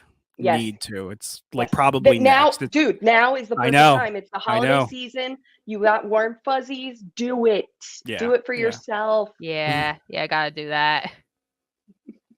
Yeah, I'll bet. I did not see the real Ghostbusters one. Oh, I haven't seen that. We should do that. Yes. And isn't there like a straight to VHS TMNT Christmas special that has like Christmas carols and stuff? I vaguely remember watching that when I was a kid. That sounds like the thing that would happen. Yeah, I feel like they did like the 12 toppings of pizza instead of that sounds about right. I have a Teenage Mutant Ninja Turtle Christmas ornament on my tree, and they're holding a pizza and there's bells on it. So I feel like they probably did. I have the same one, and it's from my preschool. Oh my god, that's so cool. Nostalgia is the best. No, it really is. Yeah, and Ninja Turtle. That's how Saturday morning showed. We actually started with Ninja Turtles. So yeah, we just love that show. if you're doing a show about 80s and 90s cartoons, I feel like you have to start with Mutant Ninja Turtles. That's just such a Yeah. formative one. Yeah, any of the like surveys that the March Madness and surveys we did, it was always like #1 on there. Yeah. This claymation special with the California Raisins is really fun as well. Oh I my definitely God, recommend yeah, I that. remember yeah. that. I think that's what my friend from Brazil sent me. He sent me something claymation with the California Raisins. I think that's what he sent me, and told me Yeah. we have to watch. So we probably should have him on again because yeah, that's amazing. And just So to strange. sing the praises of Riff Track some more, they had a live show where they did a bunch of Christmas shorts that are absolutely wild. So I think you can find that on their website. Oh, awesome! Definitely look for that. Yeah, definitely. Also on my adult-oriented list, I wrote down because it's a cartoon, but it's not a kids' cartoon. But the first Futurama Christmas episode with Robot Santa flying around with a machine gun, yeah. solid episode. Yes. Yes. I miss Futurama. Yeah, Oh my it's God. I mean, that was a good one. yeah, a cartoon I wasn't expecting to make me cry on a regular basis, but man, Right? did they? You know, that goddamn dog every time. Yeah, Danny DeVito, you get to see him naked. It's awesome. Yeah. That's It's amazing. not a great selling point, but I've seen that episode. It's pretty incredible. But I mean, like, there's something about the holiday season where it just brings out the creativity in people, and they're taking like, you take the tropes that we've all seen before, and there's just like a million ways to manipulate them, and it's just so much fun to watch because you just know what to expect, and then to see how people get creative with it is really fun. Yeah, definitely. The community ones are like that's the selling point of the community ones. They're right taking those tropes that you know and love, but spinning them on their head and taking them in a different direction. I love it. And genuinely amazing music as well, because it's Ludwig, who is now, what did he just do? He's a big deal. Didn't he do the last didn't he do Tenet? Something like that. I don't know. He's very important. Ludwig, who did all the music for Community and produced all of Childish Gambino's albums. He's amazing. That's awesome. That is really awesome. Yeah, Chris Valley just came on about the California Raisin. Yes, I love the California. I gotta go back and watch those. I have a question. Have any of y'all seen anything that came out this year for the holidays, like 8-Bit Christmas? I haven't watched that yet. No. That's on my list. Yeah. What about that show we watched last year with Audrey Plaza? What was that called? Happiest Season. Happiest Season. Oh God. She was like in it for a second, but yeah. And David from Shit She was Creek. the ex-girlfriend, right? Yeah. Happiest Season. Okay. I mean, if you identify or have family that is in any way identifies queer or LGBT, please watch this movie. It's very, very important. Besides the performances of like the main cast, the performances of the family members trying to wrap their heads around this relationship. There was a certain moment that I won't talk about, but there was a moment in there that made me cathartically cry in a way where you're seeing things that I think a lot of people who identify as LGBTQ plus have been waiting to see. Thank you, Facebook user, for helping me out. Yes. That's awesome. No, I love that movie because I do have a lot of family and friends who identify as that, and I definitely did cry. It was just such a sweet story. Yeah, there was a moment with Victor Garber, who's a gay man himself, plays their father, and there's a moment where he makes a big sacrifice, and it just buckets. Yeah, my only gripe was it was a very white cast.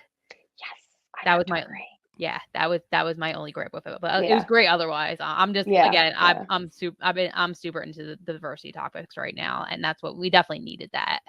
And Mary Holland plays like the silly sister, and she's so good she's in that. so incredibly talented. Yeah. Did you watch New Girl? She's in New Girl. New Girl has some really good Christmas episodes. I never watched New Girl. New Girl's because amazing. I was anti Zooey Deschanel back in the day, but I got to try. Oh yeah, Four Christmases is really fun. I don't think I It's seen that one. Vince Vaughn, right? Yeah. Yeah, I think Reese Witherspoon. Right? Yeah. Holiday. You like diarrhea?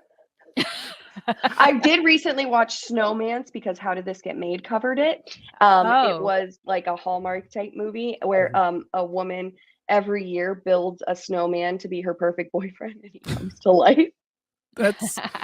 That's truly sad. And his name is Cole. Oh. But yeah, I also watched the new Home Alone movie. And I gotta say, it is what it is. It's updated for 2021, but it's really fun. It has some really great, like genuinely funny moments in it that can get you through the eye-rolling moments. Okay. And really decent cast, I gotta say. Like Rob Delaney's in it, and what's her name from Kimmy Schmidt? She's in it. They play like, so in case instead of Ellie burglars, it's thank you, Ellie Kemper. Instead of burglars, it's a couple that's struggling and they're gonna lose their house, so they have to get something that's worth a lot of money. So it's like all one big misunderstanding. So that makes it like safe for everyone. But it has some genuine moments that surprised me, and I was like, in spite of myself, laughing. Is it still Kevin McAllister, or is it a new person now? No, it's a new family, but Buzz makes an appearance as a cop, and at all the security systems, Kevin McAllister now owns a like an ADT type company. That's kind of cool. I like Right? that. That's a cute I'm fine little with detail. that. I'm okay with that. Because like And when they did three, and I think there was a fourth one too. It was a different kid, but it was still Kevin McAllister. Yeah. No, this is a completely different family. They're actually a British family, and it makes sense. They have to be on separate planes, so it makes sense how they, forget about their son. And they kind of, what they do is they kind of mix Home Alone with Christmas Vacation. Okay. I mean, I'm into that. I might try it. I heard it's bad though. I mean, it's bad, but it had these moments that made it like, okay, I didn't waste my time, if that makes sense. Yeah. Like it's the holiday season. There's only so much. Oh no. Oh no, Oh, boy. what happened? What did the actor do? I don't know. I'll have to look that one up. I don't know. What are you doing to us, Fafalios? Yeah. It's Christmas. Don't be a jerk. Full circle.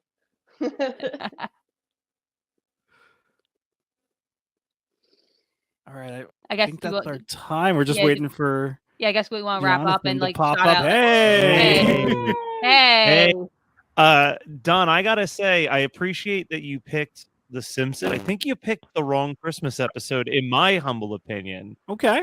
Which one were you thinking? Marge Be Not Proud, where Bart steals the video game from the mall. Oh yeah, I remember that It one. has Yes. Will in it. It has Don Bracco. It has the golf video game. It's arguably not just the best Christmas episode of The Simpsons, but like top 10 Simpsons episodes, period.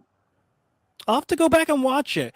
I am not mad about my pick because having like gone back and rewatched it, I was so surprised to see like so much of the like working class struggles being in there that I thought gave it a lot of heart that I wasn't expecting. Now, it's time we go live with, I mean, I love every show that's on the Geekscape Network, but I make it no secret that I think that 91 Donkey Lane is one of the funniest podcasts I've ever heard in my entire life. So let's bring in Bacon and the Nader Boy himself. Woo! I am Poof, a magical book that knows all, developed by wizards and enchanted by scientists to discover all human knowledge. My secrets could be used to cure disease, end hunger, and advance civilization. Instead, I've been stolen by two idiots and have been forced to help them produce a game show.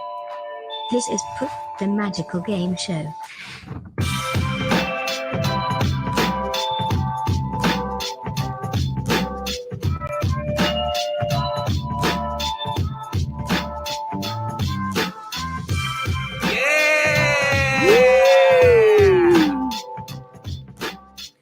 That's a good song. Man, that is a great That's song. a really good song. I did a great job of picking that song out. I did not think- make that song. Well, I'm very handsome. Oh, welcome to Poof, the Magical Game Show. Sorry, Welcome to Matt Kelly, Poof, I cut you off. I hit that button He too was fast. he was complimenting us too, and we missed it. Yeah, I couldn't take it anymore. That was I don't get very many compliments. I can't get any. I'm so- still waiting for one from my dad, and then I could accept any compliment that No, I get. I don't. Welcome This started off so well. This started off. I Whoa. mean, it's perfect. Should we start from the top one more time? It's already off the rails. It is. We're 2 seconds in. Hey guys, welcome to Poof the Welcome Magical to Game Poof. Show, the only game show that has a book that knows everything. Nate, Right. don't ask it a question. I No? forgot to Okay. queue up. All right. It does know everything. Trust does us. know It everything. knows Trust everything. us. So And basically what we do is we ask each other open-ended questions. We have a champion that comes on a little bit later. And then Poof scores us based on those open-ended questions. Yeah. And it, because it knows everything, it could tell us like it how chooses, close we are. Yeah, it chooses a winner. So it's a real game show. It's a I think we need 100% game show. Put that down. Well, that's what we have on our IRS forms. That's the Geekscape guarantee right there. I put Geekscape as a dependent. We do. And then I also claim Geekscape as a dependent. So you shouldn't. We should not We say should this not. on air. I'll No. take the geek. Okay, I'll take Scape. Escape. All right. Hey guys, before we get started, we got an advertisement. Yeah, we do. I'm very Yeah. excited for this. It's Should we our tell the story of Dr. Dr. Damps. Oh, sorry, you guys. So Nate, I guess I never told you. No. You don't know about Dr. Damps? I do not. Dr. Damps was killed in jail. Ah, that makes sense. Yeah. That's what I expected. Yeah. So we don't, unfortunately, he's usually in charge of all our ads. But I put out there, that we're doing another Poof. Yes. And that, it would be to raise money for Yeah. Big Brothers. Do we get an ad? We got an ad. I'm so happy. But it's kind of competition against who we're trying to raise money for. So it's a normal ad. It's I got you. Yeah, no, I'm right. I'm on board. That's how All right. advertisements work. It's really Yeah. just it's the rat race, y'all. Yeah. So I just want to say, you guys, big shout out to Rent a Stepdad. Rent a Stepdad. Call anytime, just a 24 hours notice. He could be there, beer in hand, ready to be your stepdad. They're all named Todd. Yes. Every single one is Hey, named Todd. You're not my dad, Todd. I know you're not Santa, Todd. You don't have it on over your face. You're getting real lax, Todd. And they sent us two. They sent us this one. I Oh, don't this know one's why good. they sent us this one. It's a long day of watching golf right there. All right. Yeah. For me, it's who sleeps like that? Who has their leg up I'll like do that, that on top occasion. of the couch? I'll Really? Well, when I want to assert my dominance. I guess that's why this couch looks the way it That does. is why this couch looks the way it does. I assert dominance 23 hours a day. And the other hour, you know what I'm doing? What, Nate? Being dominant. Oh, God. Can we cancel this? There's a reason why we stopped doing this show. And I'm starting to remember right about now. So much rage is inside of me. This is a lot of fun, though. Do we want to say hi to Matt Kelly real quick? Yeah. Matt Kelly, are you on the other side? Can you hear us? There he Hello, is. Matt Kelly. We're sorry we Hey. cut you off. He did it. It's all right. I was just I also run from love. So I am Poof. I couldn't. Sorry, go ahead. I couldn't help it. That was I really couldn't help funny. it. nothing. I get it. We all run from love sometimes. Oh man. How you doing? Yeah, how's the stream going, Matt? Yeah. It's going, honestly, I don't want to say anything because of fear of jinxing it, but this is running fairly smoothly so far. But then I don't know. I've been watching the last what are we at? 8 minutes, and it's definitely gone off the rails. So I don't know how to fix it. That will happen. Yeah, that usually happens at weddings when I pick up a microphone as well. So Yeah. When he picks it always makes that I start with that. like it's I can do a Michael Winslow voice, so I just make it. Oh, let's hear it. I love to hear it. Yeah, you can't say something like that. What's a Michael Winslow voice, Nate?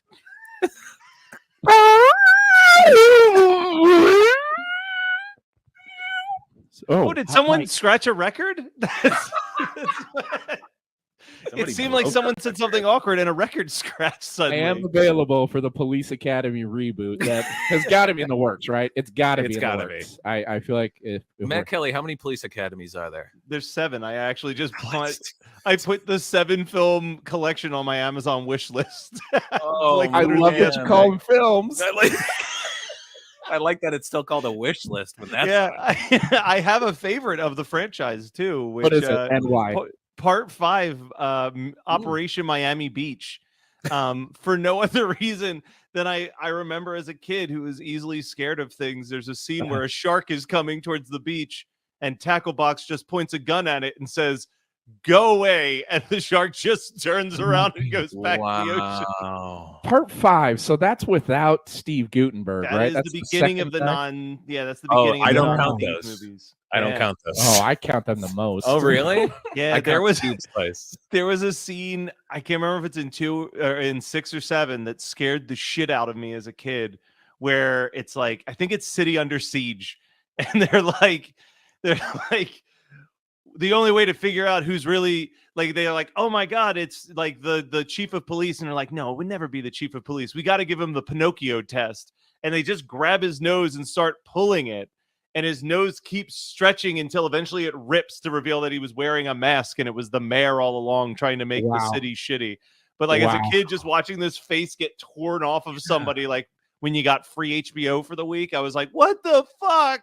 Like, May I ask a question? When you're raising your hand? Yes. Why would they not call that the Scooby-Doo? because they made a long nose by pulling on his nose, hence the Pinocchio. It's the Police Academy movies are very layered, brilliant films, as I'm sure you're aware. On that note. Oh, great. I don't hear Oh, anything. man. Dude, you dropped that third beat. Thank you, Matt. Thanks, Matt. I don't know if you guys heard that, but that means that a champion has been selected. Champion is selected. To face us off tonight. Champions, show your faces. Oh, yeah. Oh, they've come to play. Yeah, wow. We got Morgan and David. Morgan and Dave. Yeah, hello. Please Hello. introduce yourself to the audience, please. Please. Thank you for having us. We visit you from the world of Omicron Persei 8. You may have heard of us recently. Yeah. It's scary. My name is David. This is Morgan. I guess you can introduce yourself. I don't know why I did that. Hi, I'm Morgan. She's mute. I'm Nate. This is Bacon. So, and we make a podcast called the Maximum Mediocrity Podcast, where we interview people that aren't famous but should be. I love that. That explains why we've never been on. Yeah, we are very famous because we're super too famous. We Google you all the time. Too much comes up. You guys are too too high profile for us. Thank you. I would like to point out that it is all accused. Okay, never convicted. Never convicted. Yep. A lot of mistrials. We said famous, not nefarious. No. See, I don't know the difference. Yeah, they're basically the same. Are they? Yeah, I think they're the same thing. Are you guys ready to play Poof the Magical Game Show? Born ready. All right, awesome. I'll start out with the first question. Wonderful. This is a layered question. Ooh, like a cake. It is two. Or an onion, if you're like an onion. Definitely thought onion. Like a parfait. Like an onion parfait cake. Gross. These we're going into the 12 questions of Christmas. Oh wow. So I have 12 small questions that Okay. are all built on top of each other. Okay, you sold this as one. Okay. It's a lot more layers than I thought. So I snuck it in there. Yeah. We've only got 3 layers. We have a cake, a parfait, and an onion. I don't know any I more don't know a layers. food that's got 12. This is a lasagna of questions. 12 layers. That's a good layer. That is a good. I like All right, so that. the first question is part of this one. This Okay. is the base. This will be the base for all the questions. You are forced to live in a Christmas movie. What movie do you pick that you're forced to live in? Now, keep in mind, I'm going to be asking more questions about this. So you just need to kind of pick it and give me kind of a reason why. Okay, I have my answer. Okay, Nate, what are you going to be on? Home Alone. Easy. Oh, I'm living in the okay. Home Alone universe. One, cops are not very attentive. No, they are not. 2, criminals are hilarious and easy to beat. Very hilarious. 3, I think rents are affordable. I don't know. I don't think the Mr. McAllister, I don't know what he does for a living, but I feel like that house is affordable in that world. Oh, That's what I'm- and somehow in that world, but in real life, that's like one of the most expensive suburbs in Chicago. Easily. Oh, also macaroni and cheese looks way good in that world. So that's All right, fine. good. That's And the fine. pizza Home looks Alone. good. Yeah. I'd say the pizza looks good Yeah. in that universe. Home too. Alone world. That's what I choose. Dave Morgan. I would say the Grinch Who Stole Christmas. All of those kids are spoiled rotten. I saw mountains upon mountains of presents. And they Yeah. get to have a feast at the end. And I'm just assuming I get to live every single day like that movie. So I get a mountain of presents every day, and I get to feast at the end. And I get to make a new fuzzy friend.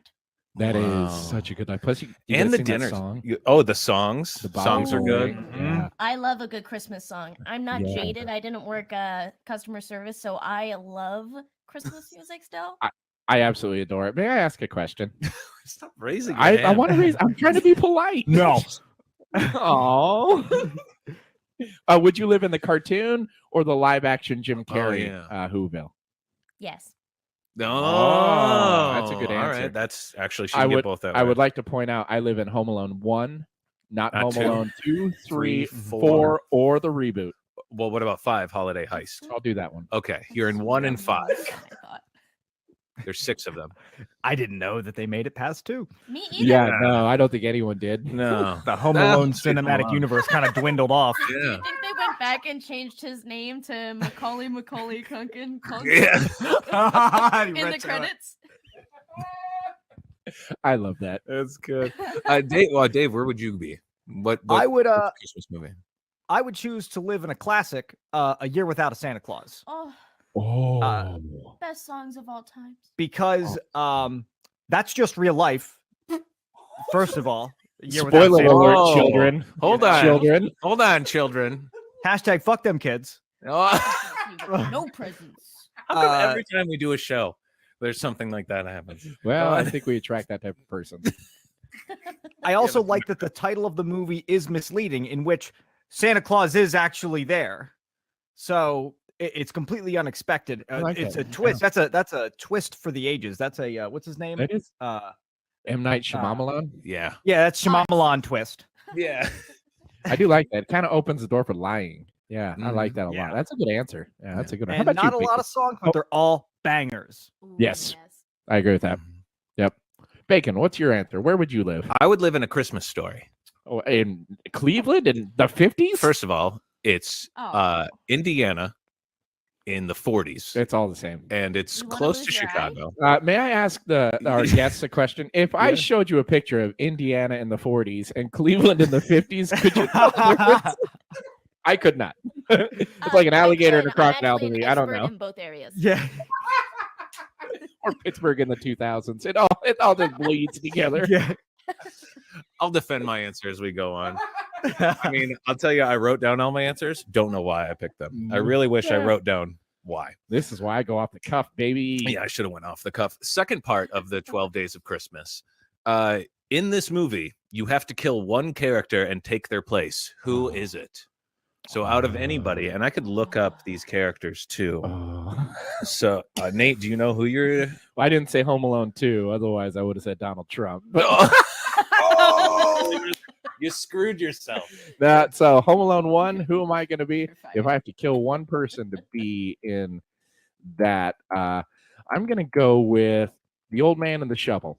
Oh, I think I'd be a good scary old man with a shovel neighbor. I think that's where I'm going. Old man with the shovel. So I'd feel bad killing him, but what are you going to do? You have to do it for comedy. So for comedy.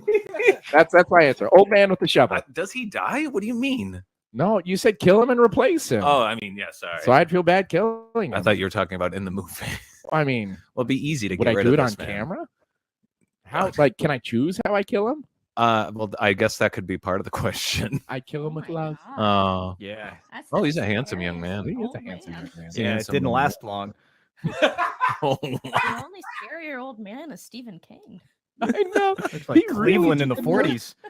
God damn it. That's the 10-year difference right there. That is shocking.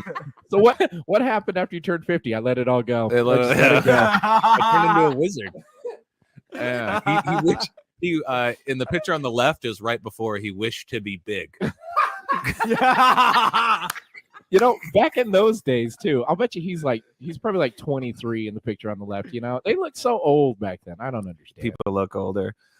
Morgan, do you know who you would replace? I absolutely would be the Grinch. You don't know it, but I've been training to be the Grinch for the last 3 months. I haven't shaved my legs. Oh, congratulations. I'm already representing my character, and I get to be a huge dickhead who gets forgiven at the end. And I'm just saying that sounds like my everyday life. That does sound pretty amazing. That sounds amazing. Look, Can I ask I already you- smile like that. Is that like a part of the clothing, that thing around your neck then? Or would that, or is that just weird fur? Is that fur? Yeah. What is that? Oh, that's actually a necklace that I own. It's like a neck girdle. Mhm. Oh, It's to that makes accentuate my neck. It's And I don't wear accentuate- clothes in this reality. Okay. Well, he is naked. That's a bold choice. Yeah, I do like Yeah. that choice. Except for the Ooh. Santa gear. I do appreciate that choice. Oh. I think having Jim. I want to change my answer. I live exclusively in the cartoon world. Yeah. No, I think I would too after seeing this. This Yeah. is a horrifying picture. Yeah, I don't like the. So That many wasn't a good whispers. angle for our man here. Yeah. All right, we'll go straight with this one. Yeah. There we go. Have you ever listened to that classic. song, the Grinch song? It's just they're just singing about how shitty the Grinch is for like 3 minutes. That's it. They're just, he's a kind It's of the original diss track. right? Yeah. Serious. And Are you sure you don't want to kill and take the baby's place? oh my Baby god! Grinch? Holy shit! That looks like a mutant from Total Recall. That baby's 50 years old. Yes, yes. That baby has coolest baby I've seen ever shit. Yeah, it drinks water from God, Cleveland. that baby holds your hand and says, "Open your That baby takes mind." Dave, Good Lord. Grew up Dave, in- who would you grew up replace? If I was to replace anyone in a year without a Santa Claus, I obviously am going to have to pick the Heat Miser Oh, for one reason and one reason alone. Okay. I'm too much. Yep, I agree. I was gonna say, you know what? I'll bet you I know his reason. He's too much. Heat I'm too miser. much. HEAT. MI. There you go. Also, it never is really clear whether or not the Heat Miser actually believes in Santa Claus either. I feel like Man, you'd have I don't hair know. again. I would finally. That's the whole thing. Is That I'm just is- trying to get this. that is a good looking Yeah. name, by the way. That's just a well designed character. I mean, It he's is. super ugly, but God, what a good design. I like this choice. I think it's a good choice Yeah, for It's you. a good choice. I already have Yeah, my look hair. at that. This one? I think My that's the hair just one. has to- David Bowie clothes.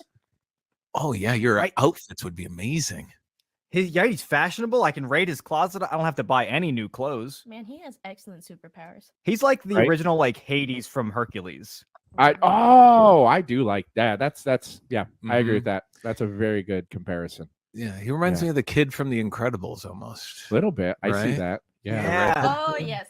He What's that reminds kid's me name? of the fat guy from Beetlejuice if he like just became a little bit more flamboyant. Oh yeah, Ortho. Otho, Otho? yeah. Oh yeah. I thought you meant Beetlejuice. Yeah. It's like, did you forget the name? That guy, from Yeah, that Beetlejuice, the main guy in the suit. Because like he's got crazy hair, like that. For mine in the I would choose Okay. Scut Farkas. Yeah, this tracks. His name's Scott, Scott. but they call him Scut. Scut Scut Farkas. He had yellow. Look Oh, at look I at swear to that. He's God. fucking deplorable. God, He is so grody. That's why I'd kill him. That Take is his gross. place. He's like Ah. every 90s villain ever. Right? that's the God. most Holy punchable kid. face. My Yeah. God, No, the that's Matt squinty Damon. eyes. That's There it is. Oh, That one right there. He's got those little beady little eyes. good Lord. That goddamn braces. giant grin. Oh, he's like a. It's like somebody like a witch cast a spell on an opossum. Right? Yeah. And turn it Yes. into a child. Oh my But you know God. what? You can tell that it's a spell because he's wearing his old skin. on Yeah. top of his head. Yeah. Yeah, that's not a hat. That's he can't take that Yeah. off. Oh. All This right. is he looks worse as That like a didn't help. normal human. This You is think not- so? oh, I God. think he's a handsome I think man. he looks terrible. Look at that. That's a regardless. handsome man right there. You Yeah, can tell well, which one of you is gay. Is that him? Is that him? that's good hair, I guess. I don't know, man. He's It's gonna. Can you go pull that image back up of like the one where? Oh, not that there one, he the one to is. the left. That's a handsome man. This Pull one right this here. one. Yeah, Where? I don't know how else to say this, but it's like his face is too big for his face. Yeah, no, Yeah. I agree with that. Yeah, it's so weird looking. This I don't. That's Milk not- I is don't so like little him. for the rest of his face. Oh, and his nose is so pointy. God, yeah. Bulbous. I don't like. This is what happens when like a freckle gets a wish. Oh God. This only proves that gingers don't have souls. I did it again accidentally. All right, 3. We're only on 3. Oh guys. my God. I know. We might have to start paraphrasing. Okay. Don't go. Yes, please do. I gotta get back. I can't see anything. All right now. right, Here we let's go. pull up. There we go. All right. Question 3. Their body has been found. Okay. You are the prime suspect. Yes. What do you do? So I'm the guy, the old man with the shovel, and Yeah. the old man with the shovel has been found. Yeah, and they're like, huh. I'd be that's like, weird. what? That's so weird. And that's it. That would be my defense. All right. So Nate goes to jail. You're in good company. I think Morgan, the Grinch is found dead, and you're the Grinch, and you're the prime suspects. What do you do? Man. I have to say that is my twin brother, actually, Nice. and he slipped and fell on his heap of trash in his trash mansion. I like Do you that. remember in the live action one, he definitely lives in the dumpster. Yes, he Yeah. does. Yep. Yeah. No, that's He a good slipped thing. and you broke know- his neck. I don't think in the live action one there are cops in this universe, I right? think so, yeah. I don't think they're very good. I think you'll be able to get away. I think they'll believe anything you say. Also, it's the know. Grinch. I don't think anybody would be like, Do you think Whoville has a judicial system? Is there like a Who lawyer? yeah. I'm just a small town Who lawyer. I'm not used to all your frumpets and crumpets and widget and wadgets. I think, yeah. I don't think anyone would be seriously like sad if the Grinch turned up dead. I think you'd be okay. It just depends. Do I kill him at the beginning of the movie or at the end of the movie? Because everybody's friends with him at the end of the movie. I say it's at the end. Then it's afterwards. You're taking his place. And I feel like they're just okay with him. This man Yeah. still stole Christmas like But he 2 gets hours. everything back. I know you can forgive him, but then at the same time, you're like, keep an eye on Still, yeah, I'd be like, next Christmas, I'm like, hey, we're not inviting the guy who stole it last year. Are we cool with that? Is everyone cool with it? I mean, yeah, he's decent, I guess, but I don't know. We'll Yeah. send him a Christmas card, sure. Sure. I mean, he didn't even bring anything to the last one. What he brought was all the stuff All we the stuff already you already had. Yeah. You should bring something else. Anyway, Dave, what would you do? You're the prime suspect. Oh, first off, awkward for all of us. I think this doesn't look great, No. you know, but No. You're wearing all of his clothes, yes. Yes. I'm gonna hey, I'm the guy. Do you blame it on It that? looks weird. I'll ask for a lawyer, I guess, and I'm not from New York, but I am now. Yeah, no, that's how you're supposed to ask for lawyers. Yeah. The Heat Miser's from New York. Yep. I think so. I would I'm too much. No. He's from Staten Island, right? The Heat Miser? Yeah, definitely Staten definitely. Island. Definitely. I believe from that's the canon. island. Yeah. Let's just push through here. What I would do is, if they found Scott Farkas, I would just kill again. Yeah. I would just keep killing. I'd keep killing until somebody stopped me. Until Ralphie. Until then, I'm basically the most powerful kid in the universe. So you're at just this gonna point. kill everyone in the Midwest in the 40s. All right. in Indiana. I mean, that was peak serial killer time. It so is. I can could see totally it. get away You know, with it. oh, maybe in Cold Blood would be about you. So after that, guess what? Okay. Doesn't matter. We're all caught. Nice. We all got caught. Okay. And we're all on trial. Okay. What Christmas character do you choose to defend yourself? Oh. So now you need a lawyer. I want. It doesn't have to be from the same movie. It can be from any Christmas movie. Who do you think would be a good lawyer? I want Santa Claus's lawyer from Miracle on the 34th Street. That's a good one. Yeah, that's who I want. I That's a want that good one, lawyer. Santa 'Cause Claus's lawyer. He's got experience defending Christmas characters. He's already got a suit. That's smart. Yeah. That's smart. Dave, Morgan, do you guys know what yours would be? I don't even know what mine is. I would have to pick Tim Allen.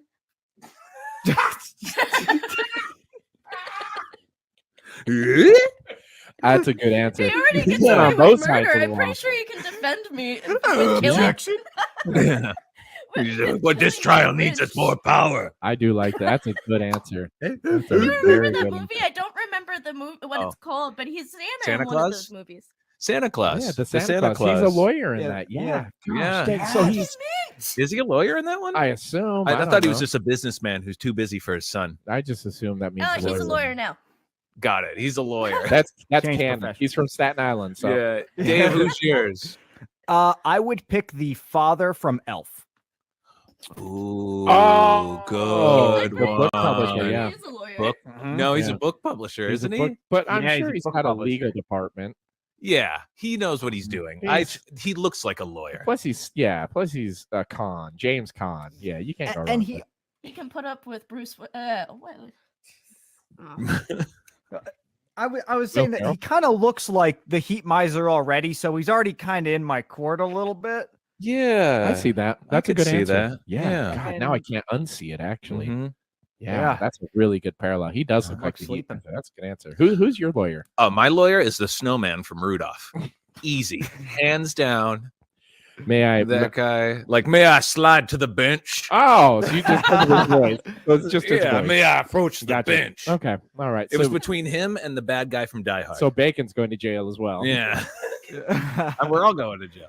Yeah. Question 4.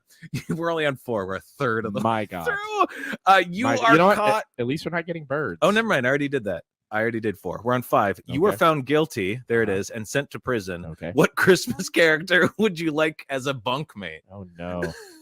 This is a tough So one. you're in prison. I can go first. I wrote this one down. Okay, yeah. The Abominable Snowman Man, from that's also fine. from Rudolph, because he would. I think we'd get along, and I think he'd be Okay. able to protect me around the yard. Oh, You know, because I'm okay. Scott Farkas. I look like such a little dick. But he's a little clay figure, so he's only that big. Yeah, you are kind of at the bottom of the totem pole. Should have thought about how big he was. Is it too late to get the bad guy from? Too late. Damn it! Nope, Die Hard, you're damn with it. the All right. Abominable Snowman. So. Any of these could have been the bad guy from Die Hard. Yeah. Although oh. I think if you were to, I think you can put him back together. So if he gets squished, it's not like he dies. Yeah. You can he's like Gumby. Oh, that's a good answer. And I don't have to deal with all the obnoxious sound Okay. effects. All right. I approve. All right, Yep. Nate. Nate, do you know yours? Yeah, I know. who Who's your mine is. bunkmate? Yeah, my bunkmate is Gizmo from Gremlins. Oh, Automatic Army. Yeah, you get them wet. Yeah, Get out like of there. if I get messed with, you know, if the Crips come in, I'm like, hey, the Crips come in. You know, I'm like, I got this gremlin. You just dog. happen to be put in an LA jail. I don't in know. 1990. Yes, Indiana in the 40s. All right, moving on. Morgan, what's yours? We gotta keep All going. right, I got a controversial one. I'm gonna have to Yes. pick the Heat Miser. Oh, I know. He keeps everything warm, and I hear it's pretty cold in prison.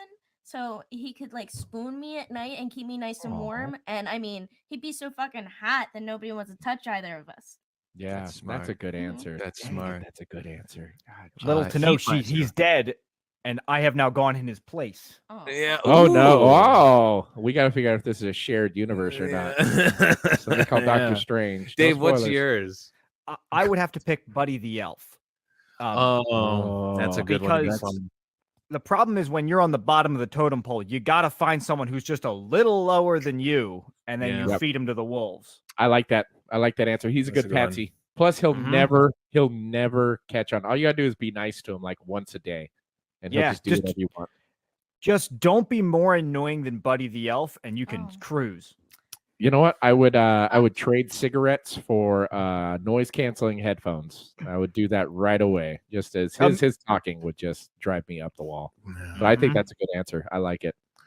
I'm just going to do one more, so we Okay. could that way, so everyone can ask a question. I forgot how much we talk on these. All right, so let's just skip through all this. Okay. Okay. So you escape from prison with your Okay. bunkmate. Okay. And then you get a job together. Okay. Right, nice. I like that. Your new boss is found dead. Oh. You're the prime suspect. We're just gonna keep. You don't have to just think about these. We These will just fit in can't, there. we can't quit killing. I can't. Narnia Santa visits you. Narnia Santa. and Okay. offers you refuge in Narnia. Okay. The police find you In Narnia. Yeah. Okay. Here we In the go. Projects of Narnia. In the Here projects it of is. Narnia. So, Yeah. yeah. So Where let's the just say the beavers live. police find you no matter what you said. Okay. Okay. And they've surrounded your house. What Christmas character would you like as a hostage?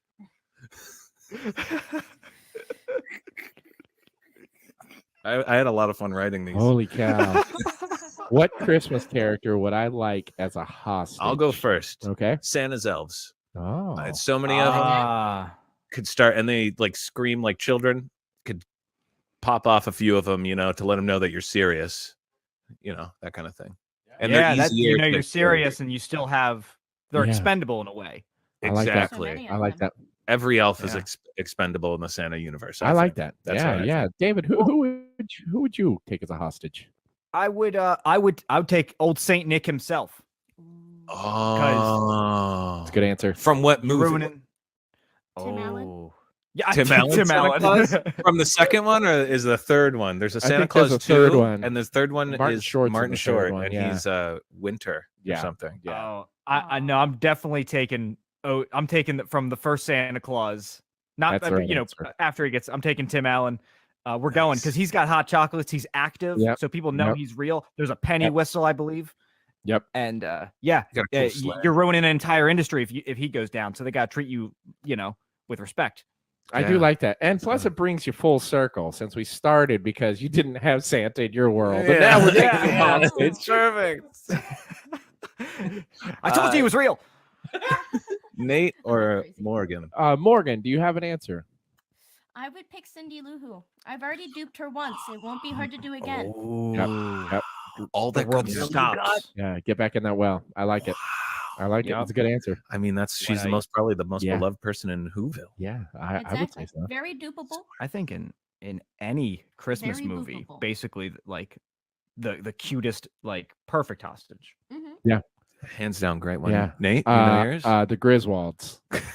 I That's feel a like, good one. yeah, I would. They've God. been in a couple hostage situations already, yeah. so they wouldn't freak out. Yeah. Well, I'd kill Chevy Chase again to let him know I'm serious. I just feel like they would be the easiest to handle. It would be very nonchalant, and they'd have eggnog. So just be like, "Hey, I'm just holding you guys hostage," because they'd be like, "Yeah, we know." That's what They're the Griswolds going through the motions. Exactly. It's old hat. I have heard enough. Oh. I have tabulated your answers so into nervous. scores. I'm so nervous, you guys. See here. Let's see if maybe there's a possibility. They can't see it yet. And there we go. Oh boy! All right. All right. You know what? We're close. We're not out of it. you We're know? not out of it. Yeah. Ooh, you know what? Two more. We just gotta get 2 more points. Yeah. After the first round, this is kind of the best we've ever done. Dude, I'm really, we're not in the negative. So, yeah, you know usually what? we're negative. Yeah. All right. So don't say They're anything actual about it. numbers. Yeah. Yes, it's not exactly. a minister. Yeah. Yeah. So, Did we just win solitaire? We just won solitaire. Yo, this All Poof right, is some good shit, man. Yeah. I mean, that's kind of why it's called Poof. Do you guys, do you either one of you have a question that you would like to ask Poof? Would you like to go first? So, the world has lost electricity. The whole world. Okay. What is your job now? Oh. So that's do we? such a So good question. and we have the job that we have right now in real life. That's what you're saying. That's what we lose. So there's no I mean- batteries. No batteries, no electricity. There's no possibility of it coming back either for the foreseeable future. Okay. All right. So Nate, just so you guys know, Nate is very dependent on electronics. Do you want to say what you do? I'm a trainer for a semiconductor company. I would quit that job immediately. I'd be so happy. I'd be so happy. Your job's got a Can't lot run any easier. semiconductors. Let's see. Oh, I got to think about this. Do one of you have an answer? Yeah, I know what I'd start doing. What would you do, Bacon? So in real life, I'm a video producer. Uh-huh. So I would just start drawing drawings and like showing them to people and then like turning the pages over and kind of just like making my own. Basically what I did as a child to my parents of like making my own cartoons. So you'd be a guy on a pier. Yeah, I'd be a peer guy. Just drawing. Except for, but I'm not drawing anybody else. No caricatures. Gotcha. I'm drawing my own, like, I see. my dreams. Okay. I like a lot of flip books. Yeah. Yes, basically. But like, basically what I would probably do is, from memory, I would make all the storyboards of all the movies that I like could that. remember the most Oh, of. so you'd be like a movie theater. Yeah, and I'd I be like like, that. and then this is when, do you know in the South Park when they lose the internet and then they have to Yeah, make a yeah, computer when they put yeah. a piece of paper in there? That's basically what I would be doing. I'd be like, Nice. and then Iron Man flew off into the sky. I like that. That's a good answer. Yeah, but I guess comics would exist in this unit. Anyway, Yeah, I would who do cares? something. Inception would be my most difficult one. I'd have to like pull a piece of paper through the piece of paper. You just all you have to do is jam it in your butt, pull it out. It'd be just like that movie. Yeah, that's Tenet. How about you, David? What would Slap your you in job the be? ears. Yeah. So, in my personal life, or I guess in my professional life, I work for a bank. I'm a banker. So the only thing that really changes for me is that waiting times just skyrocket. It is the same job of disappointment. I like that. Either that or I just dedicate to being a bard. May I ask you a question? A bard. That's a good one. Yeah. May Put I down ask- your goddamn. I'm trying to be polite. May I ask a question? got Would you keep the same banker's hours, or would you extend them? Or how would you know what the hours are? Or make them worse. Like If 10 to anything, I would narrow them a little bit. Yeah. Okay, that tracks. 10 to 2 is a great nobody come in. I have doctor's hours, basically. Yeah. Or like 1 to 3. Like 8 to 10, Yeah. and then 2 to 4. Oh, you have a siesta. What are they gonna do? Call and complain? Exactly. You got all the money. Yeah, I like that. Wow. You know what I would do? What? I would push a cart from town to town and make food. That's what I'd be. I'd just be the food guy who goes. You'd be a around. food truck. I'd be a food truck. But you I'd be a just- food cart. I'd be a food rickshaw. That would That's be a me. good- that's a yeah, good that's one. what I would Steam do. buns. Yeah, it's. I like that. That's yeah, good. right. We make a little fire, make a little food, and move on to the next town. That's my job. Just causing fires along the way. Just and here he comes again. Okay, so I'd be an arsonist Smokey's like, slash cook. There'd be a lot of. I mean, if nothing works, there'd be a lot of fires to start. That'd be fun. Oh, okay, yeah. so I'd be an arsonist. All Yeah. right, let's just get. let's cut Yeah. to the chase. Get the rickshaw out of there. I would go to jail with the Santa Claus from Santa Claus, just in case we're wondering. Question 10. Morgan, Oh, wait, Morgan, what would you do? yeah, what would your job be? Well, right now my job is I'm an electrician, so I just eliminated my own job. Congratulations! Congrats. Yeah, that's a big day. Yeah, it's like a plumber being like, and there's no more water or pipes, yeah. or human pussies. But I would be a bouncer at Dave's bank. Yeah. I would just grab people by Oh. the face and smoosh them. The yeah. bank is closed now. I like that. That's a good answer. Yeah, I like that you guys combine your worlds. That's much. Yeah, That's really good. nice. That's smart. We never do that. No, we do not. I have heard would enough. burn I your have art studio tabulated your down. answers into scores. All Oh, I'm right. so nervous. I'm so nervous. Is it possible? I hope. I just. Oh, Let's God. go. Let's find to- out. Let's find out. Son of a- I knew it. We did it! We win. Ah. God damn. Apparently- Arsonist, so- I think, really hurt you, honestly. Yeah. We lost 12 apparently- points for arsonist? So I'm looking it up. It's not a job. It's a crime. Yes! You always get jobs and crimes mixed I around. gotta stop using Bing. Yeah, no, God, every time I keep doing the intro. You're just you're so bad at this. I'm so bad. Matt Kelly's not even here to get cut off. I know. It So, was- he has a ringing in his ear. He yeah, can feel it. knows. Yeah. He knows. David, do you have Let's a call his question? mother. For me, I would think, because one of my dream goals is I would always love to be part of some giant medieval war. So my question is, if you could take any animal and blow it up to be approximately horse-sized to ride into battle, what animal would you choose? Oh, don't say horse bacon. I was gonna say pony. Oh, horses! All the horses are dead. What about zebras? The electricity Mad got him. horse disease. Oh, yeah, okay, electricity. Yeah, electricity. They died in the big electricity fire. Yeah. I mean, my Yeah. instinct is a cat, but I'm not going to go with that because Okay, I'd be too scared if something. I would have happen an to- answer. You already have. Put your. I have an answer. I'm going to electrocute you. I would ride a centipede into battle. Oh God! Yeah, right. Right. I ride that fucker into a war, man. Ooh, Any yeah. bird blown up would be the most terrifying thing on the planet. Right. Imagine replacing those hooves. Oh my God, that would be awful. The shoes? Shooting a centipede. They're just like little cylinders. No, I'm friends with the banker. Yeah. And the bouncer. I'd be right in there. Oh, we lost the light. Oh well, yeah, that's how it's Well, done. Such is life. Oh, it's That's begun. I'm gonna go start a fire. I'll be right back. Get my charcoal ready.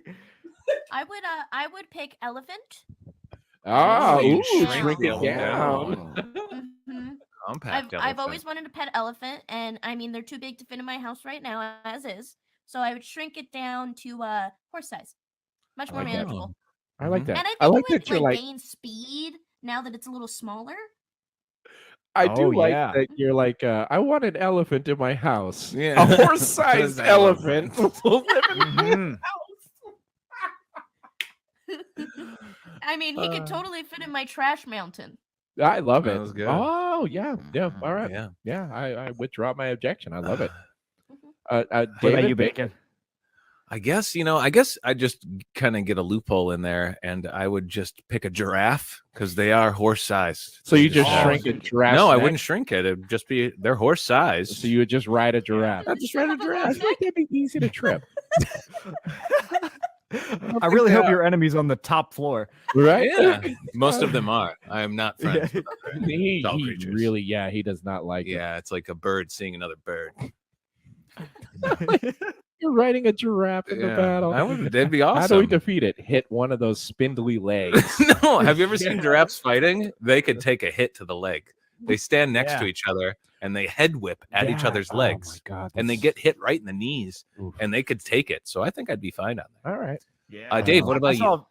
I would pick I'd pick an unassuming animal. I'd pick a rabbit. Oh, fat. Does it still keep that quick speed? Oh, Yeah, you can't. I have a rabbit, and so I understand their biology very well. And even when they're about a foot, they are impossible to catch. If you size one of those things up, we're going light speed. That is true. I mean, yeah. I'm not And then- surviving the rumble, but that's the price of war. You know what though? Yeah, I think you run away, live to fight another day. I think that's the term. And rabbits are really good at chewing through cords, Right. so you can cut off electricity. to Plus, wherever if it you're going. dies, you'll have like 20 more They're rabbits the ones that immediately. cause the great electricity shortage. Rabbits. I knew it. See, That's how I was good. electricity goes down. That's Right. I'm glad they never get to eat tricks. I have heard enough. I have tabulated your answers into scores.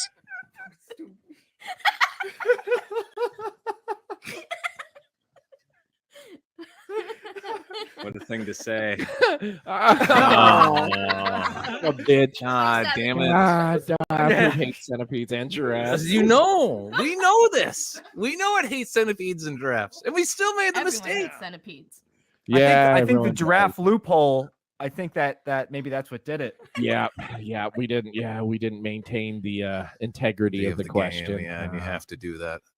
Such is life. Yeah, Nate riding a horse-sized centipede is. I'm terrified. It's gonna haunt my dreams. I would love it. That's legitimately Isn't the it best answer terrifying? possible. Yeah, I don't know. It'd probably eat me too. I don't know. I don't know how I'd tame it. I'd be so scared, but it'd be a lot of fun. And that's the thing. Giraffe easy to tame. What if it was the centipede from A Bug's Life? Okay. Oh, I could deal no, with it's that. like a German. Yeah. Is that centipede or is that it's in caterpillars? Right.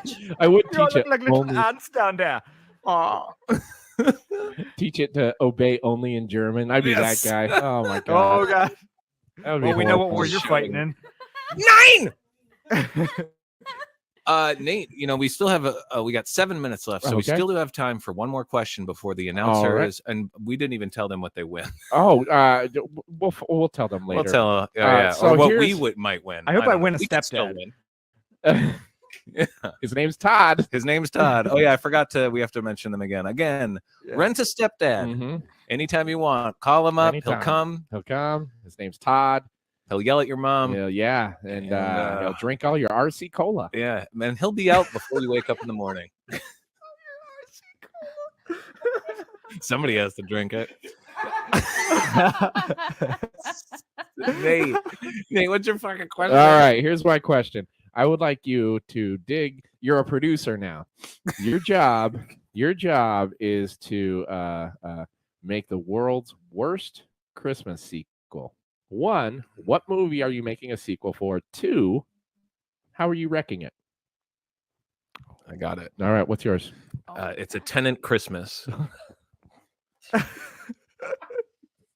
And the whole movie is just you getting slapped in the ears. because that's what it feels like to watch. Yeah, I Tenet. agree with that. And then you're like upside down for part of it. Yeah. Okay. And your ears are ringing, and then Yeah. everyone's talking. It's like, and then you have to go. Yeah. What we're saying is, Christopher Nolan, you make good movies. Stop with the nonsense. Stop with the nonsense. Yeah. Also, that movie does not make sense. No, it I don't doesn't. care If what you you think say. about it. It doesn't. It doesn't when you watch it normally. Yeah, neither does Inception, but we're not ready for that conversation. No, I can't. How about you guys? What movie would you make a sequel for? It could be any movie. Any It just has to be movie. a Christmas sequel. Yeah, And we can have I more. think I have one. Please. I'm gonna do. I'm actually gonna stick with my original cinematic universe of A Year Without a Santa Claus. I'm gonna make a sequel to that. I'm gonna title it "Still No Santa Claus." But is Santa Claus still there the whole time? Oh no, he's been killed off, but nobody knows about it. So Okay. everybody just lives through the disappointment. Oh wow. And we just follow a family of rented stepdads in which like that. they forgot it was Christmas, and they just give all the kids like ham, like uncooked ham and deli meats for Oh Christmas. my god. That would. That's a good one. You're just giving uncured meat to children. Just fucking figure it out. Mhm. And cigarettes. Ooh, that's my favorite charcuterie. Yeah, I like the smoky flavor of the cigarette in my mouth. Morgan, what movie are you making a sequel for? Does it have to be a Christmas movie. The sequel should be Christmas themed, but it Yeah. doesn't have to be a Christmas movie. Yes, like Tenet 2, A Christmas Vacation. Is that? It just keeps getting worse. Yeah. Okay, so my idea is we make. Did you watch the first Pokemon movie? Yes, I did. Yes. Now Ash is stone. In this version, he never becomes unstoned, if you will. So to cheer everybody up, they decorate him like a Christmas tree. Oh no, that's so sad. It's like Misty Ray and and the Last Brock just Dragon. crying at the feet. Pikachu's just crying. Oh no. And the Pikachus are still slapping each other. They just gather a whole bunch of presents around the bottom. No, but everybody's too sad to open them. Oh, what happens to Team Rocket? Like how do they change? They win. Yes. That's how I believe it. Finally. The good guys finally The good win. guys. Nate, did you say yours? I have not. What's yours? It's a Wonderful Life 2. It's a Bad Life. It's a. That is the end of the game.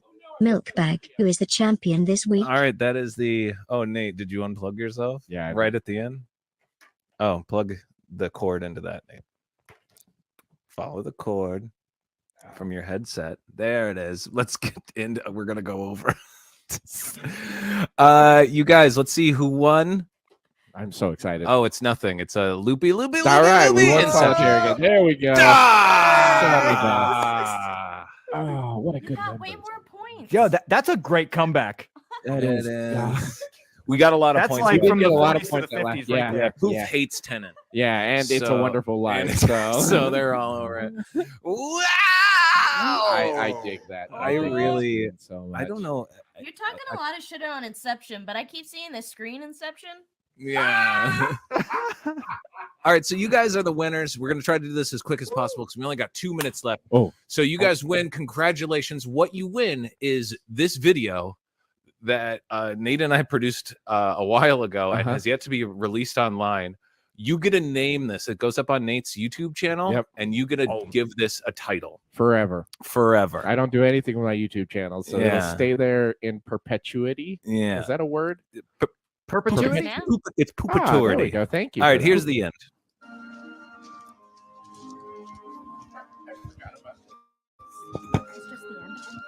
We get to name this video. Yeah. And Matt Kelly, don't worry, this has been changed enough to not get copyright struck.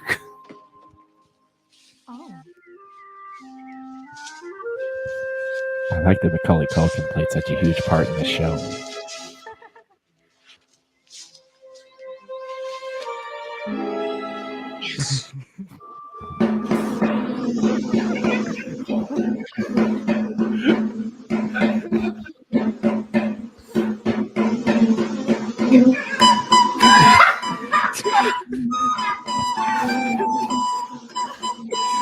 right on that zeitgeist.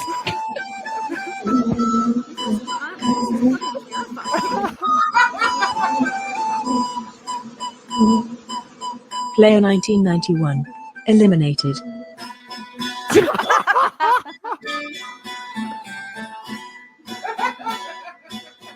And where is his glasses? He can't see without his glasses. What do you guys How about My gut reaction. Oh, sorry. and then we're gonna discuss in a minute. They're discussing. I like it. I like it. You think Okay. Here we go. I'm I so think it's excited. Okay. We've converged. Uh-huh. We received counsel. We would like to title that video "My Next Victim." Oh, that's Wow. a good. That's You're a gonna good. get put on a list. That's a good name. Yeah, yeah. So I'm gonna use my phone call to call you and just say nasty words. So I think we're almost done. Do y'all have go ahead and plug your podcast? Tell everyone where to find it, please. Yes, we are of the Maximum Mediocrity Podcast. Once again, my name is David. I'm Morgan Miller. And we make the Maximum Mediocrity Podcast, where we interview people that aren't famous but should be. And we release episodes on a semi-monthly basis or whenever we can find some guests. But we have some very exciting new episodes coming out. So please check us out if you're interested. Yeah, Wonderful. Thank you so awesome. much. And 91 Donkey Lane, we're going to release our Christmas episode Yep. real soon. We got Santa we back got on. Santa Claus on. Santa's Third time just as guest. gross as you think he As is always. still. Yeah. And please donate to Big Brothers, Yeah. Big Sisters. Looks like we got a little donation during Yeah, that. we got some during the show. Yeah. Wonderful. Please Almost keep giving halfway. money. Yeah, little Liam needs it, man. Yeah, please do. Thank you guys so much for watching the show. It's been great doing the Yeah, poofs. thank you to David and Morgan. Thank you guys so much. Yeah. And thank you to Matt Kelly. Yes, thank you for having us. Yeah, Thanks to thank Matt you. Kelly for having us on. Yeah. Hey, Bacon. What, Nate? God. You were adequate. Yes, Bacon. I hate you. Thank you. Yeah, I love you.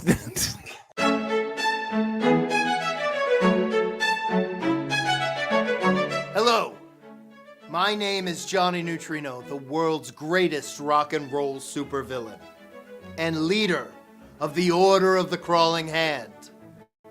When Matt Kelly came to me and asked me to provide a rock and roll extravaganza for his charity live stream, I said, no! No, Matt Kelly! Charity is beneath me! But he looked at me and he said, Johnny, I've got the charity for you. Big Brothers and Big Sisters is the only charity dedicated to transforming little brothers and little sisters into humongous brothers and gigantic sisters. I said, Matt, that doesn't sound right. But he assured me. He said, and I quote, Big Brothers and Big Sisters uses atomic technology to mutate their tiny child bodies into grotesque super monsters. And that is a charity that I can get behind. So without further ado, I present to you Johnny Neutrino and the Order of the Crawling Hand, live from the Nowhere Zone.